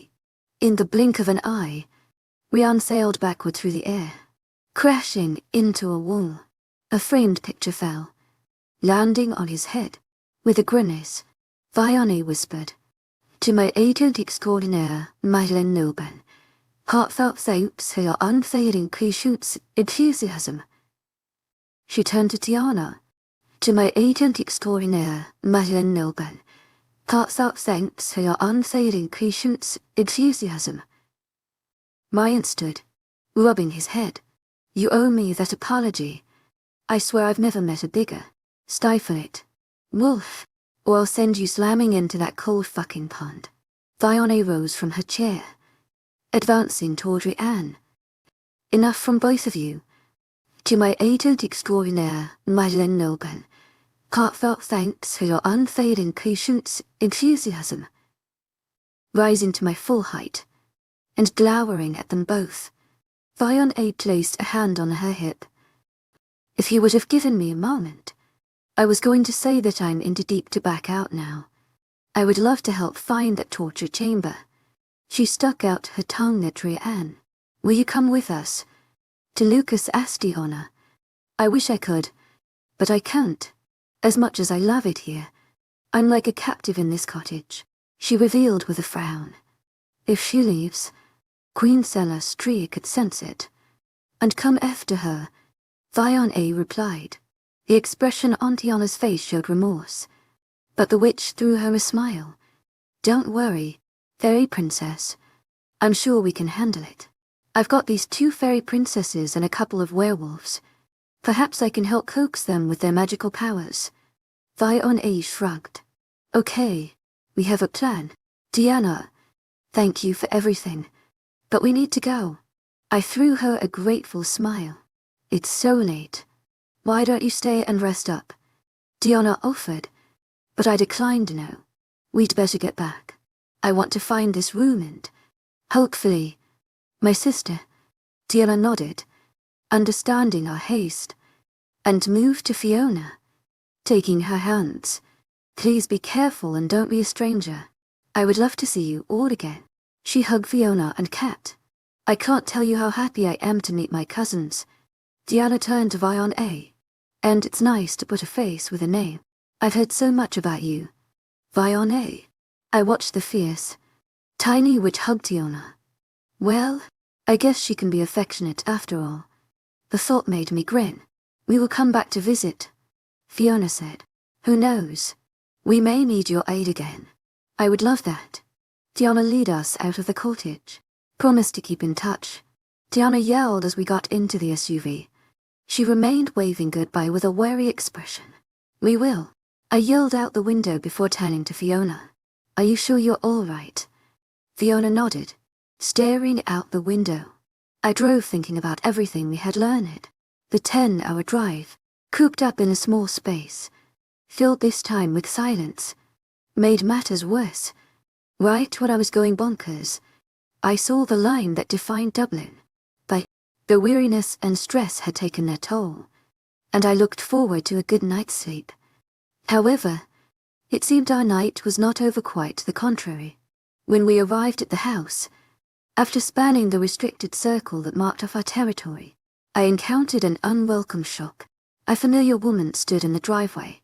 She appeared tall and enraged, with opaque skin and long white, blonde hair that fell almost to the pavement.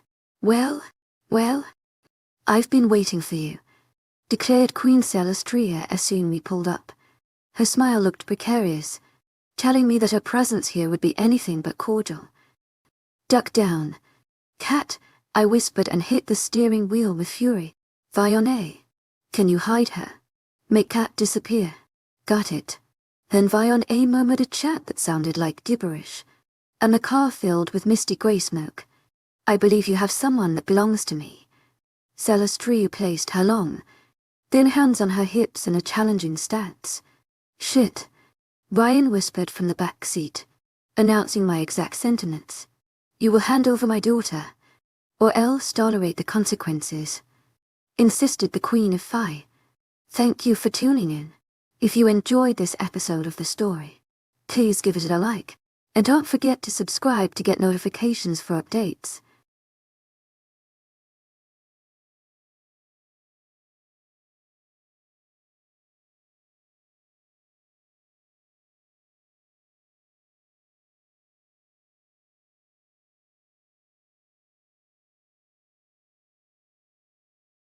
In this epic adventure, I, Rowan, a werewolf, engage in a life or death struggle with the evil scientist Cormac Quinn. In a decisive battle, I risk my life to protect my family and beloved Fiona. Our story is filled with dramatic twists and intense conflict, with the most captivating part being when we face seemingly insurmountable obstacles, only to unexpectedly discover hidden strengths and courage. Chapter Tito, a true Queen Rowan right on time. Mutt, I've been awaiting this little reunion, Cormac said, laughing like mad. I growled, salivating, and ready to sink my fangs into his neck. I threw myself against Cormac, shoving him away from Fiona and Rianne. The scientist reared his head back, chuckling, and plunged his poisonous, bladed gloves down my hide. But to my delight and his surprise, Fiona's potion worked. He yanked his hand back and made a hissing sound. Cormac stared down at the razor, like glove, frowning and back at me, puzzled. He glanced back down and rubbed his arm. I used that moment of his confusion to attack him. My teeth wrapped around his leg and I sank my fangs into the flesh, relishing the taste of metallic blood filling my mouth. The evil scientist held out and tried to shove a vial of bright purple liquid at me wolfsbane. I let go of his leg, pulled back my wolf's head, and charged straight into his stomach. The force propelled him, hurling across the small space, and Cormac landed with a thud in the cell's corner, his forehead hitting the concrete wall. After grabbing his head and moaning, Cormac jumped to his feet. I saw the hatred in his eyes and knew he would try tackling me. A laugh bubbled in my chest, watching his nostrils flare. It wouldn't be a fair fight, but that was fine with me. I took a moment to glance at Fiona huddled over Rianne. "Les, concentrate on Rianne and don't worry about me. Do what you can for him. You take care of my bastard father, and I'll tend to your brother. Just be careful. Rowan, he's a crafty motherfucker," she said through our bond. I fought back a chuckle, not used to Fiona cursing. Perhaps Fiona had rubbed off on her a bit.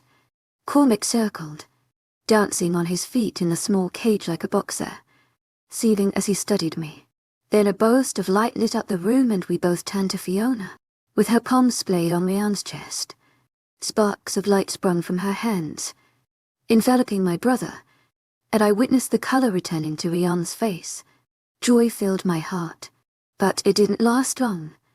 The ground shook and flung Fiona and Rianne across the cell, landing at my paws. A large crack in the concrete floor appeared, separating us from Cormac Wynne. He glanced around in a frenzy, looking as bewildered as I felt. Black metal bars fell from above, enclosing Cormac in the already small cage. I shifted back and helped Fiona and Rianne to their feet. "What kind of sorcery is this?" Cormac growled, grabbing and shaking the bars of his confinement. "Let me out of here now, Fiona. If you don't, I promise I'll kill that mangy wolf you've chosen over me. Your own flesh and blood." Fiona stalked to the metal prison, glaring at her father. "I have no idea how to let you out of this tiny prison." She shrugged.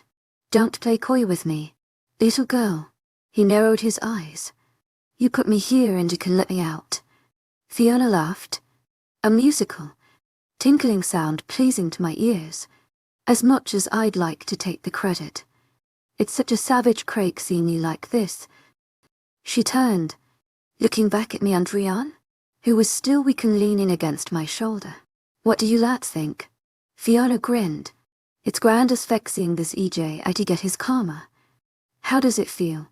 "To my agent extraordinaire, Madeleine Noban, heartfelt thanks for your unfailing patience, enthusiasm. Now you're the one locked up after we saved those hostages you were so determined to catch." I winked at him as an idea crossed my mind. If Fiona hadn't cast the spell capturing Cormac, who had? Perhaps Fiona Ortiona. Regardless, I needed him to believe Fiona was responsible and use his release to get Kyra back. We still hadn't found my sister. "Fiona, allow Cormac to think you are responsible and have the power to release him. We can use it as a bargaining chip to find out where Kyra is." "Wonderful idea," she responded through our bond. Fiona strode toward the iron cell, grasping the bars. "Tell me where Kyra is and I will let you out." "Never," he spat. Fiona turned her back on Cormac. "Let's get out of here. He'll change his mind, if that's what you think. You don't know me very well." Cormac crossed his arms. She whirled around, facing him. "You're right. I don't know you at all. My whole life has been a lie. You are nothing but a kidnapping, murdering, evil bastard. I have no problem leaving you here to rot. You wouldn't dare leave me too." A piercing scream drowned his words out. "How dare you defy your mother and queen?" Queen Celestria's voice resonated throughout the space, as if it were amplified by powerful speakers. "Shite. We have trouble. Come on and follow me. Don't you dare leave me here." "Fiona," Cormac yelled at our retreating forms, "I command you to listen to me. Your mother and queen, IRAQIL. You will not abandon me for these savage beasts and mortals. We followed the sound of Celestria's voice until we found the queen facing off with Kat in a circle of harsh, blinding light. "Those beasts and mortals are my friends and family," Kat cried, her voice cracking. She lifted her chin, glaring at her mother with golden tears pouring from her eyes. "You abandoned me by giving me to Cormac Quinn. What kind of mother does that? He cut off my wings and performed heinous experiments on me. He tortured me." Kat balled her hands into fists at her sides. "Just stop and listen to me. Araqil. I can explain." Kat shook her head from side to side. "Nothing you can say will change my mind. I have Cormac Quinn imprisoned as we speak. He will pay for allowing you to leave his house." Celestria shrieked. "We pledged an oath. I'd aid him with his sex flex experiments and, once completed, he was to give you back to me. You'll return to where you belong in the Fire Realm. I forbid you to remain in a mortal realm." Kat stepped closer to the queen, her head held high. "I would die first. If you want me to return to your realm, you'll have to kill me first." The queen appeared distressed. Her brow wrinkled, and it looked like she had tears in her eyes as well. For a moment, I thought she would relent, but I should have known the bitter, evil queen better. "If you so desire," Celestria whispered, her words echoing on repeat. Once those chilling words faded, I heard the cry of Lucas, Fiona, Tiana, and Fiona, all screaming, "No!" Fiona sprinted toward Kat and the queen, busting through the enclosure of light. Her body swelled with a peculiar glimmer. Fiona's body seemed to ignite, engulfed in flames that radiated scorching heat. Our mated bond intensified the sensation, causing me to feel the blistering inferno emanating from her skin. As she moved further into the circle, I watched her change. Even without wings, her body altered into the celestial form of a fire fairy princess.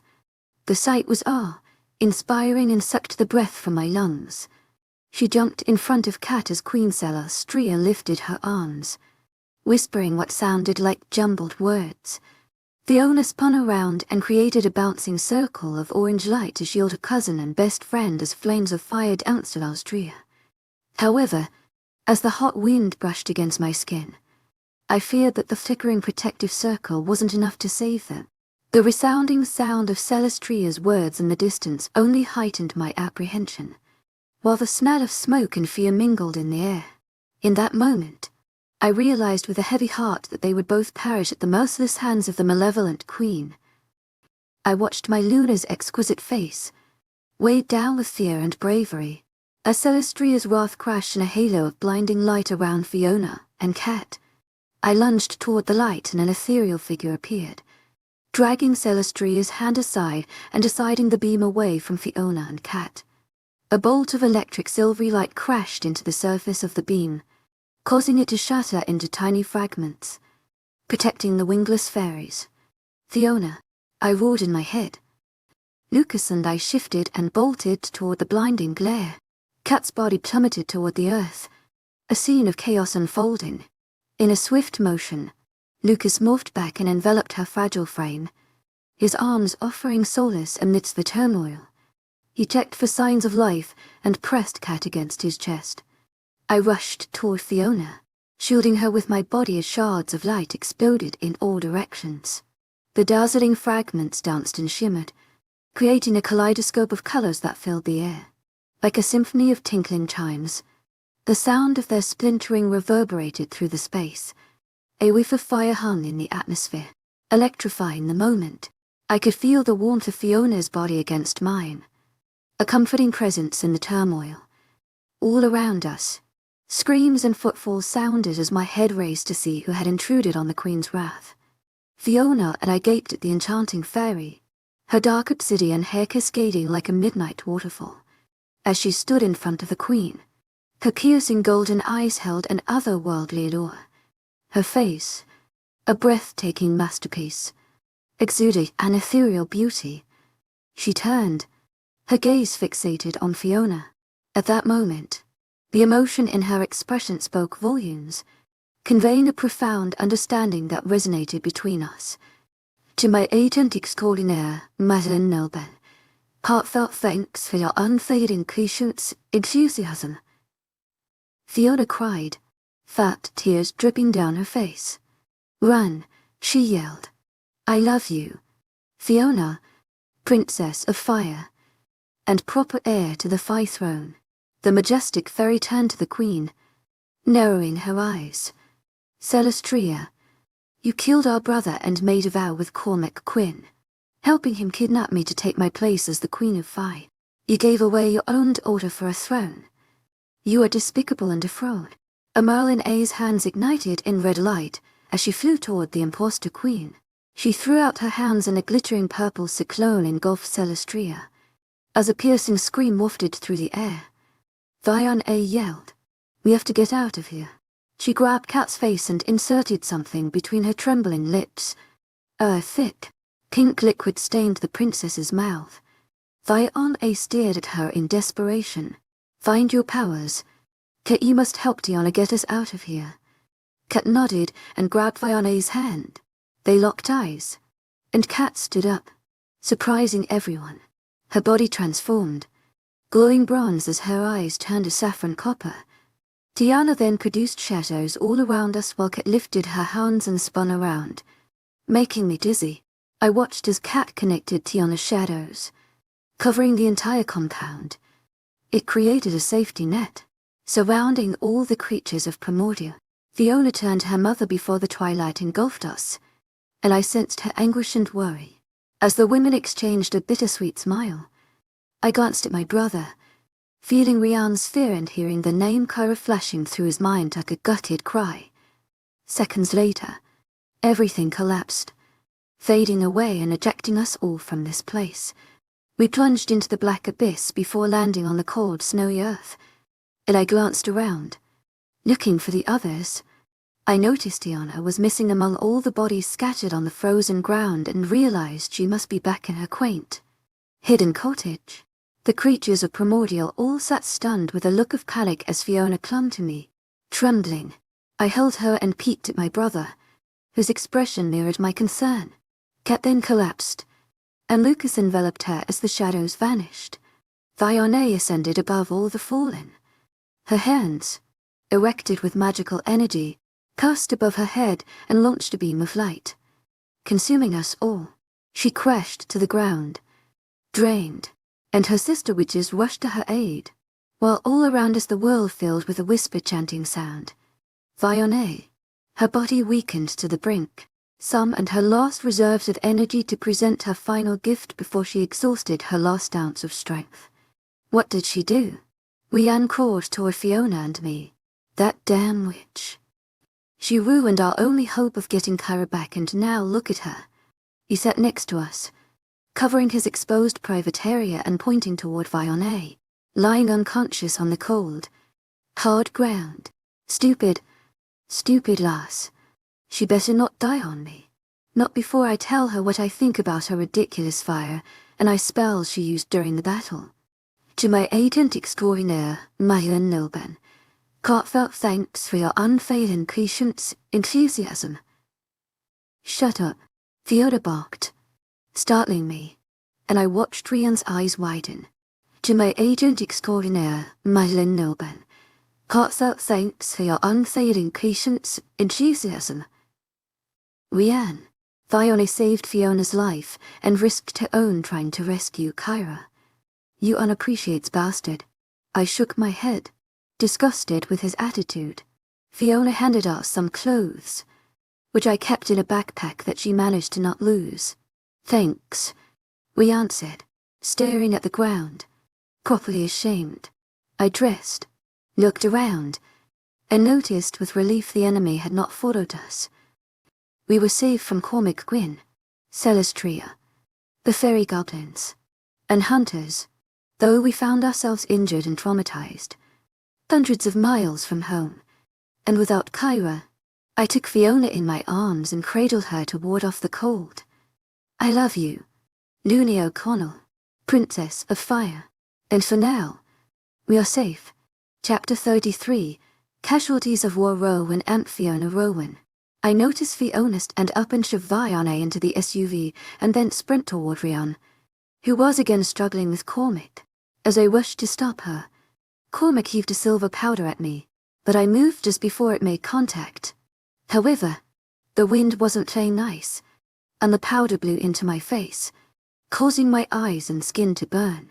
I'll seize a bunch of your pack mutts today and return the favor you did me back in my lab. Cormac let out a crazed cackle. A snarl left my lips as I lurched forward, my razor lightly thripping at his leg. The taste of blood invaded my mouth as he cried out in agony. As we grappled, Cormac drove a silver blade into my back, and I hissed from the pain but rolled away before he could do more damage. His bloody weapon fell to the snowy ground, and I hurtled myself at him. Cormac sailed through the air before landing a few feet away. Rion's frantic voice sounded inside my mind. We've got to get Fiona and Fiona out of here. Then a group of vehicles appeared. More hunters. We'll never make it out alive. Rian.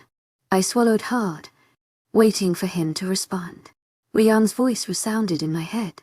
The sex flex goblins must have delayed them, bro. Those monsters will attack anything they see. But I have bigger issues right now. I watched as 4 of Cormac's hunters charged Cordrian's wolf, and one of them landed a shot.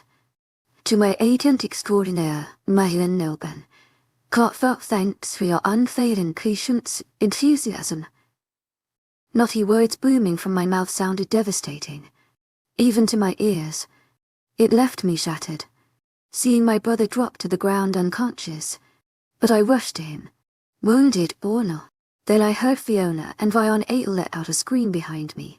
As I turned around, I saw one of the hunters holding my baby sister. To my agent extraordinaire, Mylan Nilban, heartfelt thanks for your unfailing patience, enthusiasm. My mind whirled as I glanced between my brother and sister. At that moment, I didn't know what to do. Then another hunter threw Fiona down, tackling her on the cold ground.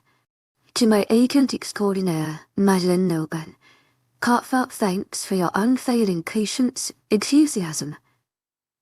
I held in my mind. Go help Rian. She called to me. The sound of her voice caused my throat to constrict, and I blinked back tears. But I couldn't leave 3 females to the mercy of Quinn and his hunting pack. Before I could decide, Fiona let out another piercing scream, crushing the rest of my control. Then the deafening sound of an explosion rocked beneath my feet and smoke engulfed me. As the air cleared, I noticed Fiona throwing out her fist with balls of bright red and orange fire. Most of the hunters scattered, and I breathed a sigh of relief when Fiona jumped to her feet.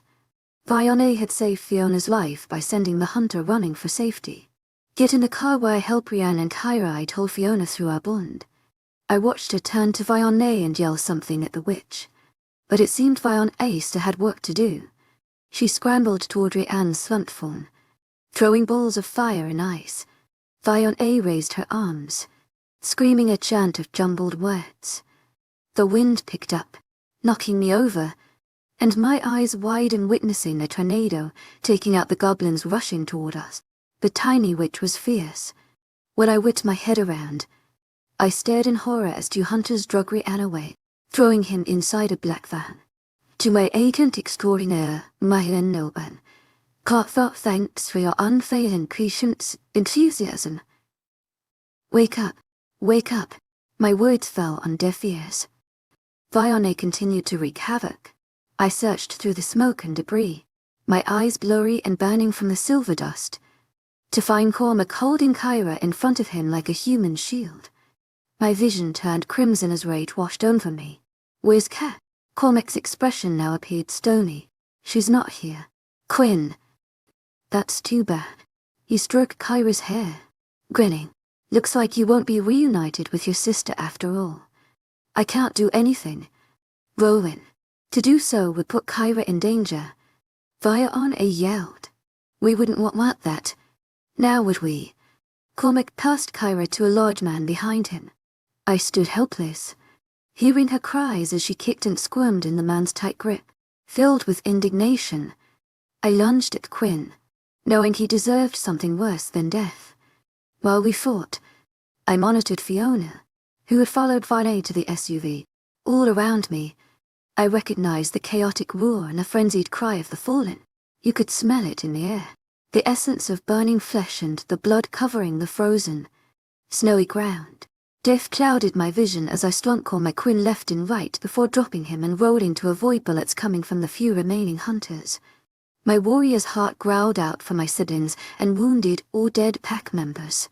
Then the sound of guns and roses singing, civil war, wafted in the air, and I saw the SUV barreling toward me, running over all in its path.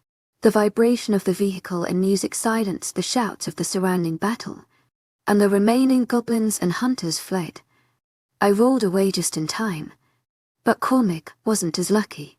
He staggered to his feet, trying to dodge the SUV, but Fiona sped up, striking Cormac and sending him flying before he landed with a thud in the bloodied snow. I shifted back into without clothes human form and jumped in, pushing Fiona over to the passenger seat. Oh my God, did I kill him? Fiona looked at me with fear-filled widened eyes. He's not dead, I said through ragged breaths, wiping blood from my face and eyes. But my father, are you sure I'm sure. Fiona, he's not dead, I replied, harsher than I wanted, as I left her lips, and I glanced around at the carnage of ravaged bodies and corpses of wolves, humans, and creatures that had perished in the battle. There were not as many dead wolves as humans and fairy goblins. What happened to the rest of your pack? Fiona asked, her voice sounding tired and hoarse. I told them to retreat. I gripped the steering wheel, concentrating on the road, and noticed the black vehicles following us. Hang on, girls. We have company. My foot slammed on the gas. Buckle up. Just before a bend in the road, I hit the brake pedal while jerking the wheel to the right. The SUV careened in the middle of the road and I headed off into the snowy forest and turned off the headlight. After driving miles into the woods, I pulled into an opening between two massive oak trees. The hunters were no longer on my tail, but I glanced in the rearview mirror just in case. Where are we? Row.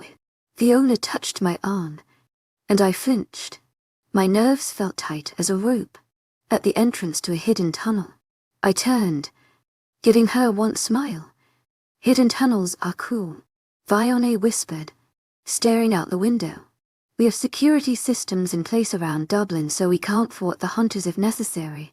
The idea of having to resort to such a measure had my voice twitching with anger. Who's? Fiona asked. Not just us. All the creatures of Primordial, I explained. Finally, I pulled into a deserted park. Thicken. Letting out my rage. Sorry, lasses. My pain is hers. My anger is hers. I reminded myself. I sensed it welling up inside me, and I took a calming breath. Fiona, can you grab me some clothes from the back? Lass. Sure thing, she chuckled. It must feel very freeing to drive in the buff. Fiona giggled, igniting us all. Perhaps all the tension, grief, and overwrought emotions caused us to become hysterical as the SUV filled with raucous laughter. I dressed and hopped back into the vehicle. How's your arm? I glanced at Fiona, taking in her face, bathed in blood and her rumpled hair. Fiona glanced down at the bullet wound. She raised her head, and tears spilled down her dirty cheeks. Don't cry, lass, I whispered, stroking her hair, causing Fiona to cry anew. Too many have died, she choked out. I know, love, I know. Hearing sniffles from behind, I peeked in the rearview mirror at Fiona, swiping at her eyes. And they took Rian and Kyra, Fiona exclaimed between distressing, agony-filled sobs.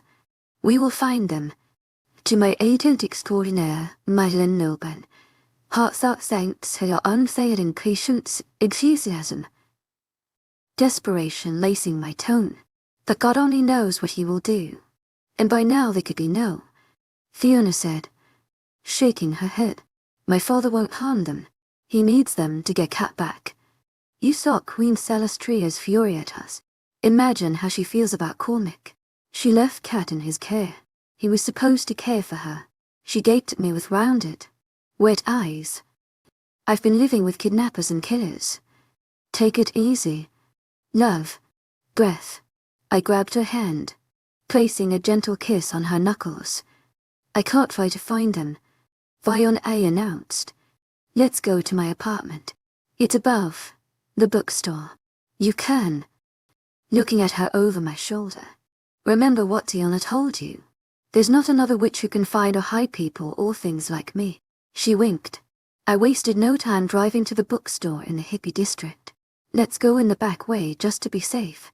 Fiona led us through a small door and up some narrow stairs to an apartment that made up the entire second floor. The place was nicer than I imagined, given the threadbare appearance of the crowded bookstore. Fiona guided us into a sunny kitchen filled with plants. She ordered us to sit down before brewing tea. Drink this. Placing a mug in front of Fiona. Is this some kind of magical tea? I asked with a frown. Fiona glared at me. Yes, it's a hypnotizing tea.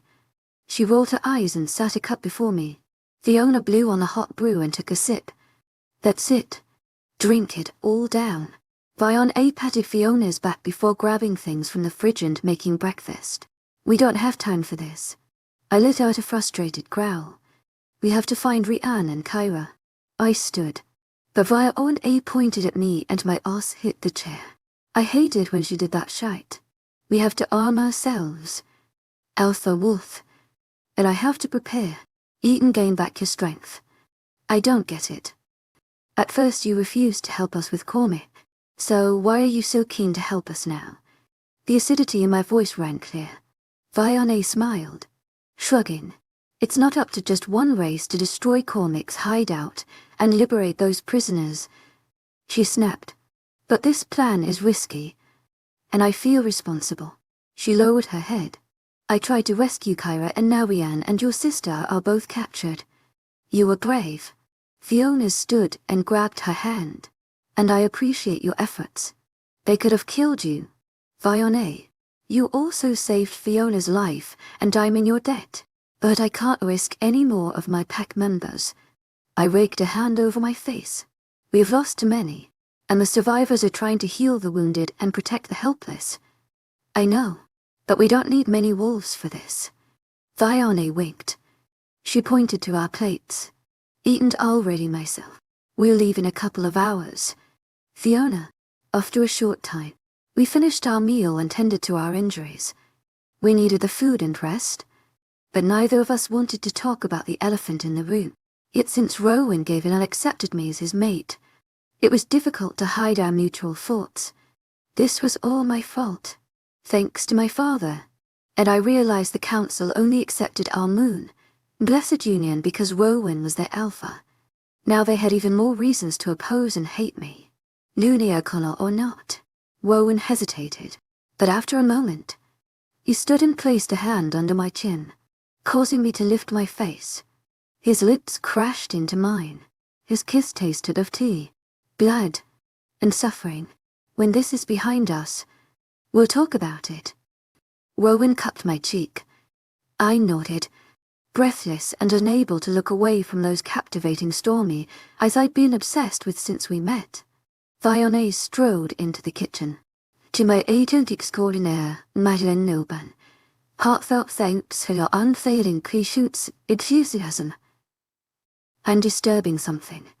She stood dressed in all black, looking ready for battle, with military boots, black cargo pants, a metallic t-shirt, and a black leather jacket. Fiona grinned, reminding me of a rebellious teenager. But as I studied her eyes, I saw wisdom beyond her years.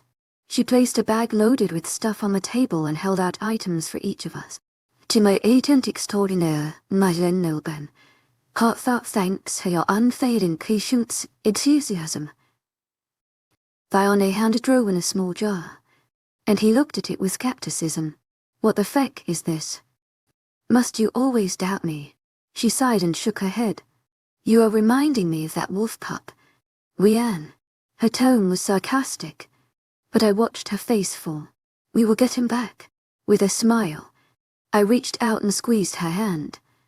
I know, but Rihanna isn't here for me to taunt, she announced without a drop of smugness.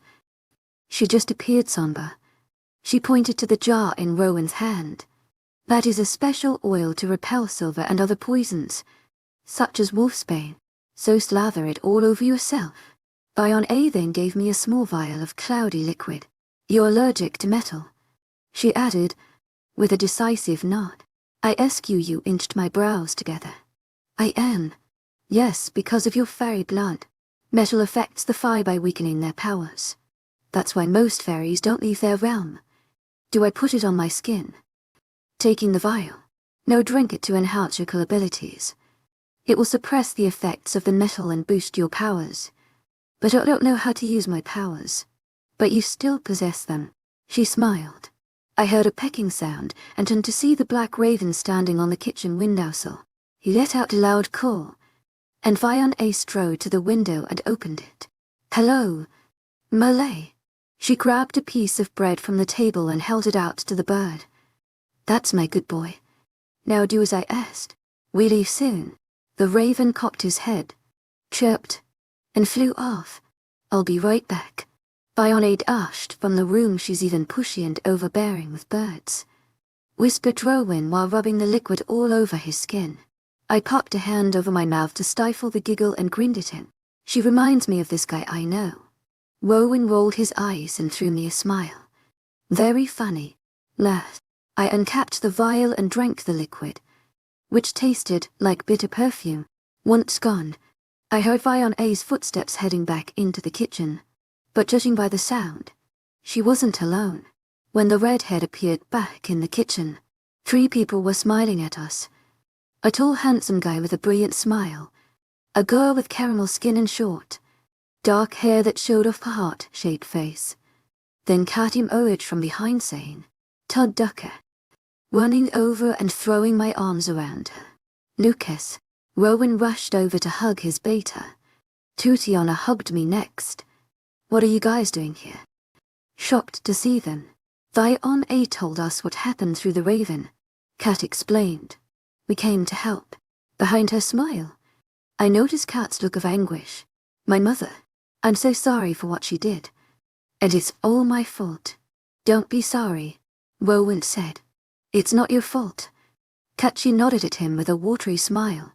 But I knew she blamed herself. I mentioned that we'd have a little help, Fiona declared. But can we fight off a horde of hunters? I glanced at Fiona.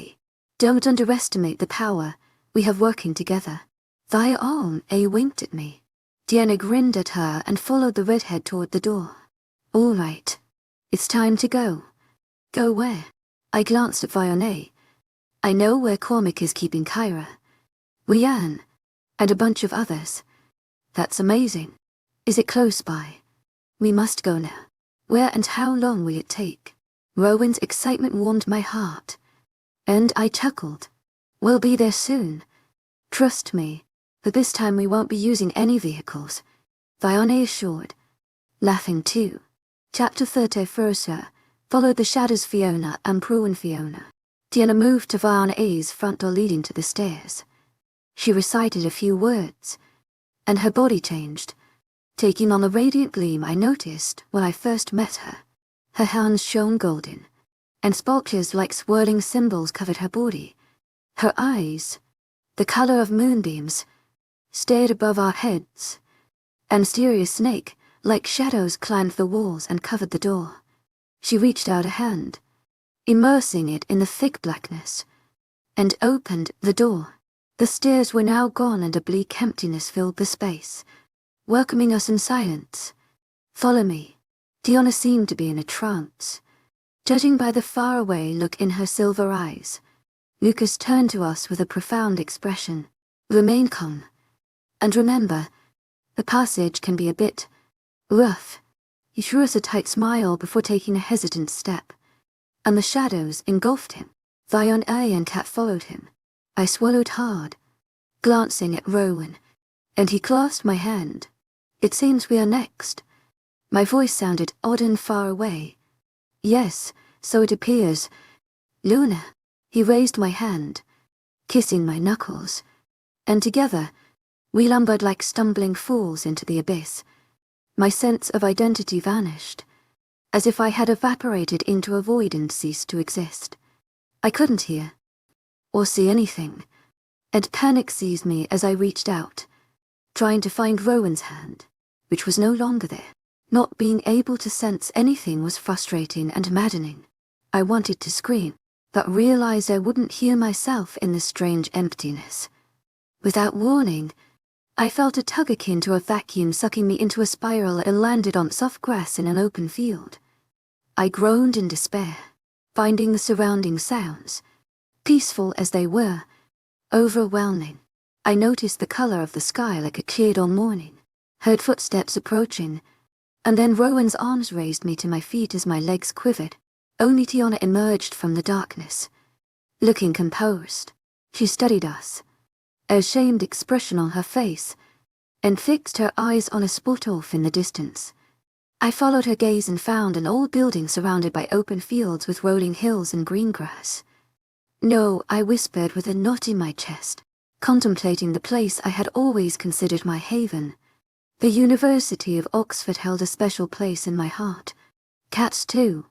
My father is keeping people hostage at the university. This is our school, Kat. I turned and saw Kat's mouth hanging open in shock as well. Rowan stared at the ancient edifice, hands on his hips. How can we get inside? The lab is underground in a shelter, like a bunker used during wars, Fiona answered, kneeling on the grass. She grimaced, shaking her head. But the defenses are strong. Just looking at this fortress, I don't see how we could get in, especially since Cormac has it guarded with heavy manpower. Or get us in. Tiara glared at the building, her voice sounding severe and confident. She raised her arms and whispered a chant as the surrounding shadows vibrated and came to life. They reached out and touched each other like hands, forming a series of channels. Follow within the shadows and remain inside them at all times. Tiana tipped, toed into the tree shadow, and poof, she was gone. To my agent extraordinaire, Madeleine Nilben, heartfelt thanks for your unfailing patience and enthusiasm. Not again, Rowan grumbled, but he did as the Princess of Shadows instructed. I copied her movements and jumped into the shadows, but it didn't feel as overwhelming this time. Outside, the world thrived with vibrant colors and sounds, while here, silence prevailed. I started walking, following the group, and noticed something strange. Why, in Tiana's shadows, I could pass through walls and objects like they weren't even there. As we entered the enclosure, I spotted people moving through the corridors. Guards and professors were working, but despite us wandering among them, they remained oblivious to our existence. I stayed mute for fear of being overheard, remaining careful not to leave the shadows, as Tiana had directed us to do. We descended the structure. Tiana continued joining the diminished shadows in the corridors, keeping us proceeding as we traveled further down.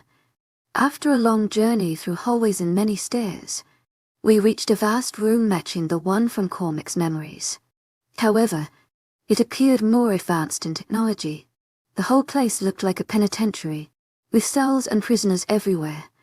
Some captives gaped around in terror, sporting fresh wounds, and I realized they hadn't been here long, but it was obvious that others had been here for an extended period. Their glum expressions and skeletal bodies revealed the cruelty that someone my father had subjected them to. I grabbed Rowan's hand and buried my face in his chest, experiencing a pang of grief from witnessing Cormac's cruelty. Can we rescue them all? I reared my head back, peering up at him. Fiona answered, Listen, I refuse to leave behind a single soul in this God-forsaken hellhole. Icy bitterness seemed to drip from her words.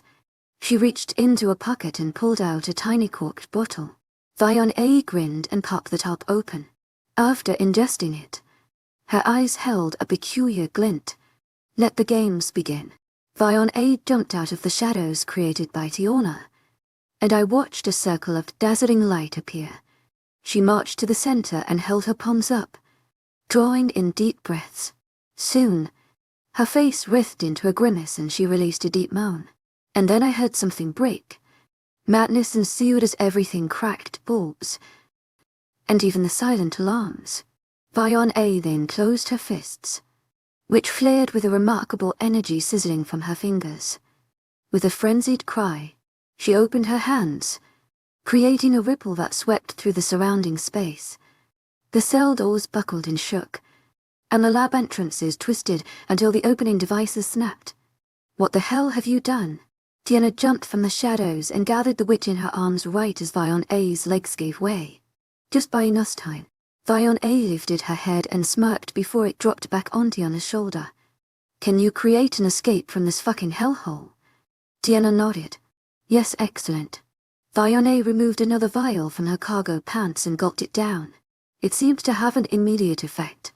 She stood on her own and grinned. "Cover this place in your protective shadows so we can free these hostages as soon as possible. Cormac Quinn is one evil. Sick bastard. I'm on it." Diana jumped back into the shadows while Rowan and I took off running. "Open the cages," Rowan yelled to Fiona. "Kat and Lucas. Then dispatch all the wolves to me. Send all the witches my way." Fiona winked at Rowan.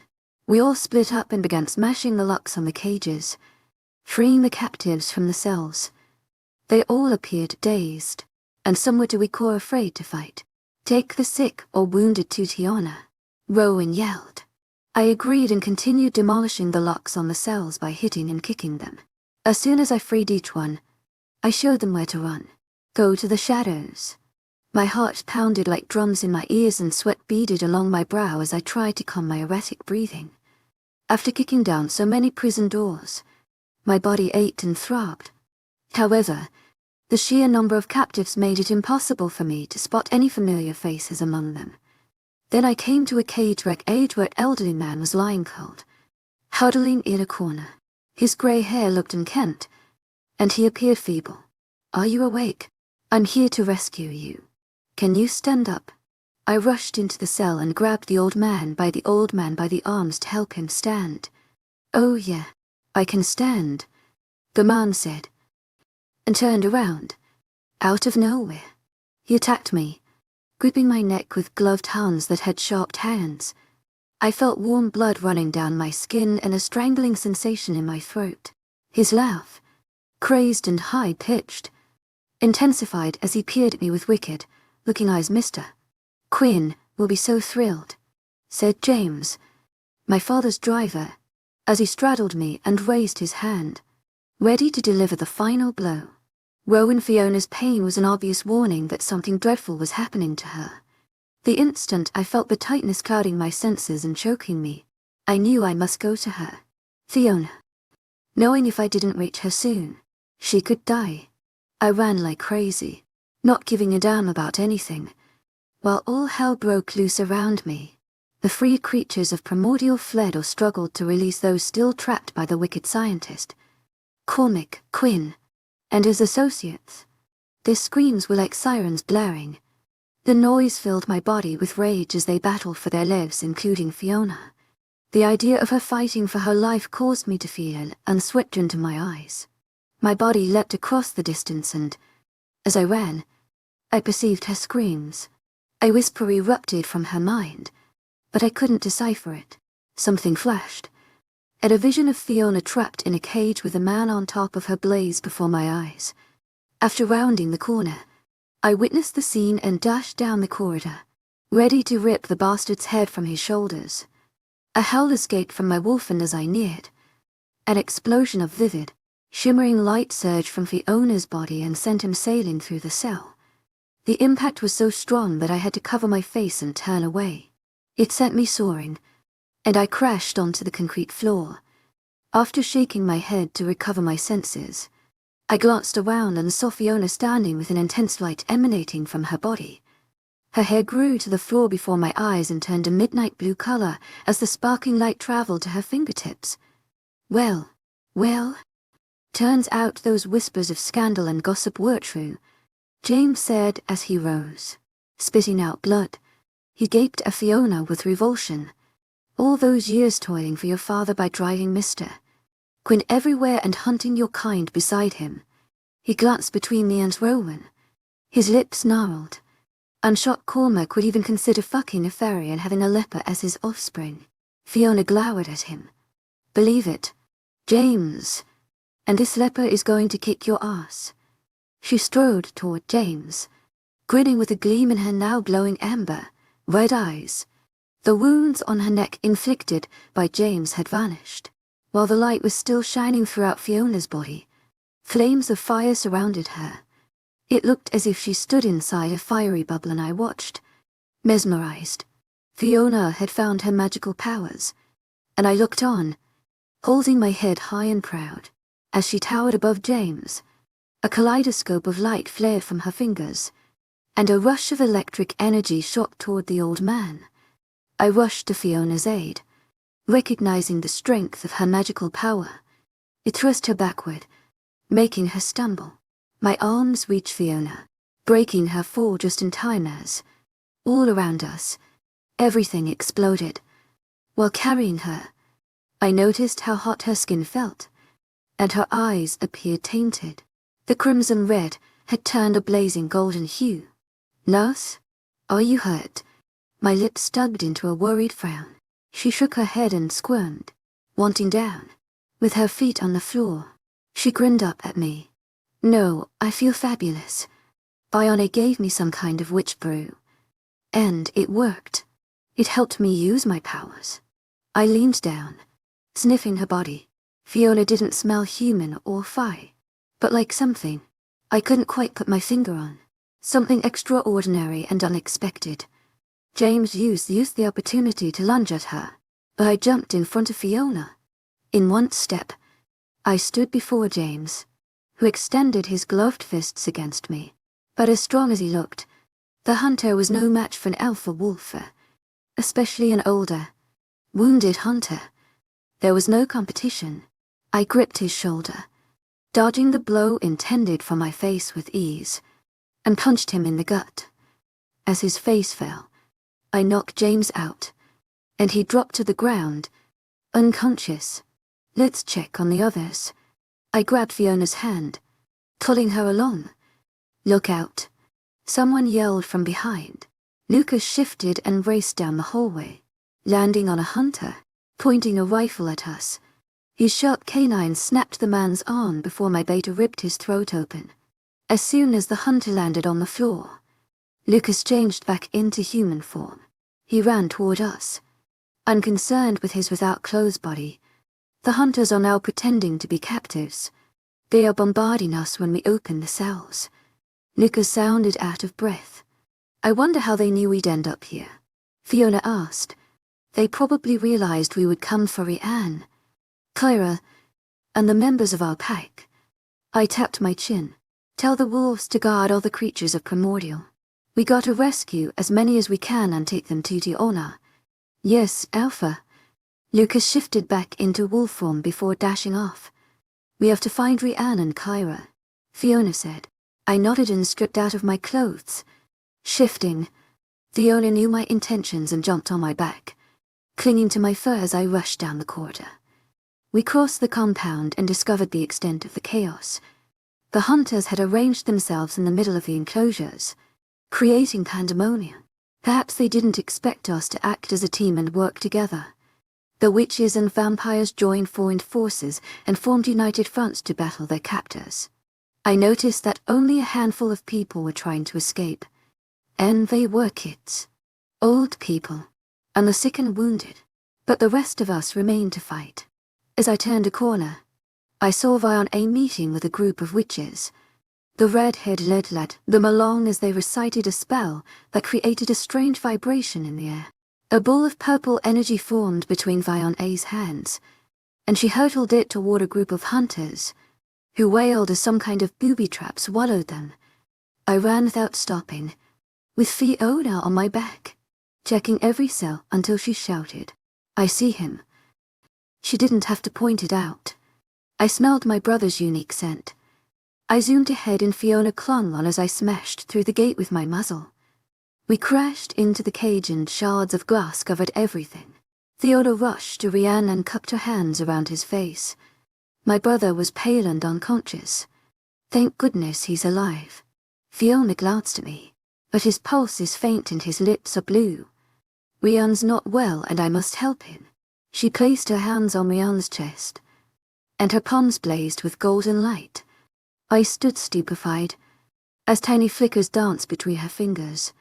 Rowan, Fiona screamed, and my foe rose along my spine. I whipped around, anticipating danger, and collided with Cormac Quinn. Chapter 35, Drug War Rowan. I glanced in the back seat, staring at the spot Kat had occupied, and exhaled, finding it empty. I owe you, Fiona. Where did you send her? Do you see the look on that evil woman's face? We don't have time for small talk. Alpha Wolf, Fiona whispered through clenched teeth. She's safe. I sent her back to Lucas. Exit the vehicle. Queen Celestria's voice boomed, sounding like she was in the SUV with us. Can she hear us? Fiona asked, peering at me with widened eyes now. Fiona leaned up between the seats, keeping her speech low, but she can project her voice. Listen, Kat is fine, and I bet thrilled to find herself with that hot wolf. Lucius, I heard Rhiannon scoff from behind. That's what you are worried about. Leave it to a woman to care more about. Stifle yourself. Wolf pup, we all best start worrying about ourselves. I'm powerful, but I can't fight this evil creature alone. Fiona leaned back and shot Rhiannon with a venomous glare. She's right. We can't put it off any longer. To my agent extraordinaire, Madeleine Nilban, heartfelt thanks for your unfailing patience, enthusiasm. Watching the Queen striding toward the vehicle. Why are you here? Exiting the SUV and keeping my gaze on Fiona, she, along with Rhiannon and Fiona, met me in front of the SUV. Celestri appeared at us before studying her fingernails as if she were bored. As we neared, her gaze zeroed in on Fiona. We had a pact. I'm ready to uphold my end of the bargain. Are you? Her pale blonde brows raised, and she cocked her head to the side. Tell me where Princess Aquil is and I will inform you who, in my court, is helping your father with sex flex. You know who aided my father. Fiona made to move toward the Queen, but I grabbed her. Queen Celestria folded her arms, drumming her nails in irritation. I know everything, secret or not, that happens within my court. I bit back a curse. So you made a deal with Fiona to find your daughter in exchange for information you already had. Celestria smiled. That's correct. Wolf, why would I impart my knowledge without getting something in return? She looked down her nose, sneering. You may be a shapeshifter, but you do not understand how sacred a pact is between the Fae. Nothing comes without a price. Ryan stepped in front of Fiona and Fiona, shielding them, and stood beside me in solidarity. I am more than a shapeshifter. I'm Alpha O'Connell, and this is my province. You have crossed my borders uninvited and, to my agent extraordinaire, Madeleine Nilban, heartfelt thanks for your unfailing patience, enthusiasm.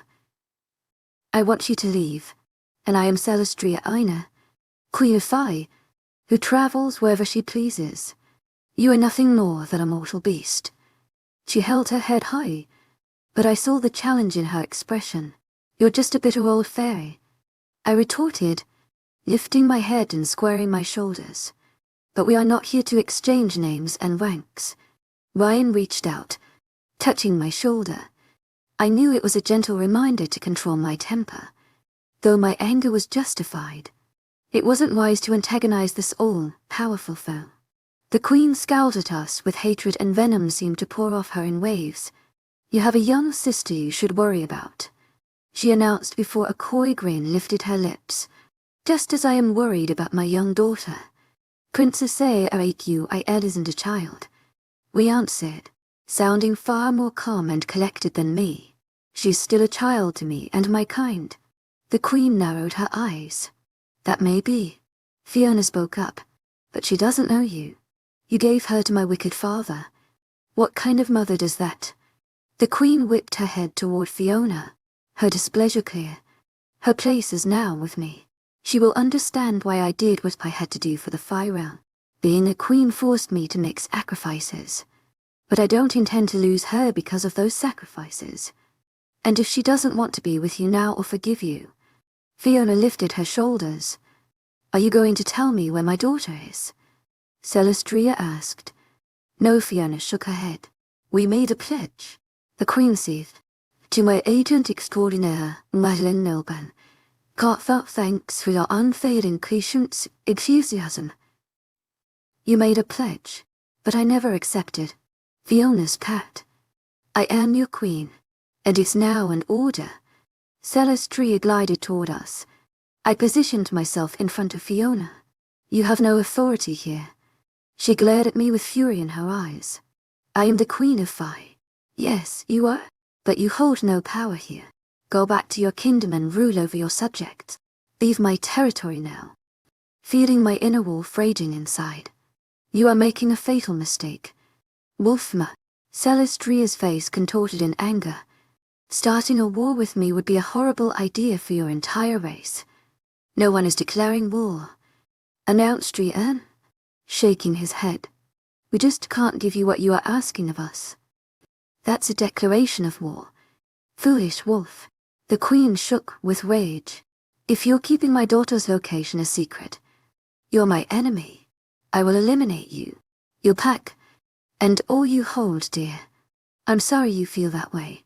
I crossed my arms over my chest, matching her heated stare. She nodded. You leave me no alternative. Alpha wolf. A strange roar erupted, causing us to look around while the Queen remained unruffled as figures emerged like ghosts in the night. Each one appeared to be a creature from the fairy realm, yet it was hard to tell, since it seemed they were all dosed with sex flecks. Some dressed in torn, dirty rags, and others in elaborate battle gear. But all looked wild-eyed as they clambered through the snow on a rampage. Just what the feck are you doing? I asked the Queen, bellowing with fury. This onslaught violates all treaties between the creatures of Primordial. Your race violated the treaties by kidnapping my daughter, yelled the Queen, lifting her haughty chin. Now tell me where she is, or accept the repercussions. We did not kidnap Princess Ariquil. Fiona stepped around me and I held my arm out, keeping her out of harm's way. Knowing where she isn't not telling me is the same thing.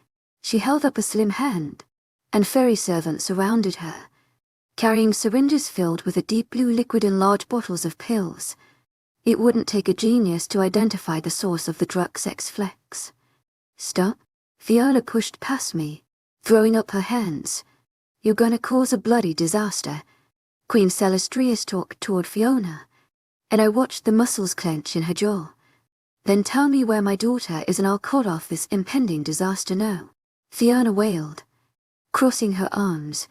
Rowan, now.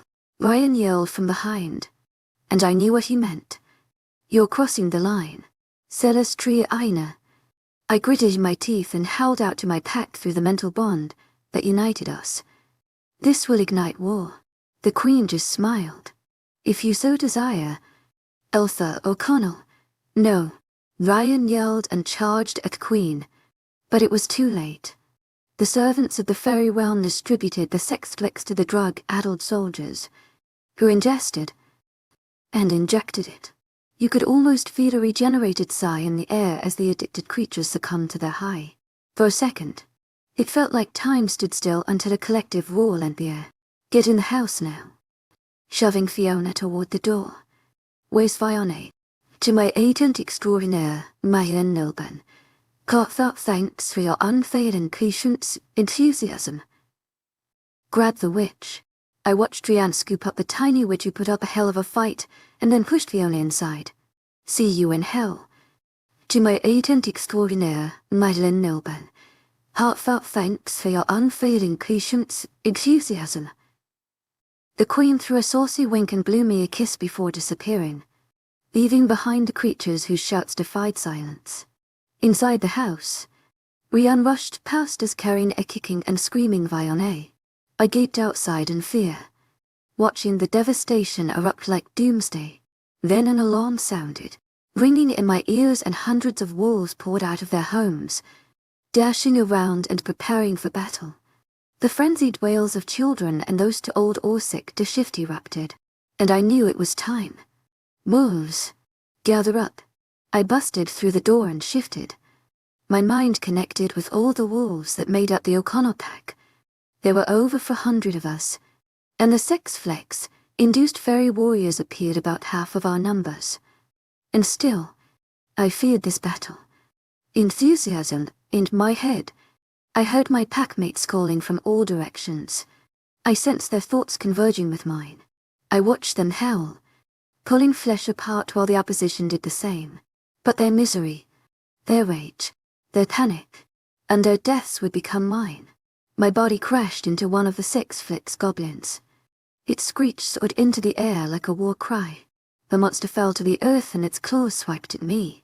I sensed its fangs close to my hide and, in response, I sunk my canines into its jugular, and chemical, tasting, rotten blood filled my mouth.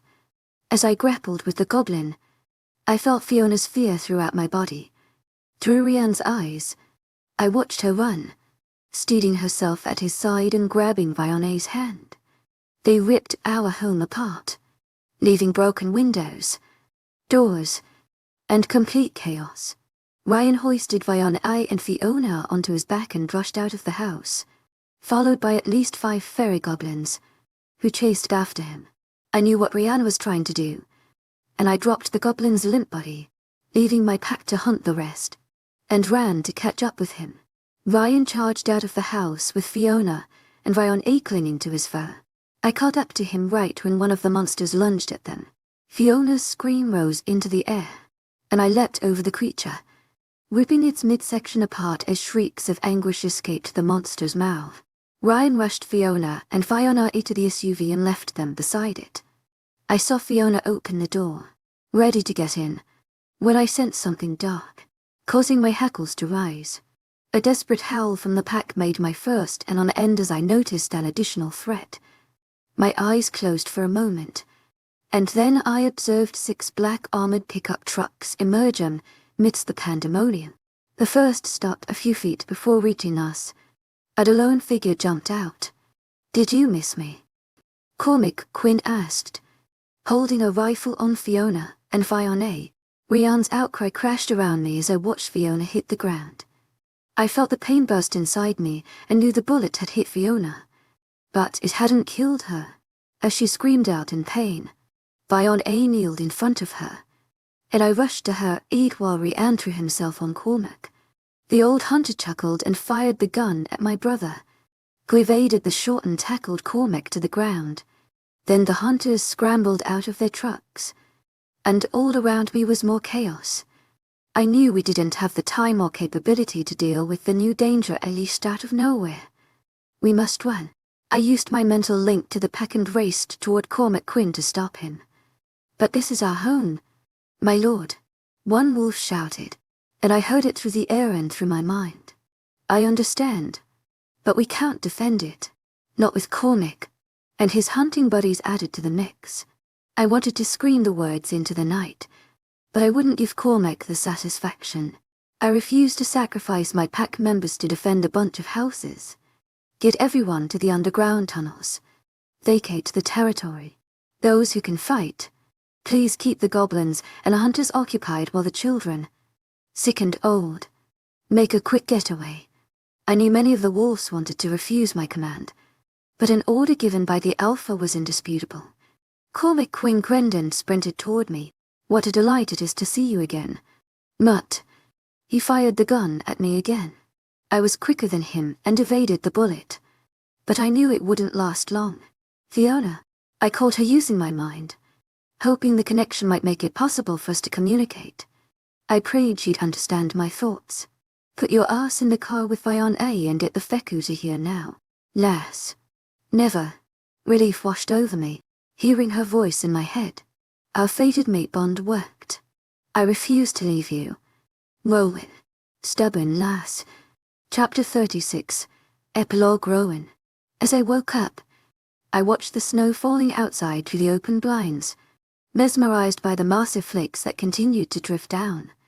Day after day, the storm continued its rampage, refusing to show any signs of abating. With a gentle touch, Fiona's warm hand caressed my back, prompting me to roll over and meet her gaze. She gave me a sleepy smile, her eyes half closed and her lips curled upwards.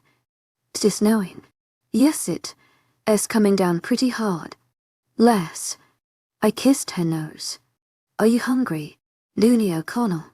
The sound of those words mixed with the grin on her blushing face sent a surge of warmth through my chest.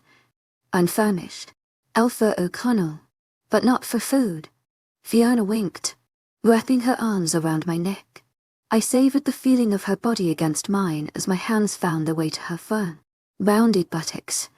Her lips, delicate and pink, met mine in a kiss that exuded ardent enthusiasm, leaving me longing for more.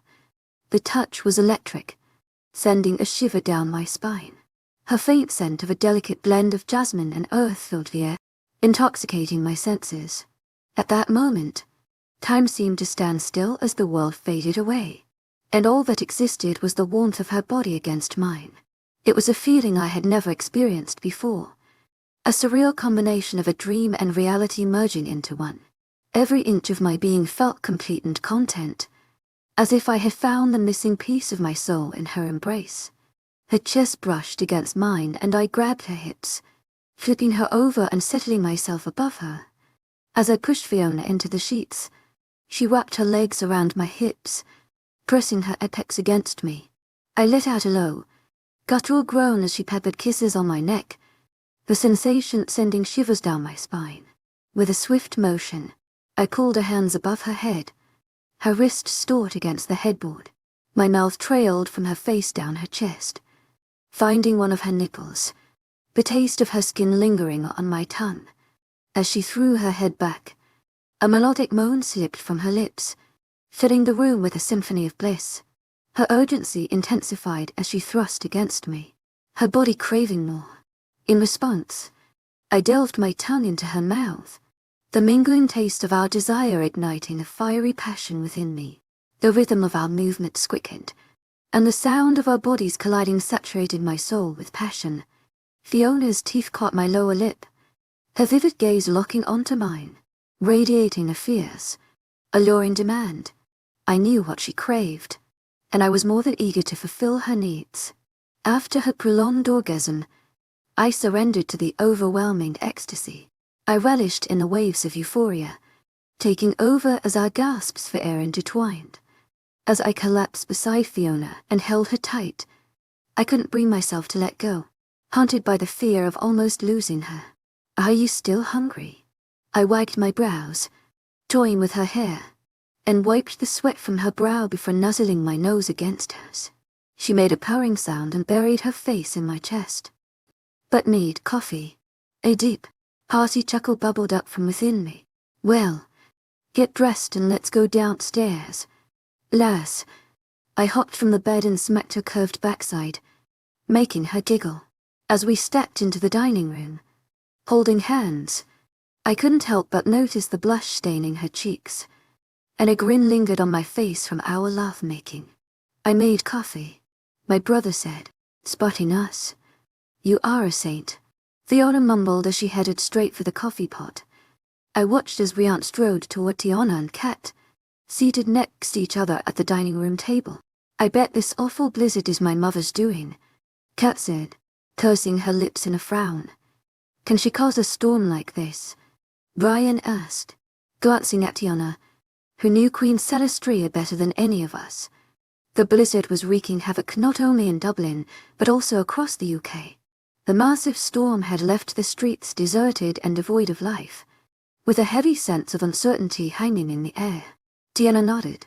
Queen Celestria possesses a wide range of abilities. The intensity of her power increases when she's agitated, angry, or upset. Take Fiona, for example. Her powers derive from fire. Tiana stared at Fiona, drawing everyone's attention. The Princess of Shadows seemed to think about her following words, taking a sip of coffee first. The five draw their powers from the elements light, darkness, shadows, the sun, noon, and so on. So do witches, replied Rianne with a grimace. My brother had never cared much for witches, their presence stirring up memories of our bitter, long-standing feud. Other than fairies, witches were among the things Rianne detested the most. In a peculiar turn of events, the ethereal presence of fairies and the mystical lore of witches emerged as our unexpected saviors. We stood in awe as Fiona, a hybrid, displayed her incredible power with an unmatched dominance that left astounded. Ancient legends credit fairies as the original owners of all magic, and the ones who granted mythical gifts to other races. Tiana's voice held a note of pride as she grinned at us. That's what I think, I whispered, sitting down next to Rianne. He nodded and rolled his eyes. Tiana pretended not to hear me. Like the witches, we draw powers from nature. From there, they derive into multiple gifts that depend entirely on the person. However, like the three of us, Tiana gestured to herself. Kat and Fiona, our power is pure. I am shadows. Fiona is fire. And Kat is light. Fiona and Kat sat in silence. Their eyes locked onto Tiana as her words filled the air. Her soft voice captivated them, drawing them closer with each word. The revelation of their hidden powers ignited a spark of wonder, leaving us eager to know more. Yet Tiana's soothing presence seized our racing thoughts, granting a moment of tranquility amidst the storm of curiosity. Magical powers can take years to develop and learn. The primary focus is to grasp that, like the spirit of a wolf, your abilities are brimming with life. They possess a semblance of awareness. I nodded, sipping my coffee. All members of the pack understood that personal and wolf identities were often distinct from one another.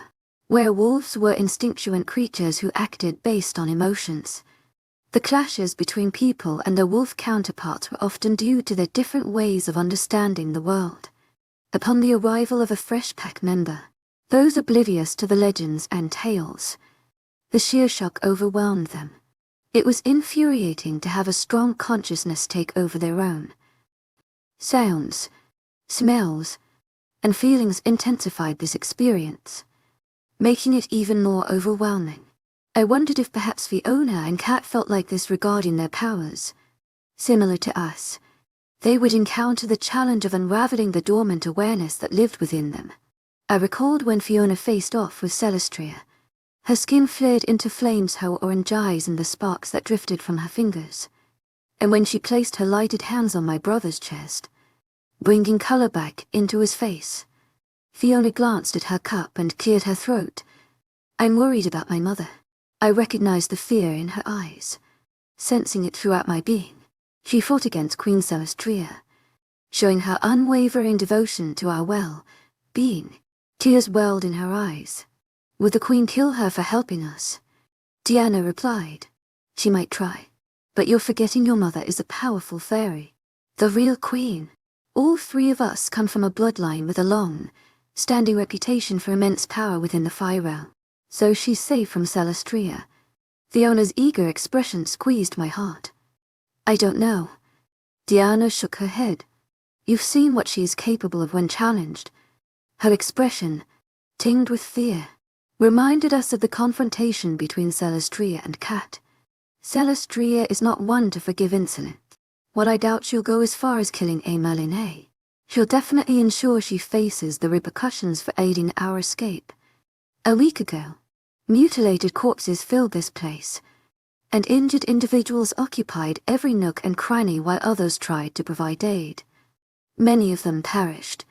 The wounds and transformations were so severe for some that death would have been a merciful release. The battle erupted as a direct consequence of Celestria's seething fury toward our defiant and refusal to hand over Kat. The survivors wasted no time in leaving once news of the incident reached the ears of the leaders of the different races. Tiana lowered the defenses of her home, feeling the weight of responsibility, and guided the wounded and rescued through the icy, snowy roads. The creatures of Primordial revealed themselves little by little, shedding tears of joy or sorrow. Regardless, they were grateful to know the hunters did not imprison their loved ones anymore. After what felt like an eternity, the world fell into a hushed stillness. Diala defended her home, even though the plants died and snow covered her enchanting cottage that used to have flowers and fruit trees. Diana's perpetual springtime haven was now bleak and compromised. She looked exhausted when she arrived back here. Dark circles showed under her eyes and her lips appeared dry. The rest of us didn't look any better, but with the growing worry about the present situation, we had no choice but to take drastic measures. With war declared, the tension in the air was palpable, our hearts pounding with anticipation, and our weapons at the ready. And thank you for tuning in. If you enjoyed this episode of the story, please give it a like, and don't forget to subscribe to get notifications for updates.